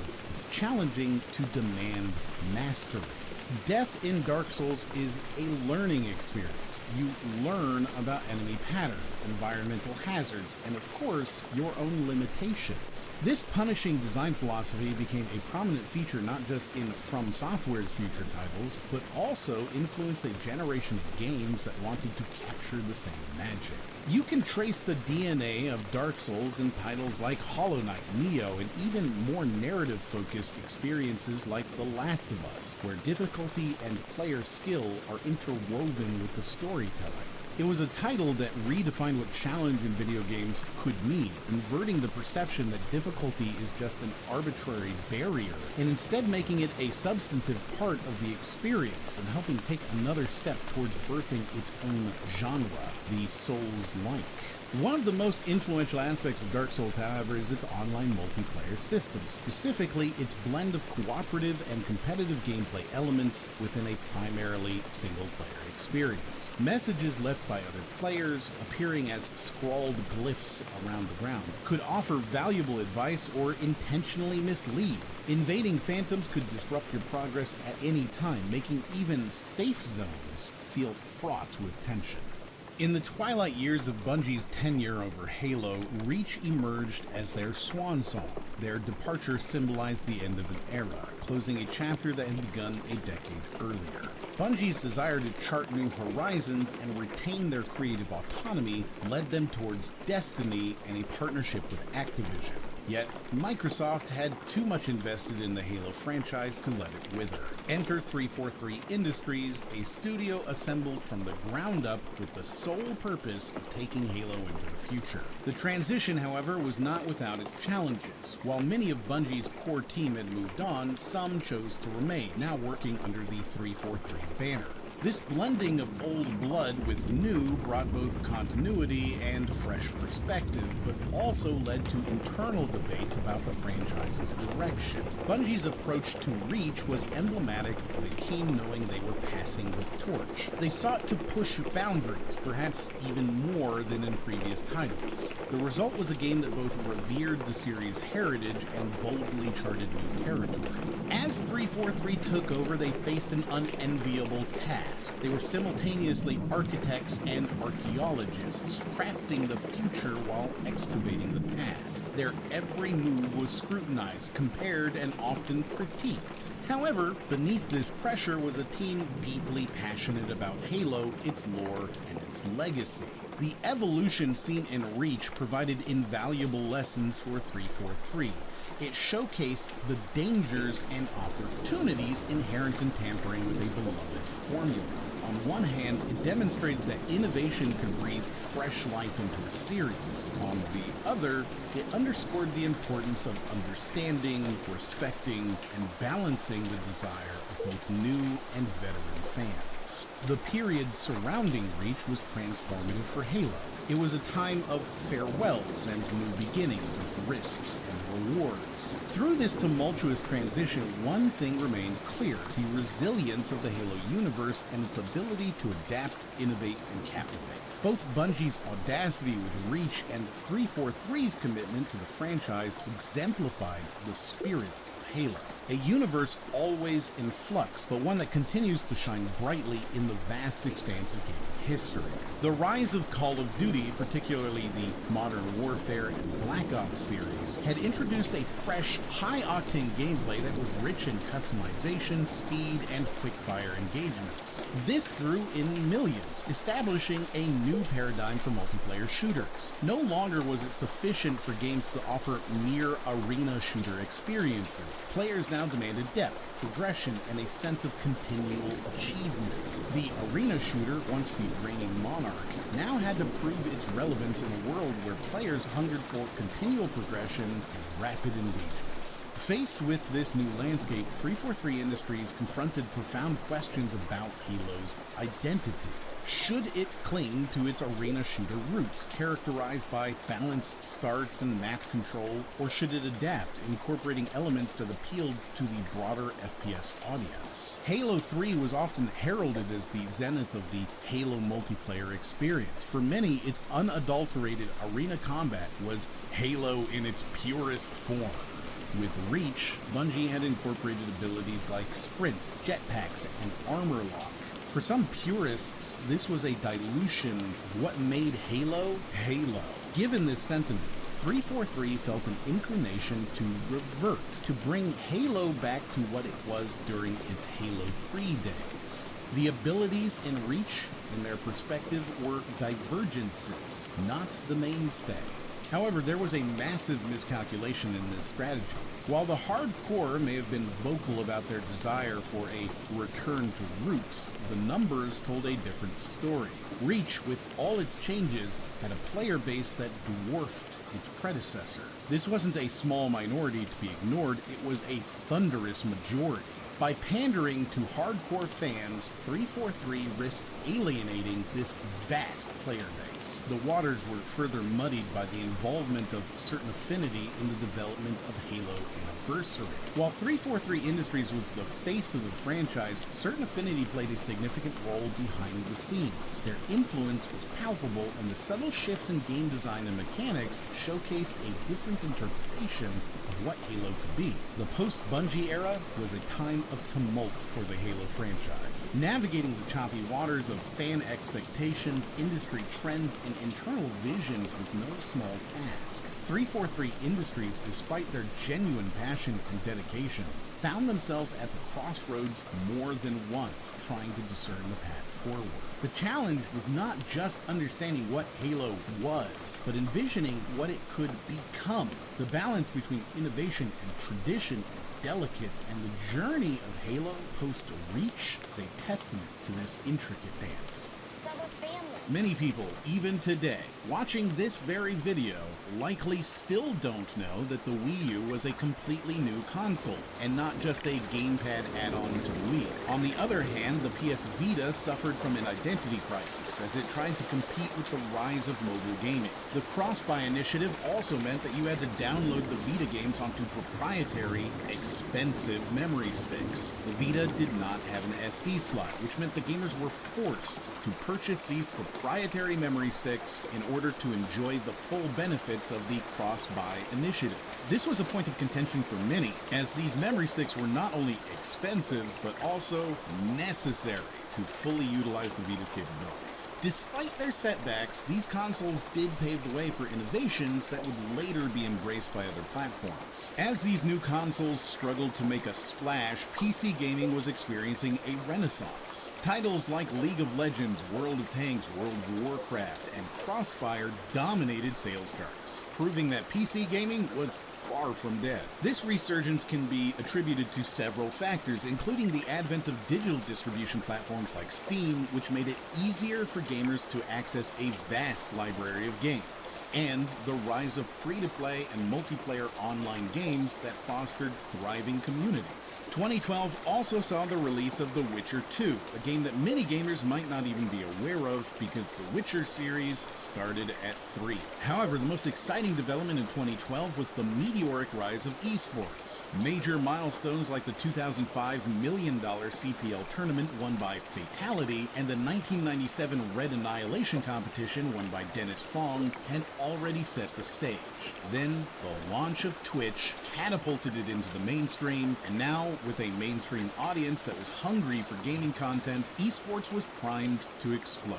As a result, esports began to spread its influence beyond Korea and into the US and other countries. How has the rise of esports and platforms like Twitch transformed the gaming landscape? Not only in terms of competition, but also in the way we consume and engage with gaming content. Mass Effect 3 was the culmination of BioWare's epic space opera that combined meticulous storytelling, complex characters, and consequential player choices. Today, it stands as a monument to interactive narrative, despite the cacophony of opinions surrounding its ending. An ending so controversial, it inspired impassioned essays, YouTube videos, and heated debates. But let's put that aside for a moment to recognize the Sisyphean task of crafting an ending that could satisfy all players. No ending could carry the weight of every choice, every consequence, and every player's unique story across 3 different games. The challenge was monumental, so if you're seeking a universally acclaimed finale, you're asking for the moon on a stick. Outside of the ending, however, Electronic Arts was going through an existential crisis of sorts concerning used game sales and the commercial viability of single-player games. It was an era when the fear of piracy and secondhand sales gripped publishers so profoundly that a single-player game, to many executives, seemed like a risky proposition without a lifeline to continued post-purchase revenue and delayed trade-ins. This was the zeitgeist from which Mass Effect 3's multiplayer emerged, not just as an ancillary feature, but as a directive from EA. The publisher insisted that every game in their portfolio, including those that are primarily single-player, should incorporate multiplayer and, more explicitly, microtransactions. EA's stance on this was, for the most part, rooted in their success with the FIFA Ultimate Team model, a form of the loot box mechanism that had demonstrated staggering profits. Hence, Mass Effect 3 was fitted with a co-op multiplayer mode featuring card packs, essentially a forerunner to the loot box system that later engulfed the industry. At first glance, the inclusion of multiplayer in a narrative-driven franchise seemed not just forced, but incongruous. However, what no one expected was that Mass Effect 3's multiplayer would actually be fun, engaging, and surprisingly well executed. BioWare took a potentially awkward addition and turned it into a strength. The game's combat mechanics were notably more fluid than its predecessors, making teaming up with friends to face waves of enemies unexpectedly satisfying. satisfying. While it was a transparent attempt to elongate the lifespan of the title and offer an avenue for additional revenue, the mode's cooperative nature and its contribution to the single-player campaign's galactic readiness made it feel integrated rather than tacked on.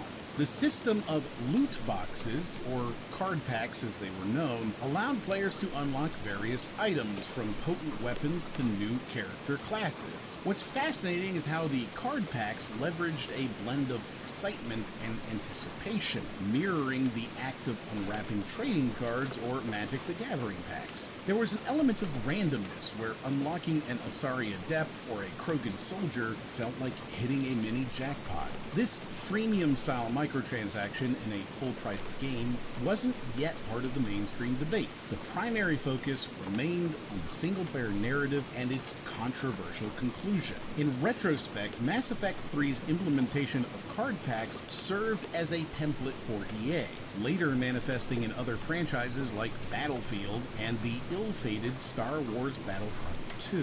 What started as a secondary feature in Mass Effect 3 that no one talked about metastasized into an industry-wide conundrum, fueling scrutiny, legal inquiries, and player backlash. The roots of this significant industry discussion can be traced back to the unsuspecting multiplayer mode of Mass Effect 3.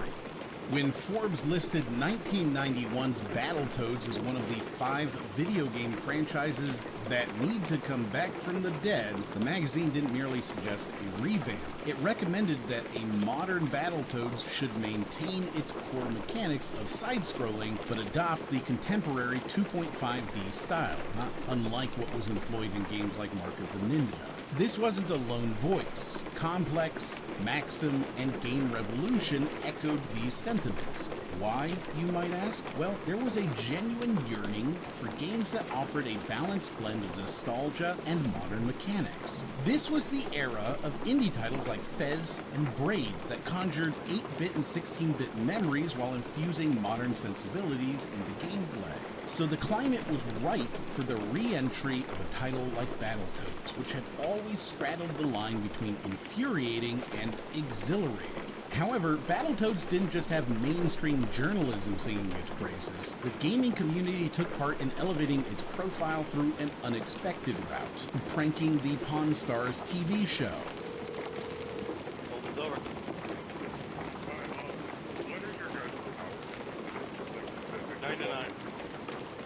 99, 7 days a week.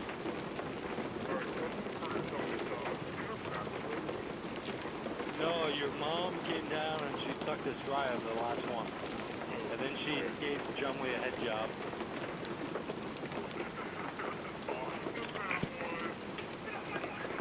A 4chan mass prank had callers incessantly asking Rick Harrison, the show's proprietor, if he had Battletoads in stock.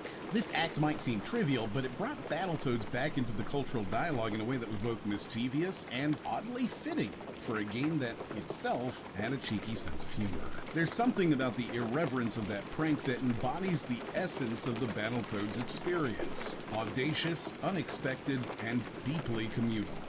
Max Payne 3 is an enigma in Rockstar's portfolio. While the company's name is often synonymous with grandiose open-world experiences like GTA or Red Dead Redemption, Max Payne 3 opted for a tightly wound narrative that felt almost claustrophobic in its intensity. The game entered a market where linear, story-driven games were becoming the exception rather than the rule. However, its failure to achieve the legendary status of other Rockstar titles isn't indicative of its quality, but rather an industry and audience ready to pivot to something else. This was the time when open-world games were reaching their peak. Skyrim had set a standard, and Assassin's Creed was taking notes. The sandbox was the playground everyone wanted a piece of, so when Rockstar released a game where the sandbox was essentially a brooding noir narrative, well, it almost felt like bringing a knife to a gunfight. Yet it's this very design philosophy that makes Max Payne 3 a fascinating study. The linearity provided a focus on storytelling and mechanics that allowed Rockstar to create one of the most atmospheric third-party shooters ever made. By transplanting Max from the gritty streets of New York to Sao Paulo, Brazil, the game creates an atmosphere of alienation and dislocation, perfectly mirroring Max's inner turmoil. He's a stranger in a strange land, and the game pulls no punches in showing the disparity between the wealthy elite and the crime-ridden favelas. Sao Paulo becomes more than a backdrop, it's an integral part of the narrative, deeply layered and culturally nuanced. It serves the dual function of being a geographical and a psychological space, a strategy seldom employed with such efficacy. The bullet time feature, a staple in the series, was refined to an art form in this installment. The fluidity of diving in slow motion while firing bullets made each combat scenario an adrenaline-pumping ballet of violence. The physics engine rendered every bullet, every shell casing with meticulous detail, offering a degree of realism that was unparalleled at the time. The game would automatically switch to a cinematic kill cam for the final enemy in a combat sequence, creating these miniature, unscripted action movie climaxes. The mechanic was more than just a flashy gimmick, it was an example of gameplay and narrative elements working together seamlessly to elevate the tension and the stakes. In Max Payne, and especially in his internal monologue, we see a character with layers, someone genuinely struggling with guilt, loss, and a self-destructive streak a mile wide. Rockstar took a risk by not making him likable, by showing us the raw, unfiltered mess that was Max Payne. And this narrative risk was nestled within a meticulously crafted noir storytelling format, complete with graphic novel-esque cutscenes that were both an homage to the series' roots and a unique stylistic choice that intensified the game's heavy atmosphere. Following the release of Max Payne 3, Rockstar shifted its full attention to open-world experiences like GTA. Despite its quality, Max Payne 3 was caught in the confluence of changing industry trends and overwhelming expectations. Partnered with LA Noir's failure the year before, Rockstar viewed the game as a lesson in the pitfalls of venturing outside one's successful formula. It's easy to overlook Amnesia. However, that would be a critical error, for the impact of this game on the horror genre is so profound that it virtually rewired the expectations for all horror games that followed. The game's atmosphere thrives on helplessness, contrary to the power fantasies that dominated the gaming landscape. Here, the survival element is stripped down to its core. You don't fight, you hide. And this isn't just some momentary gameplay gimmick. They're not just taking away your weapons. It's a philosophical standpoint that reinforces the dread, forcing you to confront the game's intricate environments and story with a sense of vulnerability that is absent in other titles. While critics have scrutinized the controls, the discomfort actually augments the player's sense of powerlessness, which was the point all along. Prior to Amnesia, jump scares were generally considered cheap tactics, but in the confines of this game, they were used sparingly and effectively, with a buildup of tension that had more in common with psychological horror films than with typical video games. This subtlety directly impacted other titles that followed, like Alien Isolation, to opt for a more restrained, thoughtful approach to scaring players. Markiplier's Let's Play series for Amnesia became a community catalyst, pulling this title from the depths of niche forums to mainstream conversations. The game's layered storytelling and atmospheric gameplay found a new mode of expression through the performative aspects of Let's Plays, and Markiplier's almost 300 videos ensured that this title remained in public consciousness. But it wasn't just a one-way street. This spotlight directly contributed to the commercial success of the franchise and influenced the broader gaming industry to take notice of Let's Plays as a viable marketing tool. The Walking Dead's brilliance lies in its ingenious blend of narrative and mechanics, creating the illusion of an open, reactive world. At the core, you're always walking a set path, but it never feels like it. Instead, you're engaged in this intricate dance of decision-making where it feels like every step you take is uniquely yours. The narrative was structured in such a way that the choices felt meaningful, even though, with hindsight, they may have only led to subtle differences in the game's outcome. This technique was beautifully deceptive in its simplicity, but offered an illusion of expansive possibilities that games with far more complex branching paths struggled to achieve. That mastery of illusion was important for the time. The gaming world was already familiar with so-called moral choice systems thanks to games like Mass Effect and Fallout. But what Telltale, the developers, achieved was an emotional weightiness that these bigger titles often failed to capture. You weren't deciding whether to be good or evil, you were deciding who to save and who to leave behind. You were making choices that reflected not just on the player, but on the in-game relationships you had nurtured. Telltale Games' rapid success was, in a perverse way, their undoing. After The Walking Dead, the company took on multiple big-name projects almost simultaneously. The internal communication broke down, and a toxic culture emerged, characterized by crunch time, screaming matches, and creative stagnation. Founder Kevin Bruner's leadership style could be described as iron-fisted at best, stifling at worst, culminating in what employees would call a creative bottleneck. These troubles began to manifest in their later projects, which lacked the same magic that made The Walking Dead such a standout. The Walking Dead did more than just raise the bar for narrative-driven games. It set a precedent that Telltale itself struggled to meet in subsequent years. The industry watched as a studio that had once revolutionized storytelling in video games slowly dissolved, a victim of its own initial success and poor management. The game serves as a poignant contrast to its own creator's fate, capturing the essence of the studio at its creative peak, even as it stood on the precipice of its own undoing.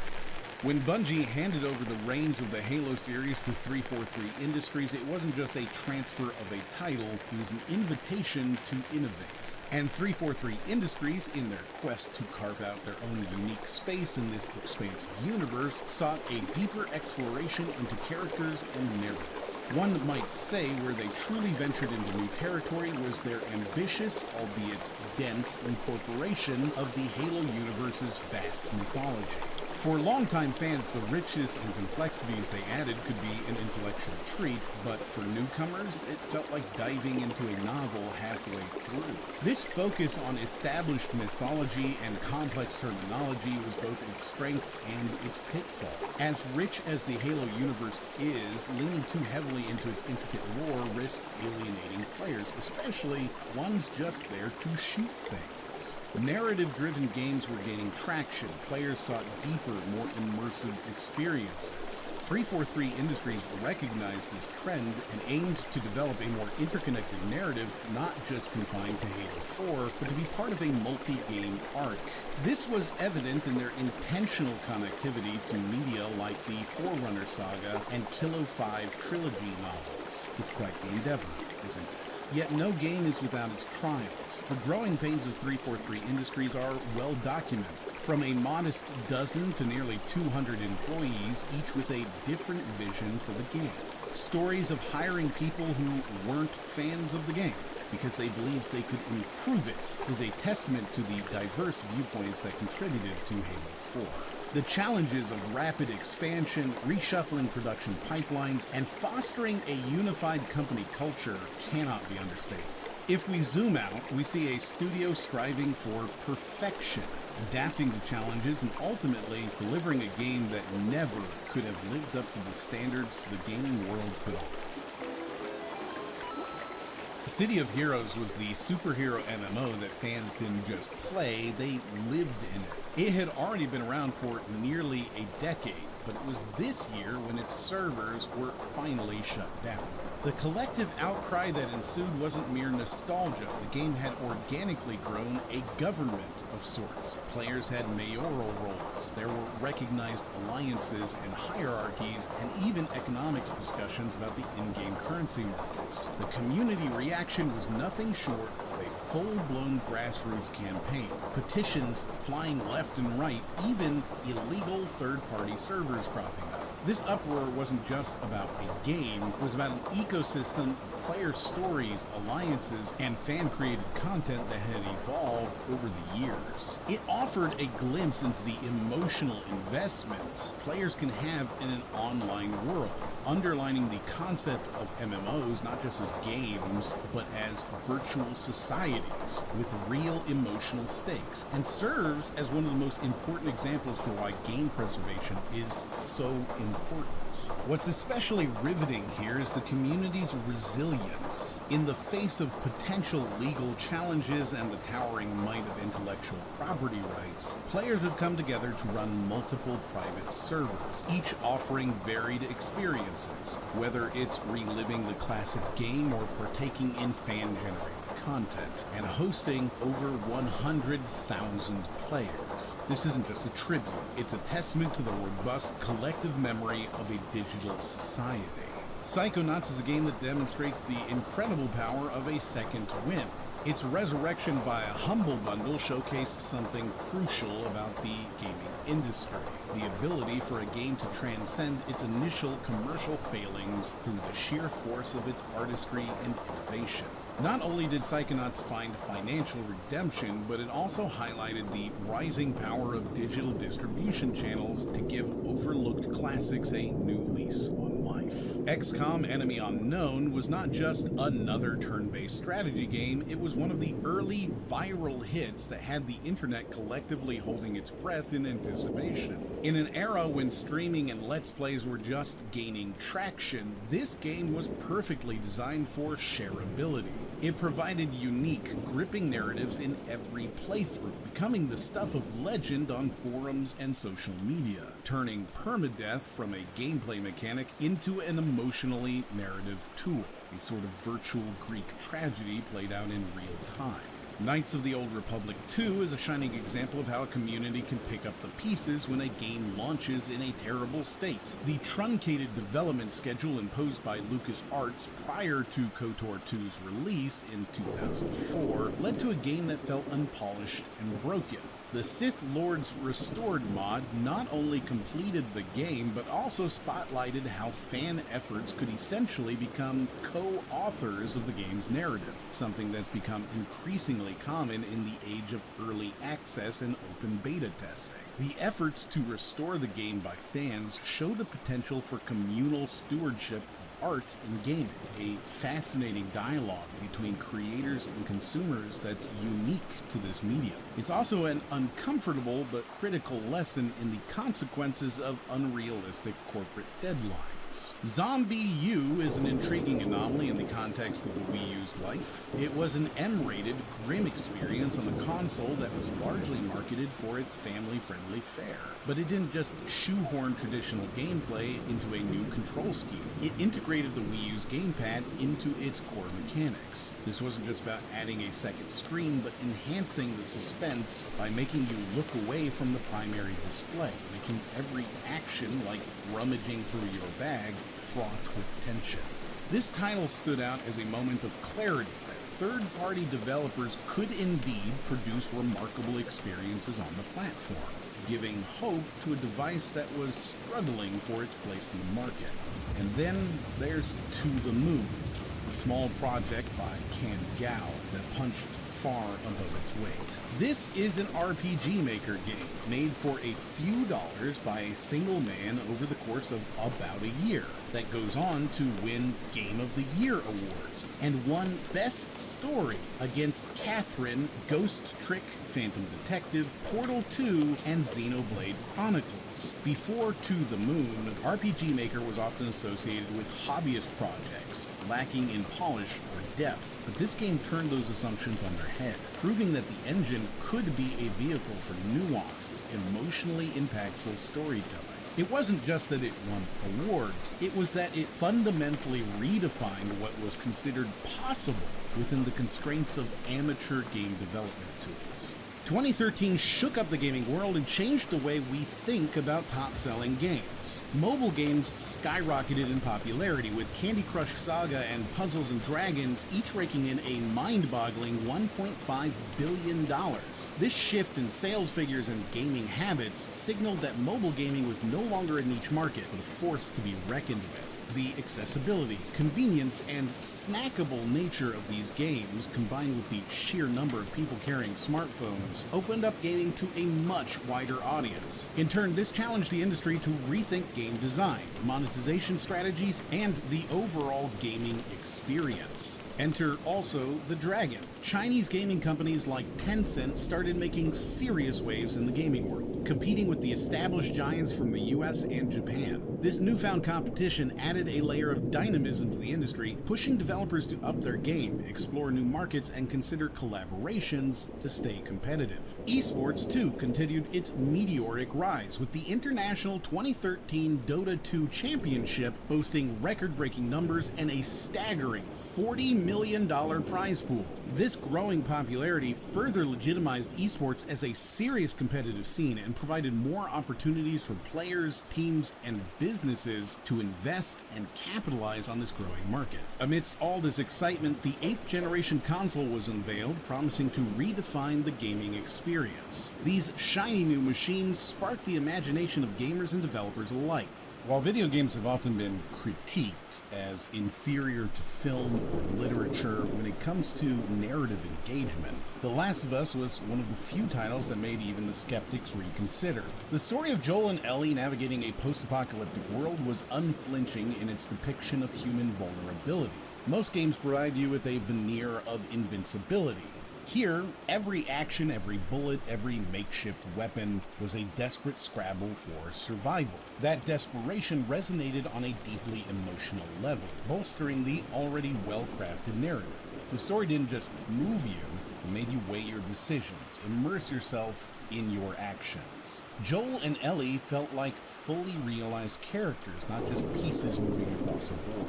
Where some games might place a diary or audio log to give you a snippet of life before the catastrophe, The Last of Us populated its world with haunting visuals of dilapidated buildings, crumbling freeways, and rooms that looked like people had just stepped out for a moment but never returned.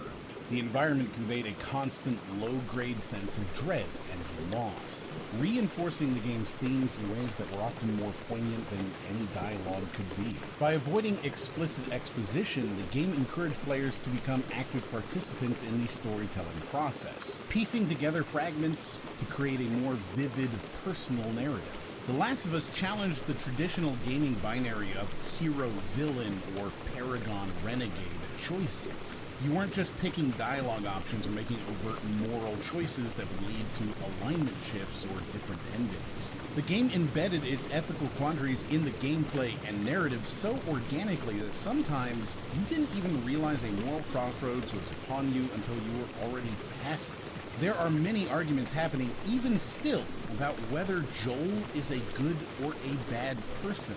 This blurred line between gameplay and ethical choice-making deepened player engagement and opened up new pathways for storytelling that we're still exploring in the gaming industry today. GTA 5 has made more money than any movie ever released, making it arguably the largest single entertainment product in history. The financial success of GTA 5 had enormous implications for Rockstar Games. In the years that followed, the company's identity evolved significantly. No longer just a game developer, Rockstar became a caretaker of a living, breathing online world. The massive income generated from GTA 5, especially its online component, meant that there was little financial incentive to rush another big release. Instead, they kept this behemoth afloat with constant updates, making the game feel perennially fresh. The sheer longevity of GTA 5 is nothing short of astounding, effectively staying up and popular for over a decade before any serious mention of GTA 6 could surface. The phenomenon also changed the game for the broader industry. The success of GTA 5 as a live service ultra hit became a template, a formula to crack for other game companies. It was as if the floodgates opened and the industry scrambled to replicate this model. And while many tried, few genuinely succeeded, pointing to something unique about GTA 5's formula that went beyond just being an open world game. It wasn't just the breadth of the world, but the granularity, the attention to minute details. Whether you were exploring the Hollywood-like Vinewood, the arid countryside of Blaine County, or the urban sprawl of Los Santos, every location had its own heartbeat and character. Even the non-playable characters you'd encounter felt thoroughly designed, imbued with a degree of unpredictability that made interactions genuinely engaging. The satire in this game wasn't merely window dressing. It was an integrated part of the world through radio shows, internet browsing within the game, and ambient conversations. The game offered a critique of American life that was at times jarring, hilarious, and uncomfortable. We can't overlook how this contributed to the overall narrative depth and replayability of the game, offering players more to chew on than just the story missions and side quests. However, Rockstar's achievements with GTA V also revealed their compromises. The game's female characters lacked depth and agency given to their male counterparts, and despite its satirical lens, the game sometimes risks perpetuating the very stereotypes it purports to critique. While the landscape was flooded with Call of Duties and Battlefields, Counter-Strike had been chugging along steadily for more than a decade. Yet this year, something seismic happened, something that transformed not just Counter-Strike, but set a precedent for online gaming economies everywhere. The Arms Race update introduced skins, and the rest, as they say, is history. You see, the beauty of Counter-Strike's game design is that it achieved a delicate equilibrium, blending strategy, skill, and teamwork into a competitively viable experience. However, that's not solely a matter of chance, it's meticulously calculated. The game's competitive nature has made it one of the top esports titles for years, and Valve ensured that each update considered the professional scene. There are no gimmicky systems like kill streaks. Every weapon is immediately available to every player, and so it's not your character in the game who gets better, it's you. You get more knowledge, better skills, and become a better player. And when you watch a pro game, you can go and play that exact same map with those exact same weapons and try out the cool new strategy you just saw. Counter-Strike is an outlier when compared to its competitors, especially in how it updates. The vast majority of modern shooters follow the annualized model, new year, new game. This might work well for short-term revenue streams, but it also fragments the player base, dividing the community among various titles, and forcing players to adapt to new mechanics and systems with each release. Counter-Strike took a different path. By updating slowly but consistently over 2 decades, the game allowed players to master its mechanics deeply. When you can spend years honing your skills in the same game, it opens doors to professional careers that are far more stable than those offered by games that change every couple of months. In other words, the consistency and longevity of Counter-Strike's ecosystem offered a sandbox for expertise, and the players dug in. But let's circle back to the Arms Race update of 2013, which drew inspiration from a similar update in Team Fortress 2. Valve's decision to bring an economist on board wasn't merely about optimizing Counter-Strike.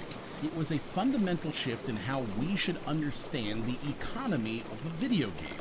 Yanis Varoufakis, a seasoned economist who later served as Greece's finance minister, was hired to consult on the burgeoning economic systems within not just Counter-Strike, but also Steam's larger marketplace. The integration of a real-world economist into the gaming sphere was an acknowledgement of just how intricate and impactful virtual economies had become. Varoufakis' involvement signaled a shift from haphazard or purely cosmetic updates to a more nuanced, market-oriented approach. The in-game items like skins were suddenly not just pixels, they were assets, with fluctuating values influenced by a multitude of factors such as scarcity, desirability, and even geopolitical events. A new metagame was created where trading and collecting could be just as competitive as the first-person shooting Counter-Strike was known for. The virtual economy had genuine financial implications for players, and that's a remarkable transformation. Going from an ecosystem where in-game items had little external value to one where a skin could pay for a car, a house, or even serve as an investment. Today, some skins sell for upwards of $250,000. At the time, this update perfectly paralleled the rising tide of microtransactions and the concept of games as a service, effectively turning Counter-Strike into a pioneer yet again. And while the notion of skins might seem superficial, it's crucial to realize the psychological impact they had. They made the game more personalized, adding an extra layer of attachment. Each skin, whether it was a token for a personal milestone or a memorabilia piece from a significant esports event, served as an emotional and monetary investment in the game, tightening the loop of engagement. The mere concept of a sandbox game was nothing new by the time Minecraft was released in 2009. Games like Grand Theft Auto had already provided players with a playground of sorts to express themselves, but Minecraft took this concept and stripped it down to its core. With its block-based building mechanics, it wasn't just a sandbox, it was an untouched beach, a bare canvas, devoid of instructions and limited only by one's imagination. The blocky, procedurally generated worlds were revolutionary not just for their graphical fidelity, but for the emphasis on the player's role as a creator. The genius of Minecraft is that it's not prescriptive. It simply provides a set of tools and says, go build. This kind of hands-off approach was not only refreshing, but fundamentally reoriented how we think about video games as creative platforms. And by 2013, this quality had ignited imaginations around the world, from elementary school classrooms to professional architects' offices. Minecraft's cultural permeation was so profound that it became a tool for education, with educators employing the game to teach everything from basic programming to lessons in teamwork and cooperation. But amid all this discussion of the creative aspects, something that's been overlooked is the game's achievement system. Yes, it might seem like an afterthought, but it's actually critical to the early player's experience. It offers a gentle learning curve in an otherwise overwhelming experience. Achievements like getting wood or time to mine aren't just cute names, they offer implicit guidance, showing players how to interact with the world around them, thereby scaffolding a learning experience that doesn't require a tutorial or a guidebook. It's a delicate, intelligent way of introducing game mechanics, which is something we don't talk about enough. Another aspect that's remarkable about Minecraft's impact is its contribution to the popularization of early access models in game development. The game had been accessible in its alpha and beta forms long before its official release, offering players a chance to contribute to the game's development by testing features and providing feedback. This formed a symbiotic relationship between developers and the community, helping both parties. The developers benefited from the community's insights, and the community got a game that reflected their desires and expectations. Over the years, this relationship had grown to involve millions of players globally, setting a precedent for how games could be developed in a more open and community-focused way. Minecraft was well on its way to becoming one of the best-selling games of all time, but it wasn't just about sales numbers. It had already become a social phenomenon, a symbol of a generational shift in how we perceive the medium of video games. Its cross-platform availability further embedded it into the zeitgeist, making it accessible to almost anyone with a computer or a console, and thus engraving its status as a cultural touchstone. Earthbound, or Mother 2 as it's known in Japan, stands as one of those peculiar instances in video game history where a commercial blip evolves into a cultural phenomenon. Nestled among the influences for many games, it is a title that on paper failed in nearly every metric at its outset, but today enjoys a near mythical status. For context, the game originally came with a price tag of $69.95. The equivalent today of $140. A scratch and sniff gimmick in Nintendo Power magazine that was so strong that it would stink up your entire house with the smell of farts and stale pizza, and gross out humor in all its advertising, focusing on burps, boogers, and poo that didn't match the tone of the game at all. This marketing misfire turned into what was colloquially called the game that stunk up Nintendo Power. 140,000 copies sold in the first year doesn't exactly spell success, especially in a 1990s gaming market that was growing exponentially. But Earthbound's legacy is an anomaly, and this is where things get intellectually juicy. The game's belated success is indicative of a seismic shift in the industry, from corporate dictate to grassroots advocacy.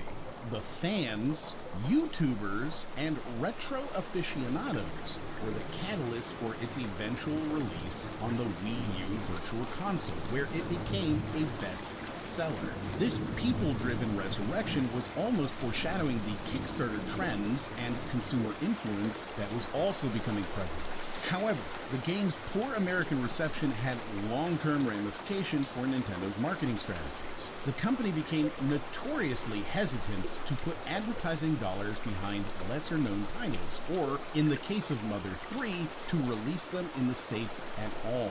The experience of Earthbound arguably made Nintendo more conservative, even as the industry evolved toward more diversified portfolios and indie releases. The seldom discussed yet strikingly influential aspect of Earthbound is the nuanced approach it took to narrative. This was a game that tackled themes of friendship, homesickness, and even existential despair, wrapped up in a seemingly childlike exterior. While other JRPGs delved into mythological epics or dystopian futures, Earthbound remained tethered to the mundanity of everyday life, albeit through a surreal lens. This narrative technique would later influence a range of titles, from Undertale to Life is Strange, but this contribution often goes unnoticed, overshadowed by the game's commercial trajectory or its influential pixel art. BioShock Infinite was initially heralded as an intellectual marvel. It introduced players to Columbia, a city floating in the sky. A dazzling technological feat on the surface, but roiling with political discontent and racial tension underneath. Players navigated this complex universe as Booker DeWitt, with the enigmatic Elizabeth as a key companion, her AI-driven behaviors adding richness to the gameplay and the story alike. The storyline seemed praiseworthy. Over the years, however, a kind of revisionism has occurred. Critics and gamers alike have started to view its political commentary as less insightful, labeling it as rather 101 level stuff. But that shouldn't entirely discredit its narrative ambitions. BioShock Infinite wrestled with themes of American exceptionalism and racial segregation, topics which were resurging in the American discourse around the time the game was released. While its narrative might not hold the same sheen of profundity it initially did, its approach to storytelling through environmental clues and ancillary materials like audio logs reshaped the way many subsequent games would tell their stories. Ubisoft's handling of Rayman Legends exemplifies the peculiar dichotomy in the corporate treatment of high-quality franchises. Here, we had a game bursting with creativity, featuring mesmerizing visuals and inventive gameplay mechanics that breathed fresh life into a flagging franchise. Unlike Ubisoft's predilection for open-world sagas, this was a tight, purposeful game that felt complete.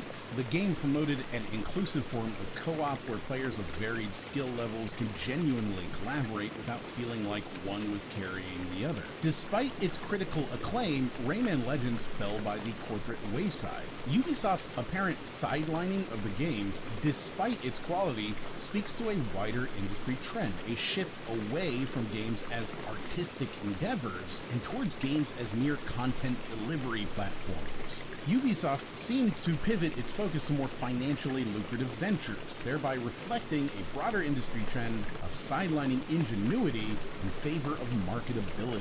Papers, Please, an indie title that could be considered the antithesis of a big-budget spectacle, struck a chord with its somber take on immigration and control. Beyond its pixelated graphics, the game featured a unique bureaucracy simulation that was engrossing but also anxiety-inducing. It embodied the ethos of the burgeoning indie scene, where developers took risks that major studios would or could not take.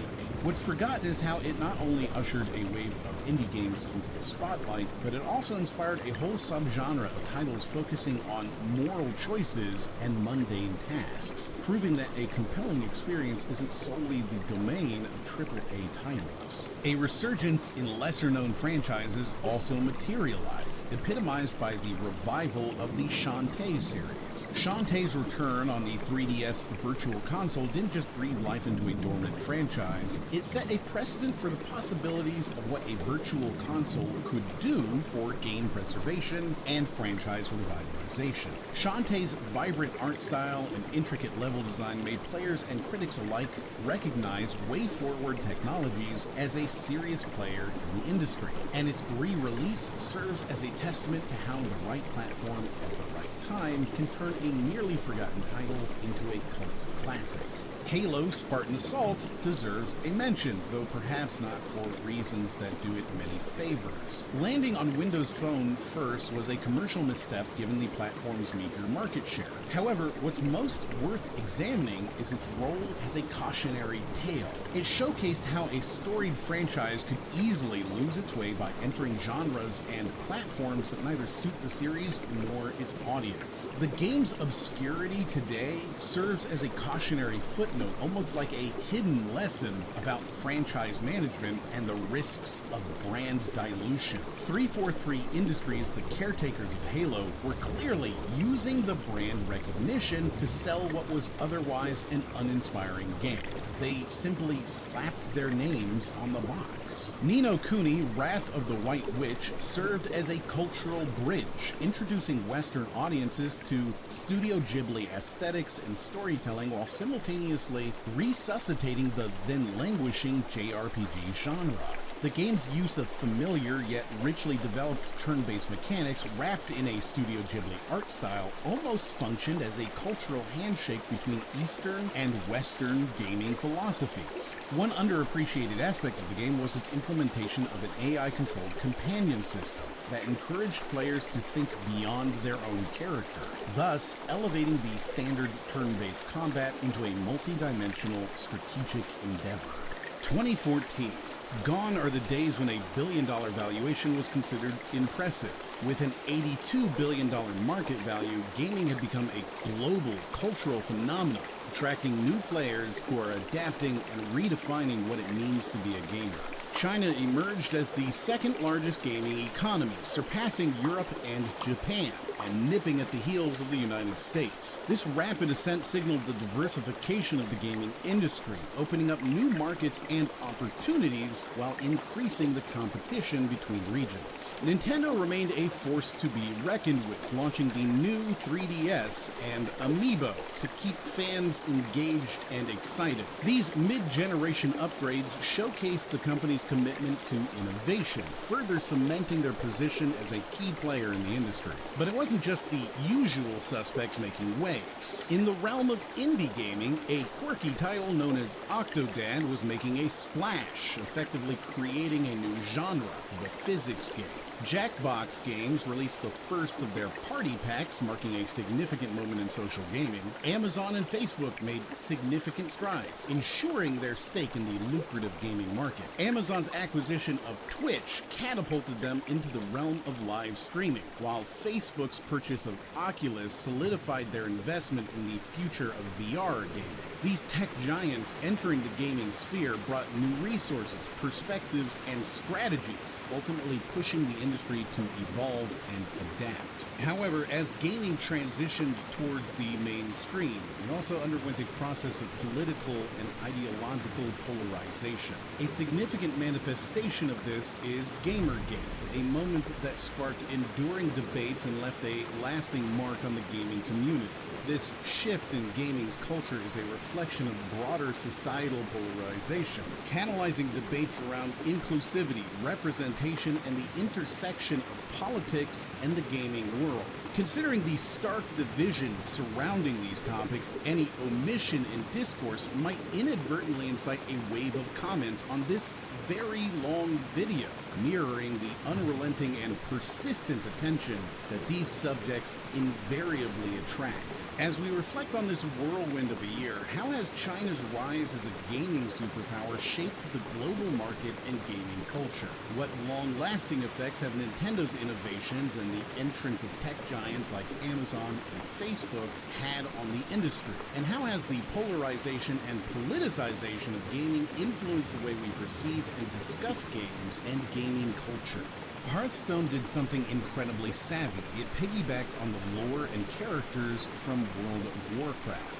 Blizzard already had a rabid fan base deeply invested in the world, and by leveraging that universe, they were able to sidestep a major issue that plagues many collectible card games: the initial buy-in from players. You see, players were already familiar with the likes of Jaina Proudmoore or Thrall, so the game felt welcoming, even to those who might have been card game neophytes. With 10 million users in its first year and a staggering 1 million during its beta, Hearthstone became a phenomenon that was impossible to ignore. A lot of collectible card games, digital or physical, tend to overwhelm new players with complex rules, long manuals, or intricate mechanics that require deep knowledge and strategy. Hearthstone, however, simplified this dramatically. Within 30 minutes, you could understand the core mechanics of the game. By lowering the entry barriers, Blizzard made an implicit statement. This game is for everyone, not just the hardcore card game enthusiasts. However, accessibility didn't mean a lack of depth. The more you dug into Hearthstone, the more you realized the intricacies involved. Each card wasn't just a static image with some stats, they had unique mechanics that could dramatically alter the state of play. Spells, traps, and hero powers all interacted in complex ways, allowing for a depth of strategy that made the game endlessly replayable. Let's not forget the RNG factor, the randomness that could sometimes decide games. While it might seem controversial to some, this randomness made each game feel like a new puzzle to solve, keeping the gameplay experience fresh and leading to some unforgettable, jaw-dropping moments. Xenoblade Chronicles, released for the Wii in 2010 and later finding its way to North America in 2012, occupies a pivotal place in gaming history that might not be immediately obvious. This JRPG by Monolith Soft, originally deemed too niche for a Western audience, turned out to be a watershed moment for several facets of the industry. One aspect that strikes me about Xenoblade Chronicles is the phenomenon of Operation Rainfall. This was a fan-led campaign that basically pressured Nintendo into localizing the game for North American audiences. It's a marvelous example of fan engagement affecting executive decisions at a corporate level. We've seen similar movements, but rarely with such a tangible outcome. It's not just about the game being released into new territory, it's about the assertion that there's an audience hungry for more complex, narrative-driven games, essentially pushing against the grain of what big companies thought would be successful. This set a precedent for more fan-driven campaigns, and trust me, executives started to listen more closely to what the fans actually wanted after this. But let's not gloss over the fact that Shulk was included in Super Smash Bros. Now, this might seem like simple fan service on the surface, but think about it. A character from a game that had to be crowbarred into a North American release through fan campaigns is now rubbing shoulders with the likes of Mario and Link.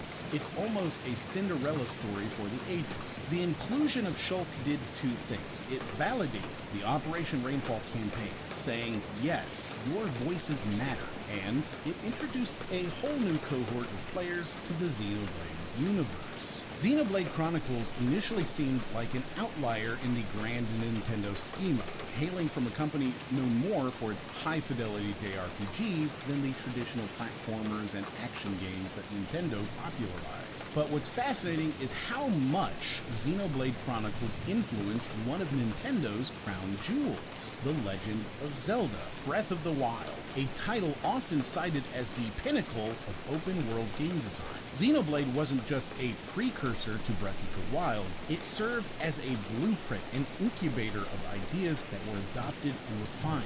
Monolith Soft's work on Xenoblade Chronicles offered Nintendo a lens through which they could view open-world design, dynamic ecosystems, variable weather conditions, and non-linear gameplay. Xenoblade Chronicles demonstrated that an open world could be more than just a vast playground. It could be an intricately layered, dynamically evolving ecosystem that actively enhances storytelling and gameplay. The game proved that large-scale environments didn't have to be at odds with complex character-driven narratives. In many ways, Xenoblade Chronicles served as a proof of concept for Nintendo, showcasing how expansive worlds can actually deepen engagement with game mechanics and storyline. worlds. Nintendo recognized that Monolith had the expertise to create rich, living worlds and sought to integrate that into their Zelda franchise. This collaboration was so integral that it's safe to say that without Xenoblade Chronicles, we would not have seen the open-world marvel that is Breath of the Wild. We'd be staring at a more linear, constrained Zelda game, perhaps another iteration similar to Skyward Sword. Monolith Soft was so instrumental to Breath of the Wild that it even created wrinkles in Xenoblade Chronicle 2's development. The importance of Breath of the Wild to Nintendo was paramount. It needed to launch with the Switch to provide the new console with an iconic title that could drive sales. As a result, Chronicles 2 was put on a back burner. The game's art direction took an unexpected turn as Monolith Soft had to outsource character design to manga artists. This action led to a noticeable shift in the game's aesthetic, including characters with exaggerated features. This deviation was a byproduct of Monolith Soft having to juggle resources, as their key personnel were tied up with Breath of the Wild. It's a reminder that every design choice has a backstory, and in this case, it was deeply tied to the symbiotic relationship between Monolith Soft and Nintendo. And then, Chronicles 3D was announced alongside the new Nintendo 3DS. It was one of only 2 games, the other being Minecraft, announced to demonstrate the capabilities of the new system. Think about the magnitude of that decision. Xenoblade Chronicles, a game initially ignored for Western release, became a flagship title for a new system release. This was no longer just a game that was lucky to get a Western release. It was a title Nintendo believed could stand shoulder to shoulder with a cultural phenomenon like Minecraft, deserving a re-release to reach a wider audience. The inclusion of Shulk in Super Smash Bros. And the re-release of Xenoblade Chronicles should not be seen as isolated incidents, but rather as parts of a larger narrative. Shulk's inclusion in one of Nintendo's flagship titles gave Xenoblade Chronicles a new surge of mainstream attention. This wasn't a mere nod to fans, but a strategic move to elevate the game's profile. The consequent re-release strategy, which saw Xenoblade Chronicles share space with a heavyweight like Metroid Prime on the Wii U, suggests Nintendo's revised assessment of the game's market value and cultural significance. Piecing all these events together paints a compelling picture. Xenoblade Chronicles is not just an influential game in its own right, but it also acted as a catalytic agent that fundamentally influenced one of the most important video game releases of the decade. Alien Isolation stands as a pinnacle of the survival horror genre and serves as an exquisite revival of the tension and atmosphere from the original 1979 Alien film. Its timing couldn't have been more poignant. When the gaming industry was noticeably veering towards a future of multiplayer-centric titles and microtransactions, here was a game that thrived on solitary dread, enveloping you in a persistently hostile environment where every second counted. The developers took meticulous care to recreate the gritty, lo-fi tech aesthetic of the late 70s, the era when Ridley Scott's original film was created. The developers took meticulous care to recreate the gritty, lo-fi tech aesthetic of the late 70s, the era when Ridley Scott's original film was conceived. Called retrofuturism, this was a period when science fiction depicted space as a grimy, industrial place of work, rather than the pristine labs and clean corridors you might see in, say, Star Trek. Right down to the last analog dial and CRT screen on this fanciful space station, the game committed to this vision. This meticulous attention to detail not only rendered a more immersive experience, but also effectively transported players back in time. When high-fidelity graphics and modern realism were becoming the norm, Alien Isolation dared to embrace the retrofuturist aesthetic, making a compelling argument for its stylistic authenticity over brute technical prowess. Unlike many survival horror games where enemy movements can be predicted or memorized, the Xenomorph in Alien Isolation had an AI that was designed to adapt and learn from the player's actions. You couldn't just game this system. system. If you hid in lockers too often, the xenomorph would start to catch on. If you made too much noise, you would pay for it, and swiftly. This dynamic relationship between player behavior and AI response gave gamers something they were starting to lose in an age of scripted encounters and predictable enemies: a sense of unknowable dread. It reminded us that the technology driving our experiences could still surprise us, could still emulate some level of organic unpredictability, even as we had started to feel like we'd seen it all. The game leverages audio cues not just as atmosphere, but as an essential gameplay mechanic. Footsteps, breathing, the creaking of the station, all served as vital information for the player. The sound wasn't merely about creating ambience, it was an essential layer of gameplay that you had to master to survive. This facet of the game subtly underscored the limitations of relying solely on visual cues in other titles, and added yet another layer of realism to an experience that demanded all your senses be alert. One of the most riveting aspects of Shovel Knight was its aesthetic fidelity to 8-bit games. Now, the term pixel art gets tossed around a lot these days, often as an umbrella term for any game that adopts a retro visual style. But Shovel Knight did more than just borrow a vintage look. The development team dissected the art of older games, understanding the color schemes, the sprite dimensions, and even the limitations those earlier game designers had to work with. It's easy to forget that the 8-bit aesthetic of games in the 80s and 90s wasn't initially a stylistic choice, but a constraint. Shovel Knight turned that constraint into a form of expression, and it did so in a manner that resonated not just with those who were nostalgic for the 8-bit era, but also a new generation of gamers. The aesthetic choices weren't just about invoking nostalgia, they were about setting a mood, a tone, and even the pace of gameplay. Every pixel seemed purposeful. And in an era where streamlined too often means simplified, Shovel Knight came out swinging, quite literally with a shovel. This wasn't merely a gimmick, it was a tool that integrated combat, puzzle solving, and platforming. It added complexity and richness to what might seem on the surface to be a very straightforward game. This well-designed gameplay loop turned what could have been a mere throwback title into a modern classic, proving that retro gaming mechanics could still be relevant and challenging, pushing the player to think creatively within the confines of a 2D space. Shovel Knight caught attention for a reason that isn't discussed as much as it should be: the rise of indie game crowdfunding.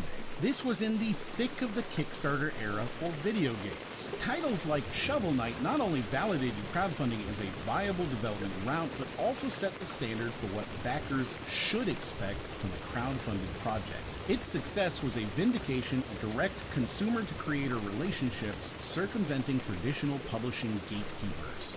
As the gaming community eagerly anticipated the release of Halo the Master Chief Collection, expectations were sky high. The promise of revisiting the iconic Halo series with all its remastered glory on the next-gen console was tantalizing. But upon its release, the reality was a stark contrast to the dream. The Halo series had always been a beacon of excellence in the gaming world. Its rich lore, revolutionary gameplay, and memorable characters had set standards in the industry. So, when the Master Chief Collection was announced, it was seen as more than just a game. It was a tribute, a celebration of a legacy.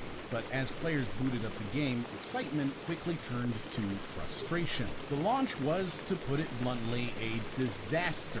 Multiplayer maps, a core component of the Halo experience, were riddled with glitches and bugs. Matchmaking, the very essence of online play, was broken. Players found themselves waiting in endless queues, only to be dropped or paired in uneven teams. The community was in an uproar, and the backlash was palpable. This wasn't the Halo they knew and loved. This was a shadow of its former self. 343 Industries, the new torchbearers of the Halo legacy, faced a daunting task. They had to address the issues, placate a disgruntled fan base, and restore faith in the series. And to their credit, they took ownership. They acknowledged the problems, issued apologies, and worked tirelessly to fix the game. It was a humbling experience, a reminder that even giants can falter. Bungie, having basked in the glory of their monumental Halo series, stood at a defining juncture in their journey as a game development company. With Halo now in their rear view, they geared up to manifest a new, even more ambitious vision: Destiny. But to bring this dream to fruition, Bungie had to overcome a multitude of hurdles, not the least of which was the enormous cost of development. The initial vision for Destiny was ambitious, to say the least. The plan was to create an expansive online universe that would evolve over a decade, blending FPS mechanics with MMO-style social and progression systems. This shared world shooter concept was pioneering, but it also posed numerous developmental challenges. One of the initial challenges for Bungie was to transition from being a single console developer for Microsoft to creating a game that spanned multiple platforms, including PlayStation. This transition was a significant leap, requiring new tools, expertise, and development strategies. The fiscal reality of developing a game like Destiny was no small feat. Estimates suggest that over its entire development cycle, Destiny 1 guzzled a jaw-dropping $500 million. These weren't sums an independent entity like Bungie could front alone, especially post their detachment from Microsoft's vast reserves. Consequently, they formed a symbiotic relationship with gaming behemoth Activision. This union, though marred by criticisms and perceived compromises, was essential. Without Activision's financial support, Destiny's expansive universe might have remained just a blueprint. Bungie's split from Microsoft was emblematic of their desire for creative independence. However, the road to Destiny was not one they could walk alone. The alliance with Activision wasn't just a financial partnership, but also a leap of faith. Bungie believed in their vision for Destiny, and Activision, seeing the studio's track record and the game's potential, was willing to place a considerable bet on its success. 2013 marked a crisis point for the game. With a narrative that seemed incoherent and disjointed, Bungie had to undertake an extensive overhaul. Crucial plot lines were jettisoned, iconic characters reshaped, and vast dialogues reimagined. The process was a testament to Bungie's commitment to delivering a top-tier experience, albeit it left scars on the development process and required substantial post-launch adjustments. The fallout was a launch that, while commercially successful, left many players yearning for a more coherent and immersive storyline, and it was commercially successful. Destiny's financial gambit bore fruit almost immediately. Within mere days of its release, the game recouped the massive $500 million development expenditure. With Destiny, Bungie embarked on a novel approach. Distancing themselves from the traditional single-player narrative-driven model of the Halo series, Destiny was conceptualized as an ever-evolving online universe. This wasn't merely about playing, it was about existing in a living, breathing cosmos that underwent constant metamorphosis. The transition from creating static, single-release titles to designing evolving online ecosystems required not just technological adaptation, but a shift in storytelling, player engagement, and monetization strategies. The pivot to an online-centric model was a boon in multiple dimensions. For one, it facilitated a steady revenue stream for both Bungie and Activision, thanks to regular updates, expansions, and in-game purchases. Bungie's embrace of microtransactions in Destiny's post-launch era was a reflection of broader industry trends and the challenges of funding ongoing content development. Furthermore, it engendered a dynamic dialogue with the player base. Player feedback wasn't just a post-mortem, it was real-time input that could sculpt the game's trajectory. However, the very nature of Destiny's design, with its evolving content and reliance on player feedback, meant the game was perpetually in flux. While the live nature of the game allowed Bungie to adapt and improve based on player feedback and behavior, it also exposed them to immediate scrutiny. The player base was vocal, and Destiny's launch period was filled with a mix of awe for the game's mechanics and vistas, juxtaposed with critiques on its storytelling and content gaps. The flux was nowhere more evident than in the Rise of Iron expansion. Perceiving the constraints of older consoles and acknowledging the dwindling player base on these platforms, Bungie made a strategic decision. They halted updates for the Xbox 360 and PS3 to channel all energies into optimizing Destiny for the Xbox One and PS4. You can imagine the feedback they got for that. EVE Online. Now, here's an MMO unlike any other. While massively multiplayer online games had been enjoying success in various forms, EVE Online stood as a stark departure from the formulaic grind of its contemporaries. Instead of go kill 10 rats, you found yourself deep in political intrigue, territory wars, and economy management that often mirrored real-world complexities. But let's zoom in on an event that underscored EVE's uniqueness and ingenuity, the bloodbath of BR5RB. This was a 21-hour-long PvP encounter involving over 7,000 players, an event sparked entirely by a missed payment on a virtual station, cascading into a full-scale war.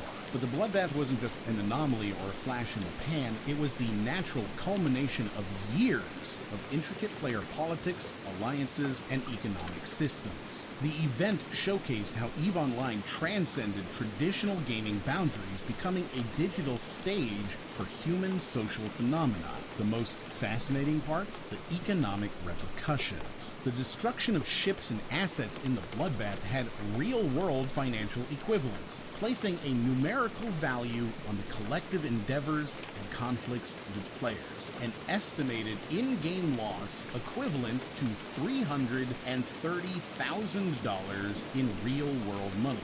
That's not just fascinating from a gaming perspective, it's a moment of anthropology, a study in emergent behaviors facilitated by digital worlds. Bayonetta 2 stood as a testament to how far the industry had come in terms of collaboration and setting aside old rivalries. At the intersection of Platinum Games' expertise in action, Sega's rich history, and Nintendo's adventurous foray into mature themes, Bayonetta 2 was born. Sega and Nintendo, once bitter rivals in the console market, now teamed up to co-produce a game. An unthinkable development if you're looking at it through the lens of the 1990s. The very existence of this game was a triumph in diplomacy. This is Nintendo we're talking about. Once the epitome of family-friendly gaming, participating in the production of a game featuring a mostly nude gun-toting witch. The teamwork involved was more than just a business transaction, it was a mature recognition by each company that their unique abilities could combine to produce something spectacular.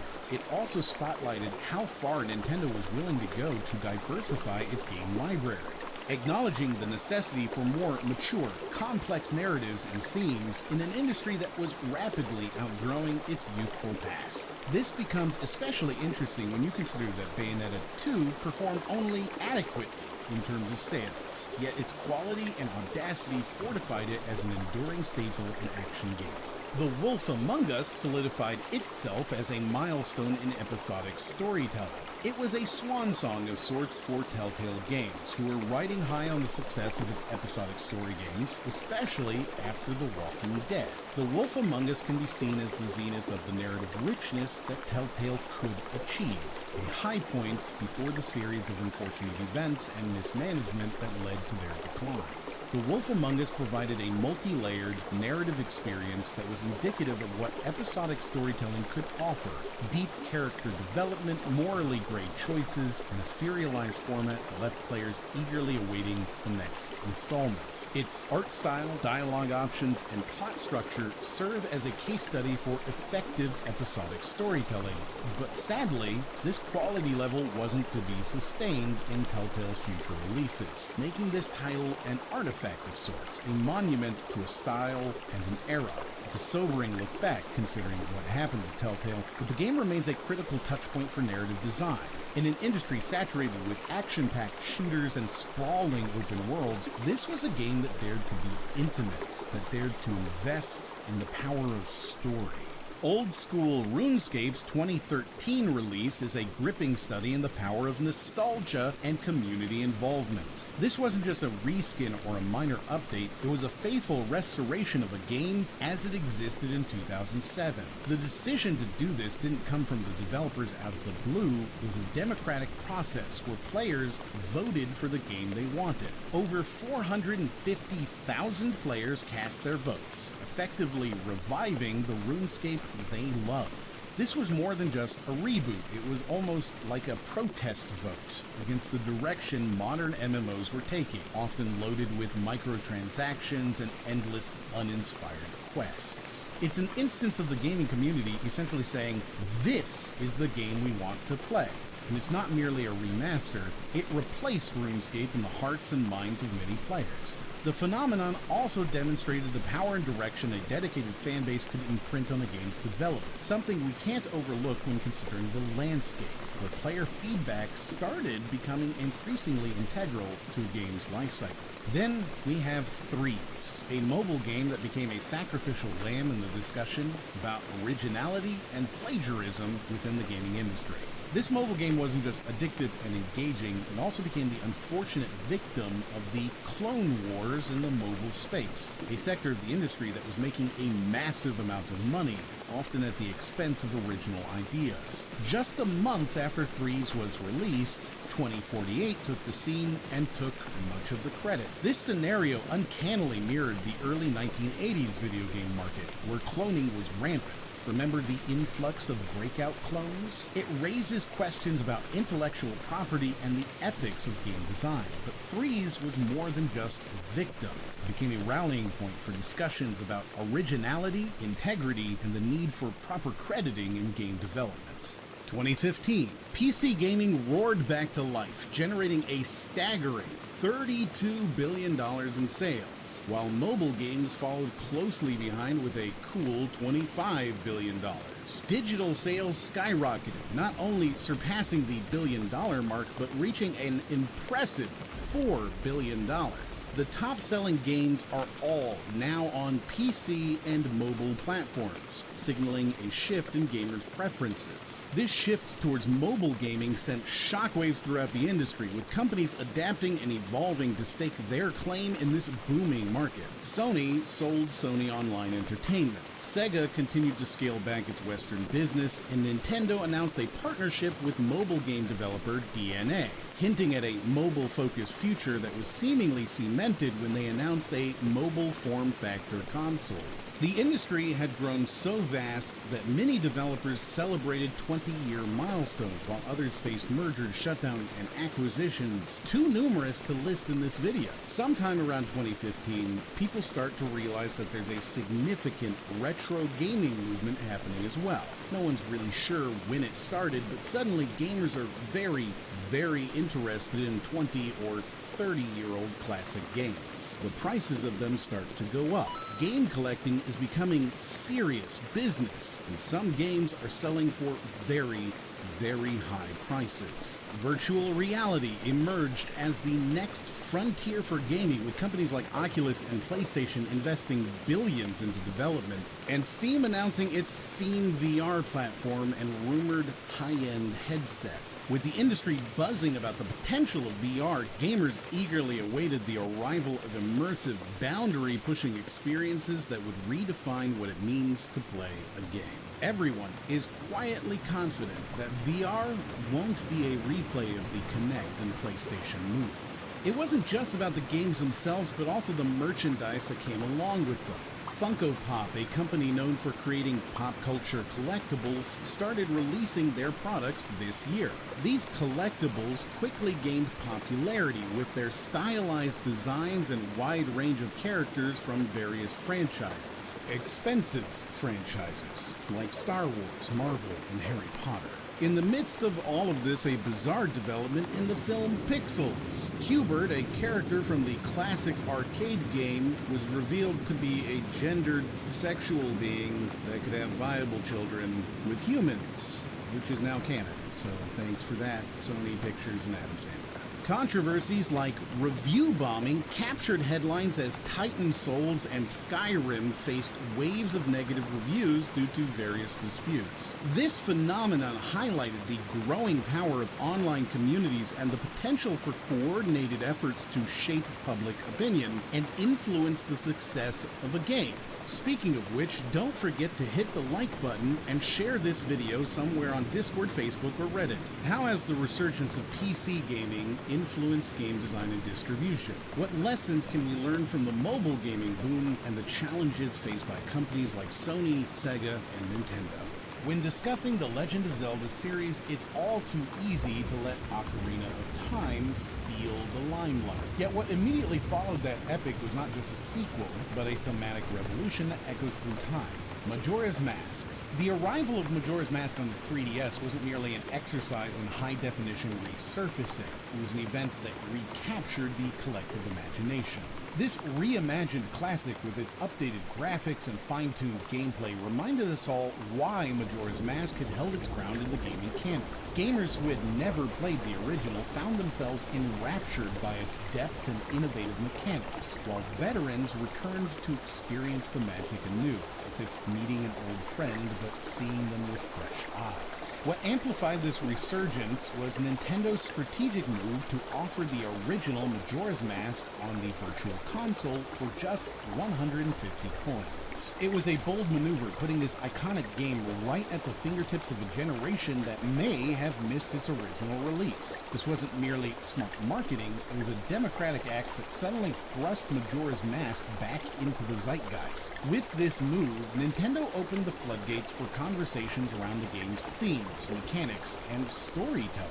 Gamers were not just reminiscing, they were rediscovering and, importantly, re-evaluating. In a year that saw the likes of titles pushing narrative and ethical boundaries, Majora's Mask became a sort of compass, a reference point to gauge how far we had come and what core principles remained as poignant as ever. We often hear that games allow us to escape to new worlds, but Majora's Mask confronted players with the heavy burden of an impending apocalypse. It was a game that didn't merely hint at high stakes, it made the ticking clock a core gameplay mechanic. As you played through it, the game's recurring 72-hour cycle became a pressure cooker. Sure, you could manipulate time to some extent, but the inevitable apocalypse was always looming. While the original Majora's Mask was put together in what can only be described as a miraculous 4-month development window, the team who worked on the remastered version spent 4 years refining and reimagining the game. This isn't mere polishing, it's an odyssey into the very heart of what made Majora's Mask tick. And it paid off. The remastered edition wasn't just a nostalgic trip, but an essential experience on its own merits. Its approach to storytelling through environmental cues and player-driven exploration is often lost in the dialogue. It wasn't just a string of quests, it was a narrative labyrinth, begging to be deciphered. Before Dark Souls made environmental storytelling a buzzword, Majora's Mask was offering us tragic mini-narratives in every corner of its world. You had to invest yourself, pay attention, and piece together a puzzle that is Termina and its doomed inhabitants. In an industry where player empowerment often reigns supreme, Majora's Mask flipped the script and taught us about fragility, about limitations. In a survey I conducted for my game preservation video, this was the title that players overwhelmingly cited as transformative. It wasn't just a game for them, it was a guide on how to grapple with the inevitable, to find meaning in limitation, to confront rather than escape the darker aspects of existence. Many told me that it taught them that while bad things happen, they're not the end. There's a restart, another cycle, another chance to get it right. In a landscape marked by sequels, loot boxes, and perpetual online connectivity, Majora's Mask serves as a counterpoint, a title that finds its enormous depth not in abundance, but in constraints. Terraria's retail release on the PS4 and Xbox One wasn't merely a repackaging, but a strategic move that brought a game primarily associated with PCs to the living room. The retail release represented a leap for the game and by extension the indie genre itself. It's an affirmation of how indie titles had matured to stand alongside console giants. The ripple effect of this can't be underestimated. It signaled the erasure of the false dichotomy that indie games were PC-centric experiences while consoles were reserved for blockbuster titles. Terraria on consoles helped blur these boundaries, democratizing game platforms in an unprecedented way. Now, what's truly phenomenal about Terraria is its ability to sustain itself through continuous updates and content expansions. Unlike games that lose their sheen post-launch, Terraria morphed, evolved, and managed to captivate a whole new generation of gamers with its major 1.3 update. The update didn't just add new items or cosmetic changes, it overhauled systems, introduced expert mode, and even revamped the game's animation and sprite designs. By doing so, Terraria demonstrated the vitality of treating a game not as a product, but as an ongoing project, an evolving digital organism. This has since led Terraria to become one of the top-selling games, at one point sitting at number 10 best-selling game of all time. While Terraria was charting its own course, the game's creator also announced Terraria Otherworld. Although the game would eventually be cancelled, the sheer audacity of the announcement revealed a developer not afraid to experiment and expand upon its own mythos, even as the original game continued to grow. And that's an insight into the confidence, risk-taking, and forward-thinking nature of indie game developers of the day. When you put Terraria in the same room with Minecraft, you get an interesting comparative glimpse. While Minecraft became a household name, recognized even by those who never picked up a controller, Terraria operated in a similar design space but with a different focus. Different, but similar enough. Minecraft is so popular at this time that We Have Minecraft at Home becomes a top 10 selling game.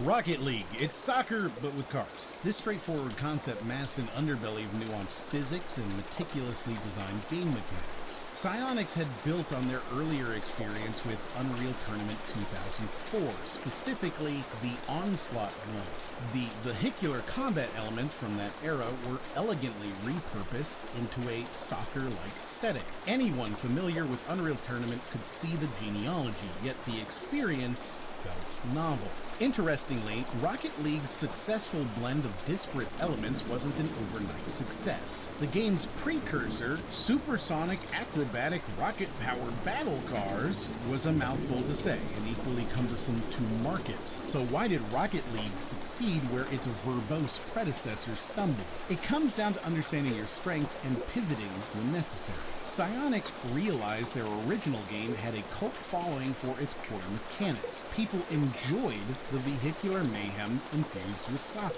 Building upon this, the developers retained the concept but put a laser focus on polishing every aspect of gameplay and presentation, making it competitive with AAA titles. It's a tale of iterative success, honing in on what worked while cutting out the fluff. Rocket League broke new ground by debuting as a free title on PlayStation Plus. Despite the inherent risks like ballooning server costs, the audacious move almost backfired when the game's free activations reached such staggering numbers that they nearly equaled the total existing PlayStation consoles. Essentially, they were on the brink of saturating their potential market and doing it for free. But this gamble didn't just pay off. It paved the way for a transformative approach to free-to-play success that transcended mobile and MMO formats. This allowed Psyonix to break away from contract work, focusing all their energy on a game that was rapidly amassing a dedicated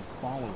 Rocket League became an example for an industry teetering on the edge of aggressive monetization. It showed that you could be consumer-friendly and still financially successful. This is particularly intriguing considering the pressure Psyonix was under, given that their previous projects hadn't exactly set the world on fire. The game has shown remarkable staying power, punctuated by its transition to a free-to-play model even on platforms other than PlayStation.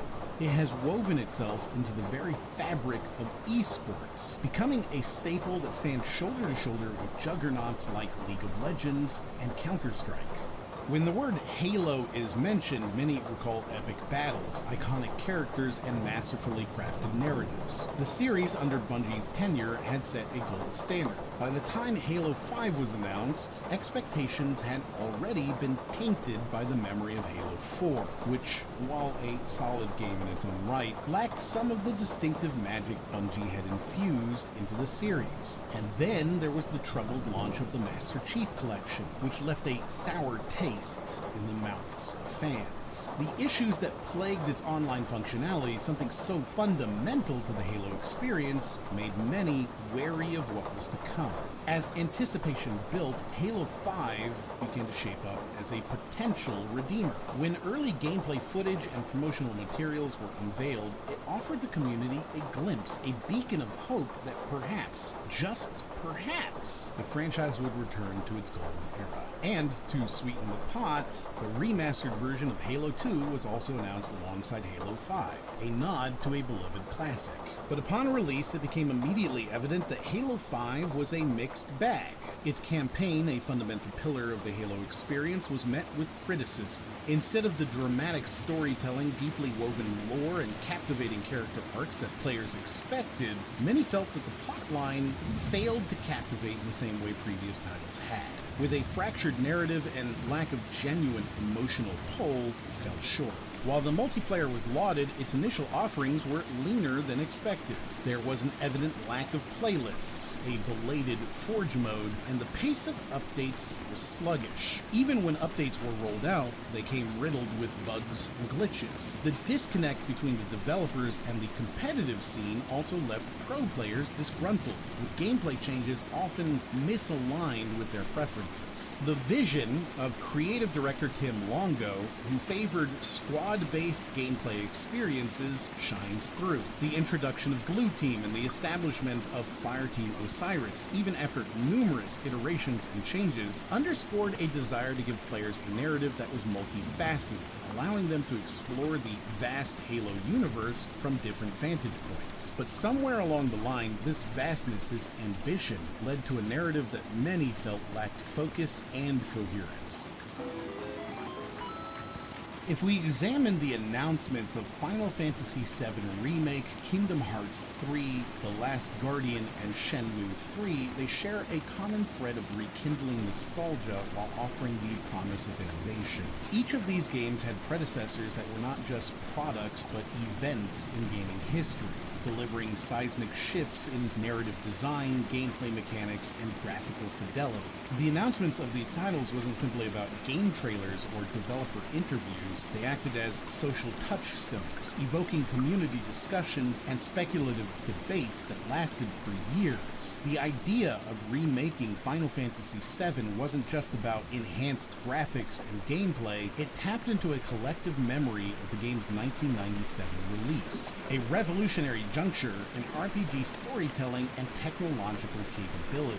Yu Suzuki's return with Shenmue 3 felt like a knight's quest for redemption. One could argue that Shenmue's legacy was paradoxical. The series bled money for Sega, but left its name in the sand of gaming history. The third installment not only required overcoming financial challenges, hence the crowdfunding, but it also had to deliver an experience that balanced between vintage charm and modern design sensibilities. Suzuki's venture was essentially about recapturing lost glory and fulfilling an artistic vision. It was his first game since leaving Sega, and he faced enormous pressures to align Shenmue 3 with the contemporary gaming ecosystem.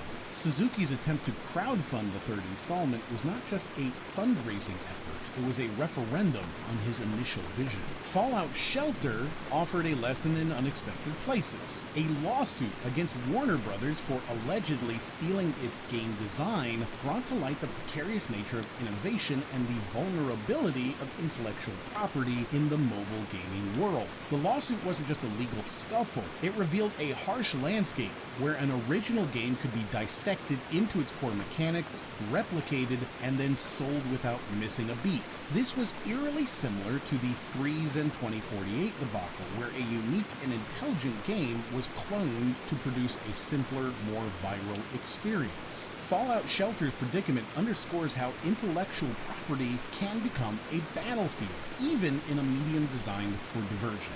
Five Nights at Freddy's 4 played an instrumental role in the transformation of indie game marketing, setting an example for using YouTube as a primary distribution channel for visibility. The game was deliberately designed with simple but unpredictable gameplay mechanics that not only contributed to its replayability, but also made it perfect for YouTube's short, bite-sized entertainment format. It essentially exploited YouTube's algorithmic preference for high engagement videos, where every jump scare translated into a spike in viewer retention rates and created a viral loop between creators and consumers that fed on itself, setting a gold standard for how indie developers could leverage social media platforms for both notoriety and profit. The game demonstrated how indie titles could create visibility, community, and monetization through alignment with a prominent social media platform. And while we're examining the intersection between YouTube and gaming, who could ignore PewDiePie? PewDiePie, legend of the Brofist, provided insights into the growing intersection of YouTube influencers and game development. It's tempting to dismiss this as a simple commercial venture, but there's a deeper undercurrent. This mobile game, which became the top grossing game in the United States just 2 hours after release, showed that a YouTuber's influence could not only be expansive, but also commercially quantifiable. It showed that the connection between influencer and audience had matured to a point where an entirely different form of content could be successfully monetized. The boundary between viewer and player blurred, as fans of PewDiePie could now engage with his brand on a more interactive, immersive way.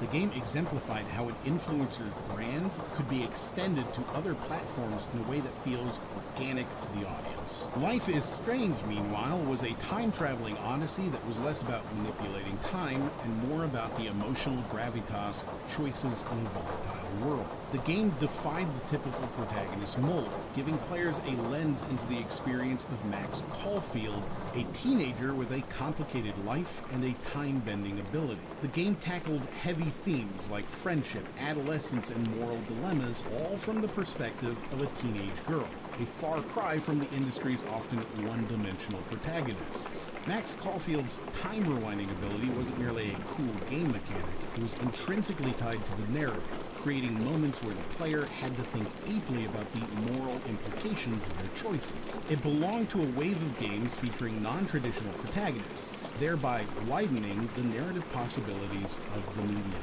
In 2016, the gaming landscape was truly transformed with the arrival of VR headsets like the Vive. Mid-generation refreshes such as the PS4 Pro, PS4 Slim, and the Xbox One S, and the explosive popularity of augmented reality games like Pokemon Go. While VR struggled to find its footing, AR became the industry's golden child, with Pokemon Go raking in what seemed like infinite cash. Mobile gaming soared to new heights, reaching $41 billion in revenues and surpassing PC gaming. To put that into perspective, mobile gaming revenue in 2016 was 4 times the size of the entire video game industry just a decade earlier in 2006. Digital sales continued to dominate, accounting for 74% of all video game software sales. Tencent, a Chinese multinational conglomerate, flexed its muscles with 6 of the top 10 best-selling games, generating an impressive $8 billion in revenue all on its own. Meanwhile, Activision acquired Major League Gaming and announced its esports title Overwatch and the Overwatch League, further showcasing the industry's expansion into new territories. No Man's Sky, a game that promised an expansive universe for players to explore, was a commercial success, becoming the best-selling release on the PlayStation Store in its launch month. However, the game's launch was not without controversy. It's so vast, it's so boundless, it's actually infinite. Almost anything's possible. Here we're at the boundary between 2 warring factions. I could join in, I could take sides. People go out, they can find resources, create products, and they can sell them at trading posts or at space stations. And everything just works. Can you land on a comet? Yeah, at the moment you can land on asteroids. Do the animals eat each other? And then as you travel further towards the center of the galaxy, things become much more mutated, and the crazier things exist there. Do we ever get to see ourselves? No, you don't see yourself, so the only way for you to know what you look like is for somebody else to, to see you. Can you run into other people, other players on the game? Yes. The brilliant marketing campaign was met with a ruinous initial reception from vocal online fans. Accusations of the developer operating in bad faith when discussing the game's online features were rampant. The silence from Hello Games and Sean Murray, the game's developer, which lasted months, further fueled the discontent among the game's fans. The controversy highlighted the importance of transparency in game development. The game was accused of missing dozens, maybe hundreds of features that were promised, teased, or even confirmed. Sean Murray was accused of making promises about features that didn't make it into the final game, leading to anger and feelings of betrayal from fans. This situation underscored the importance of waiting for reviews and player feedback before purchasing a game, rather than relying solely on pre-release hype. It also serves as a stark reminder of the pitfalls of pre-ordering games, one I'm happy to underline. Do not pre-order games. As the number of gaming conventions became overwhelming, EA decided to branch out, announcing its EA Play event after leaving E3 in 2013. Nintendo had already set a precedent by launching its Nintendo Directs, and it signaled a warning bell to major events like E3 to figure things out or see themselves fade away. Gaming's influence reached the highest levels of society, with Japanese Prime Minister Shinzo Abe donning a Mario hat and emerging from a warp pipe at the 2016 Olympics. A far cry from Bill Clinton's call for regulation and censorship just a few decades prior. How did the emergence of VR, the success of AR, and the ever-expanding world of mobile gaming shape the industry? What impact did these changes have on the way we experience and discuss games today, and how did gaming's newfound cultural acceptance influence its growth and development in the years to come? Overwatch redefined what it meant to produce profits in the gaming industry. While Mass Effect 3 introduced the concept of loot boxes, Overwatch fine-tuned it to such an extent that the industry couldn't ignore the success. It wasn't merely an optional add-on, it was a money-making juggernaut with over $1 billion generated from loot box sales alone. This phenomenon forced a seismic shift in how developers and publishers viewed profitability. The old metric of judging success by player count suddenly seemed quaint. The focus was now on how much these existing players were willing to spend. In essence, Overwatch didn't just adopt the trend, it became the vanguard for an industry-wide strategy. However, its impact was more nuanced than just turning the industry's gaze towards loot boxes. Overwatch also sparked a different kind of gold rush, the race towards esports viability. Dota 2 and its ilk had shown the world that you could build a cathedral of earnings through competitive play. Now, everyone wanted in. While the Counter-Strike Global Offensive model emphasized creating a good game that naturally evolved into an esport, Overwatch arrived fully formed, designed from its core to be a competitive showcase. Here's the catch. Many publishers misunderstood what made esports tick. The impulse to capitalize on this easy money led to a wave of games constructed around competitive mechanics, but lacking in soul.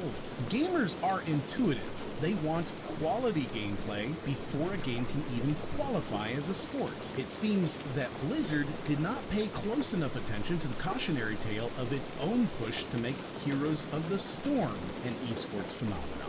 Despite Blizzard's forceful efforts to position it in the competitive scene, it couldn't match the organic growth and player engagement seen in other titles, reinforcing the notion that successful esports environments are cultivated through authentic community engagement, not merely manufactured. To consider Overwatch as a mere clone of Team Fortress 2 would be an oversimplification, but to regard it as a game that broke entirely new ground would be disingenuous. Overwatch took the class-based, team-oriented gameplay made popular by TF2 and wrapped it in a package that was more accessible for a broader audience. Whether it was the diversely imagined heroes that appealed to a global player base, or the intricate, well-designed maps that took advantage of vertical gameplay mechanics, Overwatch was essentially an evolution rather than a revolution. One aspect that certainly benefited from Overwatch's popularity is the idea of a hero in these types of games. TF2 had its classes, but Overwatch turned these into fully fleshed out characters, each with a backstory, a given name, and a personality. This resonated with players in different ways, allowing them to identify more closely with their chosen hero. This is why you can only have one of each hero on a given team. The personalization created a connection that transcended mere gameplay mechanics and got players invested in the lore of the Overwatch universe, something that TF2 never really aimed for. While Overwatch may not have been revolutionary in the strictest sense, its popularity did throw into high relief the possibilities inherent in team-based class-driven shooters. It proved to developers and players alike that this style of game had staying power and could attract a diverse audience, ensuring that the genre wouldn't stagnate. Because of this, one could argue that Overwatch performed a kind of stewardship for the genre, safeguarding and nourishing its potential and laying the groundwork for future innovations. TF2 might have sown the seeds, but Overwatch helped cultivate the field.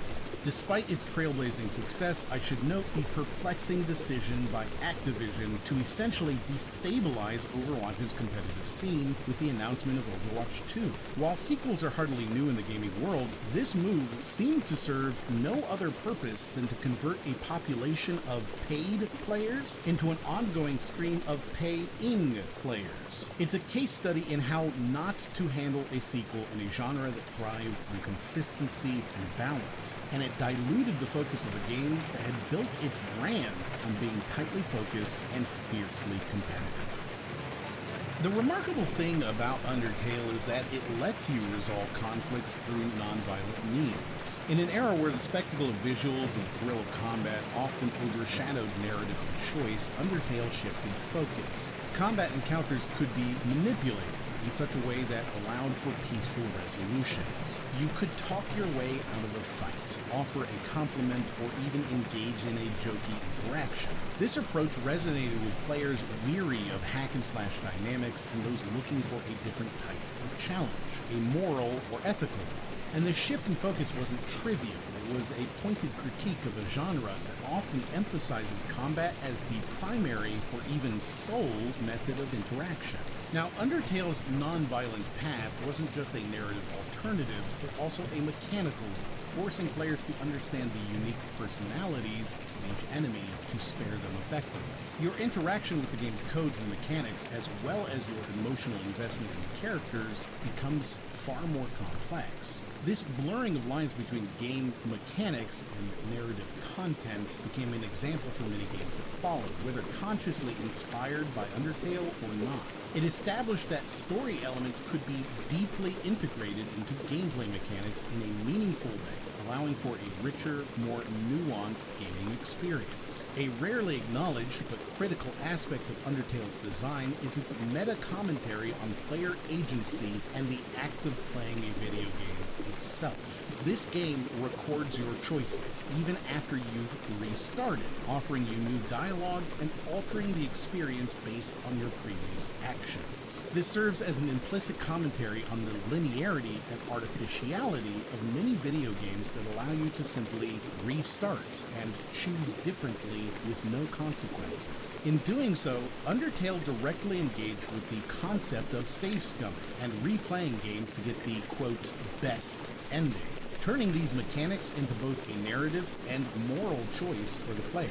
The retro aesthetic of Undertale is not just a stylistic choice, but a strategic one that subverted the notion that cutting-edge graphics are integral to a game's success. Here lies the evidence that contradicts the graphical arms race we've seen in the past 2 decades. Undertale leverages its 8-bit aesthetic not as a crutch, but as a method for storytelling, even integrating it into the plot. The game took us back to appreciate the minimalist art of yesteryears, revealing that storytelling and gameplay innovation could stand toe-to-toe with visual spectacle. The game's success during a period marked by a retro revival in gaming serves as a testament to this, as more indie developers started to adopt retro aesthetics not for lack of resources, but as a deliberate artistic and narrative choice. Eric Barone toiled away for 4 years in his girlfriend's apartment to bring Stardew Valley to life. That apartment became an incubator for what would become a massive hit, drawing upon the classic allure of Harvest Moon, but adding layers of complexity and freedom seldom seen before. His relationship with his girlfriend, Amber, was a sustaining force. In interviews, Barone often credits her for supporting him emotionally and financially during this period. So we're not just talking about a solo development, but a collaborative environment that fostered ingenuity. Amber wasn't directly involved in development, but she was a part of the ecosystem that enabled this game to bloom. That's something aspiring developers should note. The ecosystem around you, be it supportive relationships or a conducive work environment, can be just as crucial as your skills and ideas. Stardew has a meticulous attention to detail concerning the in-game economy. You have your traditional farming, fishing, and mining, sure, but the game also includes an evolving price system, seasonal considerations, and even fluctuating demand. This is an intricately balanced web that changes over time and interacts in subtle ways, requiring a level of engagement that goes beyond merely planting crops and selling them for a profit. Here, Barone achieves a complex interplay between simple actions and their downstream consequences, a dynamic that mirrors real-world economic systems, but does so in a way that's graspable and enjoyable. The game presents a tapestry of characters, each with their story arcs, personalities, and problems. Romancing these characters isn't just about giving them a gift they like. It involves engaging in a set of interactions, learning their histories, and sometimes even helping them through personal dilemmas. The game thrives on its community and relationships, making the world feel lived in and evolving. Many AAA titles could take a leaf out of Stardew Valley's book on how to make NPCs that feel less like set pieces and more like integral elements of the game world. And where multi-platform releases were becoming more common, Stardew Valley also managed to extend its reach further than most indie titles. It started off on Windows, but then steadily expanded its footprints across all major platforms, including consoles and mobile devices. It's not just that it went multi-platform, it's how seamlessly it did so. The game adapted well to different control schemes and screen sizes, something that even AAA titles struggle with. This adaptability meant that Stardew Valley was more accessible, thus further broadening its appeal. Inside, developed by Play Dead, the creators behind Limbo, captured the zeitgeist of the gaming landscape in several unique ways. This game has often been compared to its predecessor Limbo, but what sets it apart is its conceptual grandiosity. While Limbo explored the stark brutality of a monochromatic world, Inside leverages a more nuanced color palette, heightened graphical fidelity, and layered audio design to create a different kind of immersion. What's intriguing is how Inside managed to mirror and advance its predecessor, Limbo, in every conceivable aspect, from its arresting visual language to its haunting, minimalistic soundscape. It creates a wordless narrative that's both enthralling and unnerving. The most intriguing element is how the game manages to build this dystopian world without uttering a single word. It's a lesson in how video games can create a visceral experience that goes beyond just adrenaline-pumping action. It's an exercise in storytelling, where the narrative is pieced together from environmental cues rather than exposition. The game doesn't simply tell you to be afraid or anxious, it crafts an environment that naturally elicits these emotional responses. It's all about the interplay between the visual, the audible, and the interactive, transcending what many people would call simple gameplay mechanics to tell a story that's anything but simplistic. Hitman in 2016 stands out as a unique case study in how not to handle episodic game content. Initially, when Square Enix released it as an episodic game, they inadvertently made the title a referendum on episodic gaming itself. Its subsequent lack of success became the metaphorical stick used to beat any argument supporting the episodic model. Square Enix, despite possessing franchises like Hitman, Deus Ex, Tomb Raider, and Sleeping Dogs, has often mismanaged them. The episodic nature of Hitman did not work for Square, leading Square to allow developer IO Interactive to buy themselves out. What happened next is a fascinating reversal of fortunes. IO Interactive rebounded to create a highly profitable trilogy, also incorporating the most robust form of backward compatibility we've ever seen, allowing previous missions to be played with new mechanics. They didn't just regain their IP, they rejuvenated it. In a sense, the journey of Hitman serves as a bellwether for how corporate strategy and executive decisions can potentially stifle creativity and innovation. When IO Interactive took over, they proved that the problem wasn't with the episodic nature per se, but with how it was implemented and marketed. This development underlines a harsh truth about Square Enix. Despite their prowess in the Japanese gaming market, their stewardship of Western IPs often leaves a lot to be desired. Square's approach was overly risk-adverse, painting each of their Western franchises as underperforming. It's a stark juxtaposition to their Japanese-focused games, which by comparison may not have fared as well, but are touted as successes. This is the conundrum of Square's marketing strategy, and a noteworthy point of reflection on how different cultural contexts within the same company can lead to disparate outcomes. Moving on to Disney Infinity and Skylanders, they exemplify the risks and downfalls of over-commercialization.